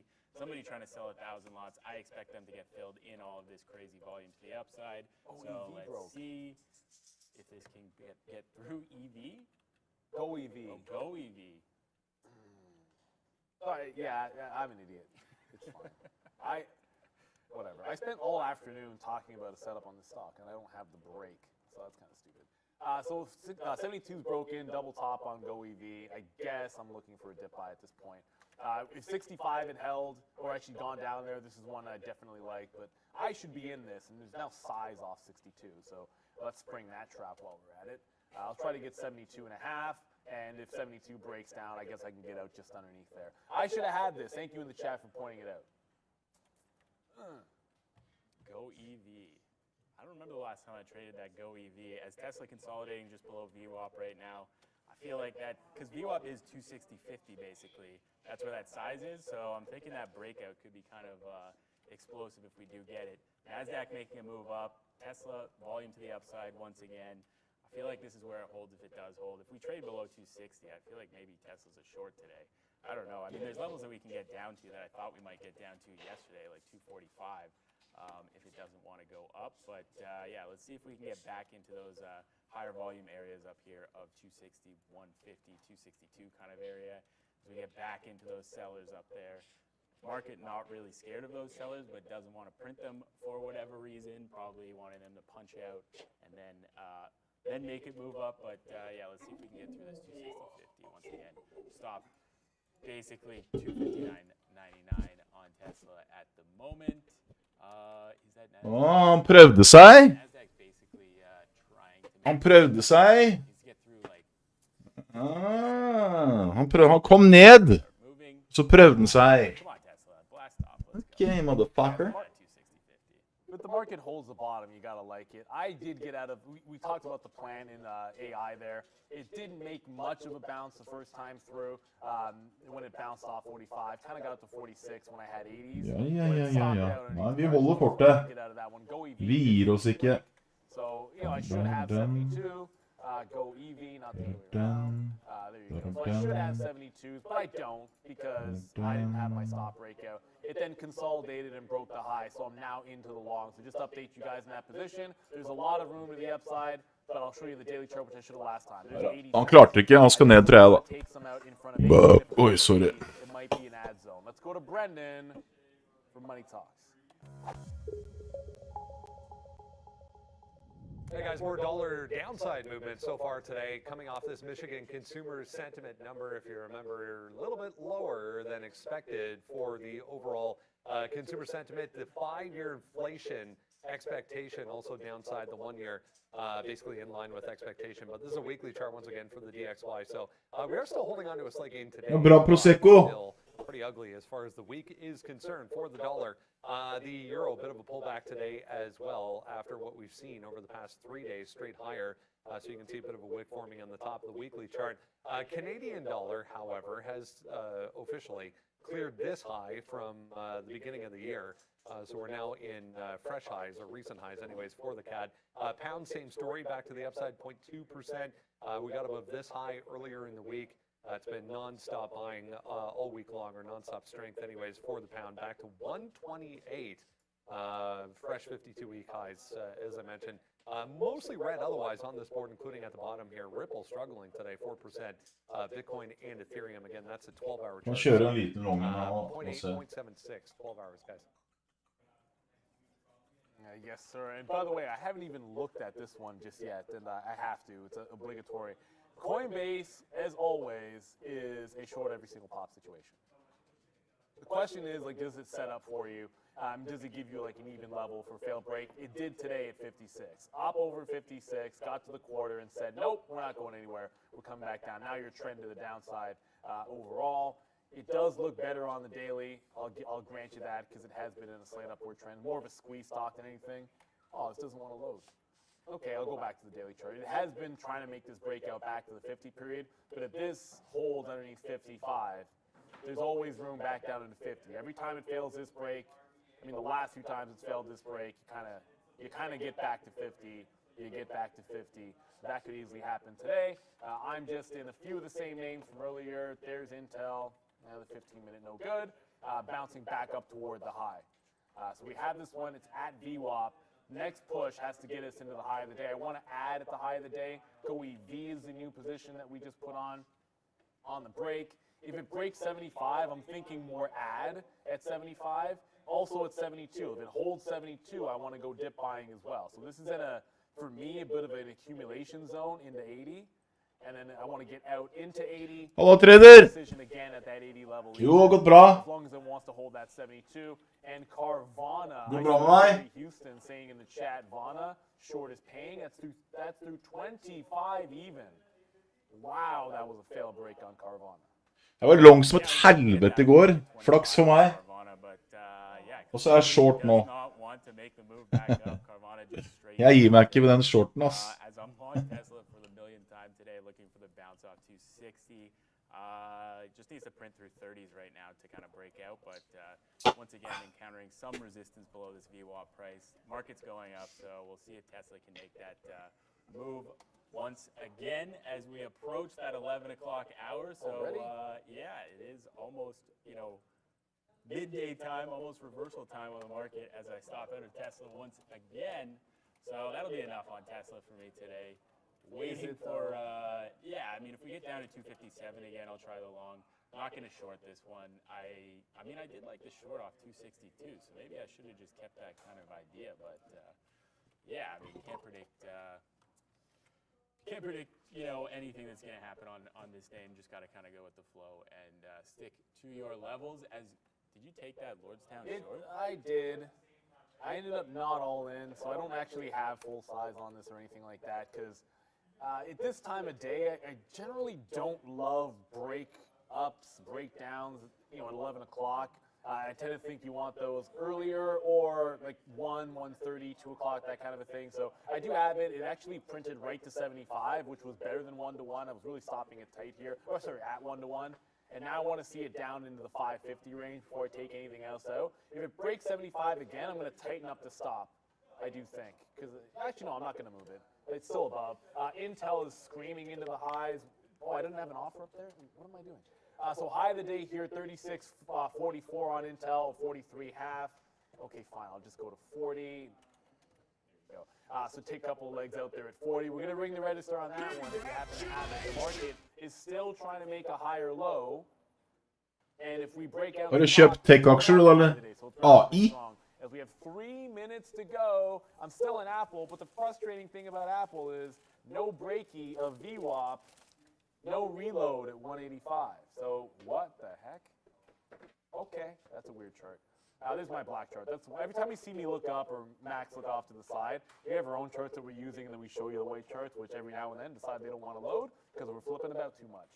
So 185 is held. It's giving you 86. Higher low at 85.5. The question becomes, do I want to reload off here? Probably not. If it breaks out 86, I want to add above VWAP. If it's going to be trend up from there, let's add VWAP and above and not worry about... If I'm reloading here 185.50, that's it putting in a lower high, and then I'm adding after just putting a lower high. I'd rather be making higher highs all the way through on this name. That's a weird-looking chart. Go EV, not really doing much. Like, when that stock goes... I'm adding to this on the break of the high. Like, I'm not really even thinking about getting out of this yet. So, Neil, I don't know if you remember, but on the midday show, the diehard fans may remember a couple months ago or a month ago, I was thinking about taking a trade in PAC-W, and you said, if you make money, you owe me an apple fritter. If you lose money, I owe you a beer. What happened? I made money. So I went to Tim Hortons this morning. Oh, my goodness, Max. I forgot about it entirely, and then I remembered this morning. I'm an apple fritter man myself, so I got myself an apple fritter too. I mean, like, so here's the thing. If you ever give me an apple fritter, like basically like my best friend forever. So, cheers. Cheers. And yes, I am 100% gonna eat this in front of y'all. You're damn right. And if you're listening to Tim Hortons, Nå har jo krypto daua helt. I will eat one of these every damn day. A, because I love them, and it's just actually true. Might as well just get a sponsorship out of it. It's ridiculous. I absolutely love these so much. It is the best. It's the best pastry. I'm sorry. It is the best pastry in all of Canada. It's delicious. Okay, so a couple of things. We have less than a minute to go. Thank you so much for that. I freaking love apple fritters, by the way. I could eat like 8 of these in one sitting. So ride is breaking down a little bit here. I'm going to get a bid out in front of 550. It's not really accelerating the way I would have expected. Thank you for the super chat. Dark Star Shine. Fritters for the win. Thank goodness it's Friday. Oh, reminder, a couple of things before we go to the midday show, guys. Monday's a holiday. We're still here for the rest of the day. It is also witching today, so the close could be a little bit more active than normal. So we want to make sure futurene oppdaterer seg ikke fra witching, for faen. Yeah, Max is a real one there. Greedy as hell. I am greedy when it comes to apple fritters. I have no problem. Futurene her jo ikke reelle nå. I've told the story a couple of times about when the boys were coming over in high school. We're going to play some Mario Kart. Had a dozen donuts and some chocolate milk. and somebody who did not put in on this showed up, and I said, "You're not having any. I'm eating all 6 of my donuts and drinking my half liter of chocolate milk. And when you put in on this, Samme her, then you trader. can have some." The chocolate milk too. Jeg shorter dem i dag. High school, we didn't have money back then, man. I'm just Og saying, Dow back Jones then her it oppe. was cheap. It is already 11 o'clock. I do see the professor and Obi-Wan Kenobi ready to go. They've already. Jeg tror Dow Jones kan fort falle ned hit. Back at 2. For now, let's go right to the midday. What is up, beautiful people? Det er motsatt til alle andre. That's Obi, I'm Sharif, and we are brought to you by Search Trader, account funding of up to $1 million. Ja, nå har jeg penger på shorten min. Enjoy relaxed trading rules with 8% Euro, du må det, vet du. Du må følge med på hva som skjer. Nå skremte jeg bikkja. Sorry. Unnskyld. Jeg skal faen ikke ta gevinst nå. Jeg skal være med hele veien ned. Jævla dritt. How was the day? We talked a little bit in the restroom back there, and you're giving me some insights, so inform us all. It's been a tough morning. Had some trouble, a little bit of bag holds, but oh, it's muted. Mike, yeah, okay, we'll get that mic Sorry about settled. that, guys. Yeah, no worries. Yeah, so bit of a choppy day. Did some bag holding a little bit, but managed to get out of our position. I was thinking like long on Microsoft, so I kind of longed this here, and I let it kind of get to me. About $3, small size, but like. Legg merke til det, nesten ingen tør å si at vi skal ned. Alle bare, vi skal opp, vi skal opp, vi skal opp, vi skal opp. Kjøss meg ræva. Udugelige mennesker. Nothing too crazy. Yeah. Work back from the loss that I took, but yeah, kind of keeping things on watch. I did take some Carvana. Yeah. This morning, let me pull that up real quick. Sure. CVNA. That was a rocket this morning, but it turned around real quick. Check this out. Her kan jeg ta gevinst, for her har han litt støtte, men nei, ikke faen. Ha tro på meg selv, jeg skal ha han ned dit. All right, so let me pull up the 1 minute. Right here, tried to take the 28 break. No follow through on the $0.5, so kind of punched out on the way back in. Ha troa på deg selv, og du kommer så langt du bare vil. Ha troa på deg selv, ha troa på deg selv. Så her da, nå har vi penger, vet du, spruter penger.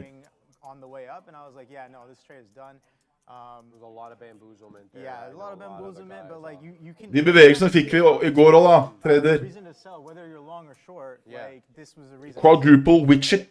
So what did the tape look like? So you just made like a very good statement. I love this. You said it definitely didn't look like it did on the way up. Yes. And that's why you bailed.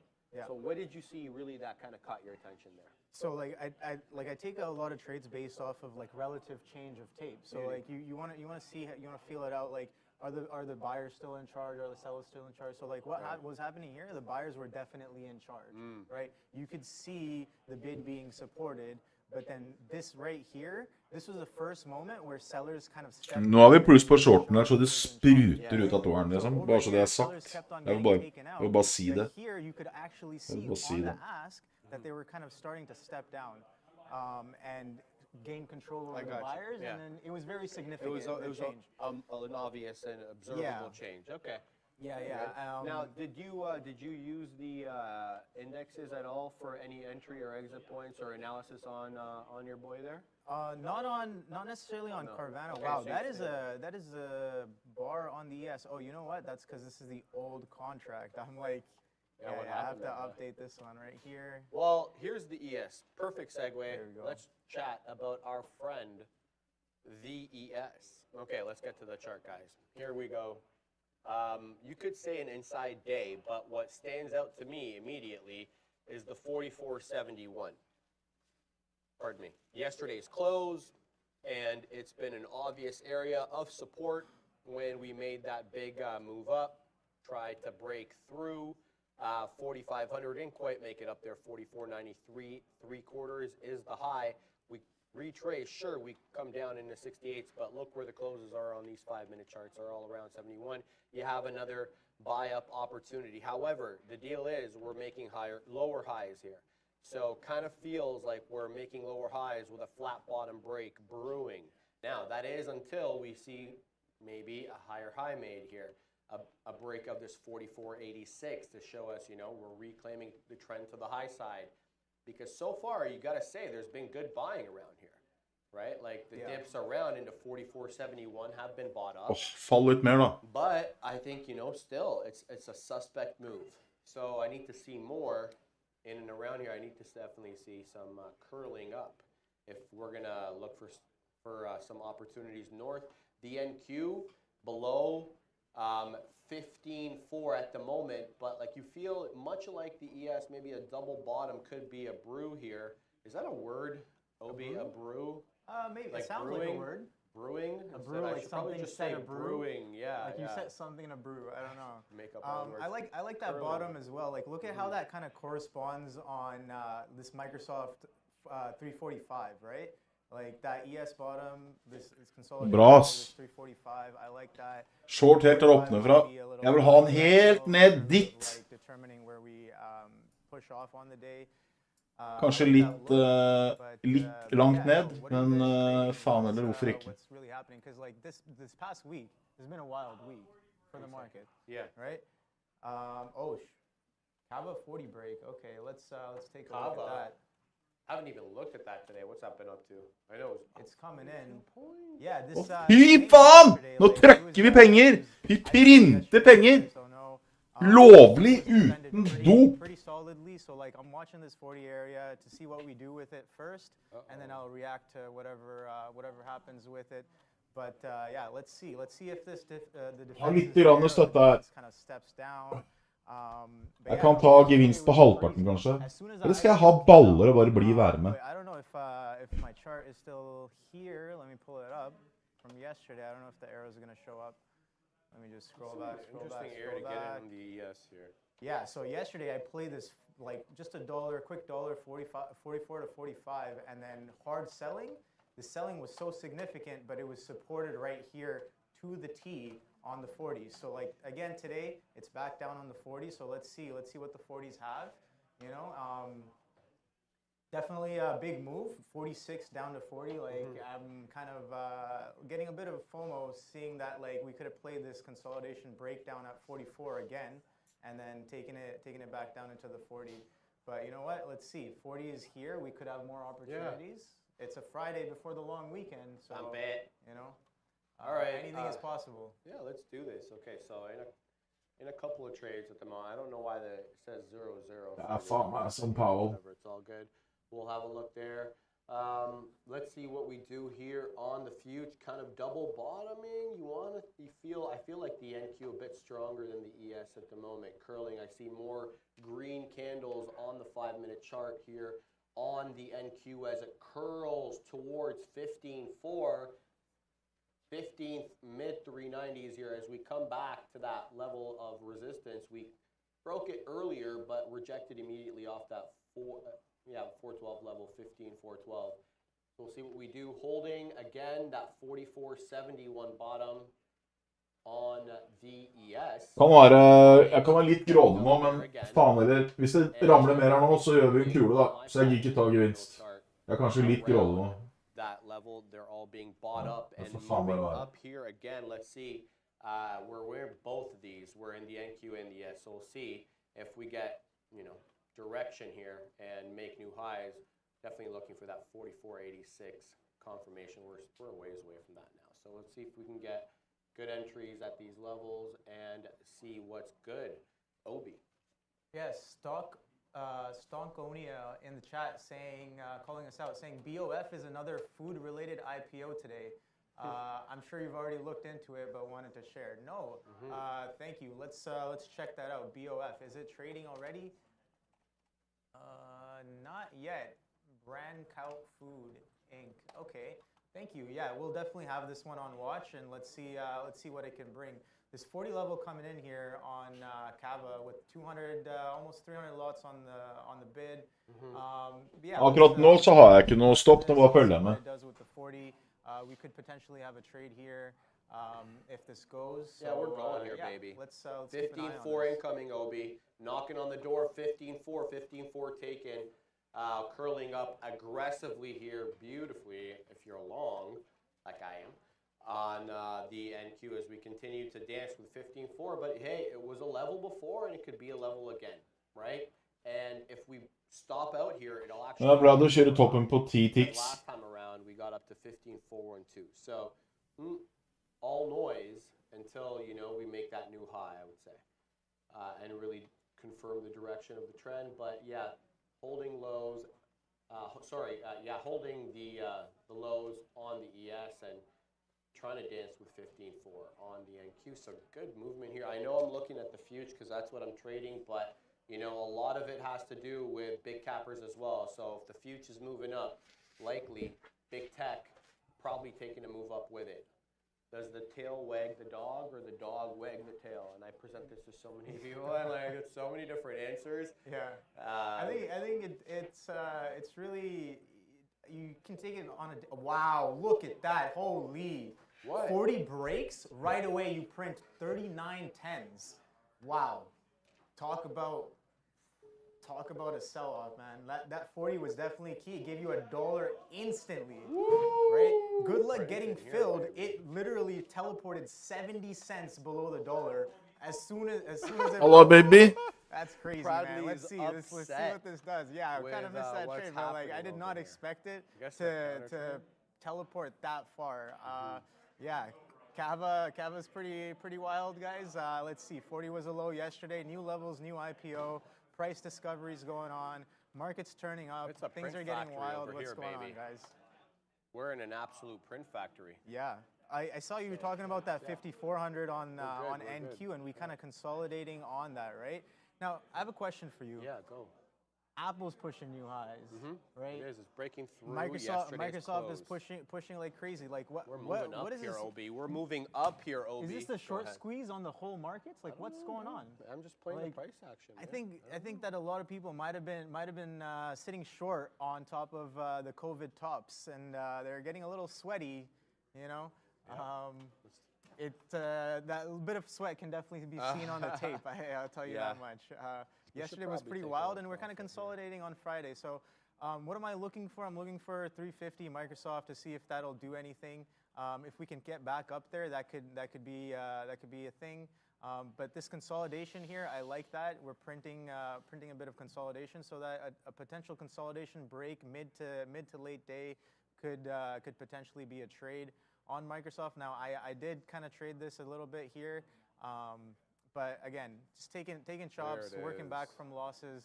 Nothing too crazy. Like I did not respect the trend, and the market taught me a lesson. You know, sometimes sometimes you feel like you're all powerful, and then the market goes, it's over, Anakin, and I have the high ground.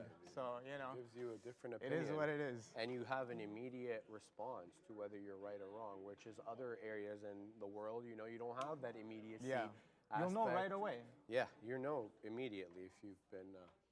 Anyway, you know what I mean. Anybody who trades knows exactly what I mean. We're curling up here. What will be what I see here are higher lows.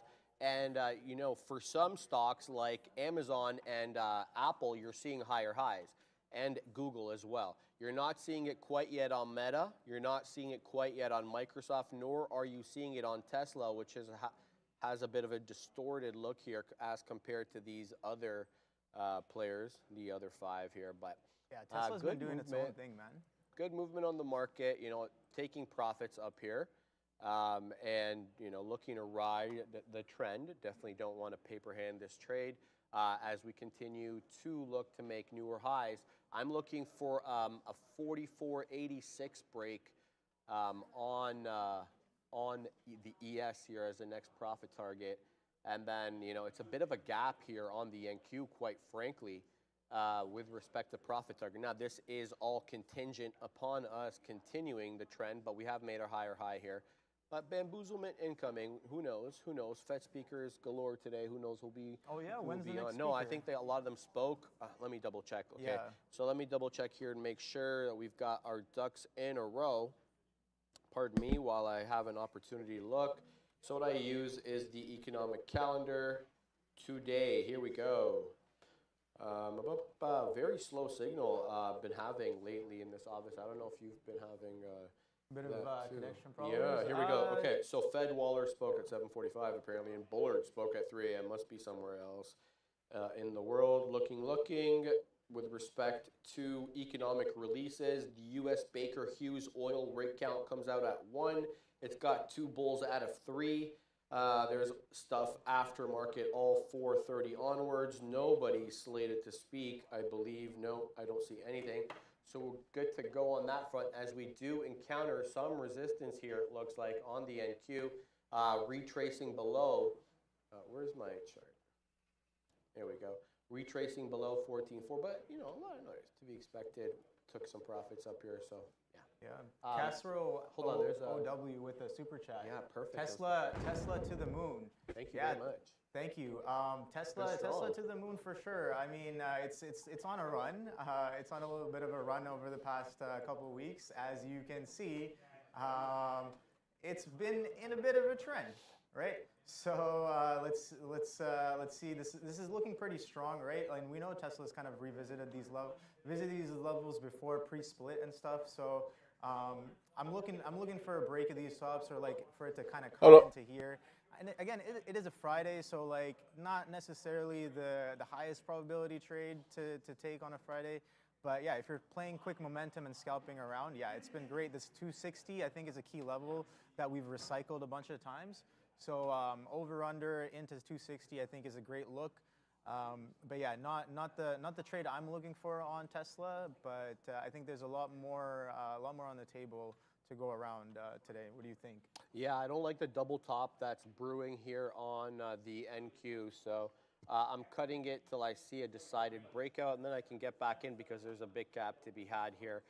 This is the double top that I'm talking about. Look, it's a 5-minute candle that still hasn't closed, so say I could be jumping the gun, but I was worried about resistance at this level. If you encounter resistance here, you're likely to encounter it too on the ES, which is why I cut it. So look, I'm cutting it here. If we get a big break above this level, I'll reignite the position.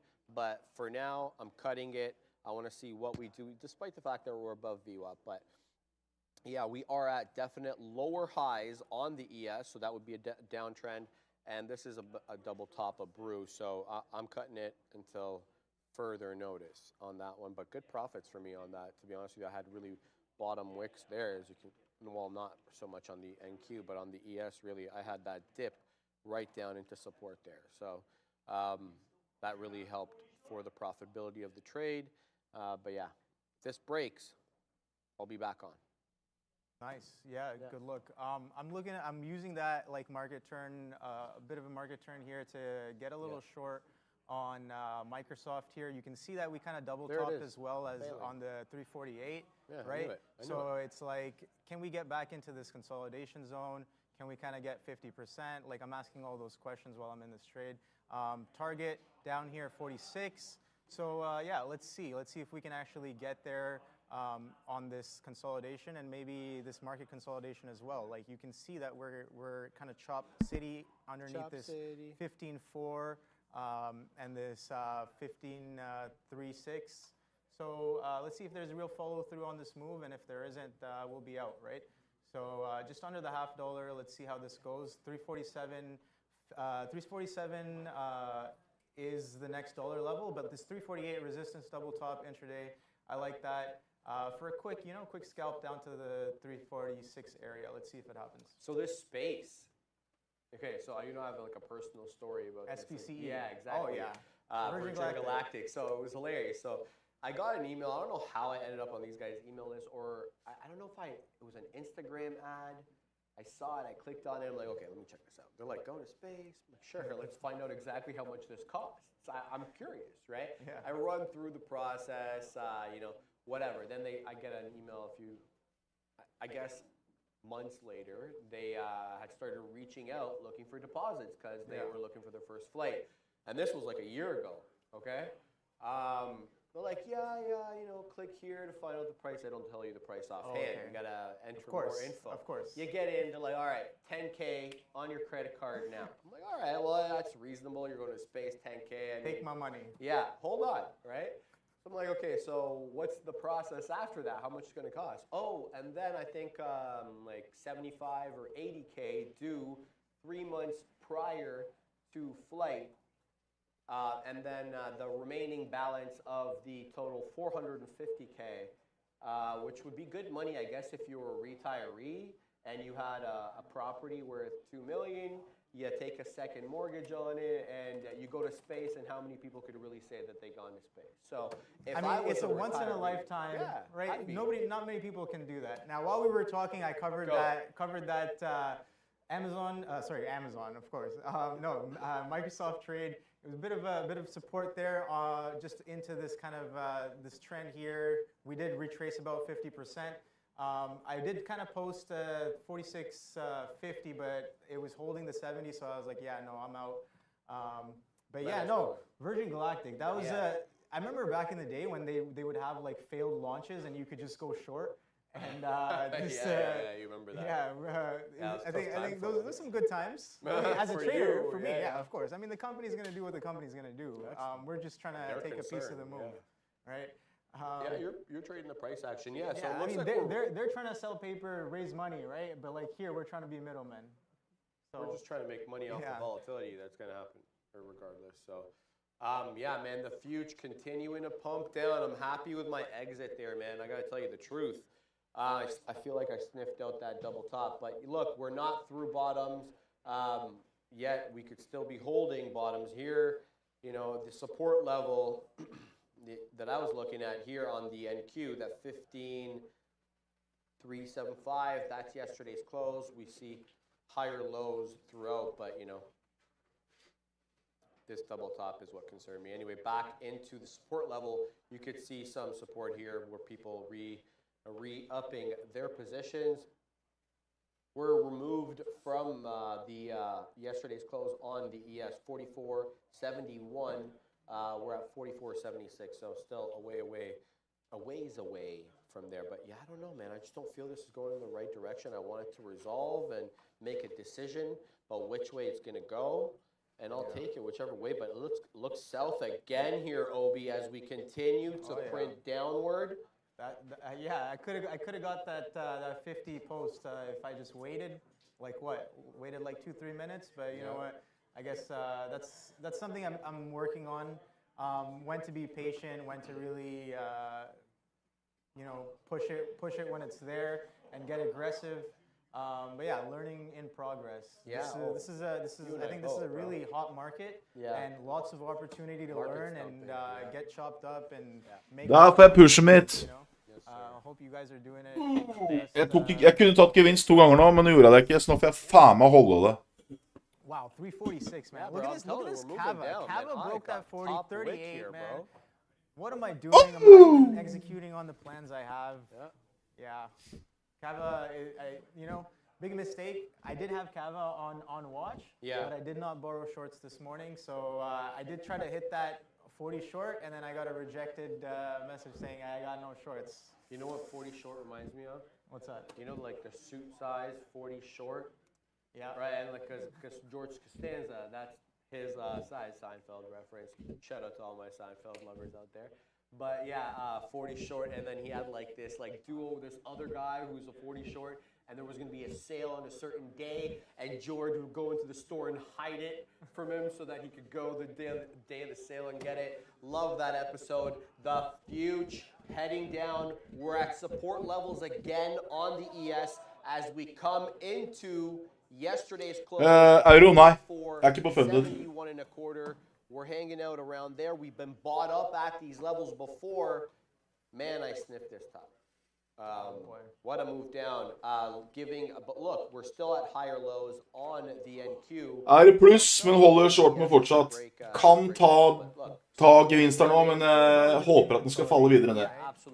Den prøver seg flere ganger nå. Den har støttet her, men jeg håper det kan bli motstand, så skal jeg ha den lenger ned. Let's see. These tops here are kind of consecutively coming down, while this is kind of, like you said, flat bottom testing, right? We have wicks off of this 44.70, 44.75-ish, whatever area on the chart. Shout out Dan. Dan Emmons. 15,340 here on the NQ. Der, ja! So let's see what we do with this consolidation. Now Microsoft, I left 50 cents on the table there. You know what? It's fine. 46 is what I was looking for, and 46 is what we got, but I covered 46. Faen, vil den liksom ikke bryte ned, dere? Jo, du skal ned. Det er It's sikkerhetsdagen. a little bit of getting good that I have to get done.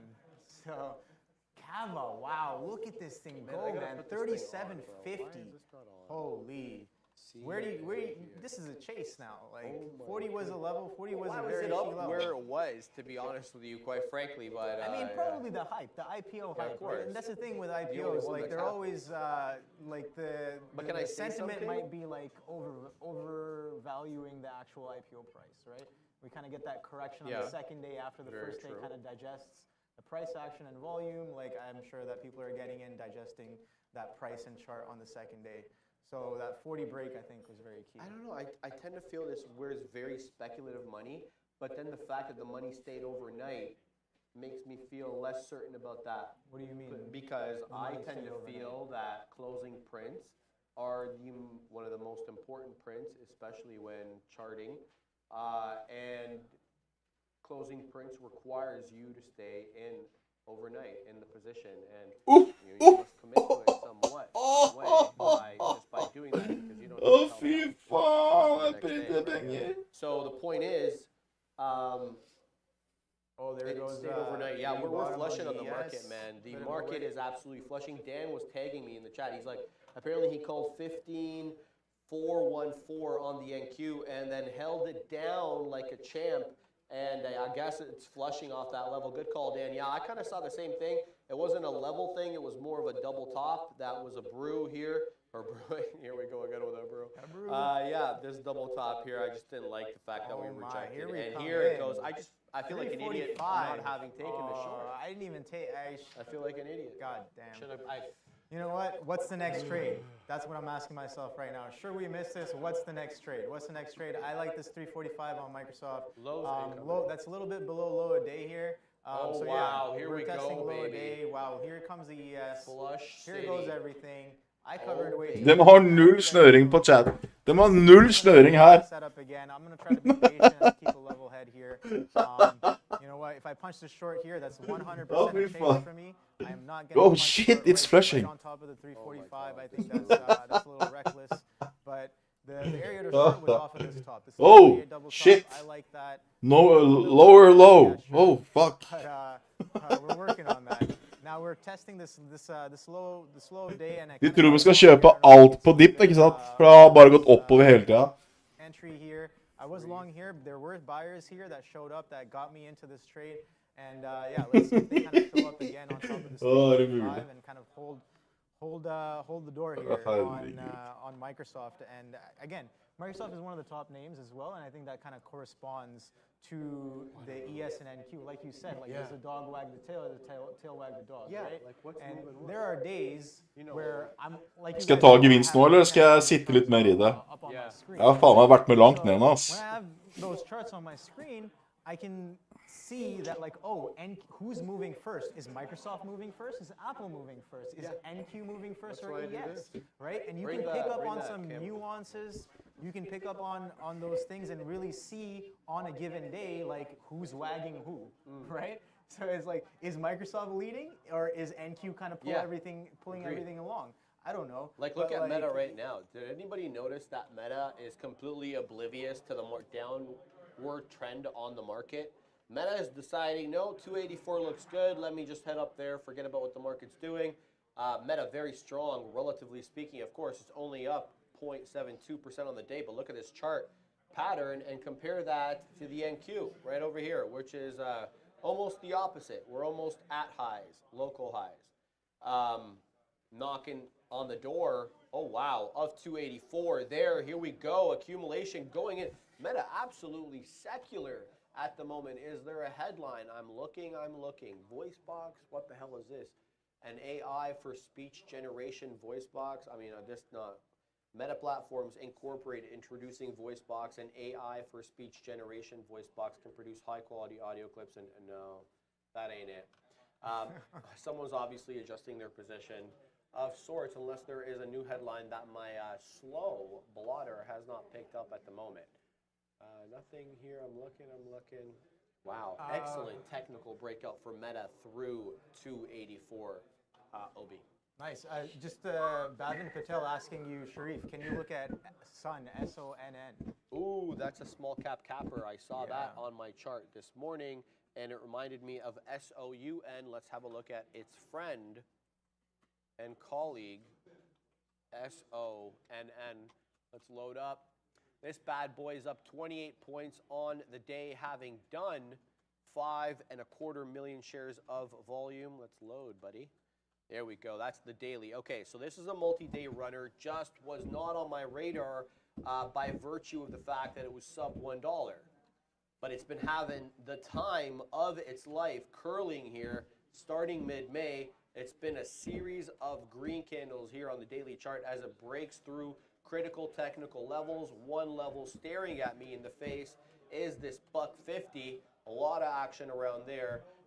Early to mid-January, we're going to go ahead and put a trend line right at that $1.50 level. We're at $1.20 today. That's the high.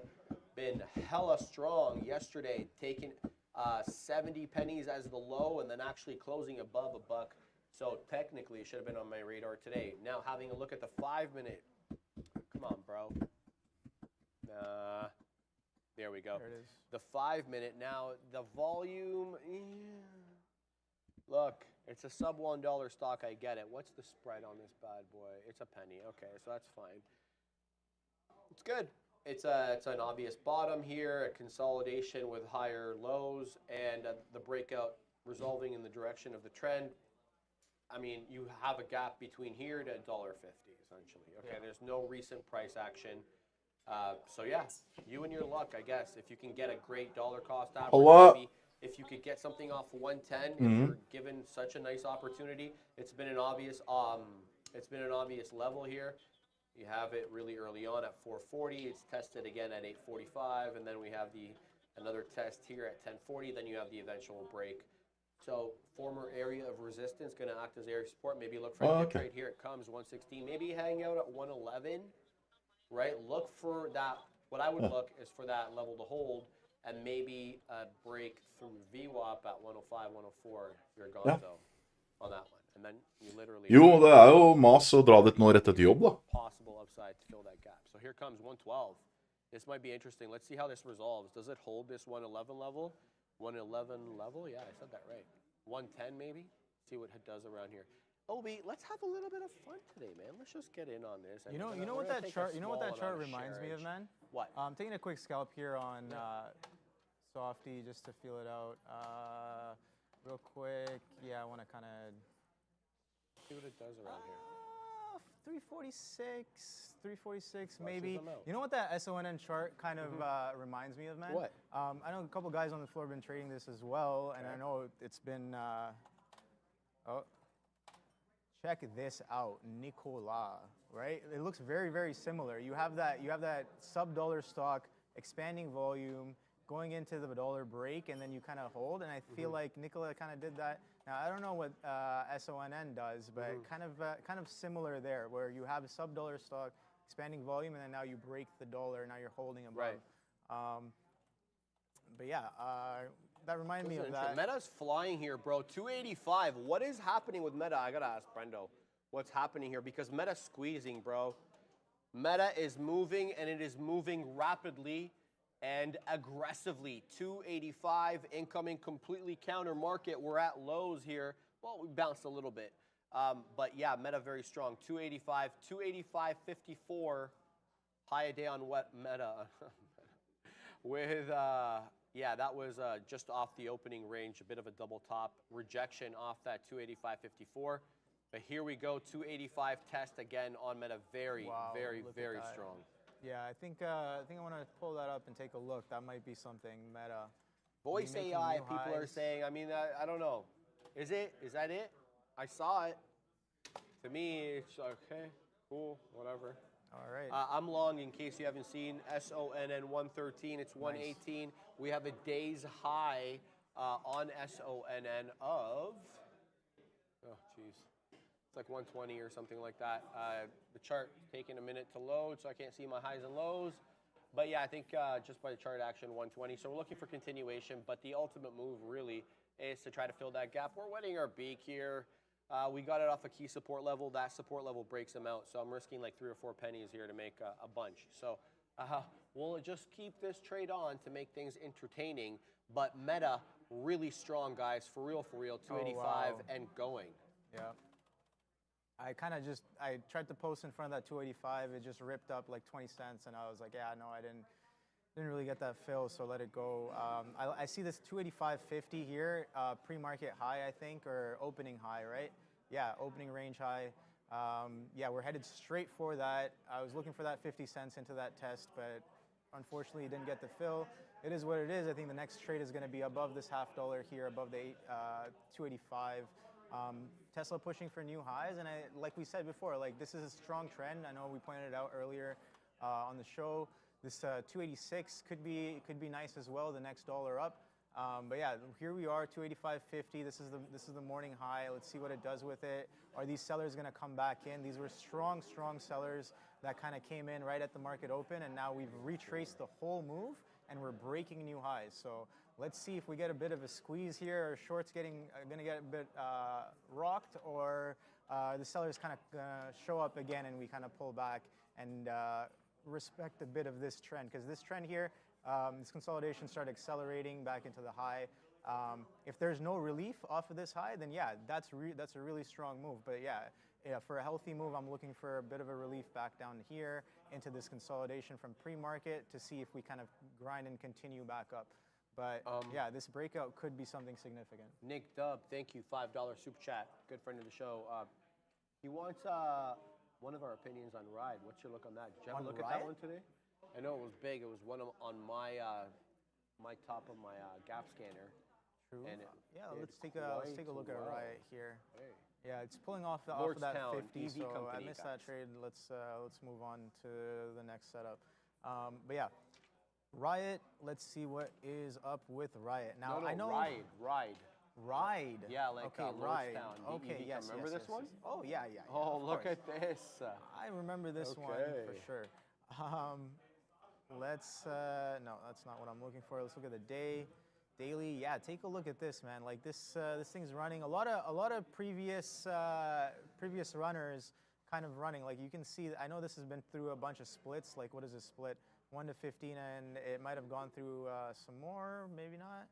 But, ja, da tar vi ikke gevinst igjen. Da holder vi fortet. Jeg vet ikke om du merker det, men jeg trader litt mer safere nå enn hva jeg har gjort før. It has a nice backside to it. Like the overall trend is kind of very obvious on this chart.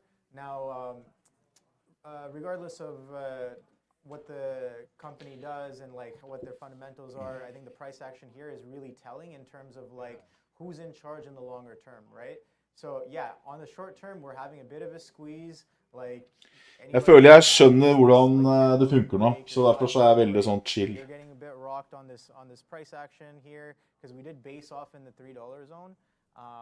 Jeg liksom har knekt koden, føler jeg. Faen, jeg er så syk I huet mitt, ass. So kind of same story here. It pops for a couple of days and then this strong du med enda, trader? Always met with some selling, right? So buyers turn into sellers. These buyers definitely turn into sellers here unless you're holding for the move, which I don't know if it's going to be there or not. But yeah. This is I like to call these repeat offenders. Right? I like that. Because like they come back every now and then. Like if you have them on watch, like these names will run like once a year, once every other year or something, and provide you with opportunities where it's not the same, but it does kind of rhyme, you know? Yeah. The price action. I got you. I think a lot of people that's my look on Ride. By the way, they come to my screen here. What is going on with Lordstown Motors? Basically here the article saying despite a lack of company-specific news, shares rising on the Fed pause, several electric vehicle companies with high short interest are experiencing significant stock rallies, social media posts, what have you. And then it goes on to explain the concept of cost of money and speculative assets. Jeg har nå 33 ticks på den ene. So here's the thing, man. Like if you're sitting short on this, like what's the short float on Ride? Let's find out. Let's Yeah, go check, to you can check your trade ideas trade there. ideas up here. We'll check it. RIDE, Lordstown Motor. 14.5. 14.5%. So not too crazy. It's not in the 20%, right? Yeah.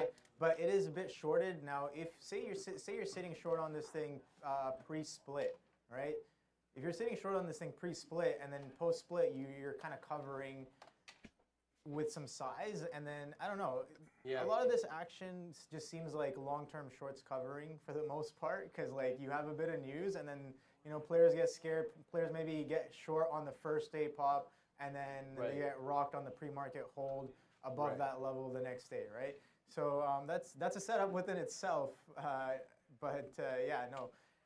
Definitely on these tickers where they're heavily shorted and the trend overall looks like this, swing shorts are definitely on the table. And when you start covering a big piece, like this action can be very very well within range, right? Right. And as you can see, it is very well within range. But yeah, and that can be caused by anything, right? A catalyst or whatever it is. Like catalyst can cause buying, can cause selling. Right. Whether you're long or short, right? It doesn't matter. So that's kind of the look I have on that. What would Bar do, says TJ Egan. Yeah, I know. That's like instead of like, thinking about our, our icon or our, what do you call it, mentor. What would icon do? No, not what would our mentor do. What would icon? Do they mean Bard by like the AI Bard? I think so. Okay. I used it, by the way. Speaking of which, what's good. Google doing? Yeah. Google been flat for a while, half down. Here's the down thing, half man. a point. Google, I marked a couple levels on Google, and like right out the open. It's same thing with Amazon. We can cover Amazon in a second. I know we haven't talked about Amazon. That's because I missed the one trade that I kind of really wanted on it. But yeah, we're gonna reassess and kind of wait for the next move, because this is a hot market. It's okay to miss things. Like if you're focused on one thing, you're probably missing 5 other things. To be honest, so it's quality over quantity here. But yeah, no. Here, this recycle of yesterday's high pre-market, you have like a run up, and then right out the open, straight flush, which was very similar on a lot of the names. I think on the NQ, but yeah, straight flush down out the open. I had 126 level marked, but didn't really come in, or I didn't really come in on that level. The price definitely did. And Amazon 128 I wanted, and it kind of wicks it pre-market and dumps right into the open. So missed that price there. I had kind of this double bottom in mind from a couple days ago. Didn't really expect it to test because of how strong we closed yesterday, but the fact that we kind of sell off and kind of get back into this range here, I guess I like it on a longer term perspective, but yeah, no, as an intraday, this selling and this consolidation, we might get nothing too crazy today. Mulig å ta gevinster nå, litt usikker. Han prøver å stoppe litt opp her. We kind of speak about this, where some of the best prices don't really last very long. Yeah. And this is pretty much confirmation that like 128 might be a decent price, because look at the time that it's spent there. Yeah. Right? I agree let's take a look at the 1 minute. Like the longer here, there, or the you more have touches, this 1 minute wick. 1 minute wick. It wicks. Oh, sorry. Here. Yeah. So it wicks 128 like 3 times on a wick on the 1 minute, right before the open. Sell off, sell off, sell off. Maybe I should have picked up on that. I should have picked up on, say, I had 128 marked, and we start wicking like this out the open, and then out the open we really flush. Maybe I should feel comfortable taking this pre-market consolidation breakdown, right? Yeah. I don't know. That's stuff that I'm thinking about actively. Like, how can I get better with the names that I'm looking at, with the trades that I'm missing, and because like there's still stuff on the table. Like, yeah, sure, I might not get 128, but I could still get in 127.50, 127, whatever it is. Like, if the bigger picture move is still on the table. Now, Meta here, we did reject off that 285.50. You see that? Like, the sellers did come back in as expected. Not as expected, but like we knew that they were there before, and we were kind of looking for them again, and kind of coming in. Still consolidating, still strong on this trend here. We might break this top maybe later in the day, but definitely not right now. On Meta. Yeah, looking like we're finding some support there on the market. I liked what I saw on our friend Apple. Good support level at 185.50 was bought up. I'm in 59s. Let's see, we got we have obvious resistance at 186, which is yesterday's close. Looks like we broke above there last time around, got up a little bit above 10s, 186.13 or so. We'll see if we can get some continuity here, but it hasn't really been a good, day for continuity. It's been range bound. So if we can kind of try to play these ranges, maybe back up into resistance, that would just be aces. That provides us some sort of movement here, 20 plus pennies in the money. And the other one that we're looking at is obviously this SONN in here at 13s, looking for a buy zone to be between 105 and 110. So I have my out right below 105 at 104. If we find support here, I kind of want to ride this through. If not, ideally you don't even want it to break 110. It doesn't cost me too much money to find out. Having a resting order here is also part of my plan at that $1.25 area, the top being 120, by the way. So continue to see how those two brew and what the market does. This Apple trade also, quite dependent on this market, but the market weak today, flat. I don't want to say weak, flat. I mean, we had a good move up on, what do we have today? The 8:30 number that came out. Tok ut halvparten av shorten, sitter fortsatt short. There was a 10 o'clock. There was a 10 o'clock. That was Michigan sentiment. Sorry, yeah. That was the one. Yeah, that was the one I'm talking about. Yeah. It caused a bit of a pop. Tok gevinst på halve shorten. Nothing too crazy, right? You have the Fed speakers? We had Fed speakers. Okay, we had them already. Okay, yeah. Nothing. Market doing nada. Yeah, nothing too crazy. But if you had this consolidation breaks, it's there. I know somebody in the chat mentioned Oracle and Adobe short. So let's take a look at Oracle here. Now, Oracle, I know I've been watching for a couple of days. They did have earnings, right? Yes. And that's why it's kind of a name on watch. Let's pull up a longer time frame here, 15-minute.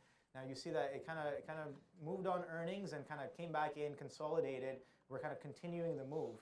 I like that we held above this 124, right? And now we're holding above this 125. Yeah. I like that look. So as a short, I don't know, but this consolidation Uten å shorte mer nå, for jeg tror den kan bryte litt ned der. Is making higher lows, right?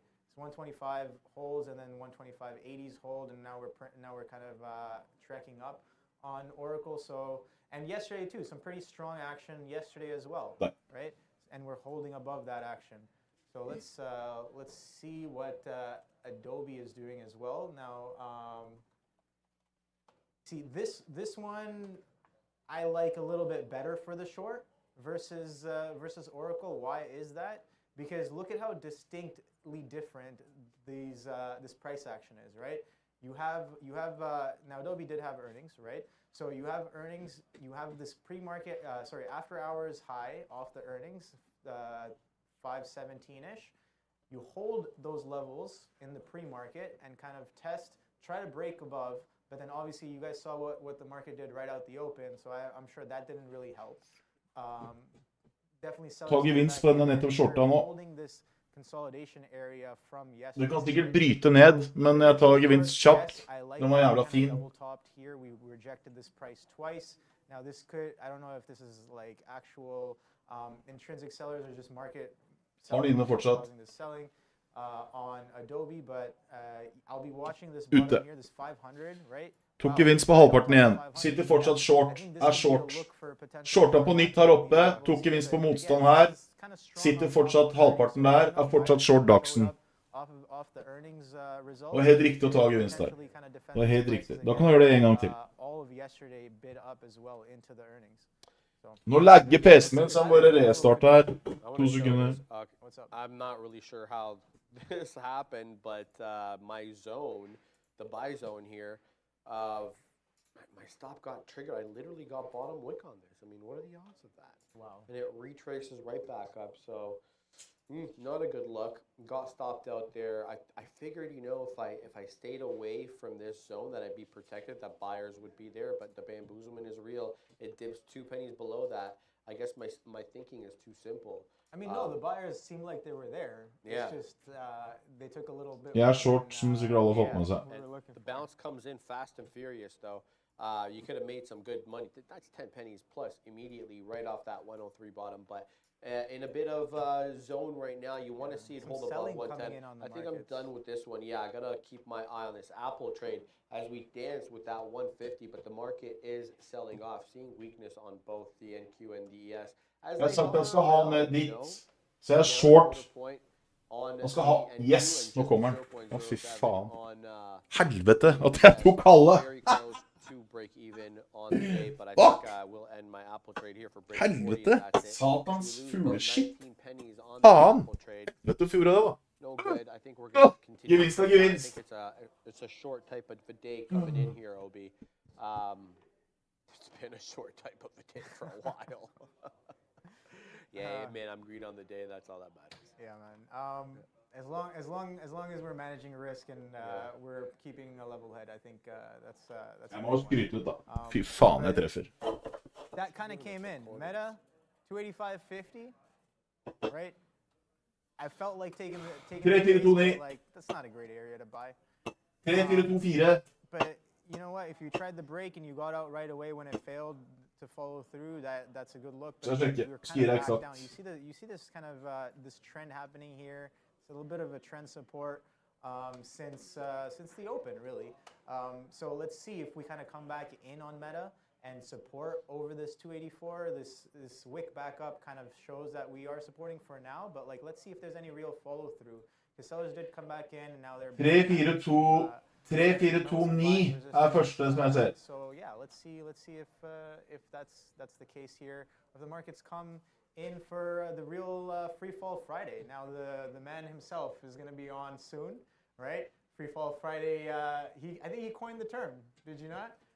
Yeah, yes, sir. So let's see if we really kind of come in and out the open. It was definitely a free fall Friday.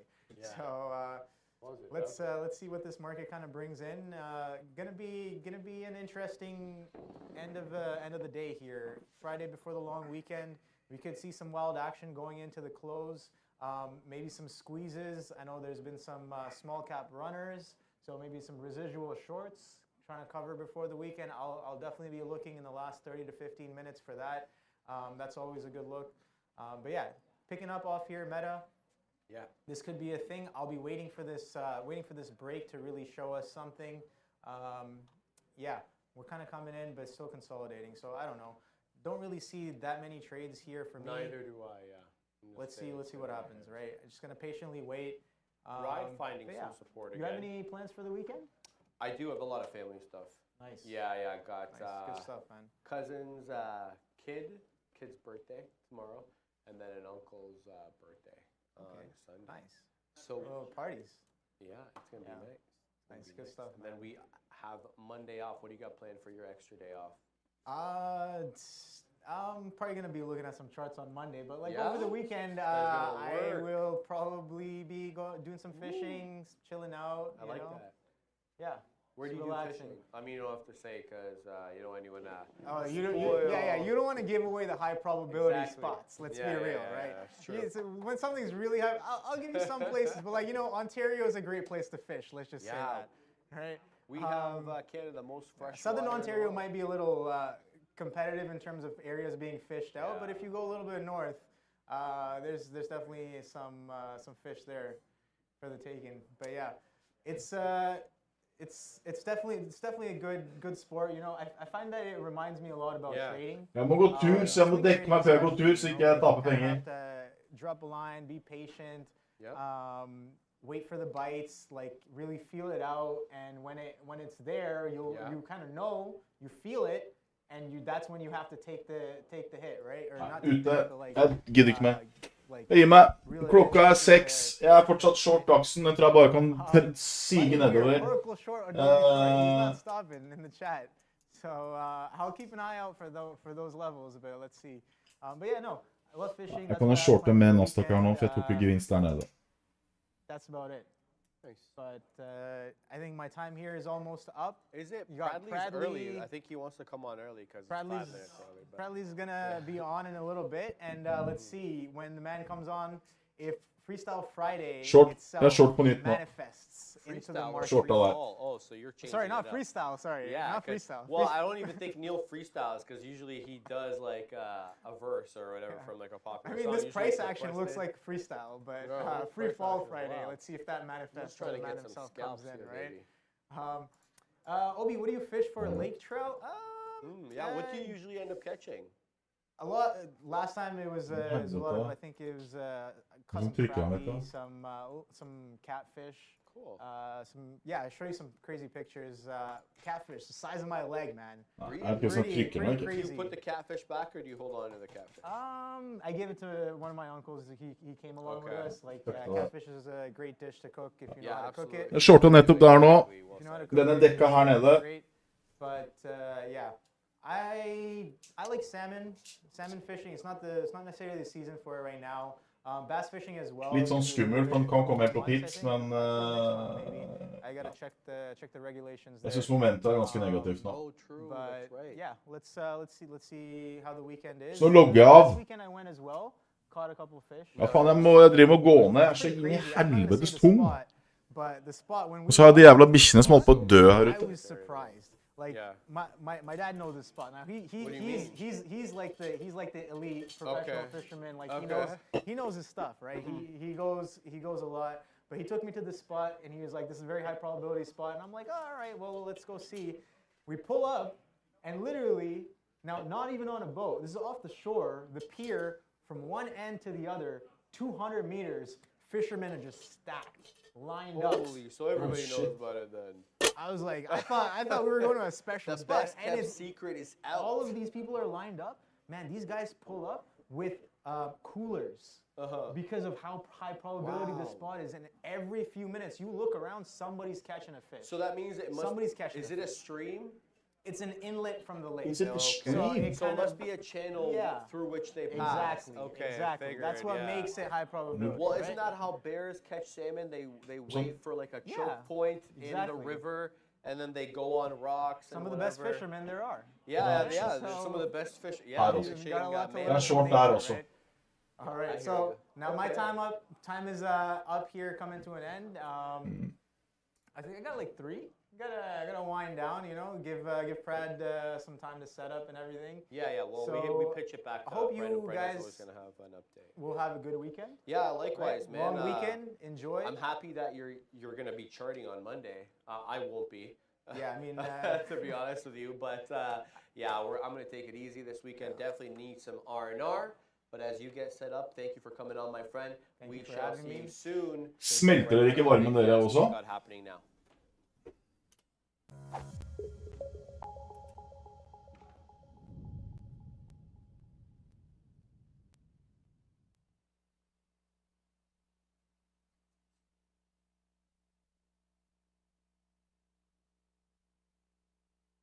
Hva faen var det pizza?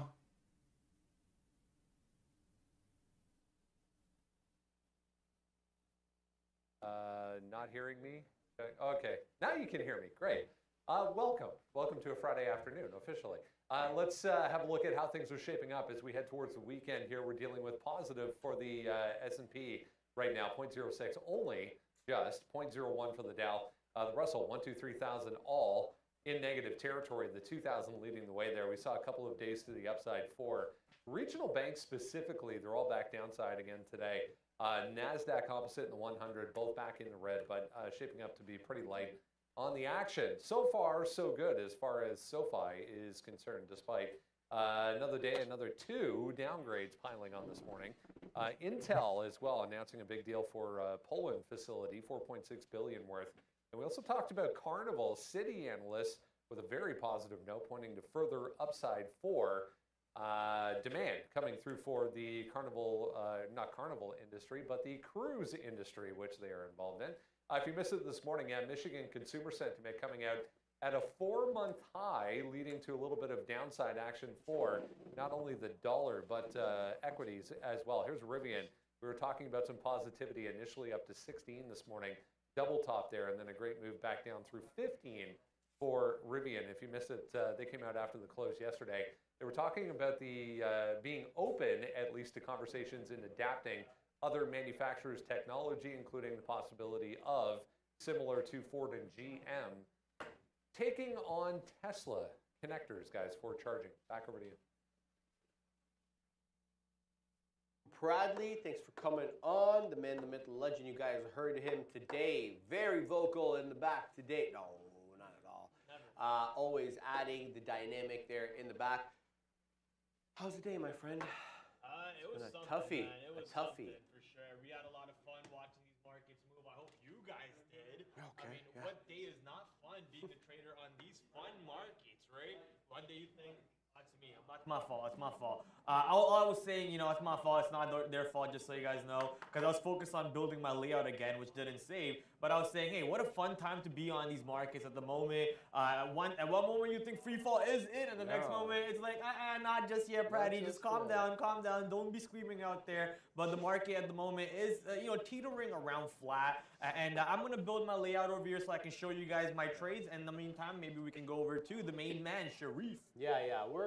We've been embroiled in this Apple trade. We're just trying to play a range here.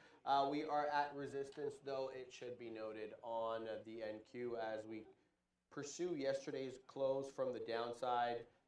15,375, give or take a couple. Faen, jeg møter med Meglerhus nå.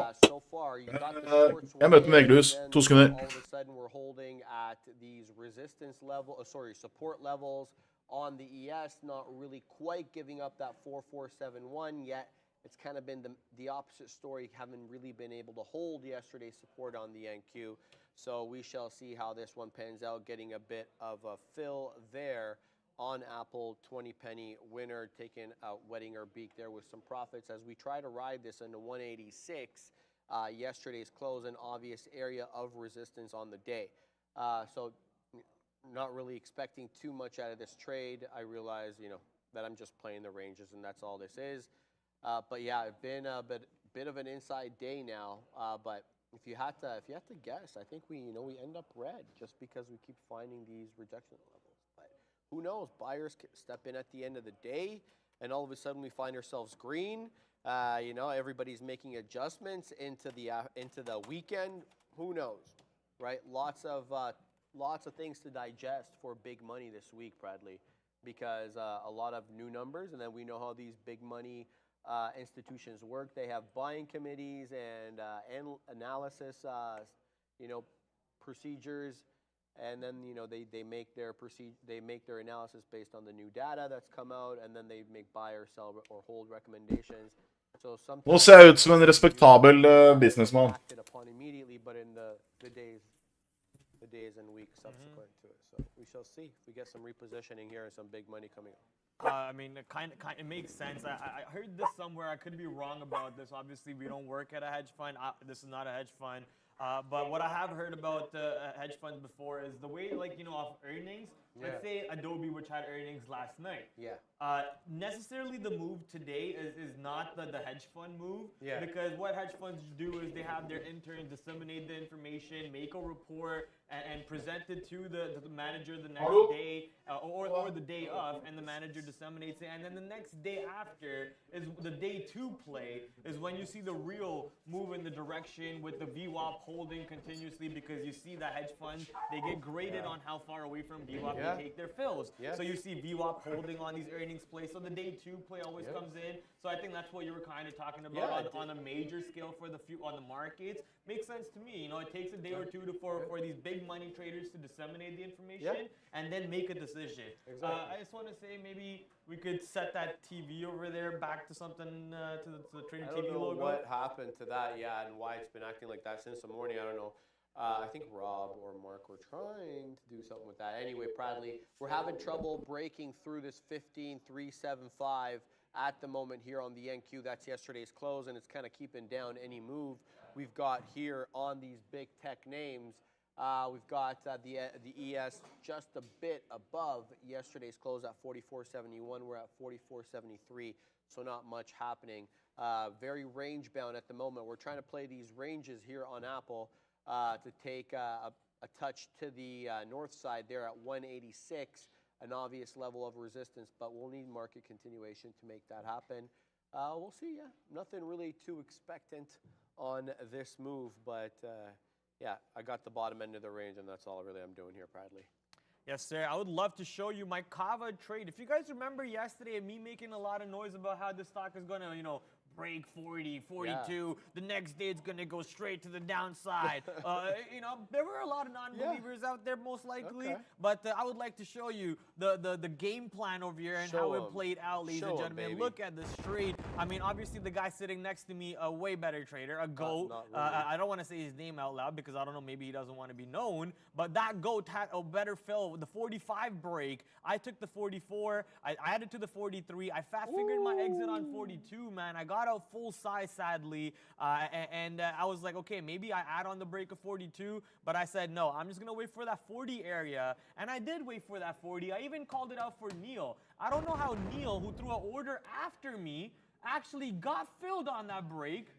Edge A, I use Edge A all day. I use nothing but Edge A. And Neil, who threw an order after me, got filled on this position on the break of 40. Monster break because that move pulled down to $37. I mean, 12% to the downside on the stock today, ladies and gentlemen. Tesla. And this stock is expected to go back to that IPO opening price of $22. This is a beautiful swing trade. If you shorted this anytime yesterday or even anytime today, the targets are clearly the IPO range price of 17 to 22. That's my answer. We heard something about Tesla, so let's go Meta and check Tesla. it out. No. Keep continuing. Just letting people know Meta and Tesla are moving. You don't mean to interrupt your thing. Keep going, baby. Oh, okay. I thought you were. No. All right. So that's my number one trade of the day today. My number two trade of the day, it was AMD, baby. Right off the open, AMD giving us that banger shorts to the downside. I did try getting into another short over here. I got into a quick little scalp. I didn't like the way the market was bouncing off the low, so I got out of that one. But here's my short. That 124 break happened to be the opening range 5-minute low. I think it was actually 123.82, the opening range 5-minute low. Took that breakout and a beautiful ride to the downside on AMD. Obviously would have loved a bigger move on this, especially me being that absolute bear that I am on Fridays, not was. Every single Friday, we're looking for that free fall Friday.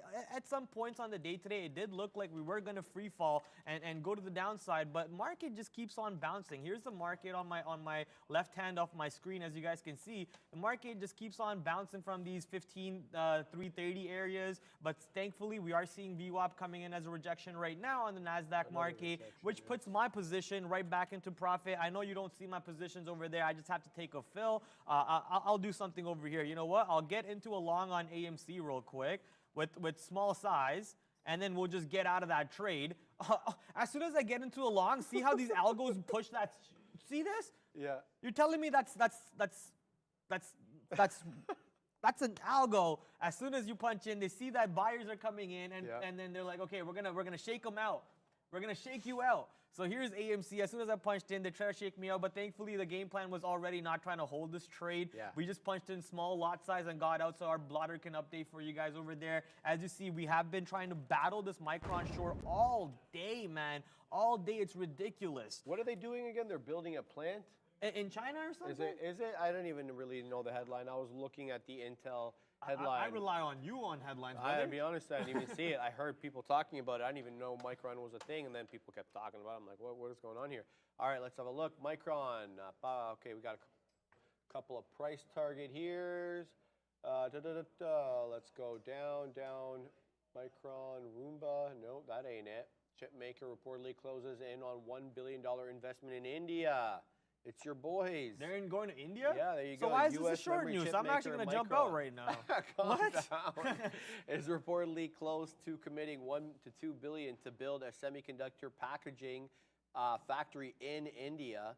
What happened? The firm is close to an agreement, major investment, which could be officially announced during the Prime Minister Narendra Modi's upcoming visit to the U.S. Sources told Bloomberg. This is not a short. I'm actually jumping out. No, okay. What? They're moving to India. That sounds like good news to me. Who isn't moving to India lately? Everybody looking to take advantage and diversify away from China and a big labor force there in India.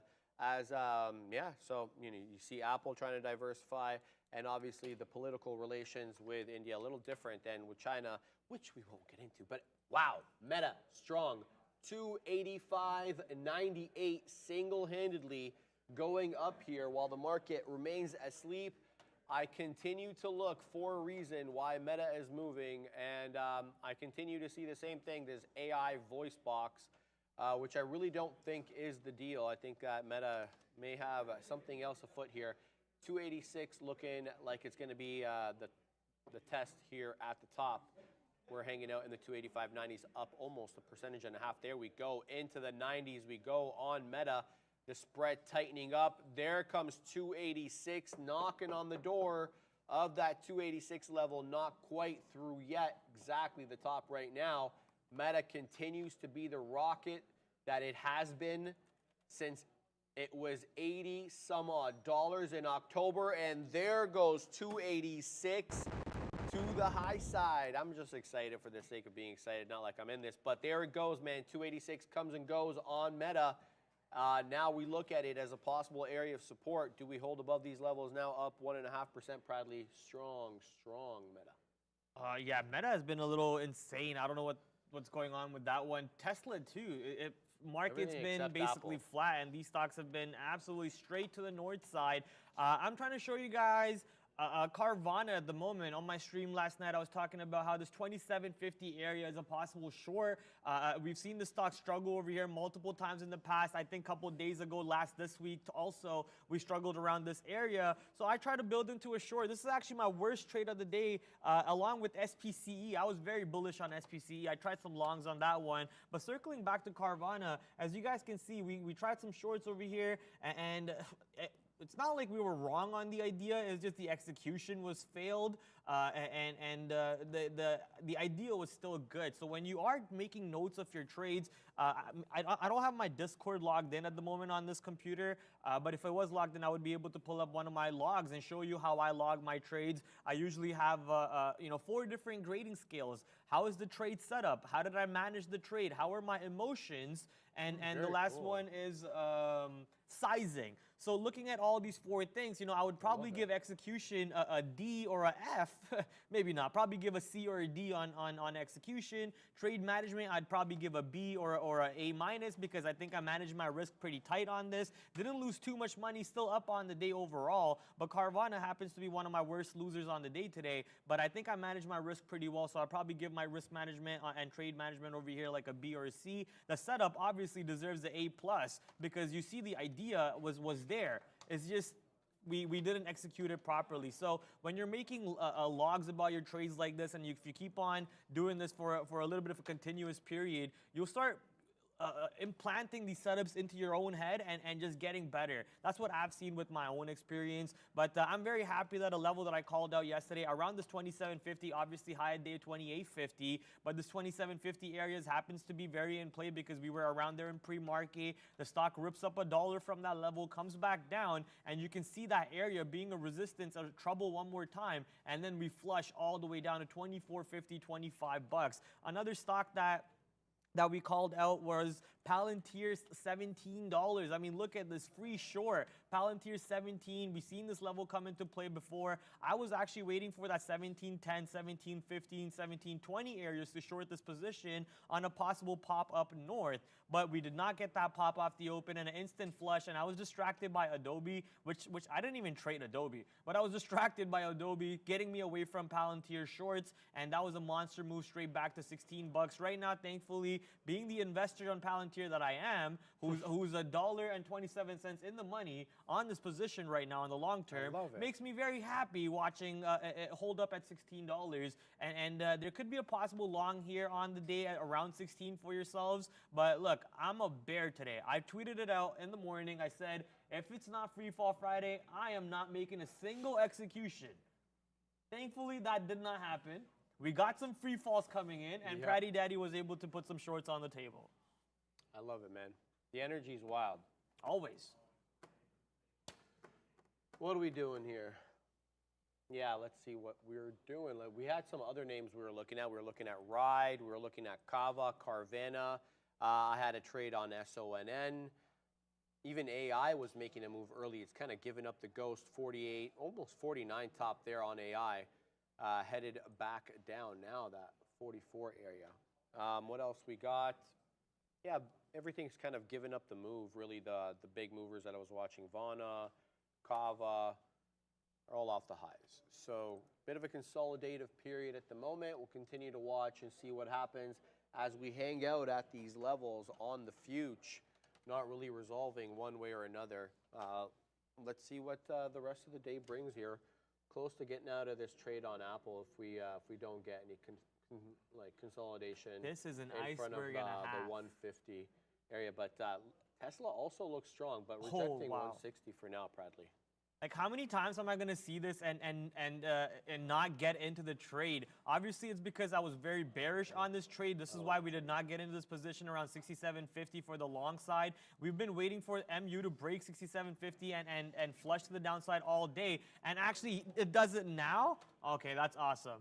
That's awesome. So ignore this trade now because we've been waiting for this flush all day. On the way down to 67.50, there was a big iceberg and this level only showed 100 shares and it would print 67.50 constantly. Maybe if I scroll down over here, I can show you that. Look right here. It would just print 67.50 constantly and not able to really break. Look at that. Look at the size over there. Tons of 100 shares prints coming in around 67.50, but it wasn't able to break it. So I figured, hey, if that's the case, I've seen the stock not break 67.50 all day. Maybe I build into a long and try to have it run up towards 67.80 and we get a quick little scalp out of it. Sadly, that was a 5-cent loss and we moved on and here it goes now. Without me, I'm not getting in. Let's watch though. Does 67.50 reserve again after breaking the first time and we pop back up? This level seems to be very in play because the stock has not moved at all ever since we had that drop on that news. And there you go. There's the move to the north side without me. Yay! But I'm trying to show you the one-day chart over here on Micron. Please don't crash on me. Okay, that did. Let's go to here instead and show you what I'm looking at. Micron on the daily chart. A couple of days ago, low was around 67.50 right there. So that was the 14th of June. Low of 14 June around 67.50, and we're just holding that level, not able to break that level at all properly. And the stock is now 10 cents above where I wanted to build into a long. Wah, wah, wah. You set me up there. I was like, what? I'm saying they're concentrating. Sorry. Yeah, no, it's okay. Tesla and Meta strong, though, it has to be said. And they are kind of giving a lift to some of these index names here because you're definitely not getting that from some of these other names like Apple, Microsoft, Google, or Amazon for that matter. So it's Meta and Tesla, the strong names at the moment. So why don't we get in some of them?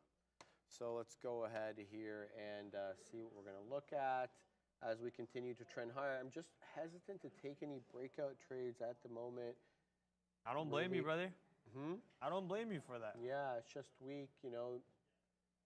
So, yeah, I'm hesitant here. I just want to play the ranges, but they've been tough to play as well, Bradley. So maybe one of those times where you just have to sit on your hands and not trade, at least for me, because I'm not seeing it.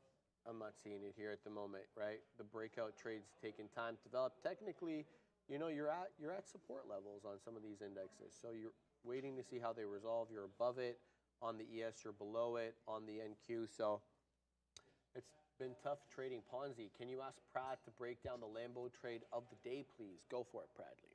Break down the Lambo trade of the day. Honestly, I don't know what that even means. I don't think I've ever had a Lambo trade ever, and I don't believe in those things, man. I believe in constant repetition of something that's scalable and something that is repeatable, constant repetition.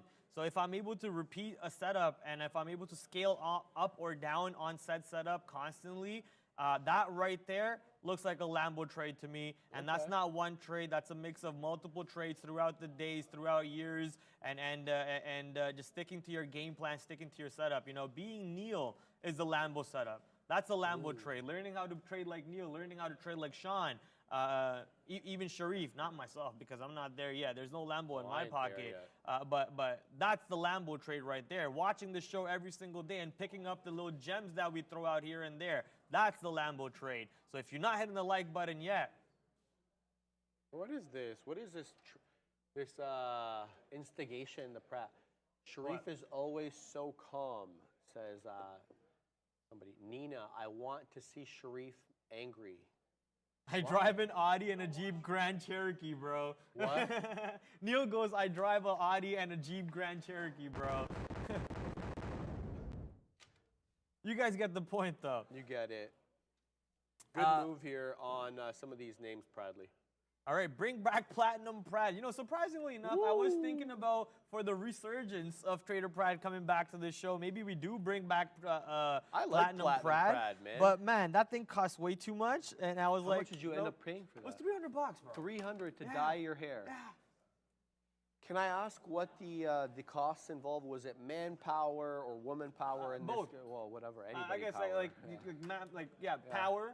power, human power in general. I love it. We're in such a human power. interesting time. We're on the internet, my friend. Yeah. I'm not trying to get in trouble. Go for it. There's so much cancel power sure, out there. Of course. But yeah, human power. Yeah. Including cost of materials, and for someone with the hair color that you and I have, like black, real black, they gotta bleach it like multiple times. They gotta do it multiple times, so that takes like a lot of their products, right? Right. So that's the cost in there too. So that's the sad part about it. I mean, look, I like my hair right now. I actually saw a video of me today. Anyways, we'll talk about market first. Man, go talk. I saw a video of me today with a lot of hair, and I was like, oh, I miss my hair. Maybe it's time to grow it back. This is one of your best looks, and when you got this look, I told you it was your best look. You did. Right? Thank you. I appreciate it. I did tell you that really early on, actually. I'm looking at Adobe right now, Sharif. I mean, we Go. saw the stock absolutely rip to the north side off the earnings move. That 520 was in play. Again, if you were on my stream last night, which we'll start doing over here on Trader TV starting Tuesday. Starting Tuesday after 4 o'clock. We're going to start rolling into the 4 o'clock streams where we'll be talking about the markets. We'll be talking about the earnings movers. We'll probably even look at earnings that come out live for you and cover it for you. So we're going to have a lot of fun. Get ready for it, ladies and gentlemen. Every single day, the show now goes until 5:15 or so, and we'll have a lot of fun. But yeah, on my streams over there, like what I usually talk about are stocks that we could possibly trade the next day and the levels and so on. And some of that levels over here I have for Adobe, 520 or pre-market high break with a target of 535. Obviously, you can't see this right now. It's a little bit blurry. Look where the top is today, 520, and the 520 break never came into play. And what did I do? I stayed hands off. I never got into the trade, and I think that was a smart decision for me. Obviously, you could have flipped into a short. You could have risked off of that 520 break, and that would have been a 50-cent risk and shorted that position, rode it to the downside. You could have built longs off the 500. There's so much things that you can do. But what I'm trying to get down to is have a plan and stick to it. My plan was the 520 break for the target of 535. It never came in, so no trade for me. I'm not going to create a new plan off the fly and then start gambling with this position. Doesn't work that way. Yeah, no, I get it. I completely get it. Yeah, let's see what we do here. Oh, yeah. Look, we got super chats we got to go through. So first and foremost, Roberto, $1.99. Sharif hit us with the gun show. Thank you very much for the $1.99 super chat. $5 from Danker. Danker? Yeah, Platinum Prad Fund, $5 super chat. So there you go. Minus the $400 now, only $3.95. Obviously, you got to take 30% off for Google's cut, right? So we got to look there. Thank you very much, guys, for the super chats there. Shout out to the best viewers on YouTube, no question about it. Very consolidative market today, guys, and it's going to be tough to have these Lambo-type trades so long as we do what we're doing right now on these markets, which is, unless you're Tesla and Meta, you're doing a look. Somebody brought to my attention the fact that NVIDIA is also up 2%. In fact, it's ahead of Tesla and Meta because NVIDIA is up 2.05%.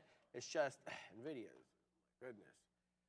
I mean, looking at the market, looking at the chart, you know it's up 2% because it gapped up, obviously, but look at this, zigzagging. Look at these topping tail candles. Been a tough market to trade. There's been no question about that. So let's go with the strong names in a couple of positions. One more breakout-ish, one more in a trend, in a bit of a range type trade. I'm talking about Apple being more the range trade for the moment. So we'll see. We'll see on these names. We're very much at the break-even level on the NQ. 0.02 to the high side, below VWAP and below 15.4 as we hang out on this Friday. We were hoping for a Zoom, a Huadunk type Friday. Okay, you're making a new one now? Yeah, Zoom, Huadunk. Zoom you know, is up usually. and Huadunk is down? No, Huaboom is up. Okay. Sean tried to make that up. I gotta give him the good credit on that one. Sean coming up with the Huaboom. Having trouble moving this around proudly. There we go. Now we're golden. I want to show you a clean trick. Go. Press Windows key and then arrows keys. Oh, I love it. Yes, I know. Then that moves them around. Moves them around itself. Yes. Some support coming in on these markets, guys, as we continue to print up here on this meta trade. We got in at 65s. Now we're in the 95. So we'll just take a little bit out here as we dance in front of that 286 level again. 286.15 has been the top. So do we have the legs to take this one through? 261 level also coming in on Tesla. That one's been a local top as well. You had a rejection of that 261 level at around 11 o'clock, 11:15 or so. So right back up there, the local top, looking for another possible test as we now go up above 0.06% on the NQ. Possible double bottom. Could we really start moving here? Look at this, Bradley. Yeah? Look at the screen. Possible double bottom, Bradley? Do you get confirmation through the break of these tops? Yeah. I like that. The break of those tops would look good. The confirmation? But not for me, because I'm a bear, baby. We want some drops on this one. And then you have 15.4 too. And you've had breaks of 15.4. There's been bamboozlement because if you've been using 15.4 as a level to break, and you've been, usually what I do is when you breaks a level, you watch how it trades above, and you had immediate rejections. And that's what Dan Emmons was talking about, the 15.415, 15.414 rejections. It was a double top. Do we have now a double bottom here? We'll have to take VWAP 15.4. We have so many levels from which to break. But if the buying steps up, something tells me it won't stop us here. Meta above 286. Meta continuing to go. The strong names are strong, and the sleepy names continue to be sleepy. So just, if you're long, take the ones that are going long. It doesn't seem to make mistakes at this point. Wet or beak again. 44.80 incoming. The market waking up, baby.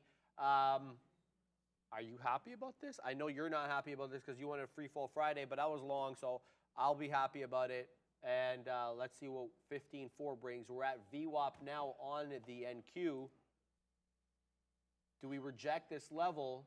If we do, it'll be another lower high. And that will, I guess set up a good, nice short. This is what I'm talking about. High, lower high, lower high, lower high. If we stop here. Yeah. Right? I mean, and then that is, geez. Yeah, you can draw that trend line. Yeah, it's not going to be perfect, but the idea is the lower highs every time, right? The seller is dominating the buy. Excuse me, exactly. Right? You had a bit of a dance around this level because that was yesterday's close. So there's no question about it. Range day we are above on the VWAP, though. Yeah, we are. We'll see. Do we get continuation? We'll see. Meta, though, independently strong. Meta now in the 30s. Oh, baby. It's a print factory on Meta. As we head to the high side, Meta 1.6%. Okay, I just saw that super chat. Whoa, Meta, bro, what is happening Let's go, here? Sharif. This one is squeezing. We missed the top there, and we'll have to wait, I guess. Very volatile. We're finding a bit of a top, 286.58 proudly on Meta. Let's go, baby. That's what I'm talking about. Thank you very much, D Queen, for the $4.99 super chat. I will have a look and see what the news headline is there soon as I am able to resolve some of these trades that I'm in. Tesla breaking through to 261. That was the local top that we talked about. Here's the look on Stressla. There's the top. You have on the 5-minute chart, it's a rejection of 261. Do we continue higher here, guys? That's the question. Inflection point, I would say, on a lot of these big caps and this market, I guess unless you're one of these secular independent names, Bradley Beal. Bradley Beal. Wow, I haven't heard that one in a long time. Isn't that like from Bradley Beal, like a ball player or something? That's hilarious. Oh man, it's too many names to keep track You've got of. too many. It's kind of your fault. To keep, Because you make a lot of them up, I think. I made like, okay, fair. I made like 5 of them, but sure. Sure, whatever. Let's go with it. Everything's your fault at the end of the day, you know? Because I allow it. I love it. I honestly do love it. I'm looking at SPC. Someone in the chat said SPC 450 level looks good for a long, and I concur. I'm actually long with you right now. Let's see if we can get a pop coming in. Maybe not all the way back to VWAP, but I would like a pop back to $5 to the all the way up. Exactly. That would be fun to see this move coming in on SPCE. And someone in the chat also pointed out Affirm AFRM near that $17 area, and I was like, okay, that looks like a good short, so I'll punch into the short. If you look it up on the daily chart for Affirm, I have this anchored volume profile being offered from TradingView, and what it does is it anchors for I think the past 2 weeks or whatever. So what is this? 1, 2, 3, 4, 5, 6, 7, 8, 9, 10, 11, 12 days. So the last 12 days trading, the most volume transacted price was $17.09. So I think if I get short over here and give it up to $17.09, $17.10, I'm okay with the possible risk to reward ratios the stock might give me on a move right back to the lower days of $16.60 and maybe even a break of lower days and an even further flush to the downside. Currently 4 cents in the money, nothing ready to take profits yet, but looks like Affirm shorts are back on the board over here. The stock is down on the day. We did get a move up to VWAP, close enough to $17 for me to start take my first initial fill, and we can take more fills later on if it does manage to push up to 17.09, 17.05 areas.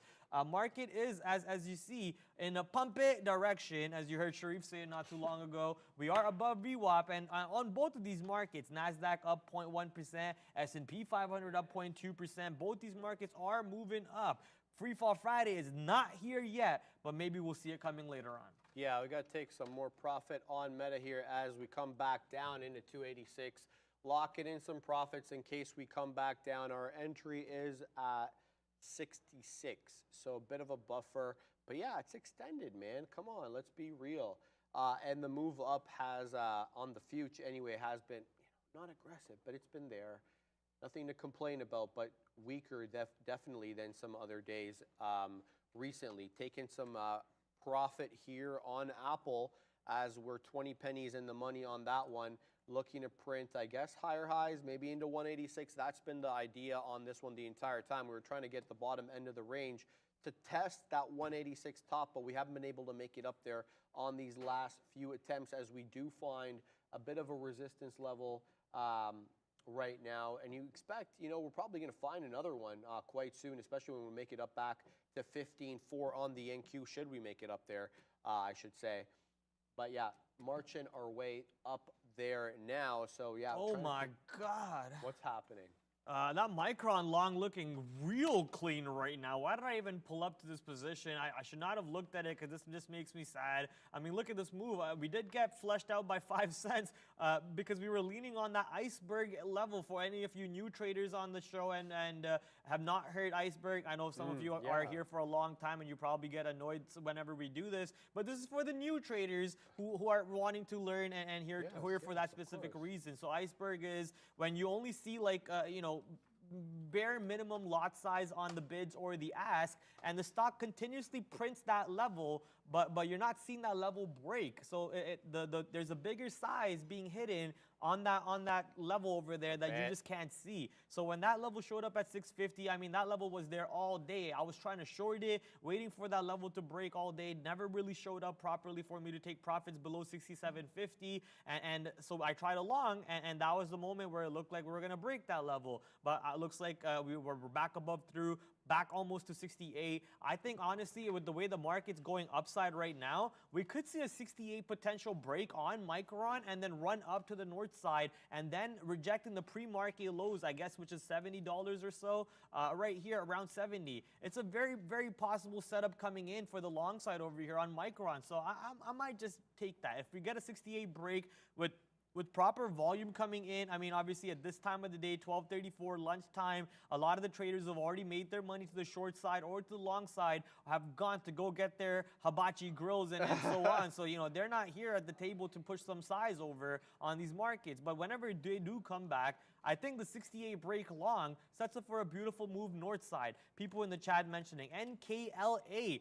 Oh, baby, NKLA back to 140 areas and actually broke 140 to 120. Oh, my goodness. Prattsterdam is striking again. This was the level that I was talking yesterday. Look at this. 120 to $1. Dip buy if available. We were only 5 cents away from that 120 area. Only if I had an order just sitting there. I think we call them resting orders Yes. or Yeah. You can still call them whatever you want. I call them what resting does Neil call it? Neil calls it I forget what he calls it, but cherry picking orders is what I'm gonna call it. I should have had a cherry pick order over there, and I would have got that beautiful fill to the upside. Now the stock moving back to 140, but I think this 140 area might just act as a little bit of a barrier. As you see, previously we kept bouncing above 140, but now I think we're gonna go below 140. Look at the size on the bids though. There's 3,000 lots on a MIAX gateway. This bidder wants to collect fees while trying to collect gross to the north side. So let's see if they are able to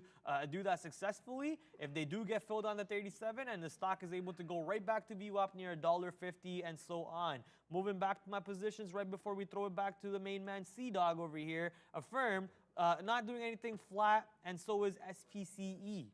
Stink bid. Thank you, chat. Chat help me out. Stink bid. Yeah, that's what Neil calls it. Yellow, you mean, so I see what you're trying to say there. I wasn't really listening to the full context. You never are, Sharif. When are you ever listening to me, Sharif? Trade, bro. I'm not important, eh? Come on. Don't make me look bad like that. There's 285.66 long on Meta has been a good trade. We got it in there on relative strength in there. Look at the partial order right up there. That's how you know you have a good out when you can't get the full fill because everybody and their mother's cousin wants it, right? Gets them out at 286.75, $1 plus in the money. We're $1 in the money on this one. Letting Meta run. Apple, we got some out. We got 3 outs here on Apple. Apple's absolute, not the trade for momentum. I'm trying to trade this for a range, and really it's just taking up far too much of my time, given the amount of I'm making on it relative to what I'm looking at here on Meta. C-Dog too cool for Friday. Yeah, so this has been an annoying trade, Apple, and I'm, quite frankly, I'm 15 pennies in the money on this. I should just cut this and focus on other things, but I just don't want to cut it and then all of a sudden it skyrockets up because that's been happening lately. Anyway, Meta. Coming right back down. How much sizeage do I have left on Meta here? Some decent sizeage. I should probably scale out a little bit more. Coming back into that 286 test again. We tried to take 287, bit of a huadunk off that 286.80 test, but we'll see how that one goes. 15,400 rejection on the NQ. To be expected. We were expecting areas of support around there. VWAP. Right below that 15.4 at 15.390, so a bit of a tight range between VWAP and 15.4 brewing here. Does it resolve to the high side or the low side? We shall see. Bob W. Prad has Sharif flustered. What does that even mean? Trades, bro.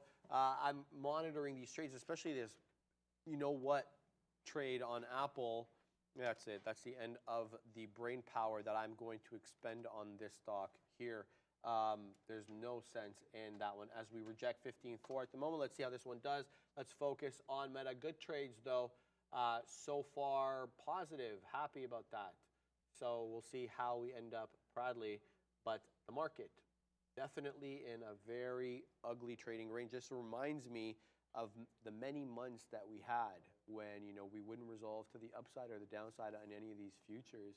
And not every day can be a 3% day, guys. No, it's not about that. It's usually like at least when you have a direction or a trend, but when the market's sideways and the sideways for months, I think makes for some painful trading. Honestly, it makes sense why it's like that today. Like we have a long weekend coming up, right? Monday is a holiday. A lot of traders might already be taking the day off after the open swings are done.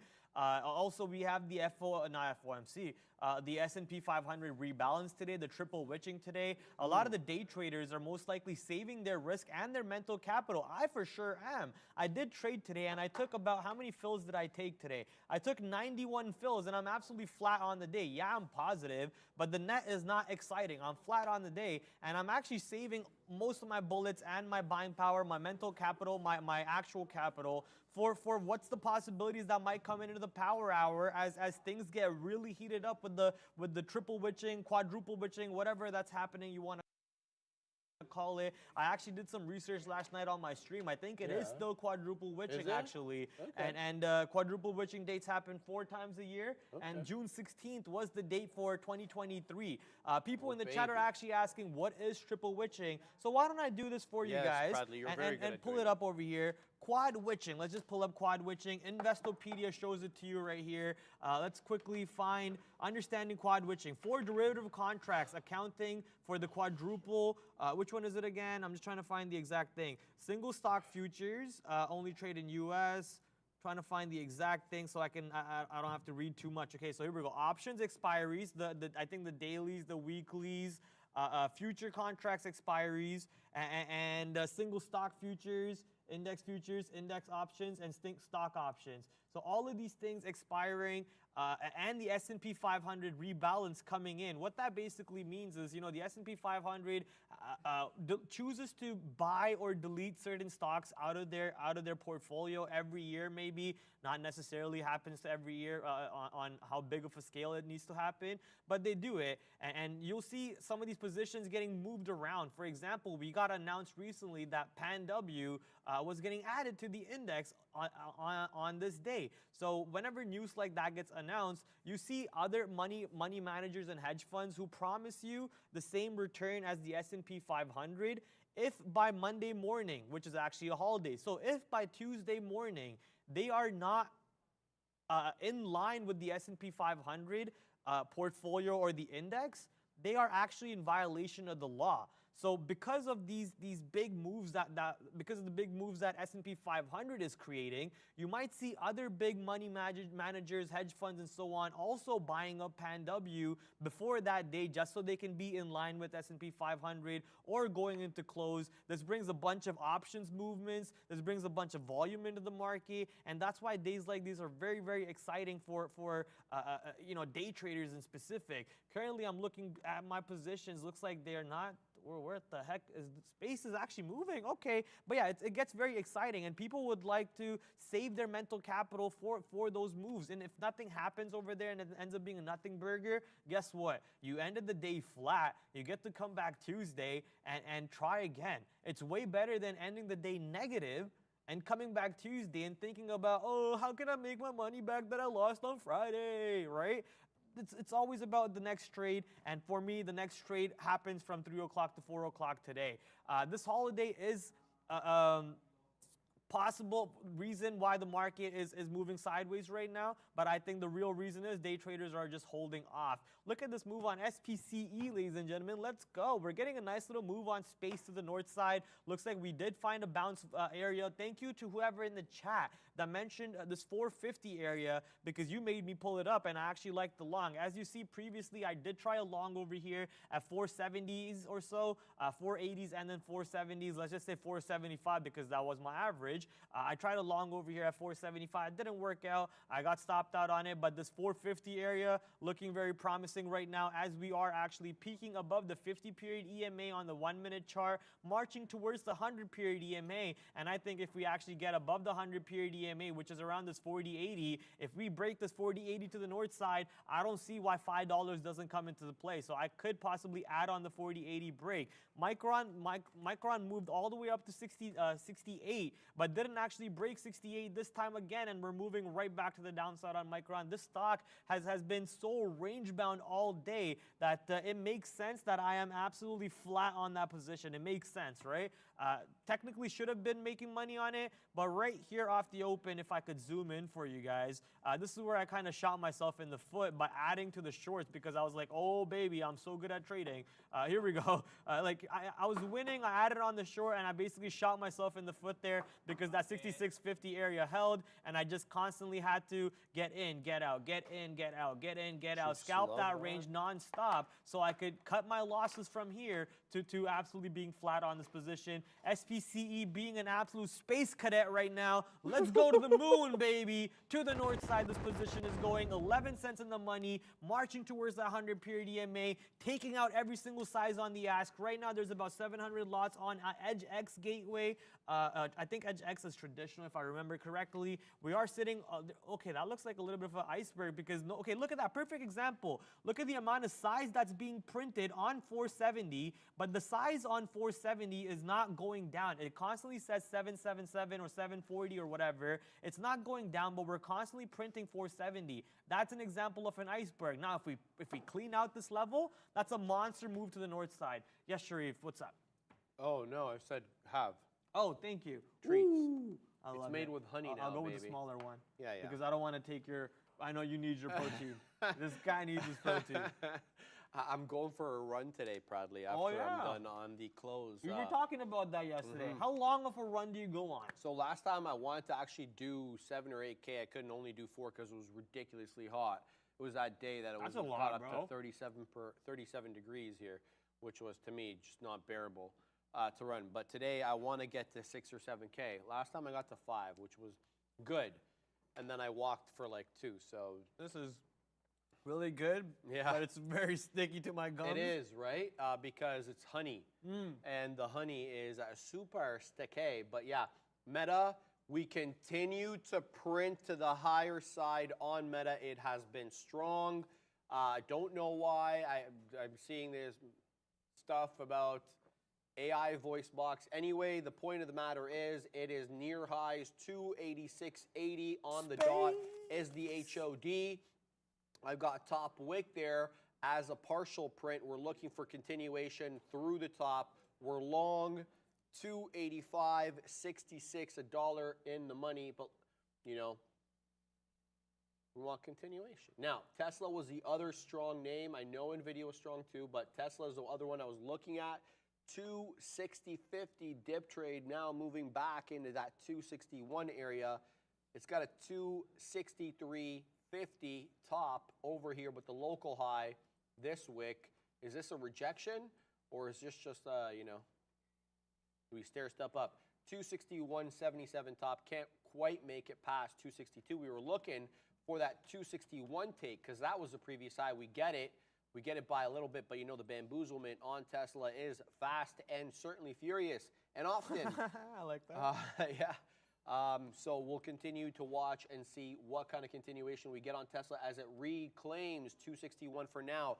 And our friend Meta continues to knock on the door of highs back into the 70s, mid-70s we go, but being met with selling here proudly. Baby, let's go. Palantir, Space, people talking about these names. Space is moving up, man. Like I said, there was that iceberg on 470 that was not allowing the stock to go up. We finally break that 470. I'm waiting for, I think I said 480, but it was 475. So here comes 475. If we can break out above, I can't speak. If we can break above 475, just like that, how much size do I have? Let's take exactly that much size add over here on this break to the north side on SPCE. Come on, baby. Let's rip to the north side. I'm expecting $5 to come into the play. There's clearly a lot of buying coming in. Look at that. 4,000 shares just got bought into the ask. And that was a liquid gateway, not no dark pool nonsense, right? So we want these liquid gateways. Anything that's not on the lowercase d equals liquid gateway, d equals dark pool gateways. So we want this one position to show us liquid gateways, which means actual traders are there and not like algos and computers. And right now, that's what you're seeing. Oh, there we go. Liquid gateways, liquid gateways. Show me the money. Show me the money. North side, more. Pump, pump, pump, pump. I'm just the hype man. That's what it is, ladies and gentlemen. If you haven't realized it already, baby. I am the hype man. That's what they call me over here. Actually, no one's ever called me that, but now that's what they're going to call me. You've given yourself another nickname, Bradley. You've gifted yourself yet another one. The list is growing. Never stops. Ever ending. Yeah, we love having you back on the show. I'm sure I can speak for all the viewers there in the chat, and the energy is remarkable. Proudly, we are moving back up on the NQ. looking maybe for another knock here on the door of 15.4. It was not answered last time around, as we rejected quite immediately off that 15.4 level. Looks like we may have another go, and that will be good news for my meta position as we continue to not be able to retake that 286.80 high. It has been elusive to capture that break. It's going on maybe 20 minutes or so. We've been knocking on that door, so let's see how we do here. Still, I see a bearish trend still on the NQ, but no question, we are staying above yesterday's close. And there's some real buying here, though. Yeah, where are you looking? On space? Yeah. So what's the move? There's some buying here, but 475 keeps on refreshing. Sellers keep reloading their orders back after a big wall of prints keep coming into the 75 areas. Now we're actually seeing a little bit of a reversal of tape. You saw 74 get whacked, and now we're watching 74 get whacked again, and the ask instead of the bid this time. Looks like 75 is acting as a wall. We'll just have to wait and see if there is an iceberg here, or are they just constantly reloading.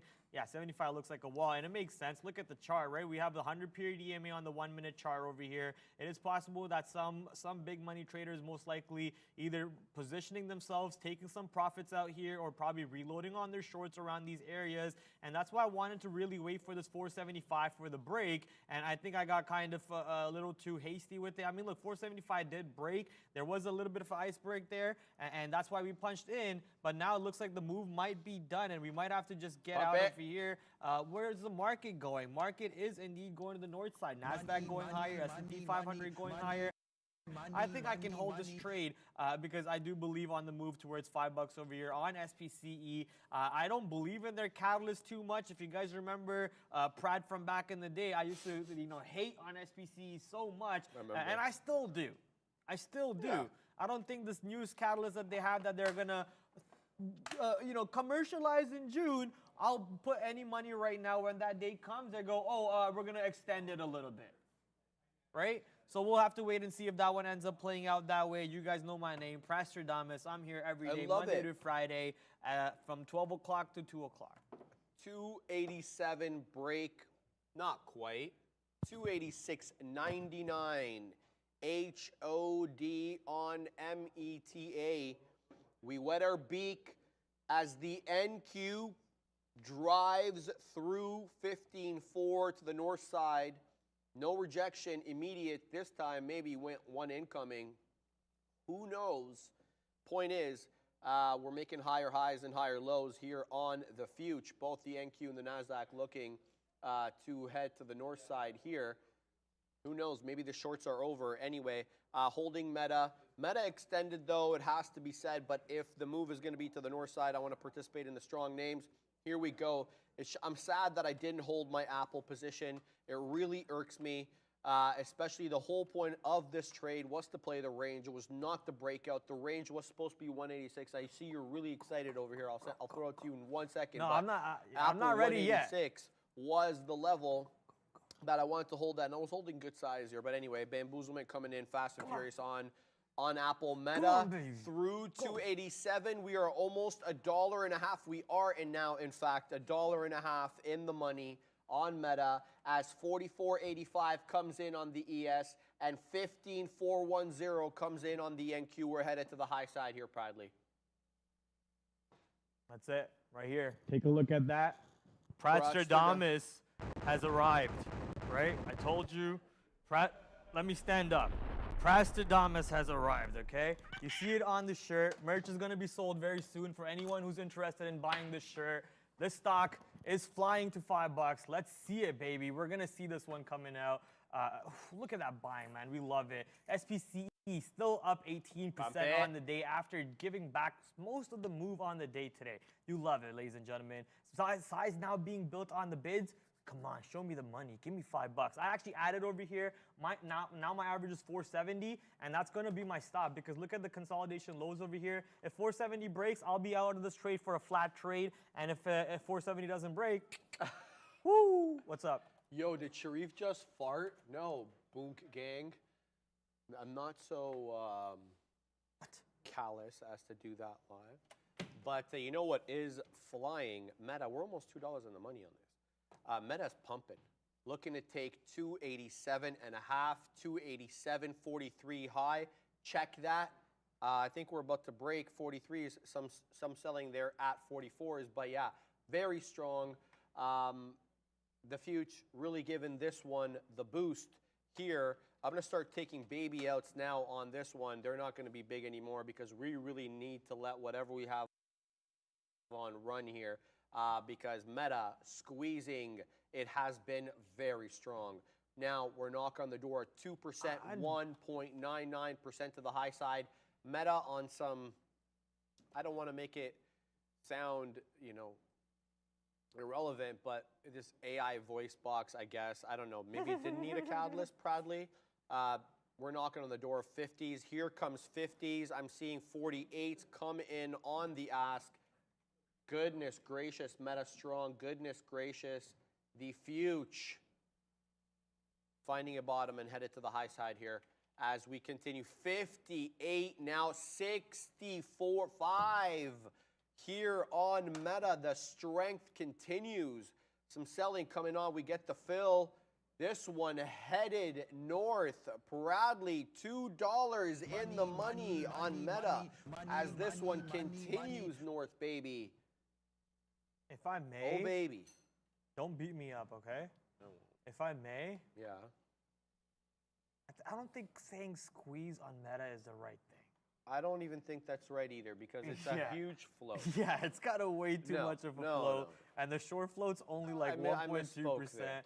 Yeah. Squeeze on Meta would not be the right terminology. And I want to show you guys when the next short float numbers actually update on the 27th of June. So I have a calendar over here, as you guys can see on my screen. It happens about twice every month. So bi-weekly, the short float numbers get updated. And as you guys see right here, 16th of June, the S&P 500 rebalance. The next one happens to be, do we see a yellow box anywhere? In September. So September 15th is the next S&P 500 rebalance. That also happens to be the triple witching, options expiry. That's why today is so important. I know I've talked enough about it.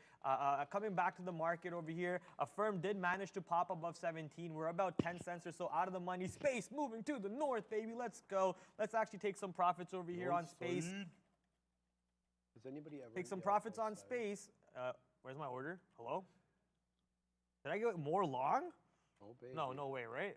Oh, that's why, because I have a stop out, so my order to take profits won't trigger, so I have to remove my stop, and now we're going to take some profits over here on space, and we added more short on a firm because that was the game plan. On a firm, we said we were going to wait for the stock to most likely pop above 17, and then the second we start seeing it curl right back below to the downside, we're going to punch in. We saw that curl. Our stop is basically 17.10. And the reason why we're saying that is because right here on this chart, you see where the volume point of control is. Most volume transacted for the last 12 days on AFRM is around $17.09. So I'm expecting that area 17 to 17.10 to act as a barrier. We're already seeing that happen at the moment, and the flush to the downside would obviously add more money into my pocket on the day today, which is green so far. So thank you to all the positions that helped me out, and SPCE is one of them, which is trying to right now sadly push back to the downside. So that's not good, but let's go more to the north side. Yep. Holding above 15.4 for now as we come back into a very, what you could term as a very familiar level, especially on the day, and it's been this 15.41. To Dan, where are you, bro? Because we're rejecting off that level again. How many times is this going to be a thing? Yeah, so another rejection coming in at some interesting level because look, there is another touch here, but from the other side, early on at 9:10, that's pre-bell, right? But it is an interesting level. Look.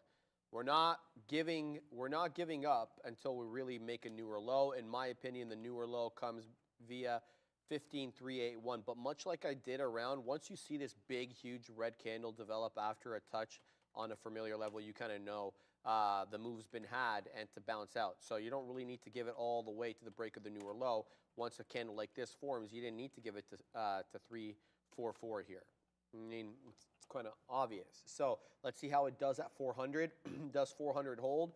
Or is this going to be yet another rejection off that rando 15.414 level? Pradley, we're obviously embroiled in this Meta long, and a lot of it has to do, you have to assume, with the future continuing to head to the high side, despite the fact that Meta has been secular at times in the day. But, you know, obviously helped much more when the direction of the futures is headed in the same as Meta. People talking about space top of move, Nikola consolidating the past 15 minutes, T-Daddy short Tesla, but it's not working out yet. Tesla consolidating at right below that 261 level.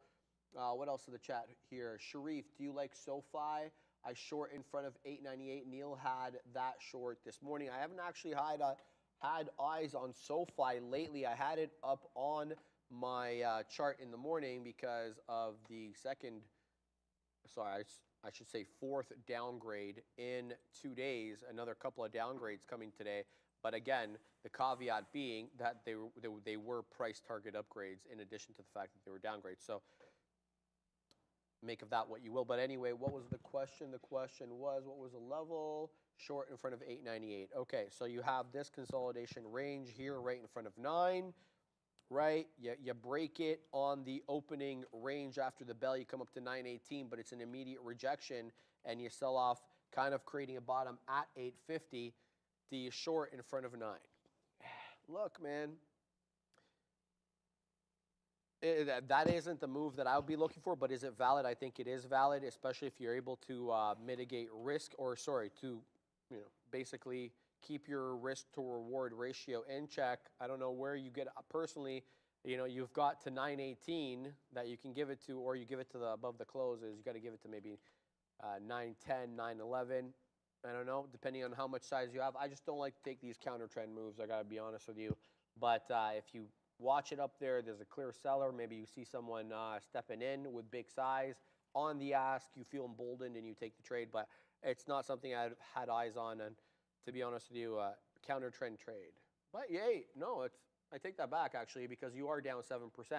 So it's not so much a counter trend trade. You are taking it at a good level. Hard for me. How do you feel about that? I want to get your opinion on this so far. I wasn't listening to what you were talking about. I'm sorry. I was so there you guys heard it. You guys heard it. So now when he comes at me next time, I've got one in the bank. I was trading, my friend. Yeah. I was trading. Like, so was I. Yeah, you were. I'm not going to deny that part. We're rejecting again. Talking about what, we're rejecting again off this 14414. We're breaking through 144 here. Yeah, 414. We're breaking, it's a triple top, more like it.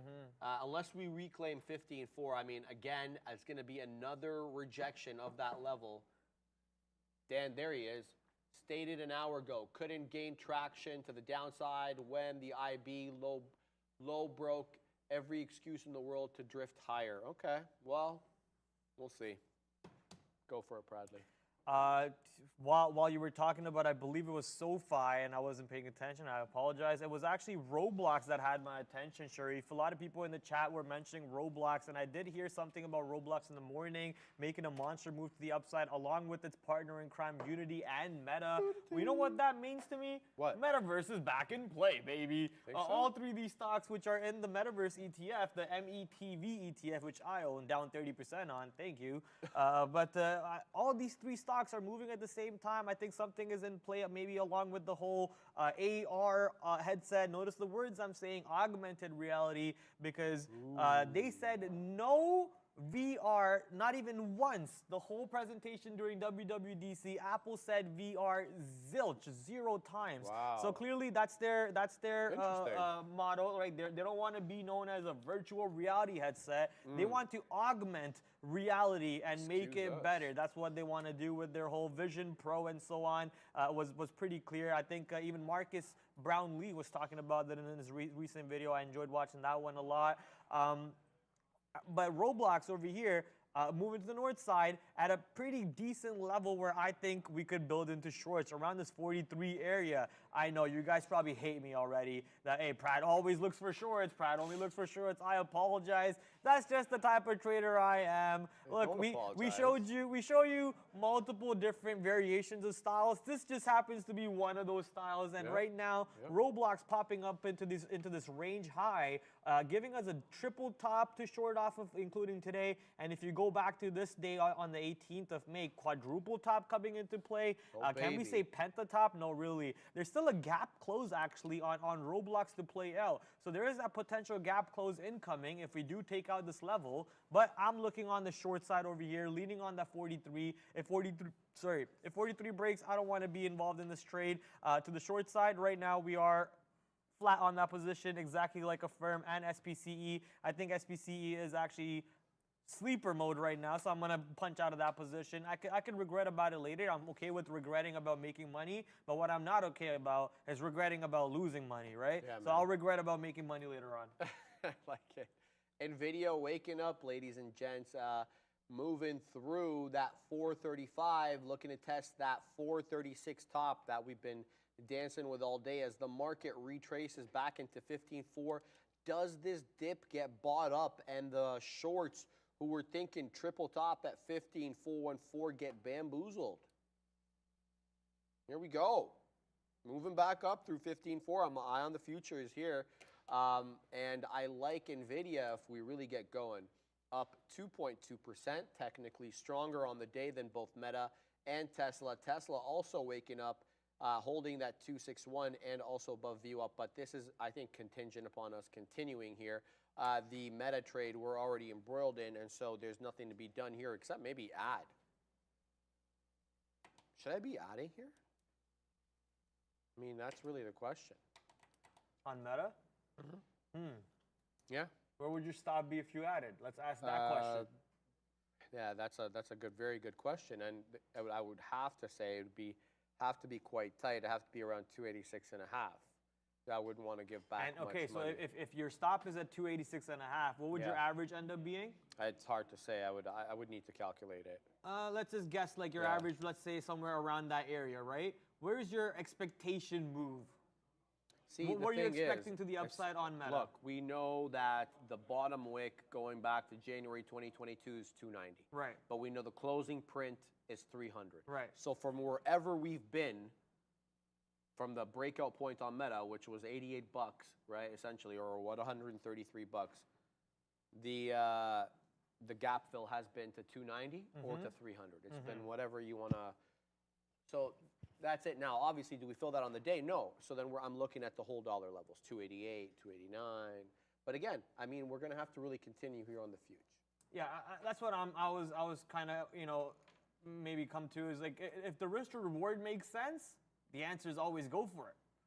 But if the risk to reward doesn't make sense, then probably not worth it on it.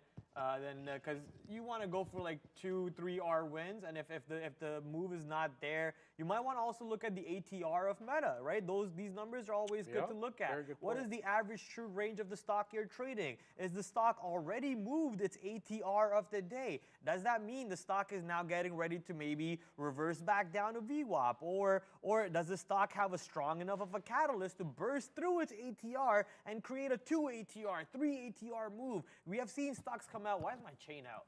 I'm not a gangster like that. Let's put that back in there. Does the stock have that type of move behind it? So looking at ATR is always a good thing to look at when you're considering adding into a position, especially at this time of the day. Adding into a position off the open, you don't have to consider those things. You just go. Just go. And that's what I did with AMD yesterday. Was fun until it wasn't, sadly, because the market, market.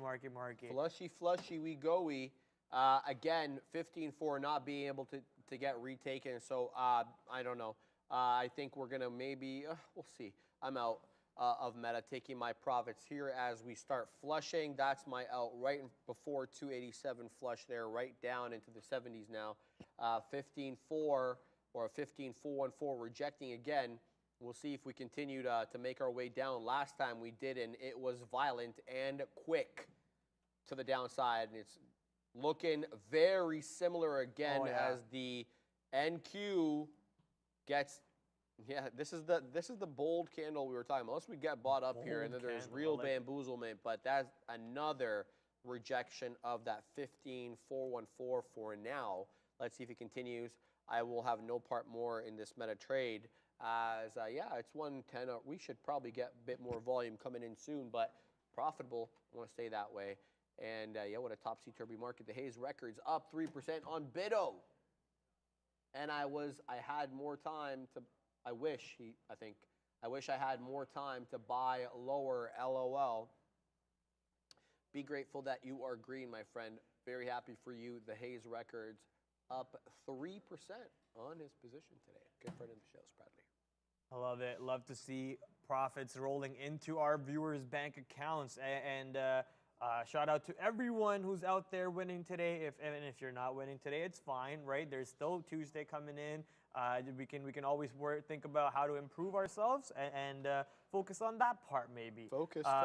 If you haven't already hit the like button, please hit the like button. It helps us out with the whole algorithm. YouTube algo puts our faces out there in front of more new viewers who are looking to learn how to trade and so on. The goal of this channel is obviously to educate, inform, and entertain, and we love doing that. But we need your help to do that to more people. More talk, sorry. So some more interesting talk.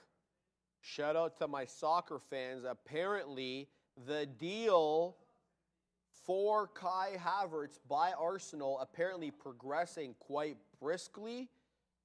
Personal terms have been reached with the player, and now it's a matter of deciding on a price with Chelsea. So that's usually quite good, especially when the player has decided he wants to go to that club. So it looks like the initial one was rejected, and a new offer was presented that is more to the liking of Chelsea. So it looks like the terms are almost set there. With respect to Declan Rice, Man City have now thrown their hat into the ring for Declan Rice. Baby. And they're going to challenge Arsenal in that regard. And Arsenal definitely looking to sign Declan. They've been linked with him for a while now, but, you know, City being the poachers that they are. I'm kidding, of course. No, I'm not. Yeah, they are looking to get their shot in for Declan Rice. Or Declan Rice, a good attacking midfielder, a setup man. So he plays on the left side, right? No, he plays in the middle. He plays behind Can the I forwards. troll you, Sharif, please? Come on, man. Let me have some fun, too. Oh, my God. I think Brendo almost wiped out. He's good. He's good. Brendo wiped out. We're all screwed. Yeah. Yeah, if you wipe out, we're all screwed, Brendo. Please take care of yourself. Look at this move down on the... I'm very happy with where I got out here on Meta, man. That is $1 Huadung from where I got out. So, yeah, 15,414 rejection again. We're coming back right into yesterday's close at 15,375. Hasn't really been much of a support level today, to be honest with you. So we'll see if we slow down here. English soccer is, you know, I'm not going to read that word. Shane Dubb, you know better. Hardly poachers. It's just a game of supply and demand, says Jay Lee. Accurate. You know how I feel, though. I'm going to obviously be biased for Arsenal. Prad got interrupted as if he isn't even on the show. That's not nice. What are you trying to start between me and Pradley, Brad? Let's go, bro. Sharif, are Brad's you a my evil fellow twin gooner? brother. Max, yes, I am. What would you say, Bradley? Brad's my evil twin brother. Havertz is overrated, bro, says Aaron. Yeah, I guess maybe you didn't really listen to my rant on him yesterday. So if you don't know, now you know. I don't know what Ponzi means. What does Ponzi mean? Ponzi? No, P-O-N-C-Y. Never heard that word in my life. Yeah, well, I don't know either. Keyboards be flying soon, says Rekka12. So this is why I hate this keyboard, okay? I got them to put this camera on. Okay, now watch this. Right, notice, usually cameras have these feet on them, right? Okay?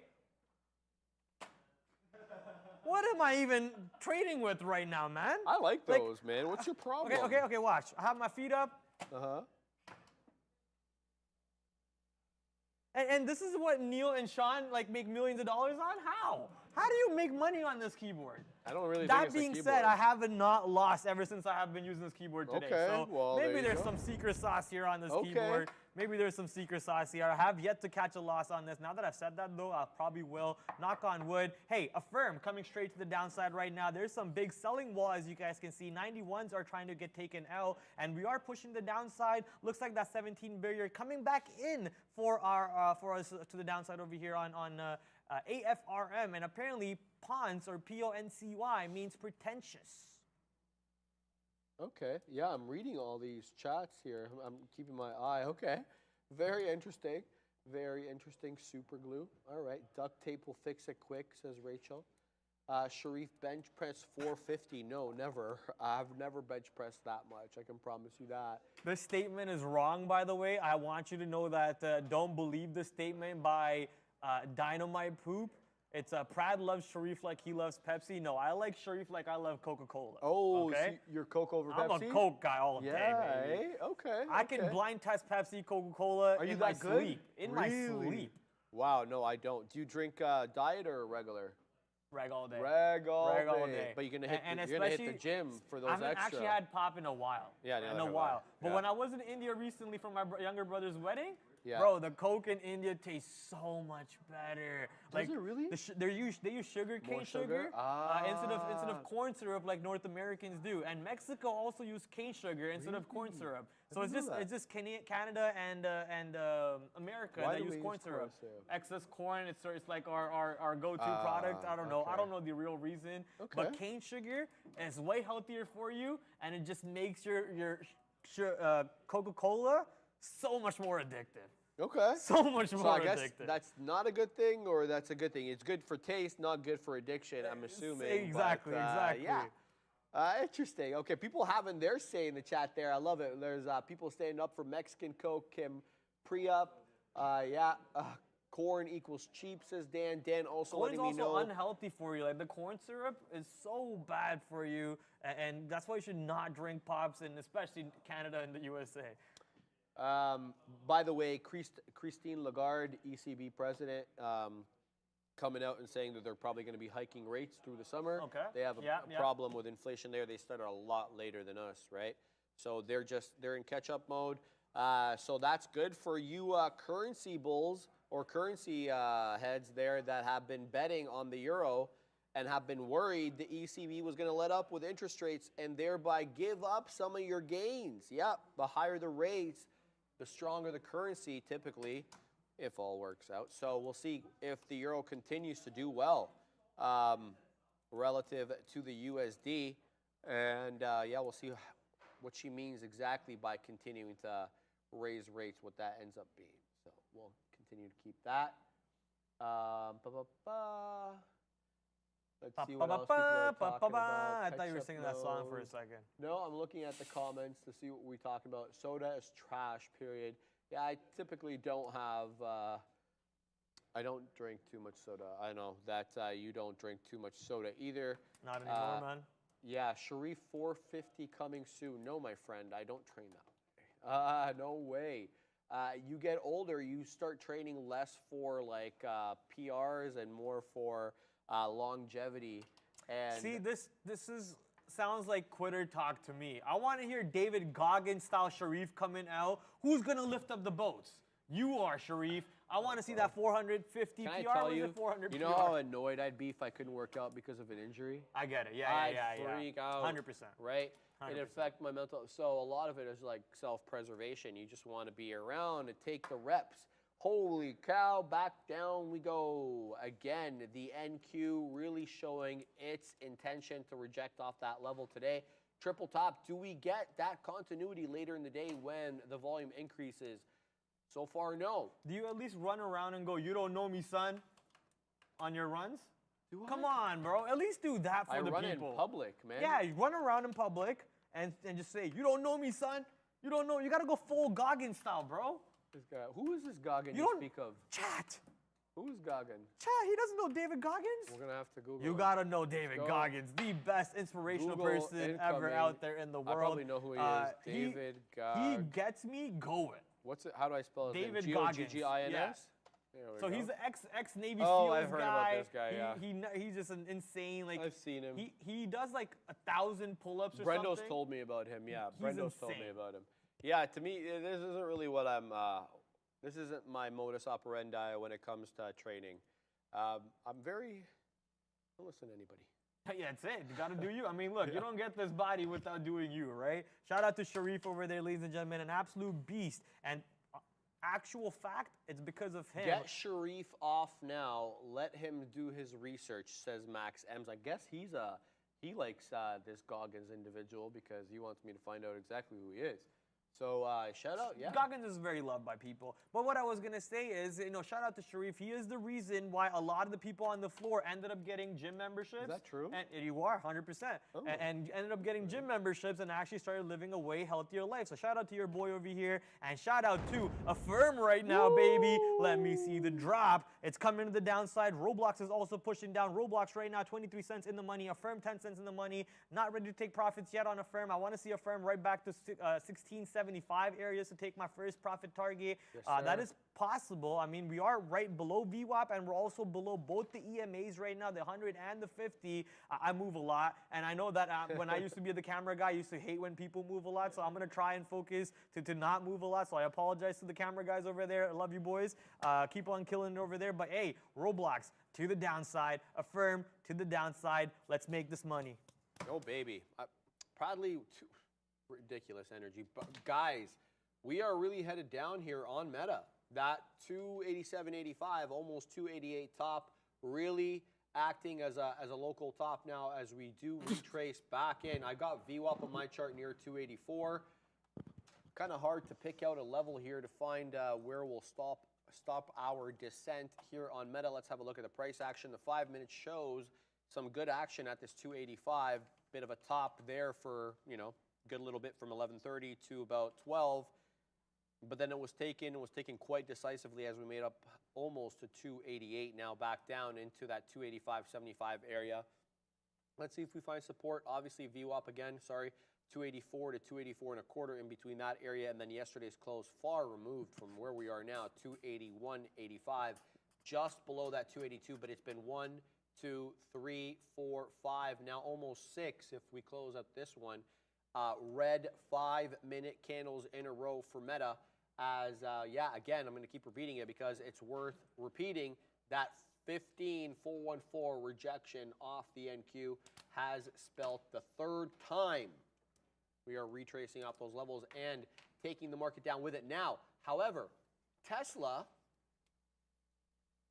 may not have gotten the message that we are retracing because it continues to dance with that VWAP level at 260 and a quarter.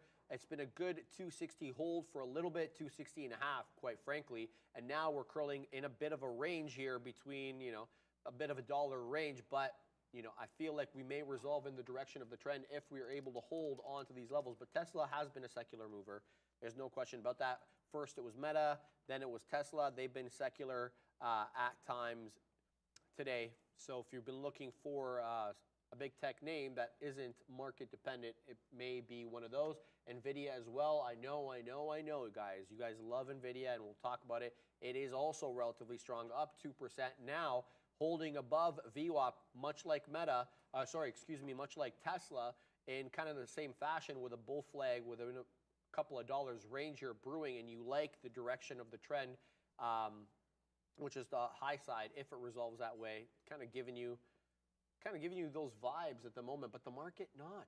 The market isn't giving those vibes, and that's why I'm not long, and that's why I'm suspicious. And Meta continues to head south. 285, 50 break, 285 incoming. That's almost $3 off the top now. What do you got going on over there? What are you looking at? Oh, just pulling up examples to why Kava is such a great short idea today, and just pulling up examples. Go back to the yeah, top. I have 5 examples. I have 5 examples. So here, example one, why Kava is such a great short today. Case example number 2. Case example number 2. Right? It's a great. What does he say? It is great to see some excitement here. Kava, Kramer bull for lunch. Yeah. Okay. Let's see how that one's going today, buddy. Real deal. He goes. Real deal. Yeah. So much for a real deal. Opens up at 40 and going straight down to 20 tomorrow. He didn't finish that. Look how small he is. Yeah, Kramer bull. Look at this. All right. He didn't finish that. You want more examples here? More examples on why Kava is such a great short today. He looks like what, like 5'8"? I'm pretty good at judging Are you? heights off of pictures. You know that there's a whole police like forensic identification tactic to Skill, that's a identify skill. height, where they actually do physics and then they go and they measure different things on the angle and they duplicate it. You know those doors at LCBOs, Yes, which yes. is like bar. Even not without bars. that. Yeah. Even without that, they're able to do it because they go back and recreate the same angle. Right, and right. Yeah. Right? Yeah, it's real forensics, man. It's real forensics. man. They're trying to catch a murderer. There's so, you know? Do you watch any of that stuff? I love it. Okay. I love so watching that you stuff. know on HLN there's forensic files? Okay. Yeah, and that runs all day. Okay. They're half-an-hour episodes and they run Right. like 50 in a row. Yeah. And so that will, a nice marathon if you have nothing to do on the weekend. I love usually that. watch the one on YouTube, like the JCS files. I don't know if Okay. you've seen those. Yeah, I have. And there's another channel starts with the E or something. I forget, like the extortion, not Maybe. extortion, something exterminist or something. I forget. But those channels talk about pretty interesting cases, man. Yeah, And they're pretty cool. I know obviously you're interested in them with your previous background, but I don't know why I am, because it makes me look It's like a just serial interesting killer. to see what they got there. It's like, oh, okay. Well. Every time I watch them, my mom catches me watching it. She's like, "What are you trying to be a serial killer? What are you I know, watching like, this for?" What I are you was like- preparing for, probably? Exactly, Yeah, I know. exactly. Like what I tell my parents that too. They're funny. 285 possibly incoming here on Meta as we continue to print lower lows on the 5-minute chart here and on my 1-minute chart, while Tesla continues to dance with 261. The future, and by future I'm talking about the NQ, just barely staying positive, up 0.05 above that 15,375 close from yesterday, trying to stay on the positive side. I wonder what the next half an hour brings for us, Bradley. Let's have a look here at some outliers. Oh, crypto, hello. Oh, he's 5'6". Bitcoin. I said 5'8". I wasn't that far out. Yeah, he looks 5'6". Bitcoin, 26.2. Hello. No shot. Let's go. 26.2 bit stonk off that 25.164 bottom that it made earlier on this morning at around 10:45 or so. It's been up and to the right with momentary retracements here up to 26.2. This has had a way to go. It's been beat up lately as interest rates are set to be elevated for longer, and the speculative asset selling off as a result as money, the calculation of how money is invested fundamentally changes, obviously, with interest rates now being expected to be up for longer. And here's the deal, Bradley. Let me throw this to you. I know I'm kind of putting you on the spot, but we'll kind of have an open dialogue about it. What's a worst case scenario for you? What's the worst of the two options I'm going to present you right now? Having an elevated interest rate for a short period of time, like say 7% for 2 months or 3 months, or having not so elevated, like say 5, a 5.25, a 5.5 for a longer period of time, say a year plus? Look, man, my answer is not going to be liked by a lot of the people in the chat. Well, just be real. I am. I'm going to be. I think people have heard my answer before. Back in the day, I said, just rip the Band-Aid off. Just go straight to, 13, 10%, whatever. Yeah. People are going to struggle. I get it. I'm going to be in that part of the bracket too. And we are going to struggle, but through hard times is where people come out and economy comes out and society comes out stronger. What doesn't kill us only makes us stronger.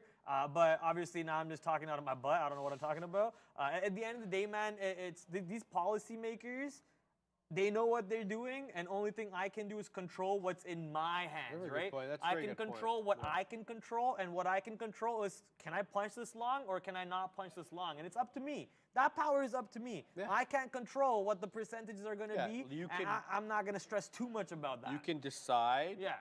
to not get into a mortgage. You can decide to not make a big purchase at times when interest rates are high. So I completely agree with you when you say that, you can make your own decisions to kind of maneuver your way around these higher rates. But for some of us investors, we're looking, okay, well, where do I throw my money? All of a sudden, the bank is throwing a 5% GIC my way. Oh, baby. 5%.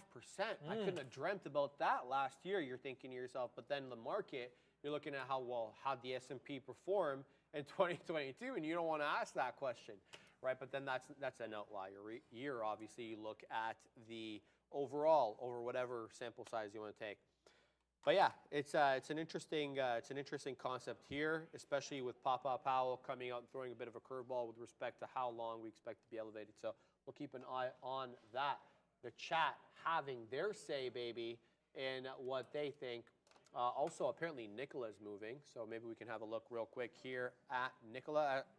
As we've talked about Bitcoin there for a bit. Nicola down 7.14. Breaking down off that 140 close. It tried to retrace to it from that 1.25 bottom, rejecting those. So good predictable levels looks like here on Nicola. Haven't traded it today. I know some of the guys have been in that. And while Meta continues to crater south, should be noted the VWAP on my chart around 284.18. Do we find a support basis around there, or is this going to be, as Pradley has so much desired, the free fall Friday when we really break Look, down man, if it below doesn't lows? happen already off of like 10 o'clock, there's no free fall incoming, okay? I would obviously love it, right? Brad loves free falls, but no. Someone's talking about AMD bye-bye. Yeah, you might not be wrong as the market's now dipping back under VWAP. I'm looking at the market here. I'll just expand that chart for you. The market's dipping back under VWAP for the NASDAQ. S&P 500 looking pretty much the same. AMD now going back to that 120.50 area. Maybe we do break 120.50 and go test that 120 bottoms. For me, the most important level on AMD now is the 115 area. I don't want to diddle in the middle with my little fiddle, so I'm just going to wait patiently for 115. Might come in next week, and I also said it on my streams back in the day for anyone who tuned in. I know Dieter, shout out to Dieter actually, because he's the one who made the shirt. Well, not the shirt, but the design. He made the design over here. Shout out to Dieter. He's actually working on another design for me right now for Free Fall Friday. So we're working on that. I'm not gonna give out any clues or any hints, but thank you for Dieter for teaming up with me and helping me create my own little merch line over here. For anyone who's interested, we'll be announcing it very soon. But here we go. AMD, man, we are looking for that possible break of low AMD in case the market keeps on flushing down. But right now, market's not at low a day. We're teetering around VWAP. NASDAQ absolutely flat on the day, 0.0%. S&P 500 up 0.1%. And AMD, which has been the weaker stocks out of all the semiconductors so far that at least I've been watching, Intel, Nvidia, AMD, and so on. AMD has been a lot more weaker, sadly, and I'm saying sad because I'm invested in it for the long term. Well, what about Roblox? It's still dumping? Up 5%. Yeah, but I'm short and I'm winning. Oh, you're in it. I didn't even know. Yeah, I'm short and I'm winning. So Roblox can be up 5% all at once as long as they pay me on the shorts. I love how you held me in my tracks there. Like, what about it? I'm short and I'm winning. Spotify also up 3% today, but not too much volume. Only 1.25 million shares. Keeping an eye, looking at the watch list here, seeing if there are any outliers. Just finished going through tech. Gonna have a look at value. Oil stronger, up 0.9%. Was stronger earlier on in the day. Airlines also green, banks mixed, consumer defensive mixed, nat gas green again. Oh baby, NG up 3.43%. Let's have a look at UNG. UNG's up 2.5. Boyle's up 5. Boyle the 3-time leveraged nat gas ETF. Let's go to the 5. Actually, forget about the 5. Let's go to the daily. Where are we here near lows? Yeah, look. There's nothing to be had here. I don't know. Maybe there is, because now we keep touching the 50 period. At what point do we retrace? But this is so geopolitically connected. You need a major catalyst. I don't think this is going to trend on its own, especially with oil going in the downward direction. You know, the technicals here, you're still very much near lows. I don't think there's anything for me. There's also been lots of bamboozlement. All of the retracements have been sold off. You can go back a year plus, and every single retracement has been sold off. So anyway, keep an eye on it. And the chat is very good at alerting us to when nat gas is having a good day.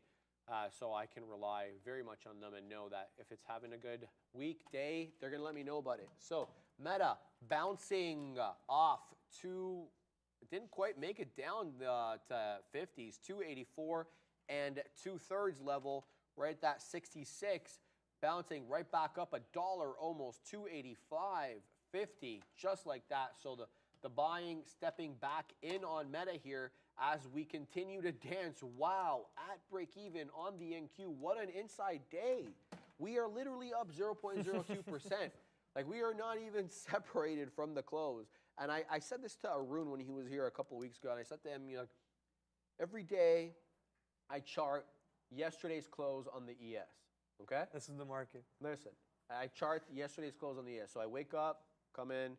If we closed out 42.95 yesterday, I put a line on it, horizontal trend line. And then the next day I'll do that. So every day I put a new trend line. And sometimes I move them, right? So I don't have to put a new one.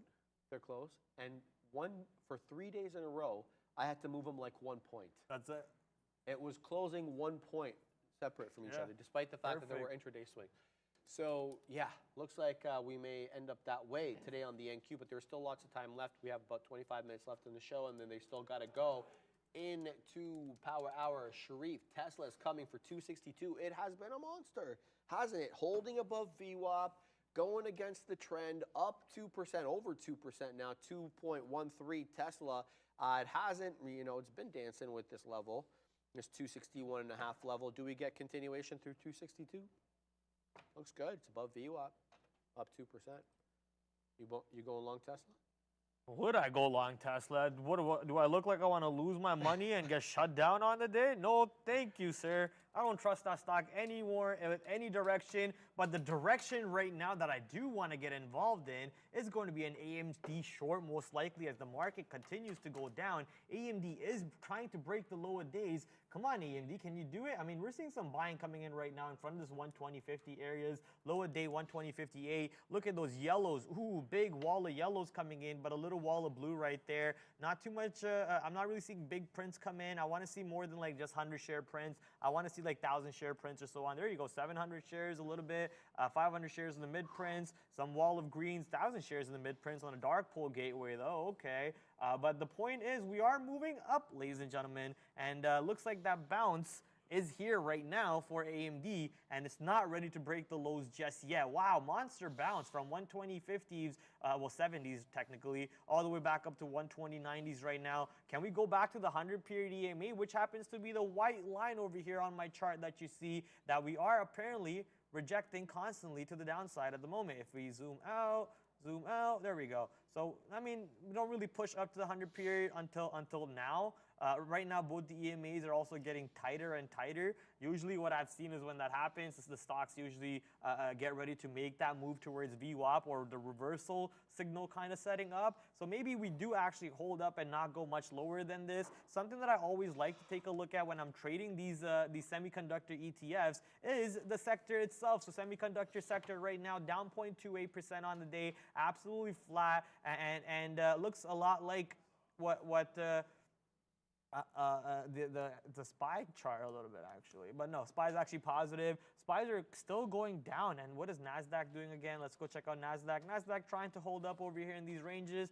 AMD obviously bounced. We just probably have to wait for that level to come back into play later on. Micron, I've had this Micron breakout order to get long for how long now? Look at the stock just constantly range, ladies and gentlemen, between that 76.50 and 68. It's so boring. I'm just going to delete my order, move on from it. I'm falling asleep, man. Like, come on.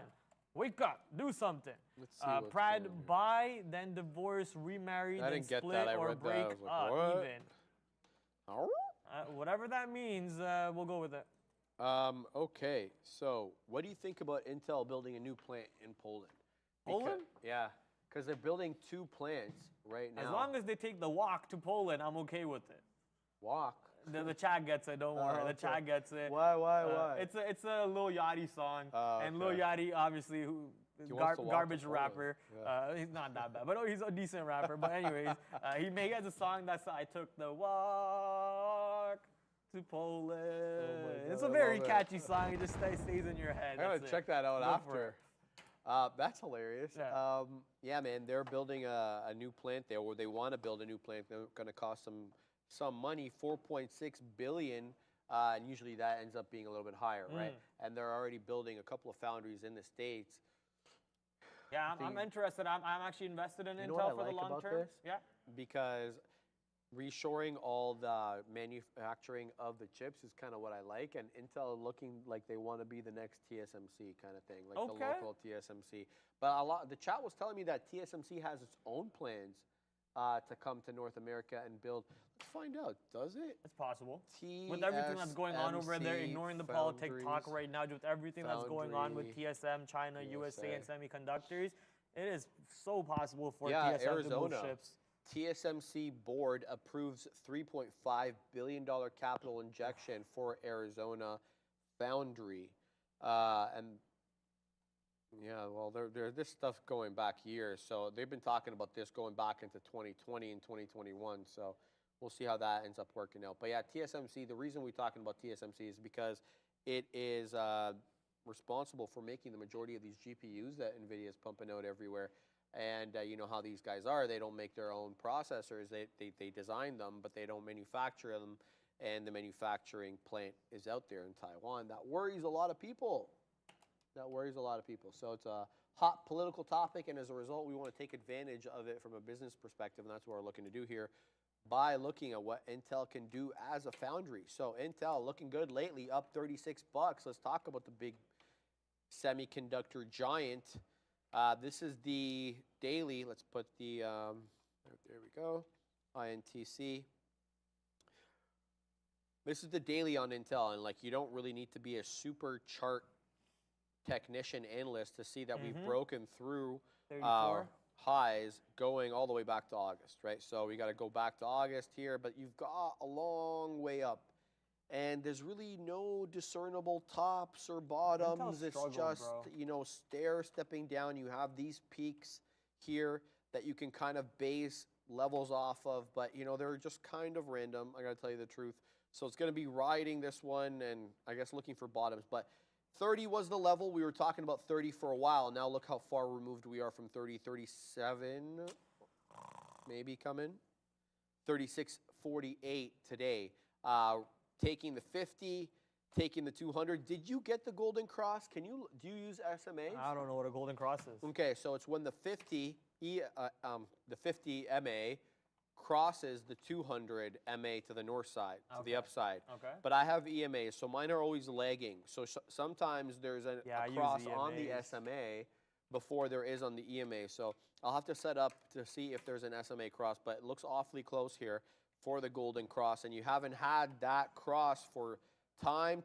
You go back as far as you can on this chart over here, and you can't find a time where the 50 has crossed, the 200 has come close at times, but so this could be it for Intel. This is the technical breakout, and look, a lot of people are using mechanical trading systems that initiate buys and sells on these types of crosses. So, you know, if and when it does happen, maybe it already did happen, that's why you're getting all this buying. I'm just delayed. That's trolling me, dude. What did they say? Chat said Tesla 265 incoming.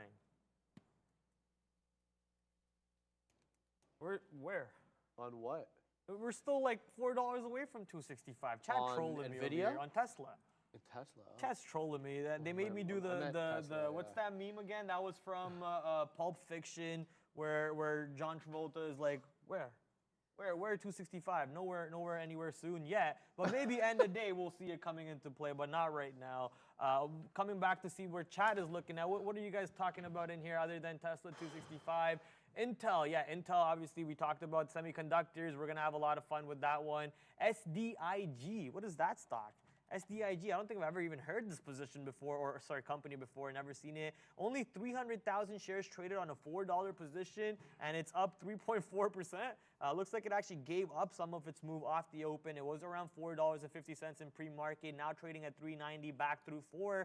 But the question is, obviously, is this stock interesting enough and liquid enough for us to get in as a day trade, and especially at the time of day we're in? My answer is going to be no, sir. I'm not interested in SDIG at the moment. Maybe it's fun for a swing trade. You can write it back for that gap fill to $0.5 if that's what you're looking for. Whatever the catalyst was on the 10th, 11th, 12th, 13th, 15th of May, I'm guessing, that made the stock bump up to the north side all the way up to $7. It's clearly giving up the ghost ever since then and back to $4 right now, holding $4 successfully. If you are looking at the stock, people in the chat talking about AI. Why is my chair moving by itself? AI on New York. Let's go on NASDAQ, on New York. There you go. AI on New York. What is this stock looking like at the moment? AI is down 4%. Ooh, I thought AI was actually positive at one point in the day today, if I remember correctly. Let's, hello charts. Come on, load up. I like to look at the 5-minute chart. I just have the 1-minute chart for you guys. So here's the 5-minute chart. Yeah, we were almost getting close to 50 bucks. On my stream last night, I was talking about how the only level I care about on AI is that $50 area, because I want to see a fail break of 50 and the stock failing and coming back through for a clean backside short fill coming in on that level. But we never really pulled up to 50. I think we didn't even break 49. The high day is 48.87. Not being able to break 49, not being able to go to 50. The stock was then not on my watch list. I had other shorts on table like Kava, AMD, which were bangers on the day for me, and you know, it just keeps on adding to my P&L over there. Right now, I'm only in one short. I ended up closing my Roblox trade. I didn't like the way it was trading around 42.50 areas, so I ended up cashing out of that position completely. And now, actually, if we pull it up on the 5-minute chart, looks like the 100-period EMA on the 1-minute chart is acting as a little bit of a support. We also have this previous peaks, which support could possibly come into the 10:30, 10 o'clock peaks coming in on RBLX. We're still holding a firm, because I do think Affirm has a move straight back to the downside. I don't think Affirm goes back to VWAP or so on. With the markets looking like they still trying to figure out what they want to do themselves. S&P 500 up 0.08%. ES/U23CM. Let's go here. ES is currently up 0.08%, but below VWAP. And NASDAQ, as you can see on the left hand of the screen right here, is up 0.05% under VWAP, but both of these markets are trying to move up north side. Let's go for the longs. Yeah, Tesla looking good and NVIDIA looking good. They're accumulating, I think, at critical levels, looking to break out. Do we wet our beak here for a 261 break predicated upon us holding this 15,375? Let's wet our beak proudly. What is life without whimsy? So let's go ahead and get into Tesla here. Where are we? What is this wick that's distorting everything here? At 132, I'll have to fix that one. Let's go to the chart. 132, what was the bottom there at 132? And it was, oh, I need to maximize this in order to find out. So it's a bit of a trick here. There's a better trick for that, Sharif. Yeah? I'll show you. Go click on the editor. Editor. Click on the editor. Yeah. Like this? No, the This? data. Yeah, the chart editor. This. Yeah, click on that. Now scroll down to the time where you want to edit. Yeah, that's what I'm doing. Yeah, the low. Yeah. Go scroll down the time. I don't know what it is again, so I have to look. It's 10:32. Then I get it off. No, you don't need to get it off there. It's easy trick. I'll show you after. Don't worry. Yeah, okay. No it's problem. an easy trick for Nice. you to fix that one. Okay, where are we going next? Market down again, man. Holy, we're weak here, proudly. Yeah, man. It's just, look. Hey, don't get me excited about market being weak, okay? I've been excited all day. Don't get me going again. It's been very tricky getting in whatever you do here, because every time you're at a level and you think, oh, okay, we're going to resolve one way or another, the market throws you a curveball and gives you something else to think about as we trend down again. Wow, bamboozlement central today. Thankfully, didn't get into anything there, but yeah, okay. So Tesla, we'll have to continue to wait on that. Maybe we should be building a position lower in the end here. Yeah, I'll send it back to you quick as I fix this wick so I can chart properly. People in the chat saying, will DPZ retrace? It's possible. I mean, look, the stock had a pretty monster move to the north side and gave up most of it. Now up only 2% compared to being up much more than that previously. And the gap close is not that far out. I think we come back to close the gap and then figure out a range in this new area, somewhere around this range over here from 333 to 327. So I'm expecting the stock to find a range in this previous range that we consolidated in and then broke down to the downside. That is a possible expectation, but you can also expect the other side of it, which is a straight moonshot back to the north side in the next week or so, and we actually hold above this gap.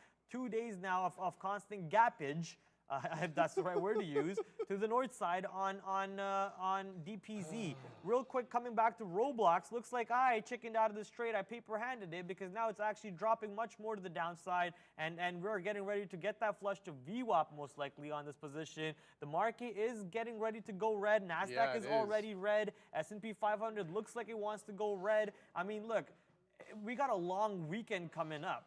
Oh, baby. Who's really buying going into the long weekend? Not big money traders. I don't know, It's probably retail traders who are buying and retail traders don't have enough buying power usually to move a position. So the big money traders are what we try to lean on and try to be the little, what's that thing's under a whale? Krill? No, not krill. I don't know. Barnacles or like whale that. or whatever. You're We're just trying to be the little fish under the whale and scalp off a couple wins or there off that big fish because they move the markets. I want to see where the big whale I feel is. attacked when you call me that. Don't be big, man. That's very true. You think I don't get attacked when I'm sitting next to you with the scrawny arms and you're over here with the absolute machine guns like MK-17s over here? What? This guy's making up stuff. All right, Bradley. Look at Looks this like you move may down. get your wish today. You may get your wish. Look at this move on Roblox, man. Why did I get it on my shorts? There we go. Okay. Hey, did you know, by the way, birds are not real? They're what? Sorry? Anyways, move on. Birds? It's just a joke from Elon. Elon posted a tweet yeah? today, and that one really had me cracking up. Thank What you, did he Elon. say? He just posted like a stupid conspiracy theory. I should probably not even talk about it, honestly. We'll move on. Elon, From it. oh my Elon over goodness. here starting conspiracies, and he got me going. That's all. Okay. Well, Elon being Elon, I mean, allowances have to be made when you are that. When you are Elon, we'll leave it at that. Okay. Oh, Roblox! My God. We're back to negative on the NQ, breaking down. Here we go. So it looks like we may resolve downward, or are we? We're still within the daily range today. We have a 15,315 bottom, and those are the wicks. The closes have all been above 15,377. This has been kind of the double bottom we were talking about. Look at this range, guys. Tops, bottoms, range day. After that opening. Isn't print. MK-17 a weapon? Why is chat laughing at me? I don't know. I think. Yeah, MK-17, it's a weapon. Yeah, see, I knew what I'm talking about. It's FN Scar, baby. That's what we're talking What about. is that? FN Scar. It's like one of the. I think it's supposed to be a good weapon. At least in the game that I play, Escape from Tarkov, it's supposed to be a good weapon. MK-17s. Anyways, moving on. Roblox, ladies and gentlemen, is now continuing to go to the downside. 42.30s have come into play, and VWAP is not that far out. Only 30-ish pennies away from VWAP. What are we laughing about now, my friend? Tony Price, man. Tony Price? Birds are not real. Then what is the bird? You know what on my car? Oh, bird poop? Okay. Yeah. Birds are not real, man. All right, man. Stupid memes. No, it's just funny. That's just a funny comment. That's all. Yeah. Right back down to that 44.71, Bradley. That was yesterday's close on the ES. We've been above that the majority of the day, saving except for a little period there between 11:30 and 12. Got right back above it, and it's been holding that level since that time. Now we're looking to test it again, bouncing off it now. That's yesterday's close, not just a random level, 44.71, I believe, in a quarter. The ES has been on the right side of green and red the majority of the day. The NASDAQ on the wrong side of it right now, down 0.05%, but we could not be closer to the opening and closing ranges than we are now. It has been an inside day, despite the fact that there have been moves. Range trade, it's been, obviously, looking in hindsight. SoFi, I should want to mention, high a day. Somebody was asking me, not high a day, excuse me, local high, back into that 890. Somebody was asking me about the short into 9. So it looks like it's accumulating around there. I wonder if this is an interesting top at 890. A lot of rejections on SoFi at 890. This is the 5-minute chart, so each one of these candles, 5 minutes, hasn't been able to break it. Let's have a look at the tape. What's the book say here? On SoFi, we can kind of figure out if there's a buyer or a seller. Oh, goodness gracious. SOFI. Let's see, what's the book say here? Okay, so there's not too much size. There it goes. So I see 91 prints, so that 90 level breaking. 92 it is, squeezing a little bit here on SoFi. Now only down 6 2/3. Nice move. Kind of nice time to be able to come to that because it hasn't been able to break that 890 going back a while. So there it is, broken now. I don't know. Do you short SoFi here? Because someone was asking about that earlier. I personally don't. There it goes, squeezing. Here comes 9, maybe. some decent size at 9 here on the book, but nothing too big in front of it. Decent size at every level to be expected, especially with a stock that's been trading this actively. Holding 44.71 for now on the ES, so staying green, but nothing really too volatile. Intel's strong. Look at this. Have you looked at Intel?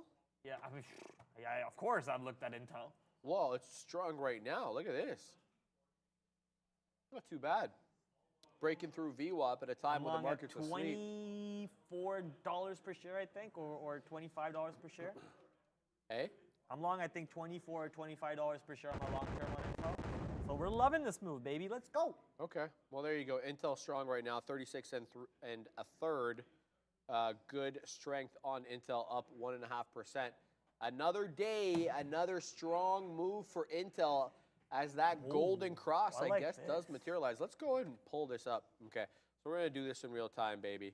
We're going to switch these to SMAs proudly so we can find out, are we actually on, so we'll go ahead and go moving average, and we're going to go simple moving average. Where is it here?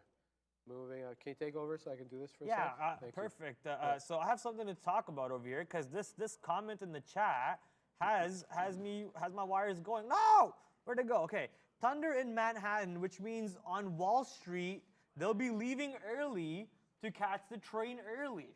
Okay, I'm doing so this. So maybe less volume coming in on the market if this is true. TH over here putting on his Ray Dalio hat. There was this Instagram story that I saw, and they were talking about how apparently Ray Dalio sent up satellites into space to look at oil refineries and how high the lid on these oil containers were, because how high they are indicate how much of oil is actually in these barrels or whatever. And using these satellites, he was able to make a bet on the oil industry or something. Obviously thinking outside the box. People have done other stuff too, which is tracking how many cars are parked at their local Target and keeping track of it and seeing how much stuff go in and out on a weekly, monthly, or pay interns to do this kind of research and surveys and so on. You know, thinking outside the box like that to help you solidify a trade idea or a thesis, always good. And TH over here coming in with a decent idea over there as to why the market maybe does not bring in volume. But I would like to tell you, man, honestly, this day is going to for sure bring in volume on the close. I don't see any trader heading out early today before 4 o'clock. Bradley. The close is going to be fire. Here it is. So come to my screen.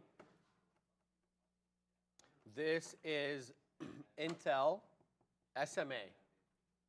So you have the Golden Cross May 8th.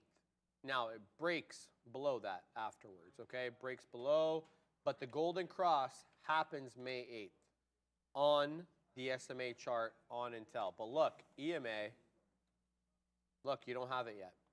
So this is Intel again. Let's just add the commentary so people can see it.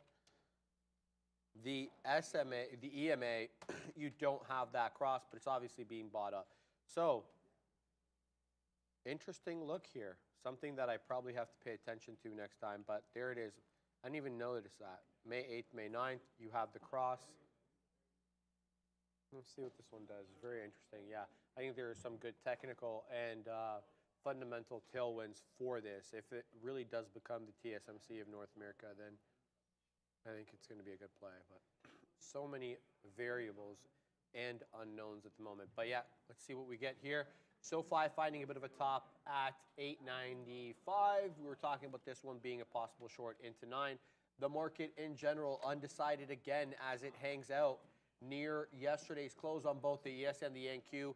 Couldn't be more of an inside day as we have about 2.5 minutes left on the show before we send you over to the big kahunas. Max and Neil will be taking you through that close into Power Hour and, yeah, into that long weekend. Can't wait for that one to start, but it's been a good day. We had good trading earlier on. We had some nice futures trades and then got nice and green there on Meta. And the aborted, let's call it that, the aborted trade on Apple.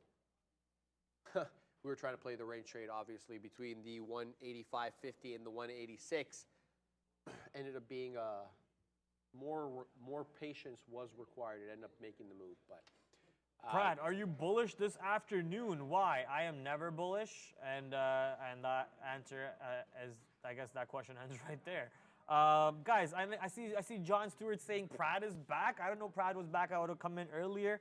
That's right, I am back. I'm back every single day, 12 o'clock to 2 o'clock. And starting next week, we'll be doing a 4 o'clock show, which will be a lot of fun too. So I hope a lot of you will come by and stick around to watch me from 4 o'clock to 5 o'clock as we go over the market trends, how the market moved, and even find trade ideas and setups for the next coming day and so on. We'll have a lot of fun with it. And I have couple interesting fun ideas to keep that segment fresh. So I would love for you guys to come in on Tuesday. Our segment over here, though, has about a minute or so left. I had a great day today. I'm on the green side. Haven't lost a single trade, I believe, since I've been on the show. So that's a thank you to this keyboard that I always hate on. I mean, can we show that shot one more time? I mean, this keyboard, like, what is this?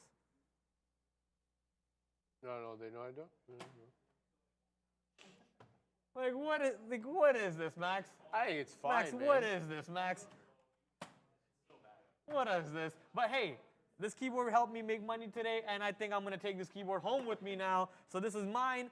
Goodbye, Sean. Goodbye, Neil. You need a new Keytronics one. Love the show, guys. Thank you and greetings from Germany. Thank you very much for that, Mike. Platinum Prad. Kevin Mendoza demanding the return of. You gonna pay my bills, dog? Baby. Yeah, I know. Well, you got $5 for the fun today. I was actually calculating how much it cost me to get to work and go home on a year. Yeah.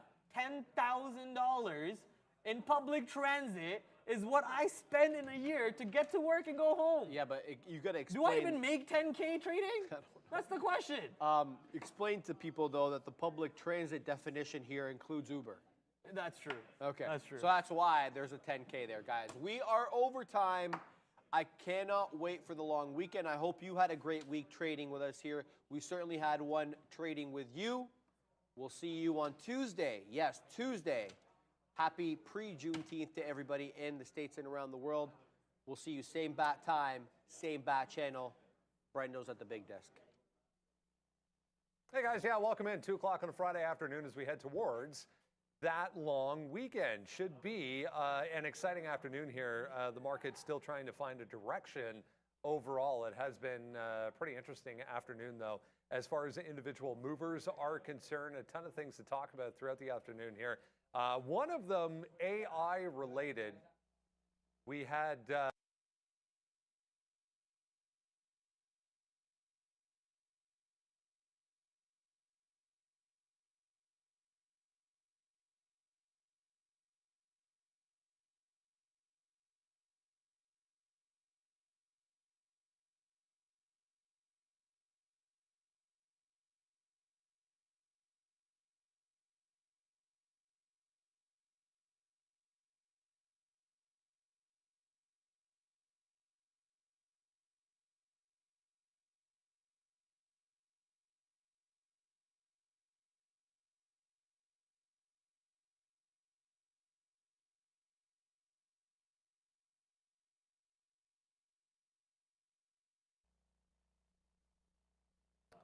There we go.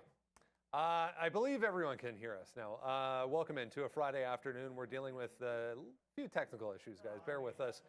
We'll get that sorted out. But welcome into what should be a pretty good afternoon as far as the overall market is concerned. Still trying to find a direction here following what has been a very, very exciting week overall. We've been dealing with inflation data. We've been dealing with the Fed. Fed Chair Powell coming up again next week as well. Going to be testifying in Washington in front of the Senate Banking Committee on Wednesday. So we'll get more action as far as comments from the Fed is concerned. This came across during lunchtime. Was sitting here watching Microsoft. This is Microsoft up here not doing anything, but I was sitting here watching Microsoft when this came across. Chuck Schumer saying today that they're going to unveil AI regulation framework on June 21st. That was about right there. So there was a bit of a downtick for Microsoft shares when that came across. But interesting, maybe more political intervention to come. There was some news on this one as well. Genius Brands down 2%. This big volume spike to the upside came when there was a tweet. Actually, Shaq retweeted that he is now going to do a collab with Genius Brands. So all he had to do was retweet it, and the algos jumped all over that. So no follow through though whatsoever for Genius Brands. If you missed it this morning, this was the main headline on the political side of, or not political side, but economic side of things this morning. Michigan consumer sentiment coming out at a 4-month high, sending the initial move overall was actually a little bit higher. We saw dollar downside as a result. It's been a very negative week for the DXY. Frank Caberna coming up in about 40 minutes or so. We'll talk to him, get his take on what happened with the Fed this week, get his take on inflation data, get his take on what to expect now looking out towards July. Remember, we're going to get essentially 3 months in a row worth of data without an inflation or without an interest rate hike before July. So that'll be the next chance they have. Meanwhile, this is how the S&P 500 is looking currently. About the same as the last time I showed you this board. We're dead flat, however, for the S&P right now, 0.01. About as mixed as you're going to see this board. Equal right across everything as far as gainers and decliners. Guys, there's really no significant standout groups or individual names at this point on either side of the board. We'll see if we can't get some momentum going throughout the afternoon here. Let's jump into a few things we were dealing with this morning. One of those was this, trying to roll over as I speak. That is NVIDIA still holding on to 1.5% as far as strength is concerned. It was Morgan Stanley this morning coming out adding NVIDIA as a top pick instead of, or maybe in favor of, AMD. Max is back on a Friday afternoon. Let's get going, guys.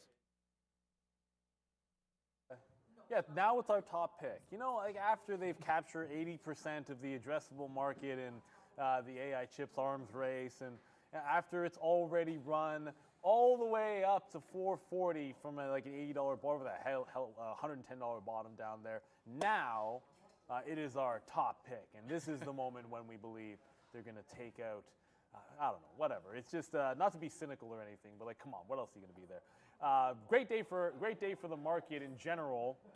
If you're in like a very few number of names, like that's sort of the catch. It's just. There's still an upward trend in NVIDIA. I mean, Intel's kind of showing some strength here as well. Early on, you had things like Lordstown, but overall, it's been an inside day. It is options expiration. I feel like NVIDIA, it seems like it's made a top up here, at least temporary, like a temporary top this afternoon. So I would lean into the idea of popping into some fade short. I don't think this is a situation where you want to be over trading.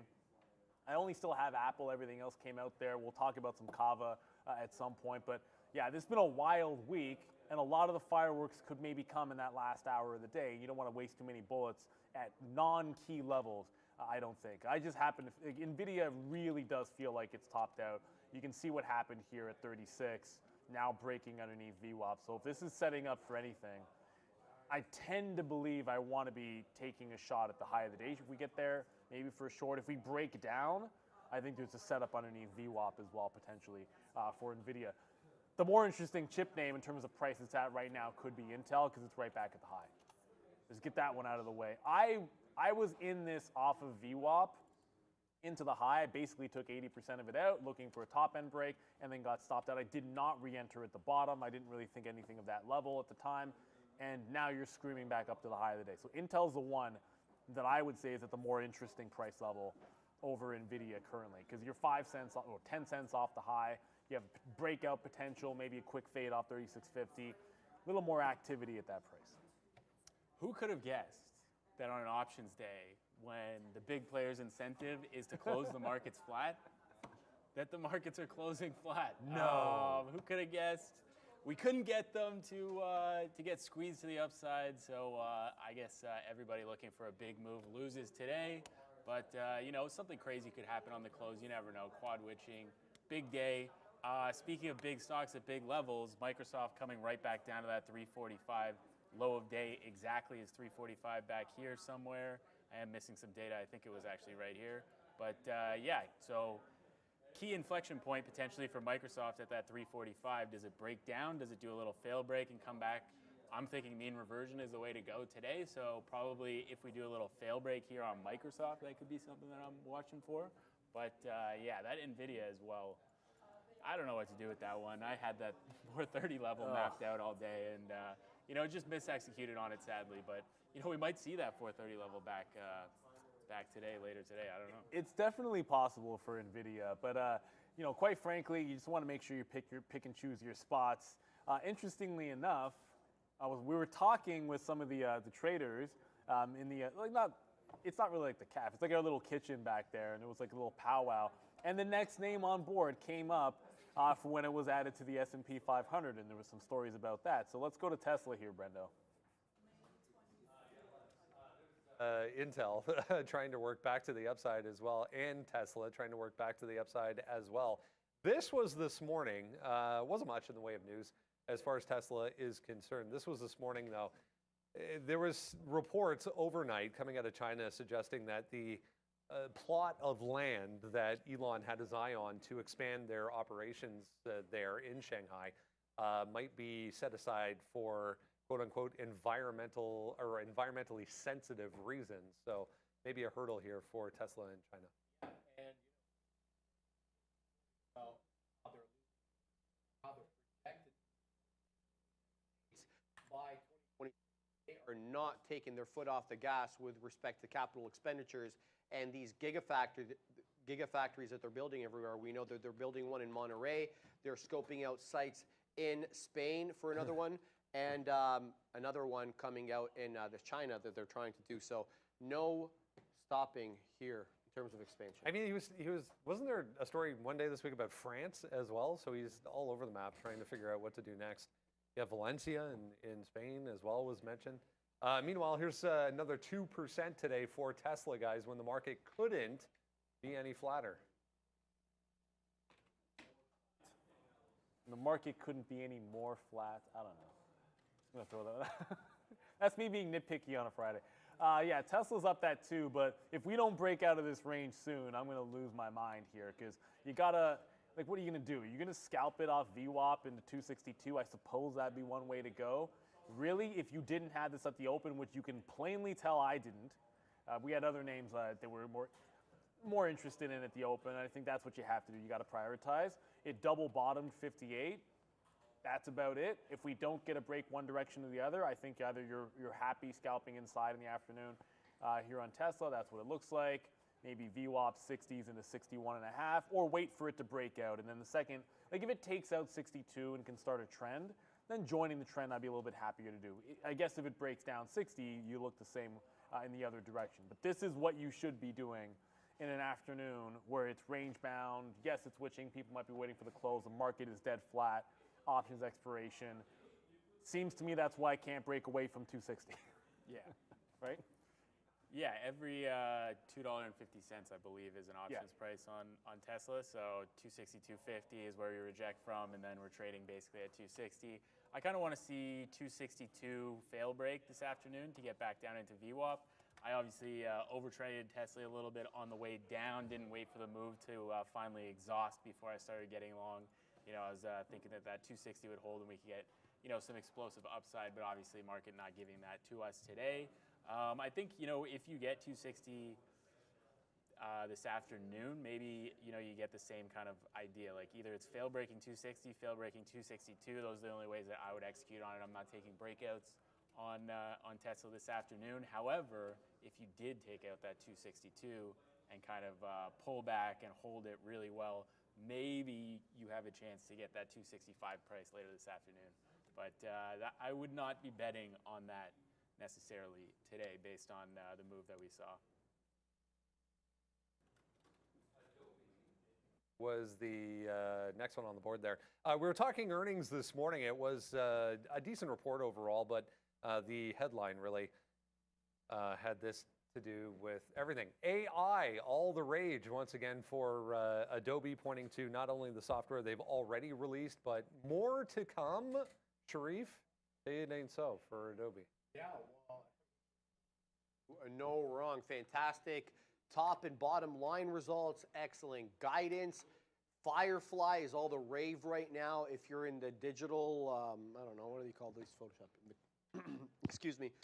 If you're in the digital creation world, right now, I think It's being used in certain ways in political campaigns. I mentioned it this morning. You can go have a little look at what I said this morning. But yeah, lots of potential for this technology. Yeah, just on the video editing and audio editing purposes alone. I was just double checking, 39.88% I see off of all-time highs here for Adobe. So still quite a ways to go. I mean, this was one of the ones that got cut in more than half, obviously, from its pre-pandemic highs. But Adobe with a nice move today, guys. Yeah, see, this is one of the things you really, really want to remember about how when you're coming out of a bear market. Like if you catch longs in some of these types of stocks, you just really want to remember how far they can go before it gets ridiculous. Because when something goes from 700 to 300 and drops that far, suddenly like $50 move to the upside or $100 move to the upside, off the bottom it sounds impressive. Like anytime you talk about 20%, 30%, 50% off the lows, like that's amazing. But you only just got halfway back from that high. Like you essentially fell $400. It wasn't until you got to 500 that you climbed the halfway back. And this is that halfway point here. That being said, this is not a stock that we traded. Oddly enough, there was one trade that we said, well, this is probably what you want to do with Adobe. Bouncing off one of two things here, and it did kind of both of them. There was, some definitely liquidity underneath that 506 area in the aftermarket. The initial push down was right here to 505. That popped to 510. It then broke that, gave you the false break of 500. That came back up and gave you 505, or maybe you hold it to 507. So those were the two trades, either really quickly off the open when it initially bounced down to 505 and gave that one green candle. That was a very fast trade. The better one is when it tested the 500 level. And that's a clear under-over trade. We talk about this all the time. Where at a level like this, it's so easy to see a stock trending down and want to join that trend. But when it's moved that far, you've got to think about all the stops that are underneath 500, especially on a day like today. And if it fails that break, the risk to reward is often going to favor that you take the shot at the long. It comes back above 500. You're stopping out underneath. It's about 499. You're long just above 500. It goes to 505, and you're sitting there with a 5-to-1 trade that's really more realistically like a 3 or 4-to-1 trade based on where you're likely to get out. But you take that all day, every day. I don't love it on a $500 stock, but when we see that, oftentimes we're going to take it on like the NEOs of the world or a $50 stock, or you take it on an Apple. But here, if you did it, it was absolute gold. Just gold. Yeah, what a great little scalp trade there. You get a 1% move out of it. You get $5, 1% move right away. That's what else do you want? I mean, what else can you look for on a name like that? We talked about AI this morning as well, C3 AI, when we were talking about Adobe. This one, we were saying, if you want to play AI, why not just play AI? And yeah, that did not happen to the long side today. AI just kind of spikes down off the open, then does a little fail break at the high here, and it's trend down all day. We were talking about 45.5, 46 level, kind of bounces, but that's pretty anemic for a bounce trade on this name. So yeah, C3 AI doing the whole fade. So none of the AI names going with. Well, I guess they all kind of did the same thing. All of them faded. Adobe faded, AI faded. So no long trades, no crazy breakout in that space today, sadly. Check out that promo code, guys, for the weekend. 25% off Trader TV or Trader TV 25 for the weekend for trade ideas. Make sure you take advantage of that if you were involved in the 2-week test drive period, especially. Great opportunity. Cava Group, day number 2 here, coming off a wild debut. Yes, Market Watch is behind a paywall now, I just realized. But a wild debut for the IPO yesterday. Was down 12% today at the lows here. But as you were mentioning, Sharif, great double bottom at the bottom there. Yeah, good double bottom at 36.5, retracing a VWAP above 40, 40.5. But yeah, the deal-making business has been on hold. I'm talking about the IPO business. That was very clearly reflected in the bank's earnings back in Q1. There was almost nothing in 2022.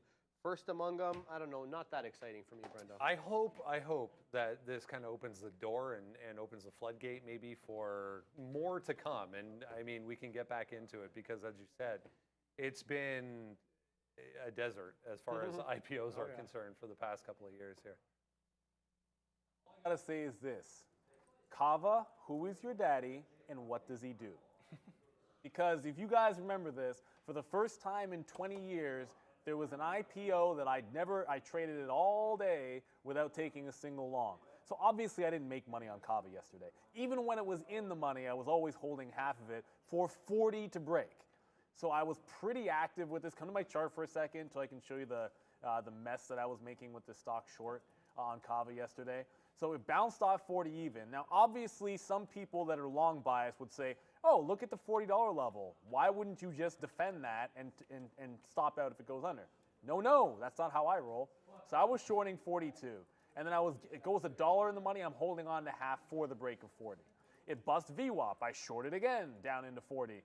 Does not break through. I stop out at the high because I keep on holding half. I reload it and only lose. At that point, I've been short 4 times on the stock. I shorted it again up at this little wick here. Again, it stopped out when I was trying to hold for the home run. So suffice to say, it wasn't any good. However, today it was very simple. If 40 broke, I was shorting the 40 break. One level, one fill, one trade. That's it. I missed out on a 44 breakdown, didn't take that, didn't take a 43, 42, 41, but when it hit that double bottom at 40, it was, I'm not saying it was free money, but it was free money. If you got filled, you couldn't lose. It was instantly, it went from 40, I got the fill, it was 39, 31 on the bid. Not even making it up, I hit buy enter, and I was getting filled in the 30s. It then flushed down from there, I was able to hold some to 36.5. There was no 35 print. I ended up getting trailed out, and it just rejected off VWAP. Like, look at this clean VWAP rejection underneath 40. Had it held a bit above that, I think maybe there could have been a relief rally. It feels to me like this does not want to hold out to that 40 level, and maybe you retest the lows. But I don't think this is probably going to be done next week in terms of having enough volatility and liquidity to want to trade. So either we get some trades in this afternoon. It's got to be off the 40 level as far as I'm concerned. If we're holding beneath it, maybe you can short it. Almost more interesting if it can recover and get above VWAP and make an afternoon run, I'd say. Yeah, maybe something like that 41 breakout to kind of squeeze some shorts out. You figure that people are probably averaging in up here above 40, saying this stock is going down. I can average in. I'm risking 41 break, or I'm risking whatever this high ends up being as I'm averaging in. So yeah, maybe that could provide something this afternoon. That 45 level yesterday was an absolute money short when it came in. Back through off the initial spike, and like that's where you get the banger short today. That 45 breakdown, 44 breakdown works, 43 breakdown works, and then you're just holding it for that 36 bottom. This was definitely a miss for me today. I decided not to pay attention to it based on the volume, but obviously there was some serious opportunity there, and I think we probably end up in the 20s at some point in the next few weeks on this Kava stock if the IPO price was $23. It doesn't seem like that exciting to me to be up still like almost 100% from its IPO price. Intel, a couple of things. First of all, a pretty impressive bounce off of yesterday's close, essentially, for Intel today. Still positive, obviously, getting back towards session highs here, but the initial move downside off of this note this morning. Right here, Intel to invest $4.6 billion in new chip plant in Poland. I wanted to show this as well. Germany Schultz to meet with Intel CEO amid intensive talks on a chimp plant. Not chimp plant, but a chip plant for Germany, possibly as well. So Intel just popping these things out. Or is Germany trying to steal Poland's deal there? No, no evidence of that. But let's look at the technicals, guys, because I talked about this on the midday show. The golden cross has happened on the SMA. Let's go to the chart if you're able to. The golden cross has happened if you're using the 50 and the 200 SMA. I'm using the EMAs, and they're awfully close here, just about to cross. A lot of technical trading systems use these major moving averages cross, the golden cross, and then the, what's the other one called? The golden cross, and then the other one's the doom, death cross. Thank you. What's the opposite of golden, I guess? Death? No idea. I don't know. Seems extreme. As we said, nice two-way action here today, guys, for Intel. It was, if you had short off the top, which I wish I did, I was waiting for the breakout of that high on Intel. I had several longs here, and it basically like flip a coin, right? Like as long as you were keeping your risk reward tight, it was okay. I went dip buying off 36. Like the first bounce, you got the under over, like it breaks 36 even. It holds 36.96. We go long into it. It gets up to VWAP. Okay, that's great. And then we reload and it stops out. I then try a second long in here. It stops out. I had a quick breakout, but that wasn't really the 36.50, so I didn't really give it a lot of room. Then I just went back into VWAP. It bounced off 20s and played that into 40, so that was good. I held on to like 20%, actually about 15%, and then stopped that out just under break even. And this is where probably like that's the only real missed opportunity. I was never hunting for 35.6 as a bottom. Like as it got lower, like when it's falling like that, if I was going to go for a long, I was really starting to think about, you know, down a little closer to 35.30, 35.25, and it just never got there. So once it got going back to the upside, I feel like I missed out on the entire move. Now that it's at the high, I guess I'm back to square one, which was 36.50 break. It never happened. It's still breaking out on the daily, as Sharif already mentioned to you guys, so there's still room for it to go. It just cannot seem to get through this top. If the market makes a fresh bottom and it holds the high, fine, short off this high of the day. But as long as we hold out, the market wants to be sideways or bouncing off support, I don't mind taking a shot at the break. I'll have a tight stop on it anyways. That's what I'm going to do on a Friday, not wanting to overtrade or give back the day, like those types of things. I want to keep it tight to the vest, only try to take the trades to the levels you want. This is a relatively strong stock. If I'm going to take a breakout, it's going to be something strong, it's going to be something at a key level, or it's going to be some ridiculous parabolic flyer that has a that just has a decent setup. I mean, that's how you roll. Not that I've seen any of those yet. You never know. The day is young. There's always something in Power Hour that's running on small cap space. But for now, Intel 36.50, it's here in 5 seconds. Well, 5 cents, not 5 seconds. I just had a look around all of the chip names, and they're all down basically, except for Intel. Intel and Nvidia is still up a little bit. But I mean, 1% for Nvidia seems like nothing these days for whatever reason. We talked about TSM this morning, that 105 level potentially supporting, which it did not at all. Just kind of blew right through there, and pretty much is trading below all day. Now kind of wicking the level around a bunch. But yeah, TSM, AMD made a big move down. So all these chip names kind of just getting smoked today, and Intel, the top dog. On the day, definitely not on the years, but definitely not on the year. Every dog has its day, I guess. Well, the saying goes like, even the sun shines on a dog's ass. Yes. Sometimes. That's the line. I mean, as far as I know, that's what it is. Okay. Not that Intel. Look, man, I own Intel on my long term, but the play for Intel to me had nothing to do with, oh, can they catch AMD, back when, get some of their data center and get some of their market share back. Like, no, I want them taking, like when I bought this off of 25 level a couple of times, and when I even had some earlier and had some called away, was simply, can you take money out of TSM's market share, right? Can all of a sudden, can you have Europe and the US try to have less of a reliance, quite frankly, on chips fabbed or made in Taiwan? So, I mean, NVIDIA's business could be huge. Like, what would happen if suddenly NVIDIA's business went over to Intel, and then they took a big dent out of the fab market for them, and then even got a little bit back out of their market share from AMD? Suddenly, that looks pretty rosy in 2 or 3 years. So to me, that's the bet being made, because I don't know how much I believe in the turnaround without that. And it's been pretty good, but I think that's something that plays out in the next few years. For now, I'm just happy to join the trend, as it seems like it's breaking out. Yeah, good breakout there. I think, are we done the rundown? I think we're done the old rundown. Right. Why is FSLR flying? Out of curiosity, somebody tell me that. Why is First Solar going? FSLR. It's not really flying. Never mind. Someone in the chat just said FSLR flying. It just made a move. I don't know.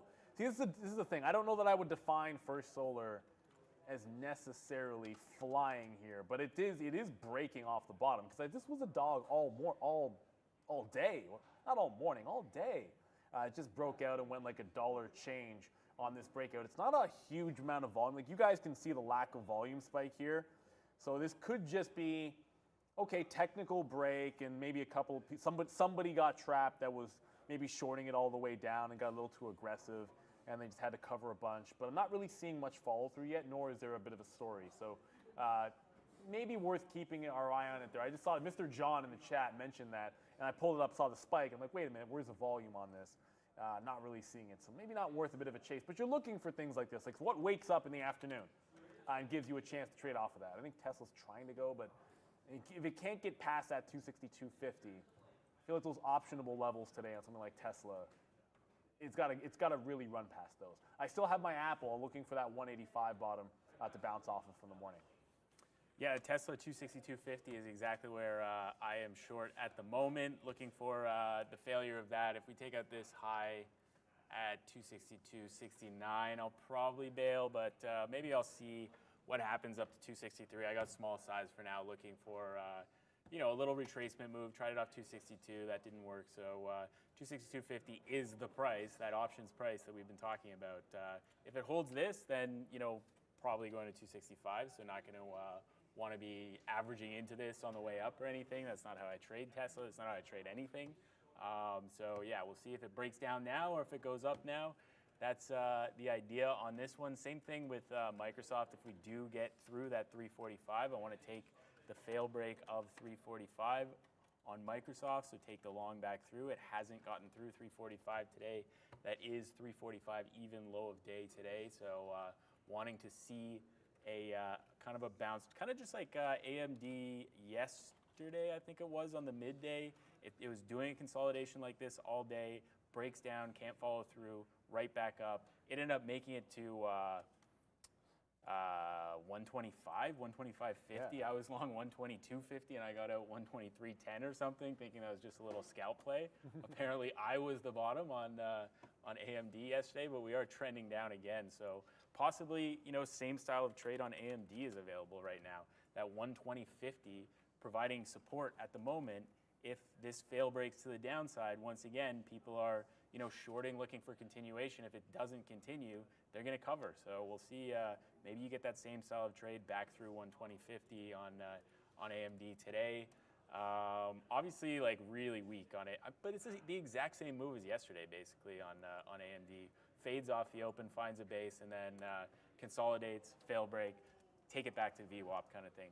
I don't know that Microsoft is getting back to VWAP at 349, but anything's possible, I guess. I'm skeptical on that one. Yeah, pretty skeptical on that one. Anything's possible. I always have a thing about, like, if you make the top or bottom wick on a stock in the wrong way, like if you make top wick, if you're long and you make top wick, that's obviously great because you basically sold at the top.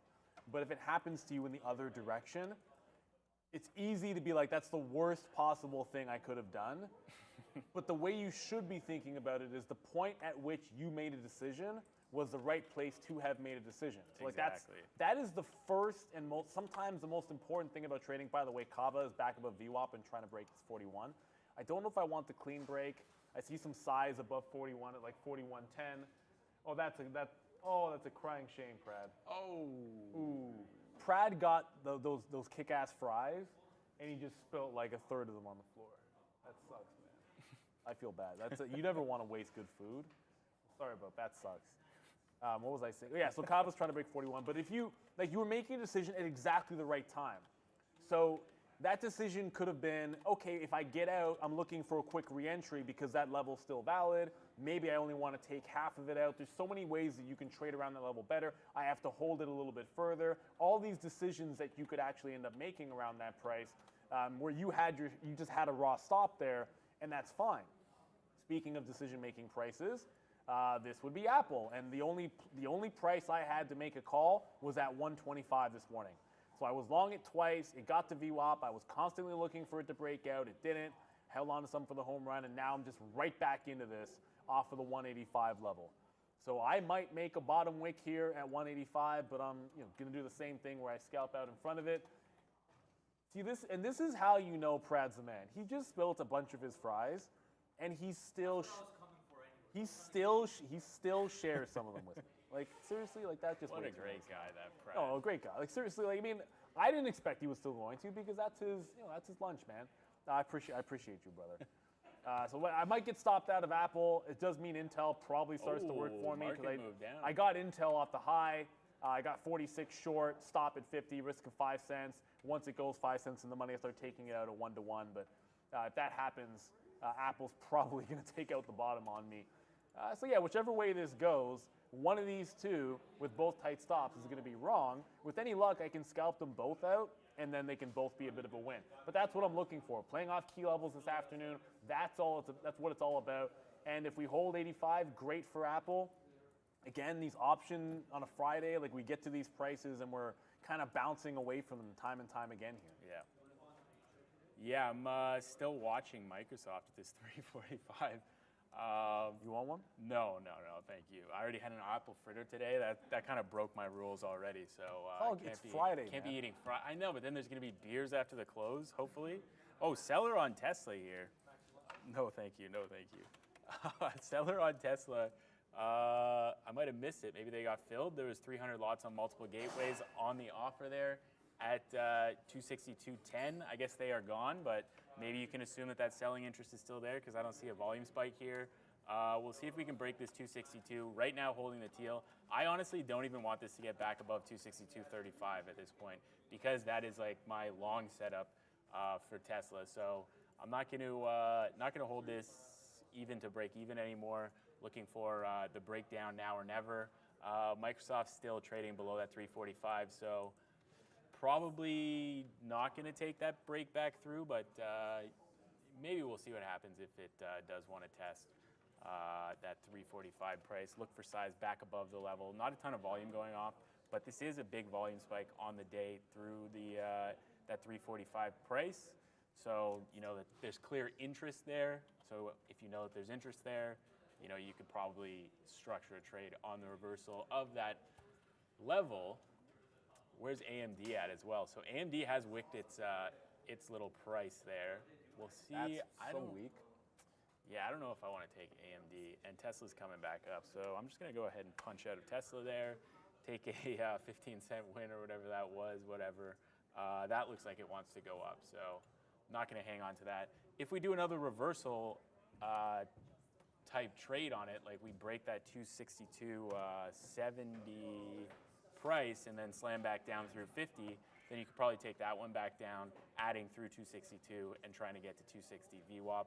But yeah, for the time being, we're holding the teal on a move to the upside, looking potentially to break 263 on that Tesla, as Microsoft is really just holding the teal. I like it. I tried. This is like the closest thing I had to teal. It's not really. I looked at the teal shirt this morning, which is not really teal, but it kind of looks like it's teal when it's on camera. On camera, it looks like teal. But I wore it last Friday, and that's kind of, you can't really repeat. You can do whatever you want to do. I can't really repeat. Yeah, you can. You really can. I think everybody actually appreciates it. I think it's fun.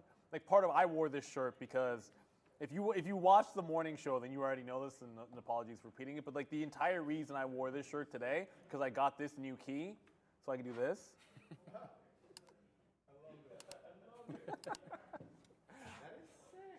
See, that was, and now that's the only time I hit it too. So I'll probably never use it again, Fabian, unless I'm wearing the shirt. So once every couple of weeks, I'll actually use that key for you guys. I'm not as stylish as you, Max. I just kind of try to keep it real. Oh, Intel's now going back up to the top. This could still end up a breakout trade, by the way. Like if we take out 36.50, I do want to break this one out to the top. And I'm still keeping my eye on Kava. If you're waiting around for that 41 to break, Kava just bounced off 40 even. Well, it's trying to bounce off 40 even. So it got all the way up, tested 41, nothing, but still higher lows. Kind of fading off a little bit more aggressively when it gets up here. But if you keep the higher lows going, I think you're setting up for a 41 break. The fact that we just bounced off 40, if this bounce off 40 takes us right to 41, and they just go for that breakout, you're probably going to get a fill. Yeah, I mean, you take a 41 break, you're probably getting a fill better than 10, like 10 to 15 at the worst, I think.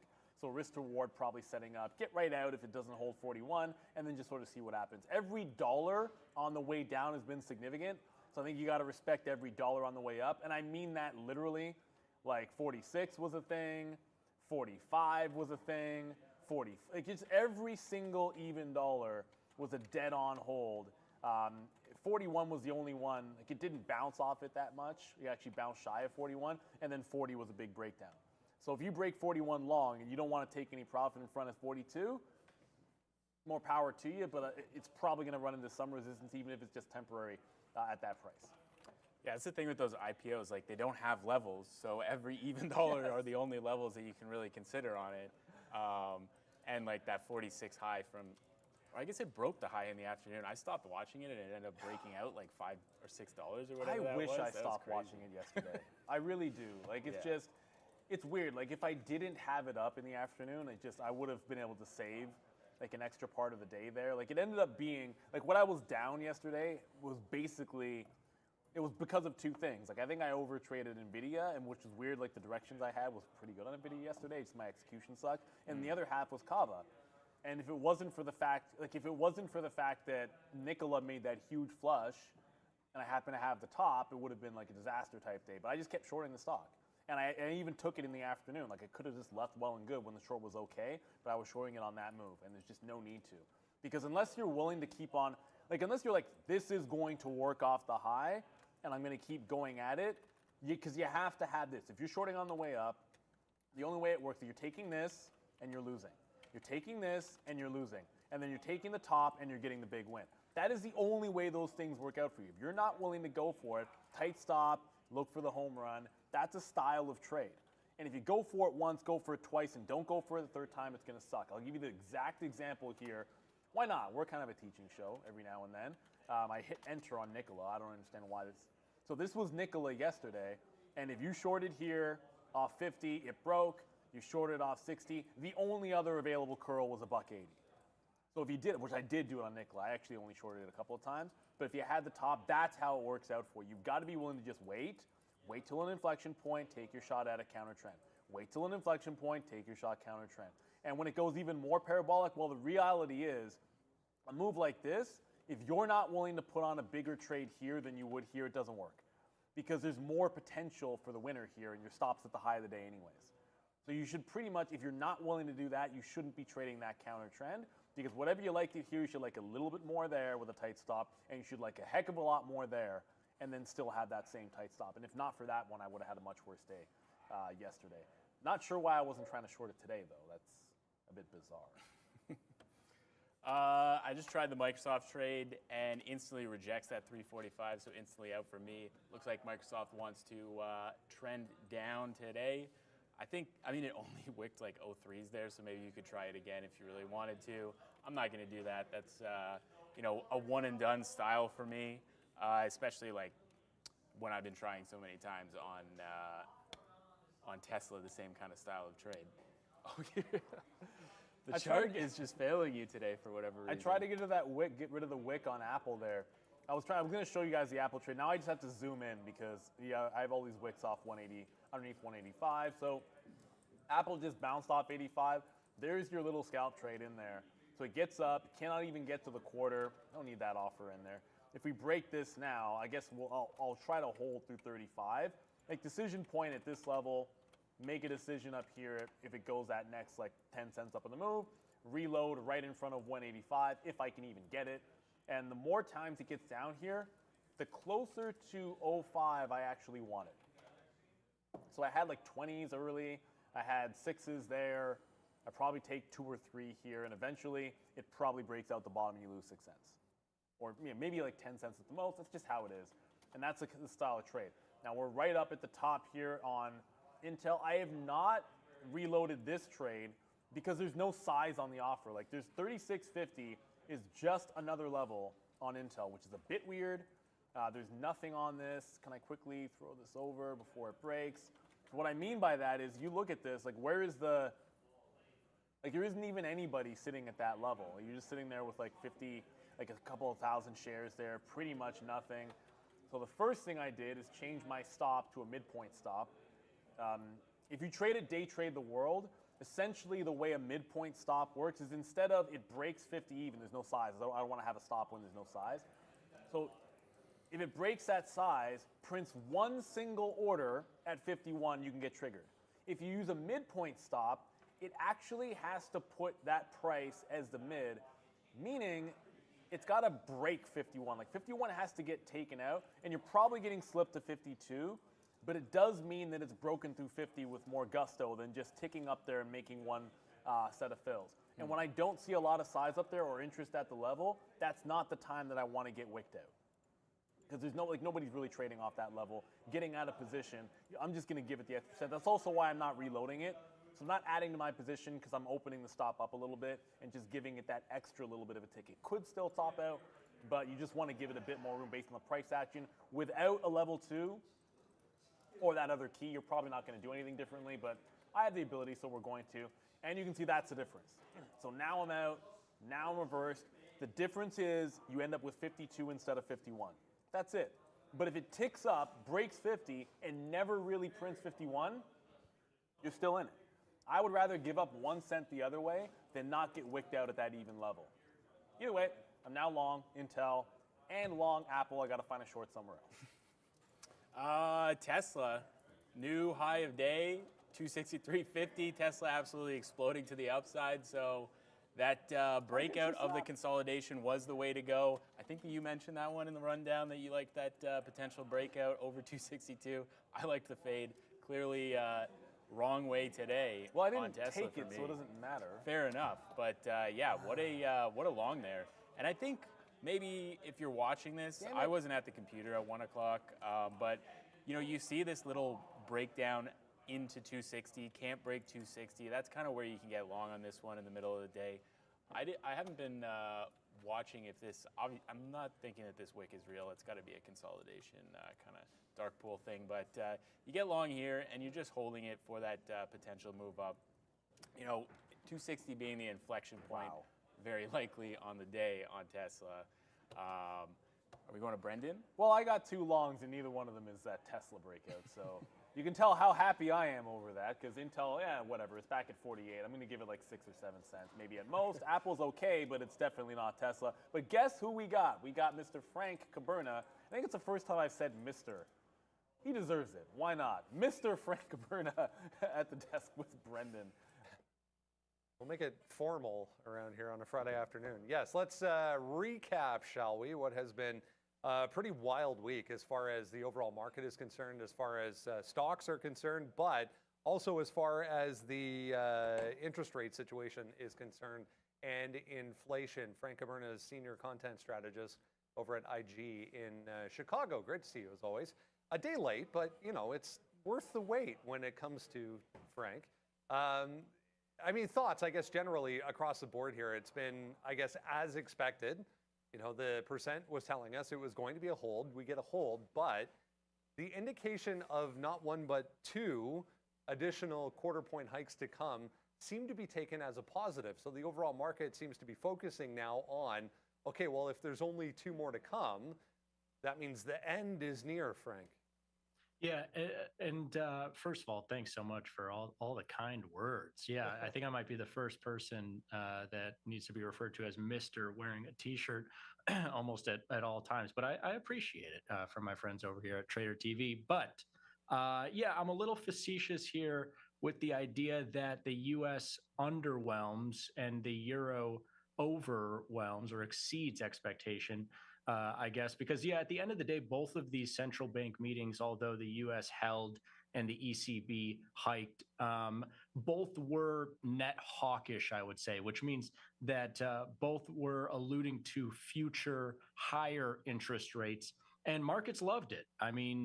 Stocks were up both on the FOMC day and up on the ECB day, something that you wouldn't have expected last year. And you and I have been kind of, honestly, I think on the first wave of this new trend that's been going on since, I really think the regional bank crisis was the turning point here, where higher interest rates, essentially higher economic data, be it inflation or GDP or what you want to look at, non-farm payrolls, leading to higher interest rates, has been a bullish idea for the stock market recently. And so, yeah, the Fed does let down, so to speak, by not hiking interest rates. But to your point, looking like the July meeting will be a hike and then potentially more to come. And NASDAQ liked it. Gold rallied a little bit, not so much. And treasuries in terms of price, moved higher, but now are actually moving significantly lower as the dust has settled and everybody thinking interest rates higher, but also stocks higher, not giving any ground. Any of the bearish activity we saw in our major indices, Brendan, was quickly done away with. And I think the worm has turned, so to speak, on this higher interest rates, lower stock market. It's now both confidently moving higher. Yeah, and in lockstep at that as we head into this long weekend here. The one negative on the overall week then obviously going to be the dollar, the DXY, down big time here. I've been going out to the weekly chart every time we've shown it on the show throughout the week just to kind of emphasize, you know, the size of the move, one, but also the fact that we're just kind of working into that consolidation a little bit further, coming back into, you know, going back to, I mean, it was winter levels at this point, but pretty weak. But that has not only the euro higher, but everything else right across the board back to levels we haven't seen in a while.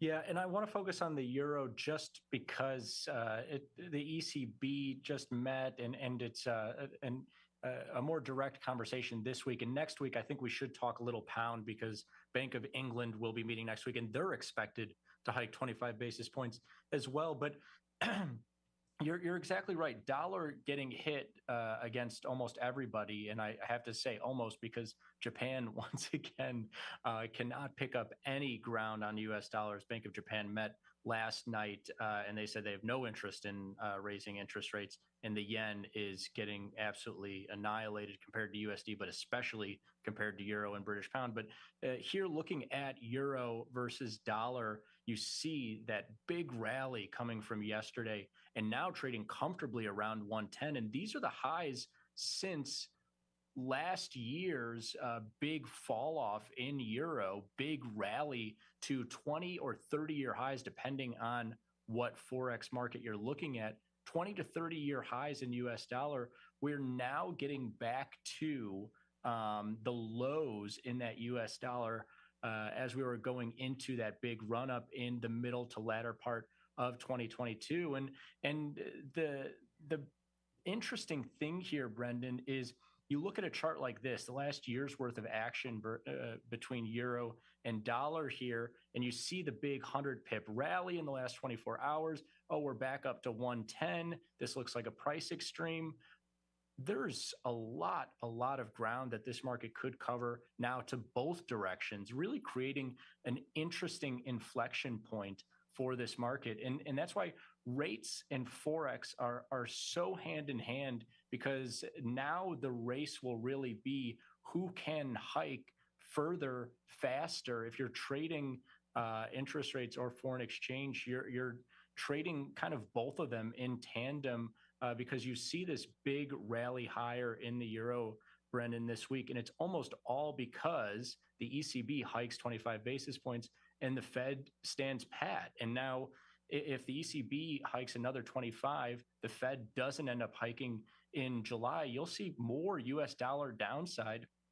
But if the Fed can get back to the lead that they once had over the European Central Bank and the UK Central Bank, then you might see this US dollar resurge. But right now, it really feels like 2022 was the year of the dollar. 2023, for right now at least, is becoming the year of the pound and the euro. I want to dig into that a little bit further in the sense that if you're watching the press conference going back to Wednesday with Fed Chair Powell, he made a point of going back on a question that was asked to him during the Q&A regarding interest rate cuts, in the sense that, you know, he doesn't see any actual interest rate cuts for going out a couple years, I think was the actual language that he used. But then he made the clarification of real rates, meaning the actual Fed funds rate minus inflation will change and fluctuate as inflation comes down. So they want to maintain that restrictiveness as they've been talking about. So not necessarily cutting interest rates right across the board, but they have to maintain that current restrictive rate. So yes, in a sense, it's looking that way, but there's still more. There's going to be more movement here, both directions. Yeah, I think you're absolutely right. And this is why you and I, a lot of people at home are probably sitting there asking themselves right now, what the hell is this guy Frank talking about? And sometimes we'll jump on and you and I will chop it up about inflation and interest rates and what it means for stocks and foreign exchange. They all move hand in hand, and very astute observation to point out that exact moment, because we've been talking about inflation so much because it is really the driver of interest rates, and interest rates have been driving technology stocks in the stock market lower until about a month or two ago. And now inflation driving interest rates higher has been kind of driving the stock market a little bit higher as well. Recently, they, to your point, have been moving in lockstep higher. And now, here, I'm landing the plane here, inflation has been higher in the Eurozone and in the UK for the last pretty much 12 months. And I think a lot of Forex traders have been waiting for a little resurgence in the euro and in the pound. And I think it's finally those two central banks in the euro area and in the UK finally being like, oh, maybe we can hike interest rates past the US. Because, yeah, you just saw the odds there, 67% chance that the US hikes in July. You might say to yourself, well, US rates are moving high.